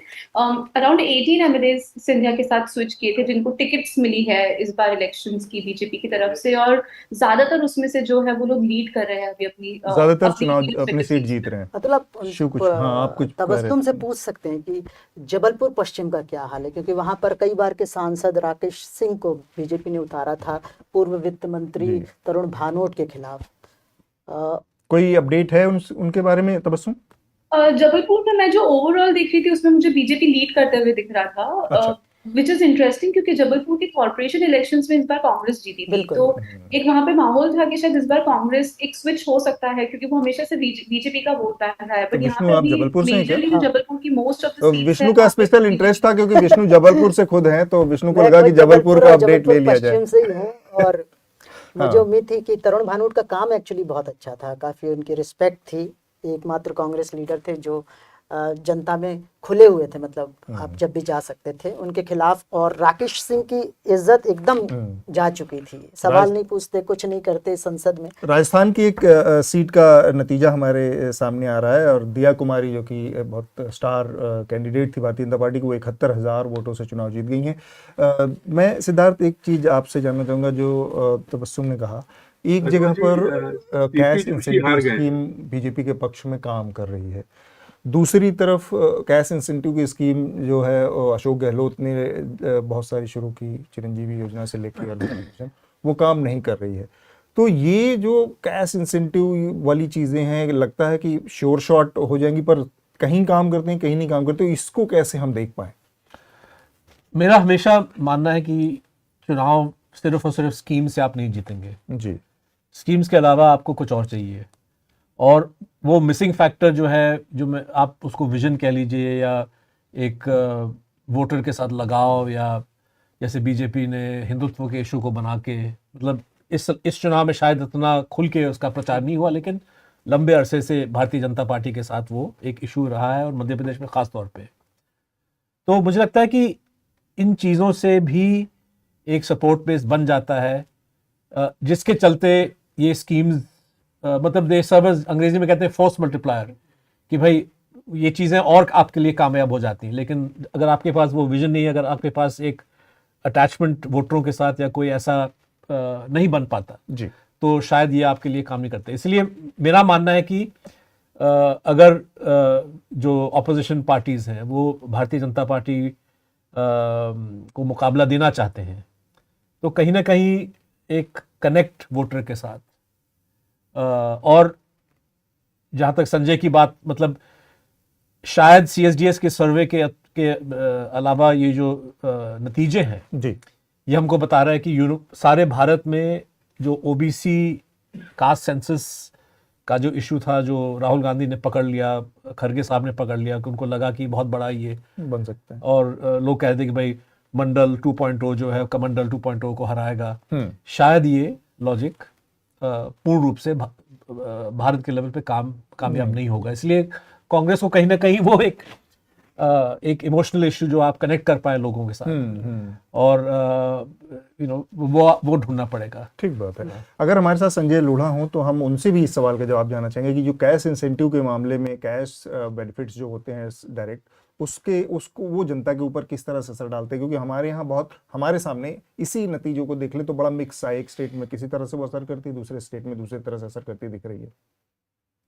हाँ अतुल जी, पहले भी मैंने इस बात को एम्फेसाइज किया था कि जो ये वेलफेयर स्टेट वाला एक जो कॉन्सेप्ट था जिसको लेके अशोक गहलोत आगे बढ़े, और पिछले साल 1.5 साल के अंदर उन्होंने एक के बाद एक कई तरीके की welfare schemes, cash incentives, pension को लेके, विधवाओं के लिए, या बिजली को लेके, या अन्य प्रकार की जो स्कीम्स थी, तो मैं इस बात से तो इत्तेफाक नहीं रखूंगा कि इसका कोई असर नहीं हुआ। इनका डेफिनेटली असर हुआ है, और हमारे जो सर्वे रहे हैं प्री पोल सर्वे में भी, और डेफिनेटली पोस्ट पोल के डेटा जब मेरे पास आएंगे तो उसमें भी ये डेफिनेटली रिफ्लेक्ट होगा। जो मैंने पहले भी शेयर किया कि अब तक हमने जितने सर्वेस किए हैं, चाहे लोकसभा के हो, विधानसभा के हो, हम हमेशा ये बातें पूछते हैं लोगों से कि आप इन स्कीम्स के बारे में आपने सुना है क्या, और यदि सुना है तो आपको फायदा हुआ है क्या। ये पहला चुनाव और पहला चुनावी सर्वेक्षण हमारा था जहां लोगों ने कहा कि हाँ, हमने इनके बारे में सुना है, और लगभग 2/3 से 3/4 हमारे उत्तरदाता ऐसे थे जिन्होंने कहा कि yes, we have benefited from these schemes. अब प्रश्न यहाँ पे ये उठता है कि क्या उस एक्सेप्ट जो बेनिफिशियरीज रहे उन्होंने अपना वोट दिया या नहीं दिया। यहाँ पर मैं ये मानूंगा कि उससे कांग्रेस को फायदा हुआ है, अन्यथा ये जो 72-73 सीटें उनको दिखा रही हैं, शायद ये भी कांग्रेस को नहीं मिलती। दूसरी बात और भी है, जो कि किस प्रकार से ये सर्विसेज दी जा रही हैं और कितने लोग इनका फायदा उठा रहे हैं। जब ये राजस्थान मिशन 2030 की बातचीत हो रही थी, कि कई संवादों में मैं भी था, आईडीएस जयपुर की तरफ से मैं गया था इन संवादों के अंदर, और मैंने ये ग्रीवेंसेस जो कमेटी है उसके अध्यक्ष से भी पूछा, जो कि मुख्यमंत्री जी के बहुत नजदीक हैं, कि आप सब बोलते हैं कि ये सब मतलब guaranteed delivery of public services, ऐसा कई तरह के कानून आप लेके आए हैं, लेकिन इफेक्टिवली कहाँ तक लोगों को इन चीजों से फायदा मिल रहा है। हाँ, ये एक इम्पॉर्टेंट इश्यू है। चाहे मैं हायर एजुकेशन से जुड़ा हुआ हूँ, मैं ये मानता हूँ कि पिछले 2 सालों में नए कॉलेजेस खुले हैं, लड़कियों के लिए बहुत सारे कॉलेजेस खुले हैं, लेकिन उन कॉलेजेस की स्थिति बड़ी खराब है। वहाँ टीचर नहीं है, वहाँ इंफ्रास्ट्रक्चर नहीं है, वहाँ लाइब्रेरी में किताबें नहीं है।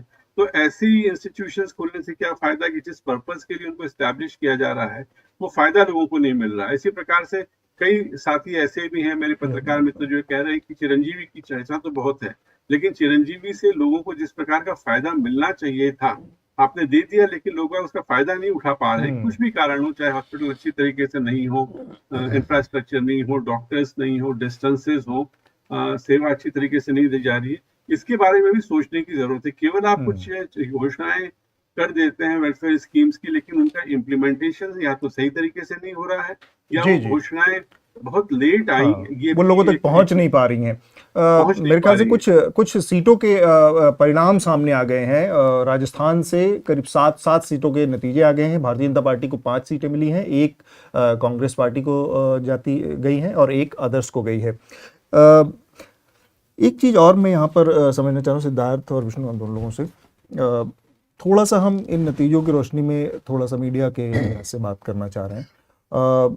बहुत भारी भरकम एक कसरत होती है चुनावों से पहले ओपिनियन पोल की, day by day opinion polls आते हैं, फिर एग्जिट पोल आते हैं, और काफ़ी हाइप क्रिएट होता है चैनलों से लेकर ये जो नतीजे आए, जो एग्जिट पोल्स और तमाम चीज़ें इस नतीजे के पहले हमारे सामने आए थे, उसमें देखें अगर हम तो मध्य प्रदेश के नतीजों को 2 संस्थानों ने करीब आसपास प्रेडिक्ट किया था कि ये नतीजे चौंकाने वाले आ सकते हैं। बाकी ज़्यादातर लोगों के नतीजे के आकलन गलत रहे।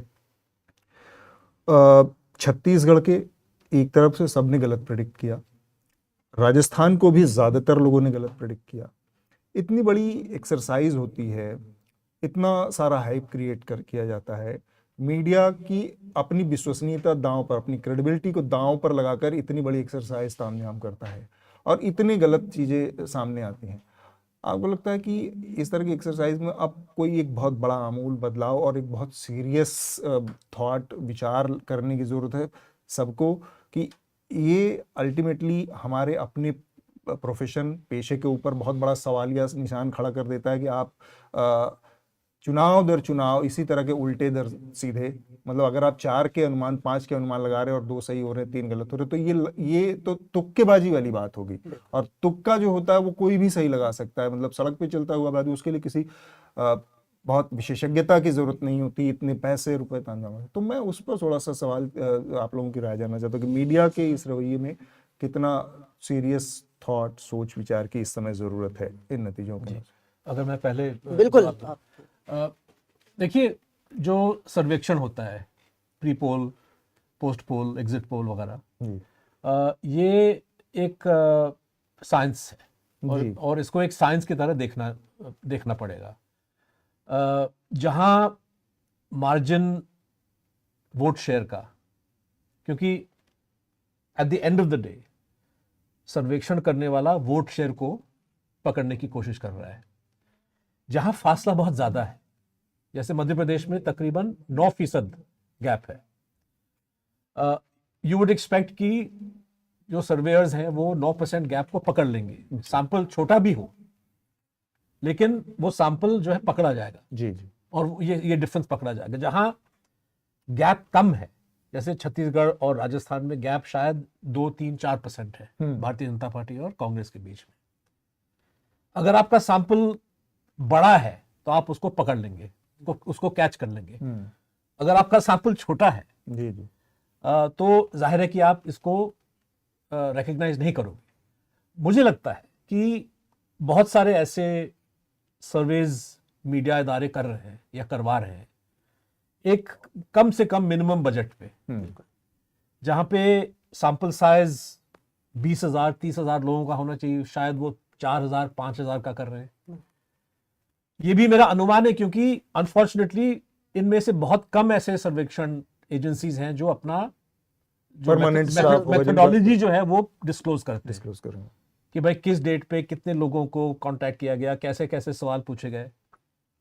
सीएसडीएस डिस्क्लोज करता है, इसलिए सीएसडीएस जो है एक तरह से पोस्ट पोल एनालिसिस का गोल्ड स्टैंडर्ड माना जाता है। जी बहुत सारे ऐसे पॉलिटिकल पार्टीज हैं जो सीएसडीएस के सर्वेक्षण को एक आधार बनाते हैं कि भाई चुनाव के नतीजों को समझने के लिए। जी तो मैं समझता हूं कि मीडिया हाउसेस जो सर्वे करना चाहते हैं, हम लोग 4-5 कैरावान, स्क्रॉल, वायर और न्यूज मिनट और न्यूज लॉन्ड्री हम लोग इकट्ठे हुए। जी हमारे बीच में सवाल उठा कि क्या हम कोई ऐसा पोल कमीशन करें कि ना करें, और सवाल सीधा बजट का है, क्योंकि आप 2 लाख में भी कर सकते हैं लेकिन उसका कोई फायदा नहीं है। पैसे खर्च करके आप कर सकते हैं और उसके सही निकलने के चांसेस ज्यादा है, लेकिन जाहिर है कि 5 इंडिपेंडेंट पोर्टल्स के आने के बावजूद भी उतना बजट हमारे पास नहीं होगा। लेकिन दूसरी बात कि जो रिपोर्टर ग्राउंड पे जाता है,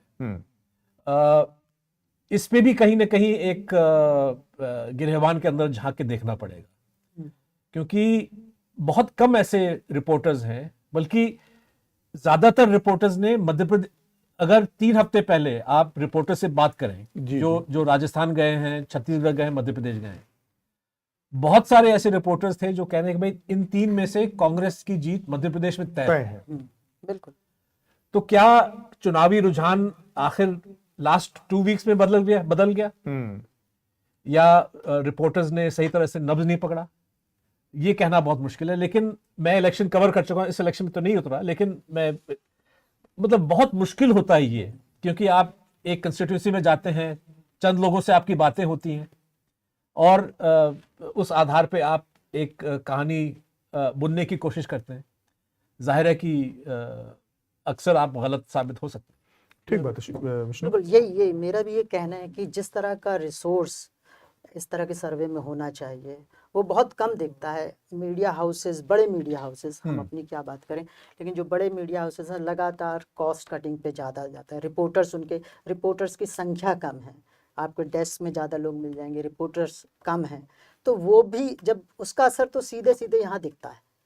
और जब तक आप रिपोर्टिंग पे रिसोर्स अपना खर्च नहीं करते, रिपोर्टर्स की संख्या नहीं बढ़ाते, मुझे नहीं लगता मीडिया हाउसेस, ये बड़े हाउस या कुछ नया कर पाएंगे या अच्छे से दिखा पाएंगे चीज़ों को।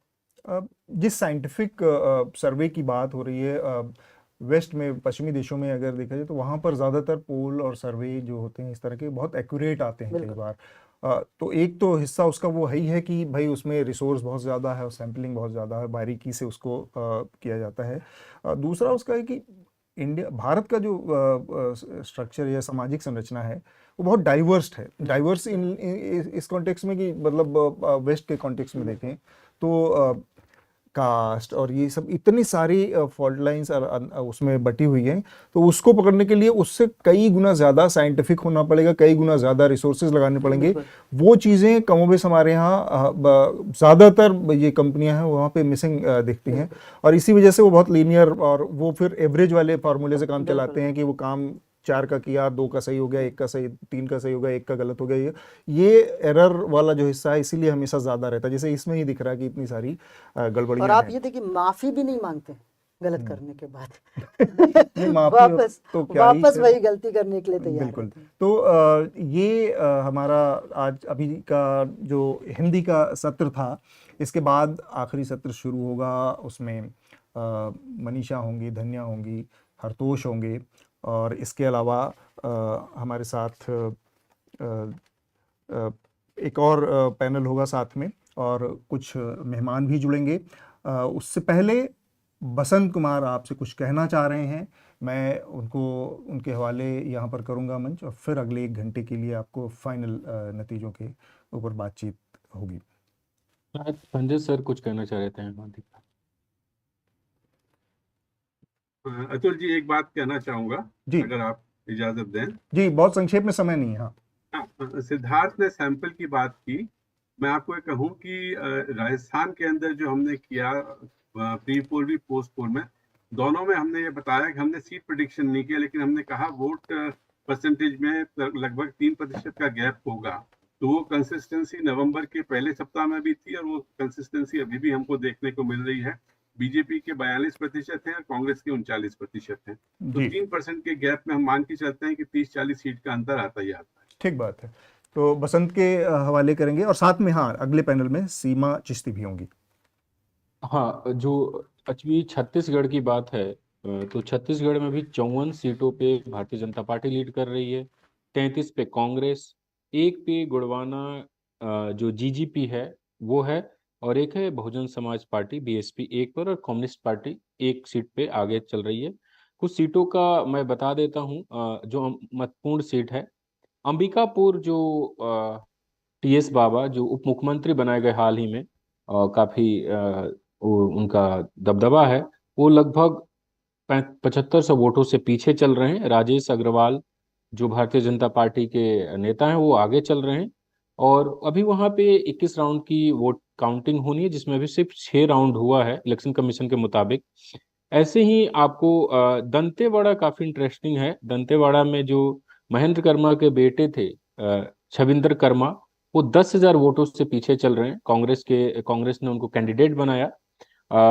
बस्तर में जो 12 सीटें हैं, एकमात्र सीट थी जहां से बीजेपी जीती थी, लेकिन 2019 के चुनाव के दौरान यहाँ जो बीजेपी के सिटिंग एमएलए थे, नक्सलियों ने उनकी हत्या कर दी।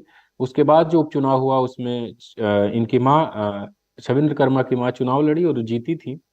अभी ये चैतराम अटामी जो बीजेपी के नेता हैं उनसे लगभग 10,000 वोटों से पीछे चल रहे हैं। और इसके बाद हम बात कर लें चित्रकूट की, क्योंकि चित्रकूट से कांग्रेस के स्टेट प्रेसिडेंट चुनाव लड़ रहे हैं दीपक वै, जो लगभग अब 6,000 वोटों से पीछे चल रहे हैं। वहां पे 12 राउंड की वोट काउंटिंग हो चुकी है, 18 राउंड की काउंटिंग होनी है, तो ये पीछे चल रहे हैं। अब पाटन की बात कर लेते हैं, क्योंकि दुर्ग पाटन है जहां से मुख्यमंत्री खुद उम्मीदवार है। पाटन की अगर बात करें तो पाटन में मुख्यमंत्री लगभग 10,000 भूपेश बघेल 10,000 वोटों से आगे चल रहे हैं, और उनके सामने विजय बघेल हैं जो 10,000 से पीछे चल रहे हैं। तो ये कुछ बड़े सीट है। बस्तर की अगर बात करें, वहां से कांग्रेस के जो कांग्रेस यहाँ से लगभग 5,000 वोटों से आगे चल रही है, बीजेपी दूसरे नंबर पे है। और एक और कांग्रेस के नेता हैं ताम्रध्वज साहू, उनकी स्थिति काफी अच्छी नहीं लग रही है, क्योंकि वो लगभग 10,000 वोटों से पीछे चल रहे हैं दुर्ग रूरल से। तो कांग्रेस के कई दिग्गज नेता हैं जो काफी पीछे चल रहे हैं। एक सीट इंटरेस्टिंग है जो जहाँ की बात मैं पहले भी किया था, साजा। कोंटा की बात कर लेते हैं। कोंटा से कवासी लखमा जो शराब मंत्री थे, और जब हमने उनसे सवाल पूछा था कि आप लोगों ने वादा किया था कि शराबबंदी करेंगे लेकिन शराबबंदी नहीं हुई, तो उन्होंने मुझे कहा कि हम अब आपसे पूछ के अपना घोषणा पत्र बनाएंगे। वो मनीष कुंजाम जो सीपीआई के लीडर हैं, उनसे लगभग 500 वोट पीछे चल रहे हैं। और एक चीज ध्यान देने वाली है कि मनीष कुंजाम कोंटा जो सुकमा का क्षेत्र है, वहां से वो चुनाव लड़ रहे थे और उनको अपने पार्टी का सिंबल नहीं मिला था सीपीआई का, वो एसी चुनाव चिन्ह उनका था। अब आप सोचिए कि आदिवासी बेल्ट में एसी चुनाव चिन्ह मिलना कैसे समझाए होंगे। तो उनको काफी अच्छा वोट परसेंटेज है उनका, अच्छा आगे भी है 500 वोटों से। तो ये स्थिति है। साजा की अगर एक बार बात कर लेते हैं, साजा जिसका जिक्र मैंने अपने बातचीत में पहले किया था, लगभग 4000 वोटों से ईश्वर साहू लीड कर रहे हैं। और लेकिन वहां पे अभी बहुत काउंटिंग बाकी है। 22 राउंड की काउंटिंग होनी, अभी सिर्फ 7 राउंड हुई है। तो ये स्थिति है। भिलाई नगर से देवेंद्र यादव जो नौजवान कांग्रेस के नेता हैं, वो लगभग 3000 वोटों से आगे चल रहे हैं। तो वहाँ पे 12 राउंड की काउंटिंग होनी, 8 राउंड की हो चुकी है। और अगर कुछ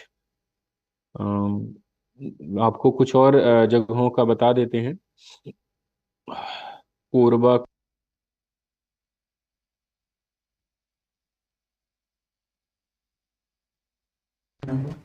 राजनांदगांव जहां से रमन सिंह खुद मैदान में, वो काफी आगे चल रहे हैं, 30,000 वोटों से आगे।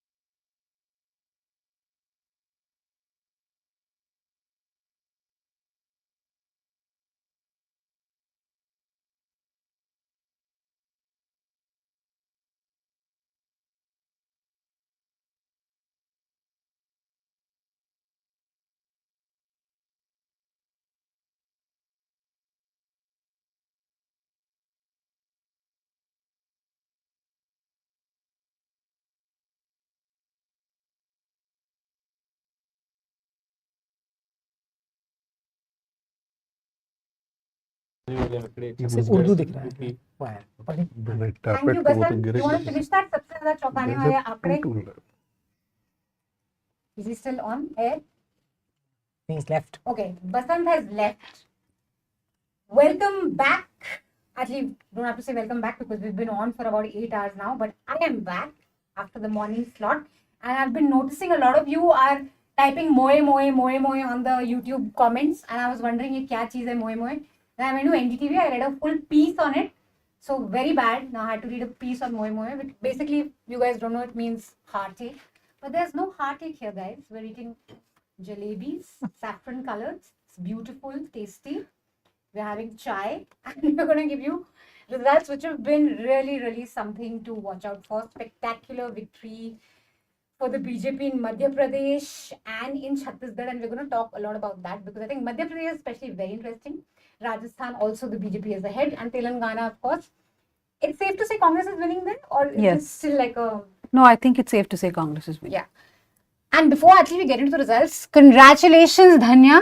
Thank you. And congratulations Supriya. Yes, Dhanya congratulations. has won the Journalist of the Year award at the Reading. So, thank you. And Supriya and Arunabh have won an award for an investigative piece on the misuse of ED by the Modi government. So congratulations on that. Please do check out reporting by Scroll. I think you guys have won 5 awards, so really kudos for that. Check out all their reporting on Scroll. Of course, check out Newsminute, and remember that they're able to do all this reporting. And despite being such a small team, they're able to win these amazing awards because they have people supporting them, people subscribing to them, and that's how they're able to stay independent and bring you incisive reporting. We're going to, of course, go into numbers, and there's lots to discuss. But I think let's quickly go to Sudipto because he's waiting for us at Bangalore. So let's just say hello to him. And Sudipto, you must tell us as a journalist, can I say you parachuted into Chhattisgarh? You won't get offended by that, right? You're mute. Please unmute yourself and express your offense. But how surprised are you from the results? BJP was a 33% vote share. 46% vote share they've got in this as we're counting. Spectacular victory for them there. And this is something that no one talked about. So the exit polls were all saying Congress jeetne wala hai. Reporting bhi mostly, there was no wave at least that we heard of. How surprised are you by Chhattisgarh? And what do you think you missed out as a journalist? So the thing is, I mean, I didn't get out of Raipur. I was stationed in Raipur only and speaking to the experts there. So yes, it is right that I was a paratrooper in Chhattisgarh. The results, I mean, I can't react to the results because I was not looking at the results when I went to Chhattisgarh. I was looking at, the nature of politics under Baghel. And now that the results have come in, I'm able to add 2 and 2 together. I dare say that this is what happens when you try and be more Hindutva than the BJP. Right, I say this also broadly about Madhya Pradesh, Rajasthan as well, where the Congress has taken the shape of the container, and the container happens to be right wing. And I do not think that in Chhattisgarh, Baghel has really set a secular agenda. And I don't know. I'm imagining myself as a voter in Chhattisgarh. What would I have voted for or against? Because I'm essentially voting for 2 parties that are pursuing a similar line. So to that extent, I don't know. I mean, the results, that's how I read the results. And yes, the other important thing, I suppose, to say that Baghel was defeated by the social justice agenda, because I do feel that the smaller parties, the Hamar Raj Party, the Gondwana Ganatantra Party, the Bahujan Samaj Party, and there were several other parties in the fray, smaller parties. And each of them was contesting on that flank of the Congress's failure or Baghel's failure on the question of social justice. So now, it is crying over spilled milk, but a party that claims to present a secular agenda as against the BJP has completely failed on that ground as well as on the ground of social justice. So therefore, I don't know, serves Baghel right. What about Telangana? Because you guys have covered that pretty closely. Of course, I mean, through all the reporting, it was very clear that people were very upset. But there was this invincibility to BRS, which seems to have been proven wrong now. Yeah, I think Dhanya will be able to answer that question better. But my initial reaction is, okay, now one nightmare is over. And now, a lot of people who I'm speaking to, since morning are very worried about the return of Reddy rule. Through Revanth Reddy, and that is a very real danger. I'm more excited about the kind of reporting we'll get to do from here on forward, where we can, hold the Congress to account in that state and, look at how they're going to undo the damage that the TRS or the BRS did in its time in power. So that is going to be of key interest for me, because if you're going to be replacing an incumbent, I mean, if you can't take the shape of the person you've replaced. So that is really the thing for me, either in the case of Baghel or in the case of the Congress in Telangana. That's one thing to watch out for, is Velama rule, which is what was discussed. So Congress said it is feudal rule, and KCR's feudal rule, and all of that. But Revanth Reddy is not from some toiling community either, or he doesn't represent the interests of the toiling masses either. So we'll have to wait and see what happens there. Great. Thank you so much for joining us. We also have Ajoy from The Wire who's going to join us. Is he here with us? Hey, Ajoy. So, initial reactions to the results, and I think we can talk about this a little bit with the others also, that there is this urge to just talk about Hindutva with the results now, even though when we started these elections, analysis, we talk about how welfare played a scheme, but it seems like BJP is a party that has a little bit of something for everyone. आपको हिंदुत्व चाहिए आप हिंदुत्व ले लो, आपको welfare चाहिए आप welfare ले लो, आपको nationalism चाहिए आप नेशनलिज्म ले लो. So do you see that reflecting in the results a little bit for everyone? And that's what, and there's essentially no difference between the welfare promises that were being offered by both parties. Manisha, the whole campaign kind of suggested that it was competitive welfareism between both the parties, and all of us knew that BJP, as organizationally and kind of the election machine that it has, it was always very, very strong on the ground. But what kind of this whole kind of the Chhattisgarh for me was actually a surprise that Baghel was losing, as Sudipto also said. But I was looking more granularly at the Chhattisgarh result. What the BJP has done here, BJP has cornered most of the votes which went to other parties last time. Congress is hovering around. Congress lost 2% vote share, but we can say that more or less they got the same number of votes, a little here and there. But what BJP has done, that it shot up from almost 33% to 46%, cornering most of the Jogi Congress's votes, the GGP and BSP's votes, and that is what is kind of pulling BJP much ahead of the Congress, and that is how it has done. And it played like very, very the micromanagement that it did in Chhattisgarh also. It gave almost 20 to 25 seats in the to Sahu community, and all the Sahu dominated seats they seem to be kind of sweeping there. So these are the kind of small tricks that the BJP does in every election, and but kind of very sorry to say, but the Congress seems to be getting have gotten really complacent in Chhattisgarh, thinking that there's no opposition. But this is how the BJP micromanages election, and it could not. And Congress should have thought about how these smaller parties would perform, and how and it's for example, the Jogi Congress got around 8% votes in 2018, and this time it is getting only around 1.5%. So most of the votes seems to be going to the BJP. And similarly, a large chunk of scheduled caste and Adivasi votes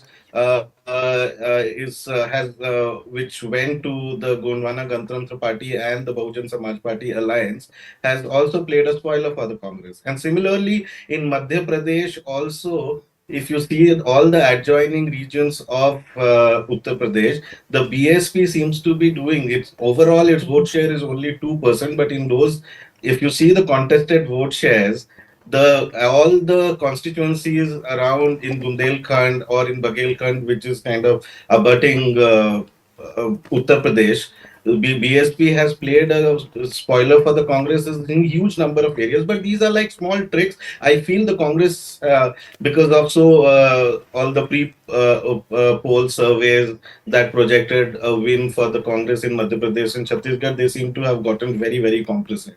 And while in Madhya Pradesh they seem to be getting almost the same number of votes, what the BJP has done, they have pushed the base vote share to a much higher kind of base. So in Madhya Pradesh, BJP is getting almost 48% votes, which makes makes it really difficult for the Congress to defeat it. And similarly, what used to be in earlier elections in Chhattisgarh, the winner would get around 39 or 40% votes, but the BJP this time seem to be getting 46%. So it's a daunting task for the Congress in 2024 to defeat the BJP, which seems to be always pushing the vote share base higher up. We saw that how BJP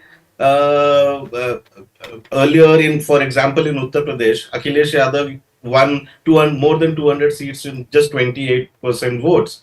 But BJP seems to be now is getting 45% votes. So it's a daunting task for all opposition parties, which is not getting any incremental votes. And when so we're going to come back to you with that, because right when we started the show, we said that we're not going to talk about Lok Sabha or draw any conclusions. But here we are. I'm just saying that the base for with this increasing bipolarity in elections, the base for the vote share basis is actually getting higher and higher, and that completely changes the game in any election, be it Lok Sabha or be it assembly elections. And I thought like if Congress would have done much better had it not gotten complacent. If this, they could have actually gotten into alliance with their India partners. So we're For going to get example, some numbers yeah. in So now. because We're going to get so some at numbers. least they Ajay, could we'll have come pushed the back to you. united narrative. We'll come back to you. We're going to get into some numbers because this is the closing hour. We want to give our audience some concluding final numbers. So let's at least start with Chhattisgarh, I think, Supriya. You've traveled there. What a stunning victory for the BJP. 33%, say 46%. Congress more or less retains its vote base. But just tell us, give us the final numbers and tell us, are you surprised? And what explains the stunning victory of BJP without a CM face? Well, I think it's Ajoy's analysis was that it's all complacency on part of the Congress. I think it was incompetence, frankly. But just to first run through the numbers, just to put this number in perspective, BJP has 46% plus. Its vote share in the 2003 election was 37.8%. In 2008, 40.3%. In 2013, 41%. And these are elections where it won. So just to say that that's the scale of the BJP victory this time. It surpassed both in vote share and seat share. It never crossed the 50 mark. 50 was as far as it got. And if these trends sustain, then it's currently at 54. So of course, it's like there's still several rounds of counting to go, but the vote share tells us what has happened. And it isn't just a case of the BJP being successful at taking away the votes of others. It was pretty evident that after Ajit Jogi's death, the Jogi Congress is not going to do very well. BSP is holding on to its vote share. I think there's more that's happened. The Congress has actually dropped even in vote share. It's not only like dropping seats. And again, if you look at the map of Chhattisgarh, what also becomes clear is that, there are regions where the Congress has been wiped out. And these are the two Adivasi majority regions in Chhattisgarh. Ambikapur or Sarguja division up north and Bastar, both of which had decisively voted for Congress in the last election. And this time, the Congress is absolutely not there. It's in a few places in Bastar, but it's all of North is saffron right now. And that's why I say there's incompetence, because to lose votes in these two regions, which had, clearly, reposed faith within 5 years that these regions are decisively rejecting the government, is because the Congress did not live up to the promises that it had made here.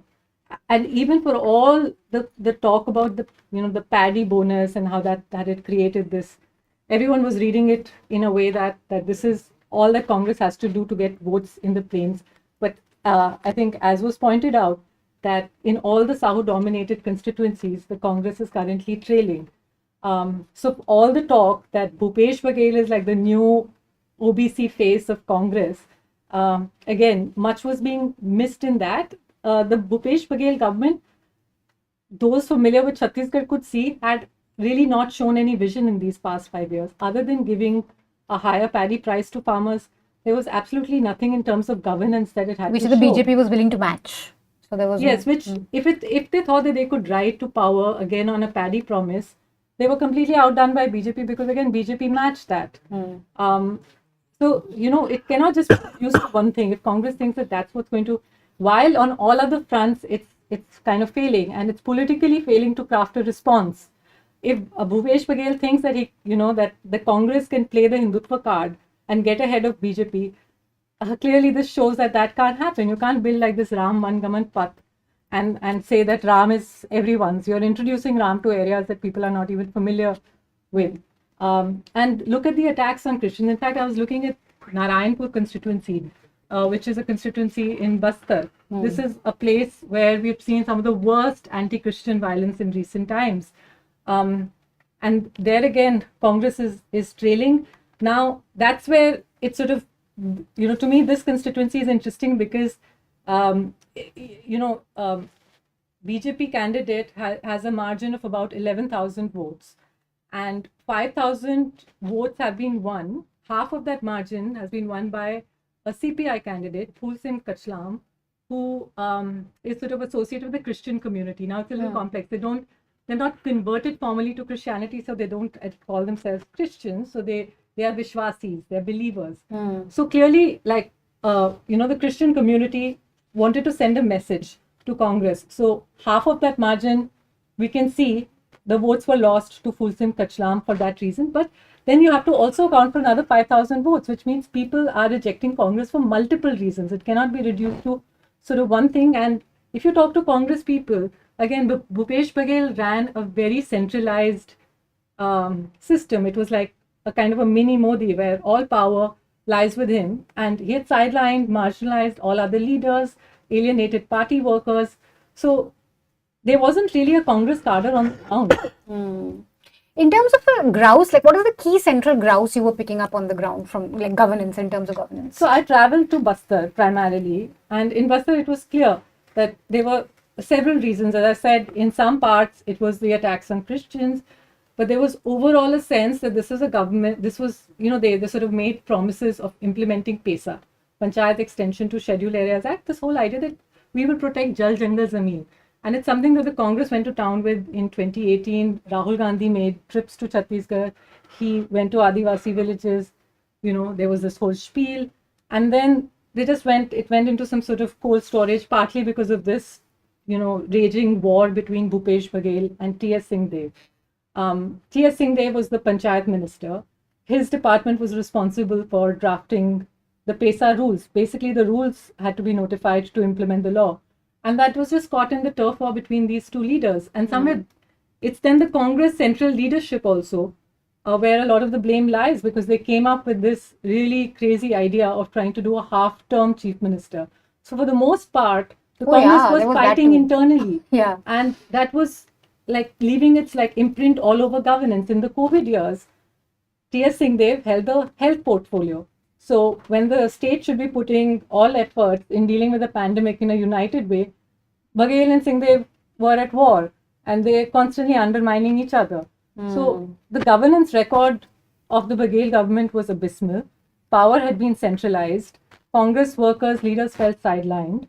In Adivasi regions, the regions that had like in a wholesome way backed Congress decisively, 14 out of 14 seats in Ambikapur voted for Congress, and Bastar similarly 11 out of 12.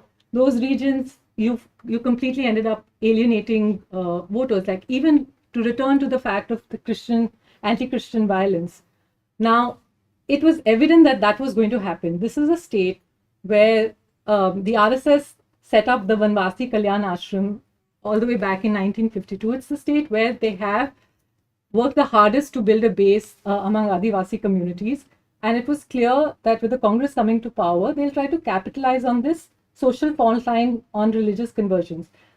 So the Congress really had to do some work in crafting a response. But instead, they allowed mobs to sort of go and attack Christian believers, mobs led by BJP leaders. They went scot-free for the longest time till there were repeat attacks. It was finally when a police officer was injured in Narayanpur that they cracked down. And then people there told me that when they went to meet the Adivasi leader, sort of the tallest Adivasi leader of Bastar, a minister, Kawasi Lakma, he said, "Why have you converted?" So Congress didn't come across as empathetic at all. And Bhupesh Baghel tried to do what I think he thought was clever. He was like, most conversions happened in the BJP, under BJP rule. But that's to say that there is something inherently wrong with conversions to Christianity. It was left to Adivasi intellectuals and movements like Sarv Adivasi Samaj to say that just the way, if the argument is that Adivasis converting to Christianity threatens the Adivasi identity, what about Hinduization of Adivasis? And again, like sort of to get everyone's attention on what is actually the biggest threat to Adivasi identity, which is the loss of, their sort of traditional livelihoods, of the forest, of Jal Jangal Zameen. So Congress just politically failed in Chhattisgarh. They squandered what was an opportunity in a state where BJP won 3 times, a state that doesn't easily vote out incumbents. The Congress, and the Congress BJP's in come back 5 quite years, spectacularly. To go from 68 seats to now like 38, or I don't know what the latest is. It's We'll clearly come to somewhere in the Modi's, 30s. pitch, because again, like they went to election without a CM state, but KTR has conceded defeat. He's tweeted out, he's congratulated Congress. So please tell us what's happening in Telangana, and were you surprised and stunned at the results? No, not really, not surprised. I mean, Manisha had actually come to Hyderabad, and there was a show that we arranged at this place called Lamakan. So we had called 4 or 5 people, and before that we had done a show with students. So everybody was really angry with KCR, and Manisha asked me, what is happening? Did we only pick and choose these people? I said, no, we generally called people, they all came, and they were, but that's the point, there was a lot of anger. In fact, one of the first things I felt while traveling in Telangana is that BRS was underestimating anti-incumbency. The only thing which I was not sure of, whether that anti-incumbency will convert into votes for the Congress, because there are some states where people do not actually tell you who they are going to vote for. They don't make it very clear. They just tell you, we are angry with this person, but they are still not making their choice clear. So I was just speaking to BRS, they believe that they have gone wrong in Karimnagar, in Nalgonda, and one more district. But I think the biggest news may be in Kamareddy, where Revanth Reddy and KCR are contesting from. There is a possibility now, only 5 rounds are left, that the BJP candidate may win. Oh. Everybody is already calling him the giant slayer and all that, but there are, I think now maybe 4 rounds left. But if this Venkat Reddy does win from Kamareddy, that will be the story of Telangana. And of course, Revanth Reddy, I think all English news channels have already started. Will Bhatti be the new CM, or will it be Revanth Reddy? So this will be a double slay. He'll be a double killer candidate, right? If he, And BRS's vote share has gone down from 46 to 37%, and Congress has upped it almost 10%, 28 to 39. And look at the BJP, they've also doubled. They were at 7 last time, and this time they're almost at 14. So in terms of principal grouses against the BRS, corruption, crony, yes, capitalism, all that. I think there's anger against the family. There was there's also this resentment against Hyderabad being the focal point of all development, right? Like even if you look at the Warangal, which is one of the towns, one of the places where they are not doing too well. Warangal is better than most districts in Telangana, but there still is this overwhelming feeling that a lot of development. So you can't say that there is no development happening. It did happen, but largely focused in Hyderabad. That's a complaint even we heard quite a bit. So everything that, is for so Hyderabad, for and everybody else, everything is for the high-tech. Yeah, and this was one election, Manisha, where I mean, not too many elections we hear of jobs as a problem, as an electoral issue. This election, people spoke a lot about jobs, because that was one of the biggest promises TRS made when it came to power last time. So I was in fact surprised. The remotest village you go to, people will still say, what are the jobs? The jobs they gave was for the police department. And I think that there has been this whole civil society movement also in Telangana. There is this former IAS officer called Arfa Khanum. He was doing this thing called Jago Telangana, and they had gone from constituency to constituency talking to people. So there's been a parallel movement. Kodandaram, who was a joint action committee for the Telangana movement. All those people have also been working against KCR because everybody turned against him. So I think it's a coming together of all those forces, plus sentiment that the family is held on for too long, that there is corruption, and though they brought in a lot of schemes, they did not deliver it properly. And the MLA, what the BRS government ended up doing is make the MLA a very powerful entity. Because for any scheme, which is your 2 BHK scheme, Dalita Bandhu, Raita Bandhu, the MLA was deciding who the beneficiary would be. And it was widely known in Telangana that MLAs were taking bribes, were taking money. And so there was a lot of resentment due to that also. Great. Hartosh, Madhya Pradesh, I think a lot of journalists are going to be talking about MP for a very long time because no one seemed to have predicted this spectacular 48% vote share for the BJP. In fact, everyone was saying that Congress ka time aa gaya hai, fatigue hai, ye wo, but Shivraj has bounced back, and how? I mean, it's just 48% is just spectacular. So tell us, would you also say that you judged it wrong? Absolutely. And where did we go wrong? Well, one, I was surprised by the result, but I also must say that I am actually quite happy with the results. The loss and the decimation of Kamal Nath is a direct indictment of the central leadership and the kind of focus the Congress has picked for these elections. And the blame goes directly. There is no reason for Kamal Nath to exist but the Gandhis themselves. And we should be clear about that. The man has a pretty despicable record in every which way. And that you should pick this upper caste leader at this time when your messaging is supposed to be about the OBC vote. And after 4 defeats, I think our package, which was in Hindi, ended with whether voters disenchanted with Shivraj Chauhan are disenchanted enough to vote for a tired, aging upper caste leadership.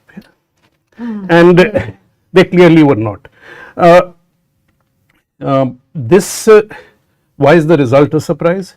Because I think, and let me, as you said, 48%, 162 seats at the moment, that may change a little. This is higher than 2013, when the BJP was clearly on the up, and this time they were seen as on the back foot. One is the first question, why did we not all see this? That disenchantment was being voiced, was clear on the ground to everybody who went there. As Dhanya was saying, did that mean that people voted on that disenchantment? It seems that was not the case. It reminds me of, I think I was telling you the story of when I used to report Punjab. You would go around and I would repeat this in Punjabi because it sounds better, that Yes. that जी vote की चल रहा है की हाल कहंदे जी अकाली बहुत माड़े हैगे इन्होंने कुछ नहीं कीता हैगा झोने दा भाव नहीं दिता हैगा they haven't paid for paddy, they haven't done this, they haven't done that. And you think that there's great resentment against the Akalis. When the vote is over, you go ask them कित्थे vote पाया जी ਅਸੀਂ ਤੇ vote ਪੰਥ ਲਈ ਪਾਇਆ ਹੈ ਜੀ. And so there is, and this I've been arguing from the morning, that there is a baseline Hindutva in the Hindi belt that has settled down. And when all things seem to be equal, that is what really counts over everything else. Okay. And all things were equal. They, in terms of a vision or a developmental plank, there was nothing that the Congress had offered that the BJP was not already offering. There probably would be a divide in the gender vote, but going beyond that, if you look at the distribution of how the state has voted at the moment, if you look below the Narmada towards the Gond areas or towards Rajasthan where the Bhils dominate, it does not seem the Congress has done that badly there. It is in the rest of the states, in the intervening areas which has a large OBC population. I think the upper caste vote is in any case a lost vote for the Congress. It's not going to touch it. You can dance, you can strip in temples, you can wear dhotis, you can put tikas. It's not going to make any difference. Don't strip in temples. I mean, strip down to temple Janu and all, you want to display your suddenly Shiv Bhakti, it's not going to help you much. So, if you want to build on a base of at least the Adivasi support in Madhya Pradesh has been oscillating. They've been seeing which party offers what. They are not a steady base for anybody. Unlike the Bhils, where substantial amount of RSS work has happened, in the Gonds, parties like the Gondwana party have introduced a sense of their own identity, a very strong identity that stands opposed to the BJP. A party that again Kamal Nath tried to break down and disrupt in some senses. So how do you build on some support from the Dalits and the Adivasis? You're not going to get it from the upper caste. You need to build it from the OBCs. Now, you are going to go into an election where you really need OBC support. And who are the figures that your face is Kamal Nath? There's Digvijay backing him up. There is no discourse about what it means to be an OBC from these two people. There is a third candidate, Jitu Patwari, who has been confined to his constituency, put in his place by these two. Rahul Gandhi wanders around talking about the castes. These are states, unlike Bihar or UP, where you have not seen social justice movements. You have not seen any impact mandal. You haven't seen a Kashiram. You haven't seen a Mayawati work directly at these places. You haven't seen a Mulayam or a Lalu or a Nitish. How do you message? What does the caste census mean? What does it mean for the OBC there? What is it that you are offering? How are you different? What is your vision? None of that is articulated. And the third is, I think Vishnu or from Caravan in the last discussion had pointed out that the effort on the ground was absent. I think the BJP held twice as many rallies. Yeah, on any some given 600 rallies and Congress was half of that, 300. On any given day, Shivraj was working with twice as much enthusiasm as the tired and aging Kamal Nath, who I think, unless the Gandhis are really losing it, should now be put to bed in terms of his political career. Whether that happens or not, we will find out, because the central leadership is a strange beast. You look at the difference here after 4 elections, you have anti-incumbency on your side and you can't get anywhere. At least when you're driven by a vision like Gehlot, there is a battle in that state. There is at least an identity that you form for yourself. All that Kamal Nath offered was a 100-foot statue of Hanuman, and that the Ram Mandir was built by the Congress. I think this is the point that a lot of reporters in Madhya Pradesh did articulate quite a bit, that Shivraj is just giving this. You may see Modi everywhere, but it's really Shivraj. He's going out, he's campaigning, he's doing 6 to 7 rallies. Compare that to Kamal Nath, who'll do 2, at best 3. So that fight, I mean, BJP always puts up a fight like it's in the opposition, even though it's been in power. And the Congress is like perennial power mode. It's true, it's Shivraj. He was discounted in the beginning, there was but do not leave Modi out as a factor. I think there is a huge positive response to Modi. Yeah. It is visible in the Hindi belt in every corner you go to, at every segment you deal with. And how that translates directly into votes, how it helps the BJP is, I think, for pollsters to actually go and examine. Not that they've done a very good job. I mean, there is this whole claim that they've got one MP election right, but the same pollsters got 3 other elections wrong in the other states. So I think you can say that there's a random lottery that's going on and they claim credit on such things. I think at least on Chhattisgarh, all the pollsters got it wrong. I don't think anyone predicted such a victory for the... And, you know, Seema, we were saying before this that we should not link this to Lok Sabha.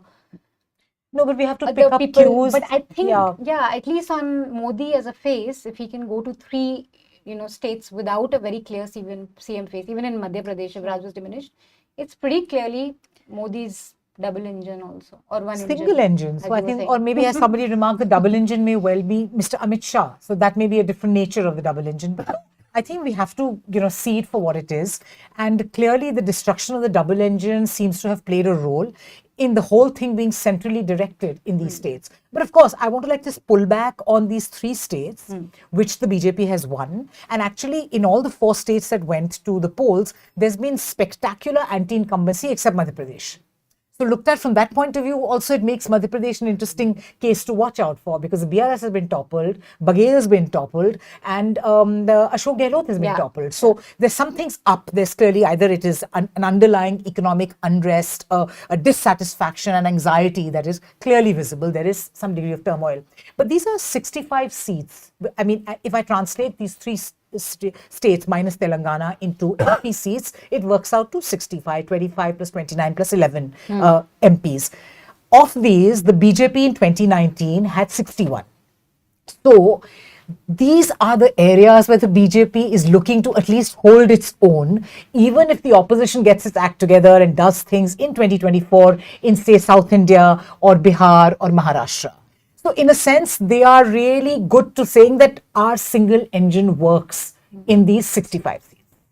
So I think the big claim that the Congress has, and rightfully so by being the signature opposition party, which is locked in combat with the BJP in these areas where it is maxing, needs to really now think about what is the political campaign, what Supriya said, the spectacular political failures. So, of course, all this is that they didn't try hard enough, and the rallies, which I also think is like a function of resources, how many resources the opposition has at its behest. But I think it's a larger political message that the Congress needs to articulate and sort out. Because there is this whole thing that, if you do a little less, also do a bit of Hindutva, because that's the mode. But then that way you just shift. The overturn window is shifted, and you're also shifting there. So the more that Mr. Baghel does the yatra, or Kamal Nath paints the entire office saffron, the more you're reinforcing the larger messenger. And certainly Mr. Modi is a much better messenger of all of that. So you remind people and say, oh, that is the message, then I'm going to kind of give the gold medal to that person who's going to stand to the podium. So, I mean,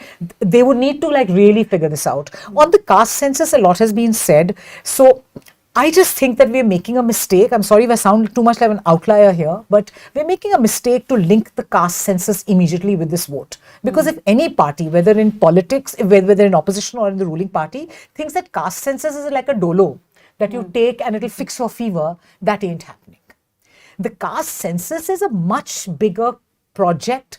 It's a social project with India. It's about the recognition of our social realities, which, if anything, and frankly, even if you do a caste census and the OBCs, they are in the Hindutva frame, okay, they go vote for the BJP, it's okay. It is about recognition, it's about agency, it's about recognizing the idea of India and the position that it's many people who you don't even count or see occupy. So I would like to delink this and say, oh, then the caste census shouldn't work, they should stop talking about the caste census. And I think what Hartosh is saying is that if you introduce like a big medicine, you say, I'm bringing in chemotherapy, you should know how to administer it. So the whole logic, the nuts and bolts of how you use it, if you want to use it politically.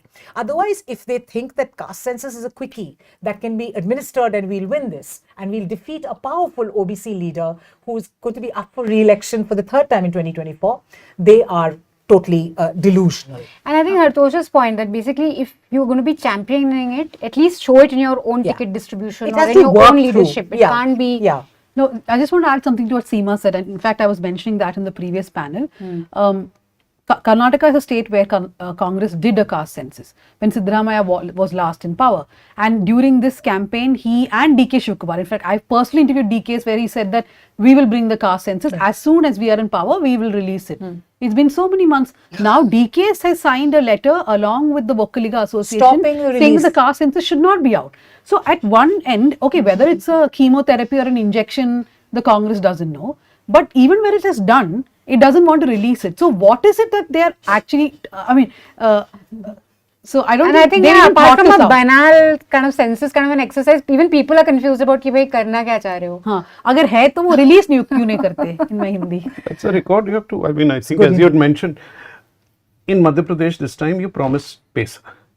In Chhattisgarh, you had 5 years, you haven't been able to implement it. And it boils down directly to the Singhdeo and the fight between Baghel and him. And you've given a moth-eaten PESA, which doesn't work for anybody on the ground. And you have done nothing about it in Chhattisgarh. The results are not visible. And in fact, people have gone against that. Now you're going promising something you haven't delivered in one place at the other. If you're going to do the same thing with every issue you picked up, it's going to be a problem. You see, this is the question of messaging. What do you pick up? The caste census is important. Of course, it's important. All of us think that it's a hugely important issue. But don't make it a plaything. By making it a plaything, you are doing damage to the idea. It's what you do within Adani. You can't endorse Kamal Nath as a chief ministerial candidate and say, I'm against Adani. Don't joke around with things, you know. No, you can't go to North Chhattisgarh, like Rahul Gandhi goes to North Chhattisgarh and says that, you know, and whatever they're saying nationally about Adani Group, and then allow Adani Group to open mine after mine. Exactly. That's so I think clearly, like, it shows up as blatant hypocrisy, and nobody then has any reason to have any trust in Congress. I think before we wrap up, maybe we can look at two big picture questions. One is, what does this mean for the India alliance? Because abhi Congress is kind of diminished with these elections, especially in the Hindi heartland. What does this mean for the India alliance, especially because before the elections we saw rumblings, Akhilesh Yadav was very unhappy, other alliance partners weren't really ecstatic about the way Congress was behaving. So where is that going? Any guesses? I mean, I honestly won't comment much, just to say that I think Kunal Ghosh of TMC has said TMC should now lead the India alliance. So, okay. So no, I mean the India, I mean picture, as you said, the big picture abhi baki hai, I'm sure. So there's more to go. We have a very exciting and full of women vigor kind of time till March, till the general elections. So there are two things. See, had the Congress done brilliantly, it would hurt India alliance, because the Congress is already on a very, very high horse about leading the India alliance, whether to victory or wherever, but leading the India alliance. So I think in defeat, there may be actually the India alliance may have, as somebody said, this is good for India. That, you know, they may kind of figure out that had they taken what my colleague Ajoy Ashravad said, that in the whole alliance game, in the way votes have gone away, seats gone away, those parties doing well, whether in Chhattisgarh or Rajasthan or Madhya Pradesh, maybe there was ground to go there as a team. Once you'd made so much of a team, you'd set some sort of a political narrative, should have carried that through. And at least naam ke vaste, given tickets, kept Samajwadi Party on side, the other parties on side, and sort of said that you're a team player and not just playing a solo game. I think that would have helped in just smoothening things, even if not on a seat-by-seat basis sort of thing. So I think that is like good for the alliance. I want to just come very briefly to Telangana, which I think is the only silver lining in the Congress story, really. And I think it's like really important to watch out for.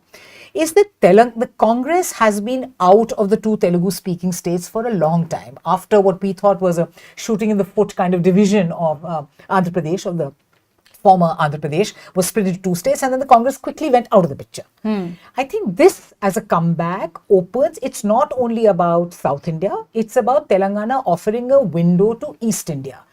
if I was YSRCP, I would be worried because that's how Andhra votes. I mean, Congress has made up a huge percentage in terms of what it got. It did abysmally last time. And now it's several percentages ahead of the BRS. That's interesting. And it got ahead of the BRS and all while taking down Asaduddin Owaisi's party. So the whole charge of being sort of with a Muslim party, etc. So it's a very interesting positioning in Telangana, which can offer some sort of a model. We're always perennially looking for models for them to work on. But also it's the first time the Congress has been structurally almost decimated in the Telugu speaking areas, and it has been able to piece back its structure, even though Revanth Reddy again without has his like a clear beginnings there. CM face. So that I want to actually connect two things that Seema said. First, you said about India Alliance, and if the Congress loses, perhaps they will come down a few notches and behave like a team player. But the problem I know that a lot of India Alliance leaders are saying the same thing, but I feel, okay, theoretically that sounds good. But the reason why Telangana did well for the Congress is also the momentum brought from Karnataka. So there is no momentum now for the Congress because it lost Rajasthan, Madhya Pradesh, Chhattisgarh, and whichever other states it lost now. But the point is, there's no momentum, right? So for 2024, what are you going to carry? I mean, you can bring together 5-6 parties in every state, but the big impact in Telangana was the fact that they did so well. 2-3 months before, I'm telling you, nobody was talking about the Congress. Yeah. Even the Congress was not talking about the Congress. But last minute, they put together everything. And one thing I feel the Congress is doing well, at least in the South, is booth management. Social engineering, they are still not as good as the BJP anyway. But at least booth management, there are certain things they've picked up on. If possibly, are they structurally and organizationally better placed in South India? So in the north, there's been a decimation. So even their workers and all don't really exist. But there are also very strong regional leaders. Yeah, right? I think that like if you matters a take Kerala, if you take Karnataka, everywhere they have. Andhra Pradesh, no. So, I mean, will this create some sort of ripple for the Congress in Andhra Pradesh? That's what I would be watching out for now. No, but is there any state where the Congress has been able to win again? Again? We were talking about it. So I think in 2011, Punjab, Tarun Gogoi won, and then in Punjab, I think who's now in the BJP. Not in the Modi era.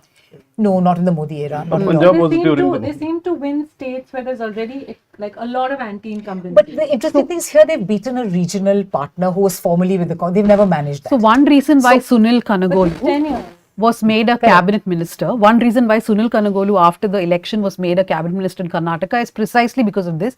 Because there was an internal meeting in which the Congress said that state elections we never seem to win again. We win with a big majority and then something we do wrong. So the reason why Sunil is in the cabinet is also to sort of keep watch as to what is happening wrong, that in the next 5 years people are going to be dead tired of Siddaramaiah, which is what is happening to the Congress all the time. So Congress realizes that something is wrong. They never win again. States. Despite in Rajasthan, one would say putting up a cohesive campaign, popular CM face, lots of things to offer. So much went wrong in these 5 years in Rajasthan, right? They had a raging. And also, they have these fights in each of these 3 states, whether it is, Tamarvat Sahu and all that. Even in MP, Kamalnath Digvijay Singh has kind of made his peace, but they fought as much as they could. Jyotiraditya Scindia left the party. It's again to do with the center, the lack of clarity. Correct. Also the opportunities for leaders. You are going to get state level fights if you don't have a center to accommodate them in, because there are ambitions here. Either you make it clear in the beginning. I think Madhya Pradesh is a good example of, alliances. Of course, it matters that you have a coherent campaign. Unlike Telangana, you just waited for the BJP to defeat itself. There was nothing that was happening. Also, you were arrogant, which speaks to the India alliance. I mean, I was just looking at Samajwadi Party, a drop in, despite Mulayam Singh campaign, Akhilesh campaigning, there's a drop in the vote share of the Samajwadi Party by 1%. Not great. BSP by 2%. But those 3% votes have gone to the BJP. They haven't gone to the Congress. The Congress has maintained its vote share. So I think there will be a humility now, the rare humility, because the Congress doesn't know the term, when it is talking to its allies. And in Rajasthan, what you did is indefensible. You tried to take down Gehlot. You supported a man who has really no traction of his own pilot except for studios in Delhi or sort of the circle of the Gandhis kind of Anyone thing. who's been to Rajasthan knows it's not a Gehlot versus Sachin thing ever. You damaged the Gujjar vote. You took away, you wanted to push him up to the center. He didn't want to go. The MLAs who supported him, you were vindictive about them. He wanted to retain them. So you create a situation there. I think these are things that the party has to sit down and think about. I think there's one last thing I think we haven't mentioned, though it is very hugely seems to be a factor in all this, is the gender difference that everybody is talking about in terms of voting. And certainly in Madhya Pradesh, it seems to have played a huge role. It also sort of indicates why many of us may not have got it right. These are maybe excuses after the fact. We tend to talk to men, we talk to people from the dominant castes and tend to give a sense of the elections. We are often wrong in doing so, I think. I think it's a very important point, and I'm really looking forward to data from CSDS at least on this, on how the women voted. Because I just want to point out another camel in the tent. I mean, we've all spoken about it, but I think we have to take it head on. Whatever has been happening in this millennium in this Hindi belt, because it all comes to a focus at this time of the year when we have these autumnal elections every 5 years. Is there something happening there which is making the BJP's presence almost socially a fact of life in these states? So, I mean, is that so? Which tells you what a spectacular performance Congress put up in 2017. I mean, how on earth did they pull off Chhattisgarh and Madhya Pradesh and Rajasthan? So, but is there something that is just being given away because there's no parallel social presence, narrative, story, structure, strategy, or plan? All of the above, no doubt. So everything is missing. So is there something there happening which is kind of, you know, making a cleavage? So I don't want to get into simplistic north-south things, but there's clearly a message if you look at a political map of India. No, everybody's just turning here. So tell us about that. I mean, I think that's really the heart of with delimitation coming up now, we're going to be talking about big things. And should there be a continuation of the politics we've had for the past 10 years? What does that portend for India with the north and south sort of cleaving off? Specifically, I mean, and which is the thing I sort of mentioned as but the idea of the Panth as a de facto Hindu, is that such a factor in the south? Because now in the Hindi belt, it has become a de facto issue, I think. Okay, so I'm not exactly an optimist when it comes to, the south does not feel the same way at all. I feel that the BJP's efforts to sort of homogenize all Hindus and is slowly working. It may not show any electoral results for them, but they are there everywhere. They are in Tamil Nadu, they are in Kerala, they're working. But there are very other strong movements, right? You look at communism in Kerala, even the Congress, there is Dravidian politics in Tamil Nadu. So these other local forces are basically stopping the BJP and the Sangh. If you simply look at numbers, Kerala has the most number of RSS shakhas in the country, more than Uttar Pradesh. Why hasn't it ever worked out for the BJP? It's not for the lack of numbers or for the number of people who believe in this, but it's just electorally they've never worked out a formula. Recently there was a huge controversy where the BJP president said that, so if you go to temples in Tamil Nadu, many of the temples when you come out, there'll be a Periyar statue which will sort of be questioning religion or mocking God. So when we were doing a series, someone said that Tamil Nadu is a state where people will go pray in temples, but they'll come back and they will also bow to the Periyar statue. So these are people who will coexist with religion and with secularism and with their liberal values, right? I think that is where it makes difference because of the local movements which have happened so far. So, which is what worries me and gives me hope as well at the same time, that it's a story beyond politics. It is beyond what just mere political parties can do. So is there something else which needs to be done in North India in order to just lift it to, if you like, to the same level of consciousness, as somebody would like to say, or at least to provide 100 stories? So that there are thing which many chapters. Those beginnings were made in North India. Of course they were, but they seem to have been sandpapered to a... Yes. I don't know how much the media plays a role in we shaping see that. So I was actually telling Supriya a while ago that I also believe that the media plays a small role in how people think, right? Especially the local media, the vernacular media, whether it's print or television and digital. So in the south, there too, they take the same side of being of Dravidian language or communism, all that. There are a lot of critics for that. But I feel local media does play a role.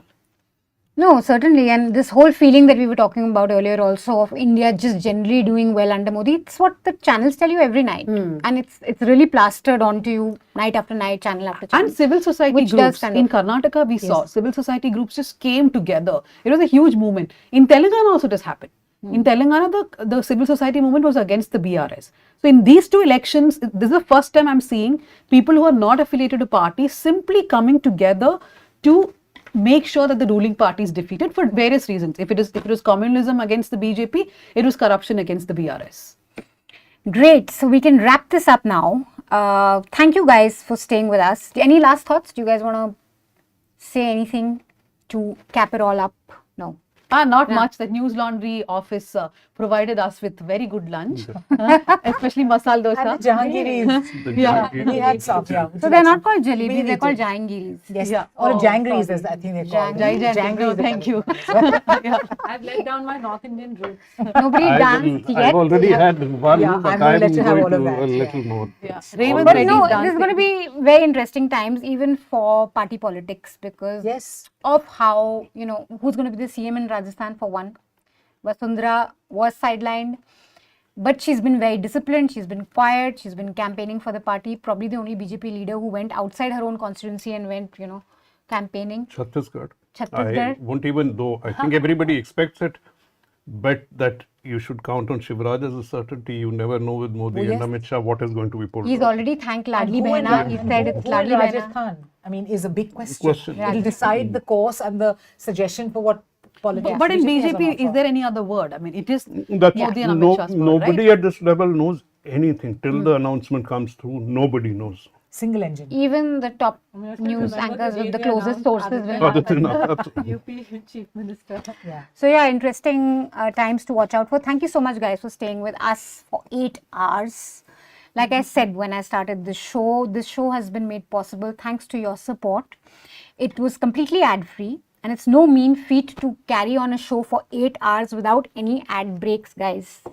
So that's really like pat ourselves on the back. Manisha has absolutely no kind of, she doesn't like Mr. Narayan Murthy at all. We should have done at least 70 hours. She's taking so much pride in 8 hours. I think that's the ad-free. time she said it. Ad-free is very hard, ad-free is a good one, completely yeah. It's a bit ad-free. like Narayana Shastri Murthy in Mil. our group. Continuously talking about how many hours you work. Yeah. Somebody has to pay for the jalebis, no, in the end. That is the more important.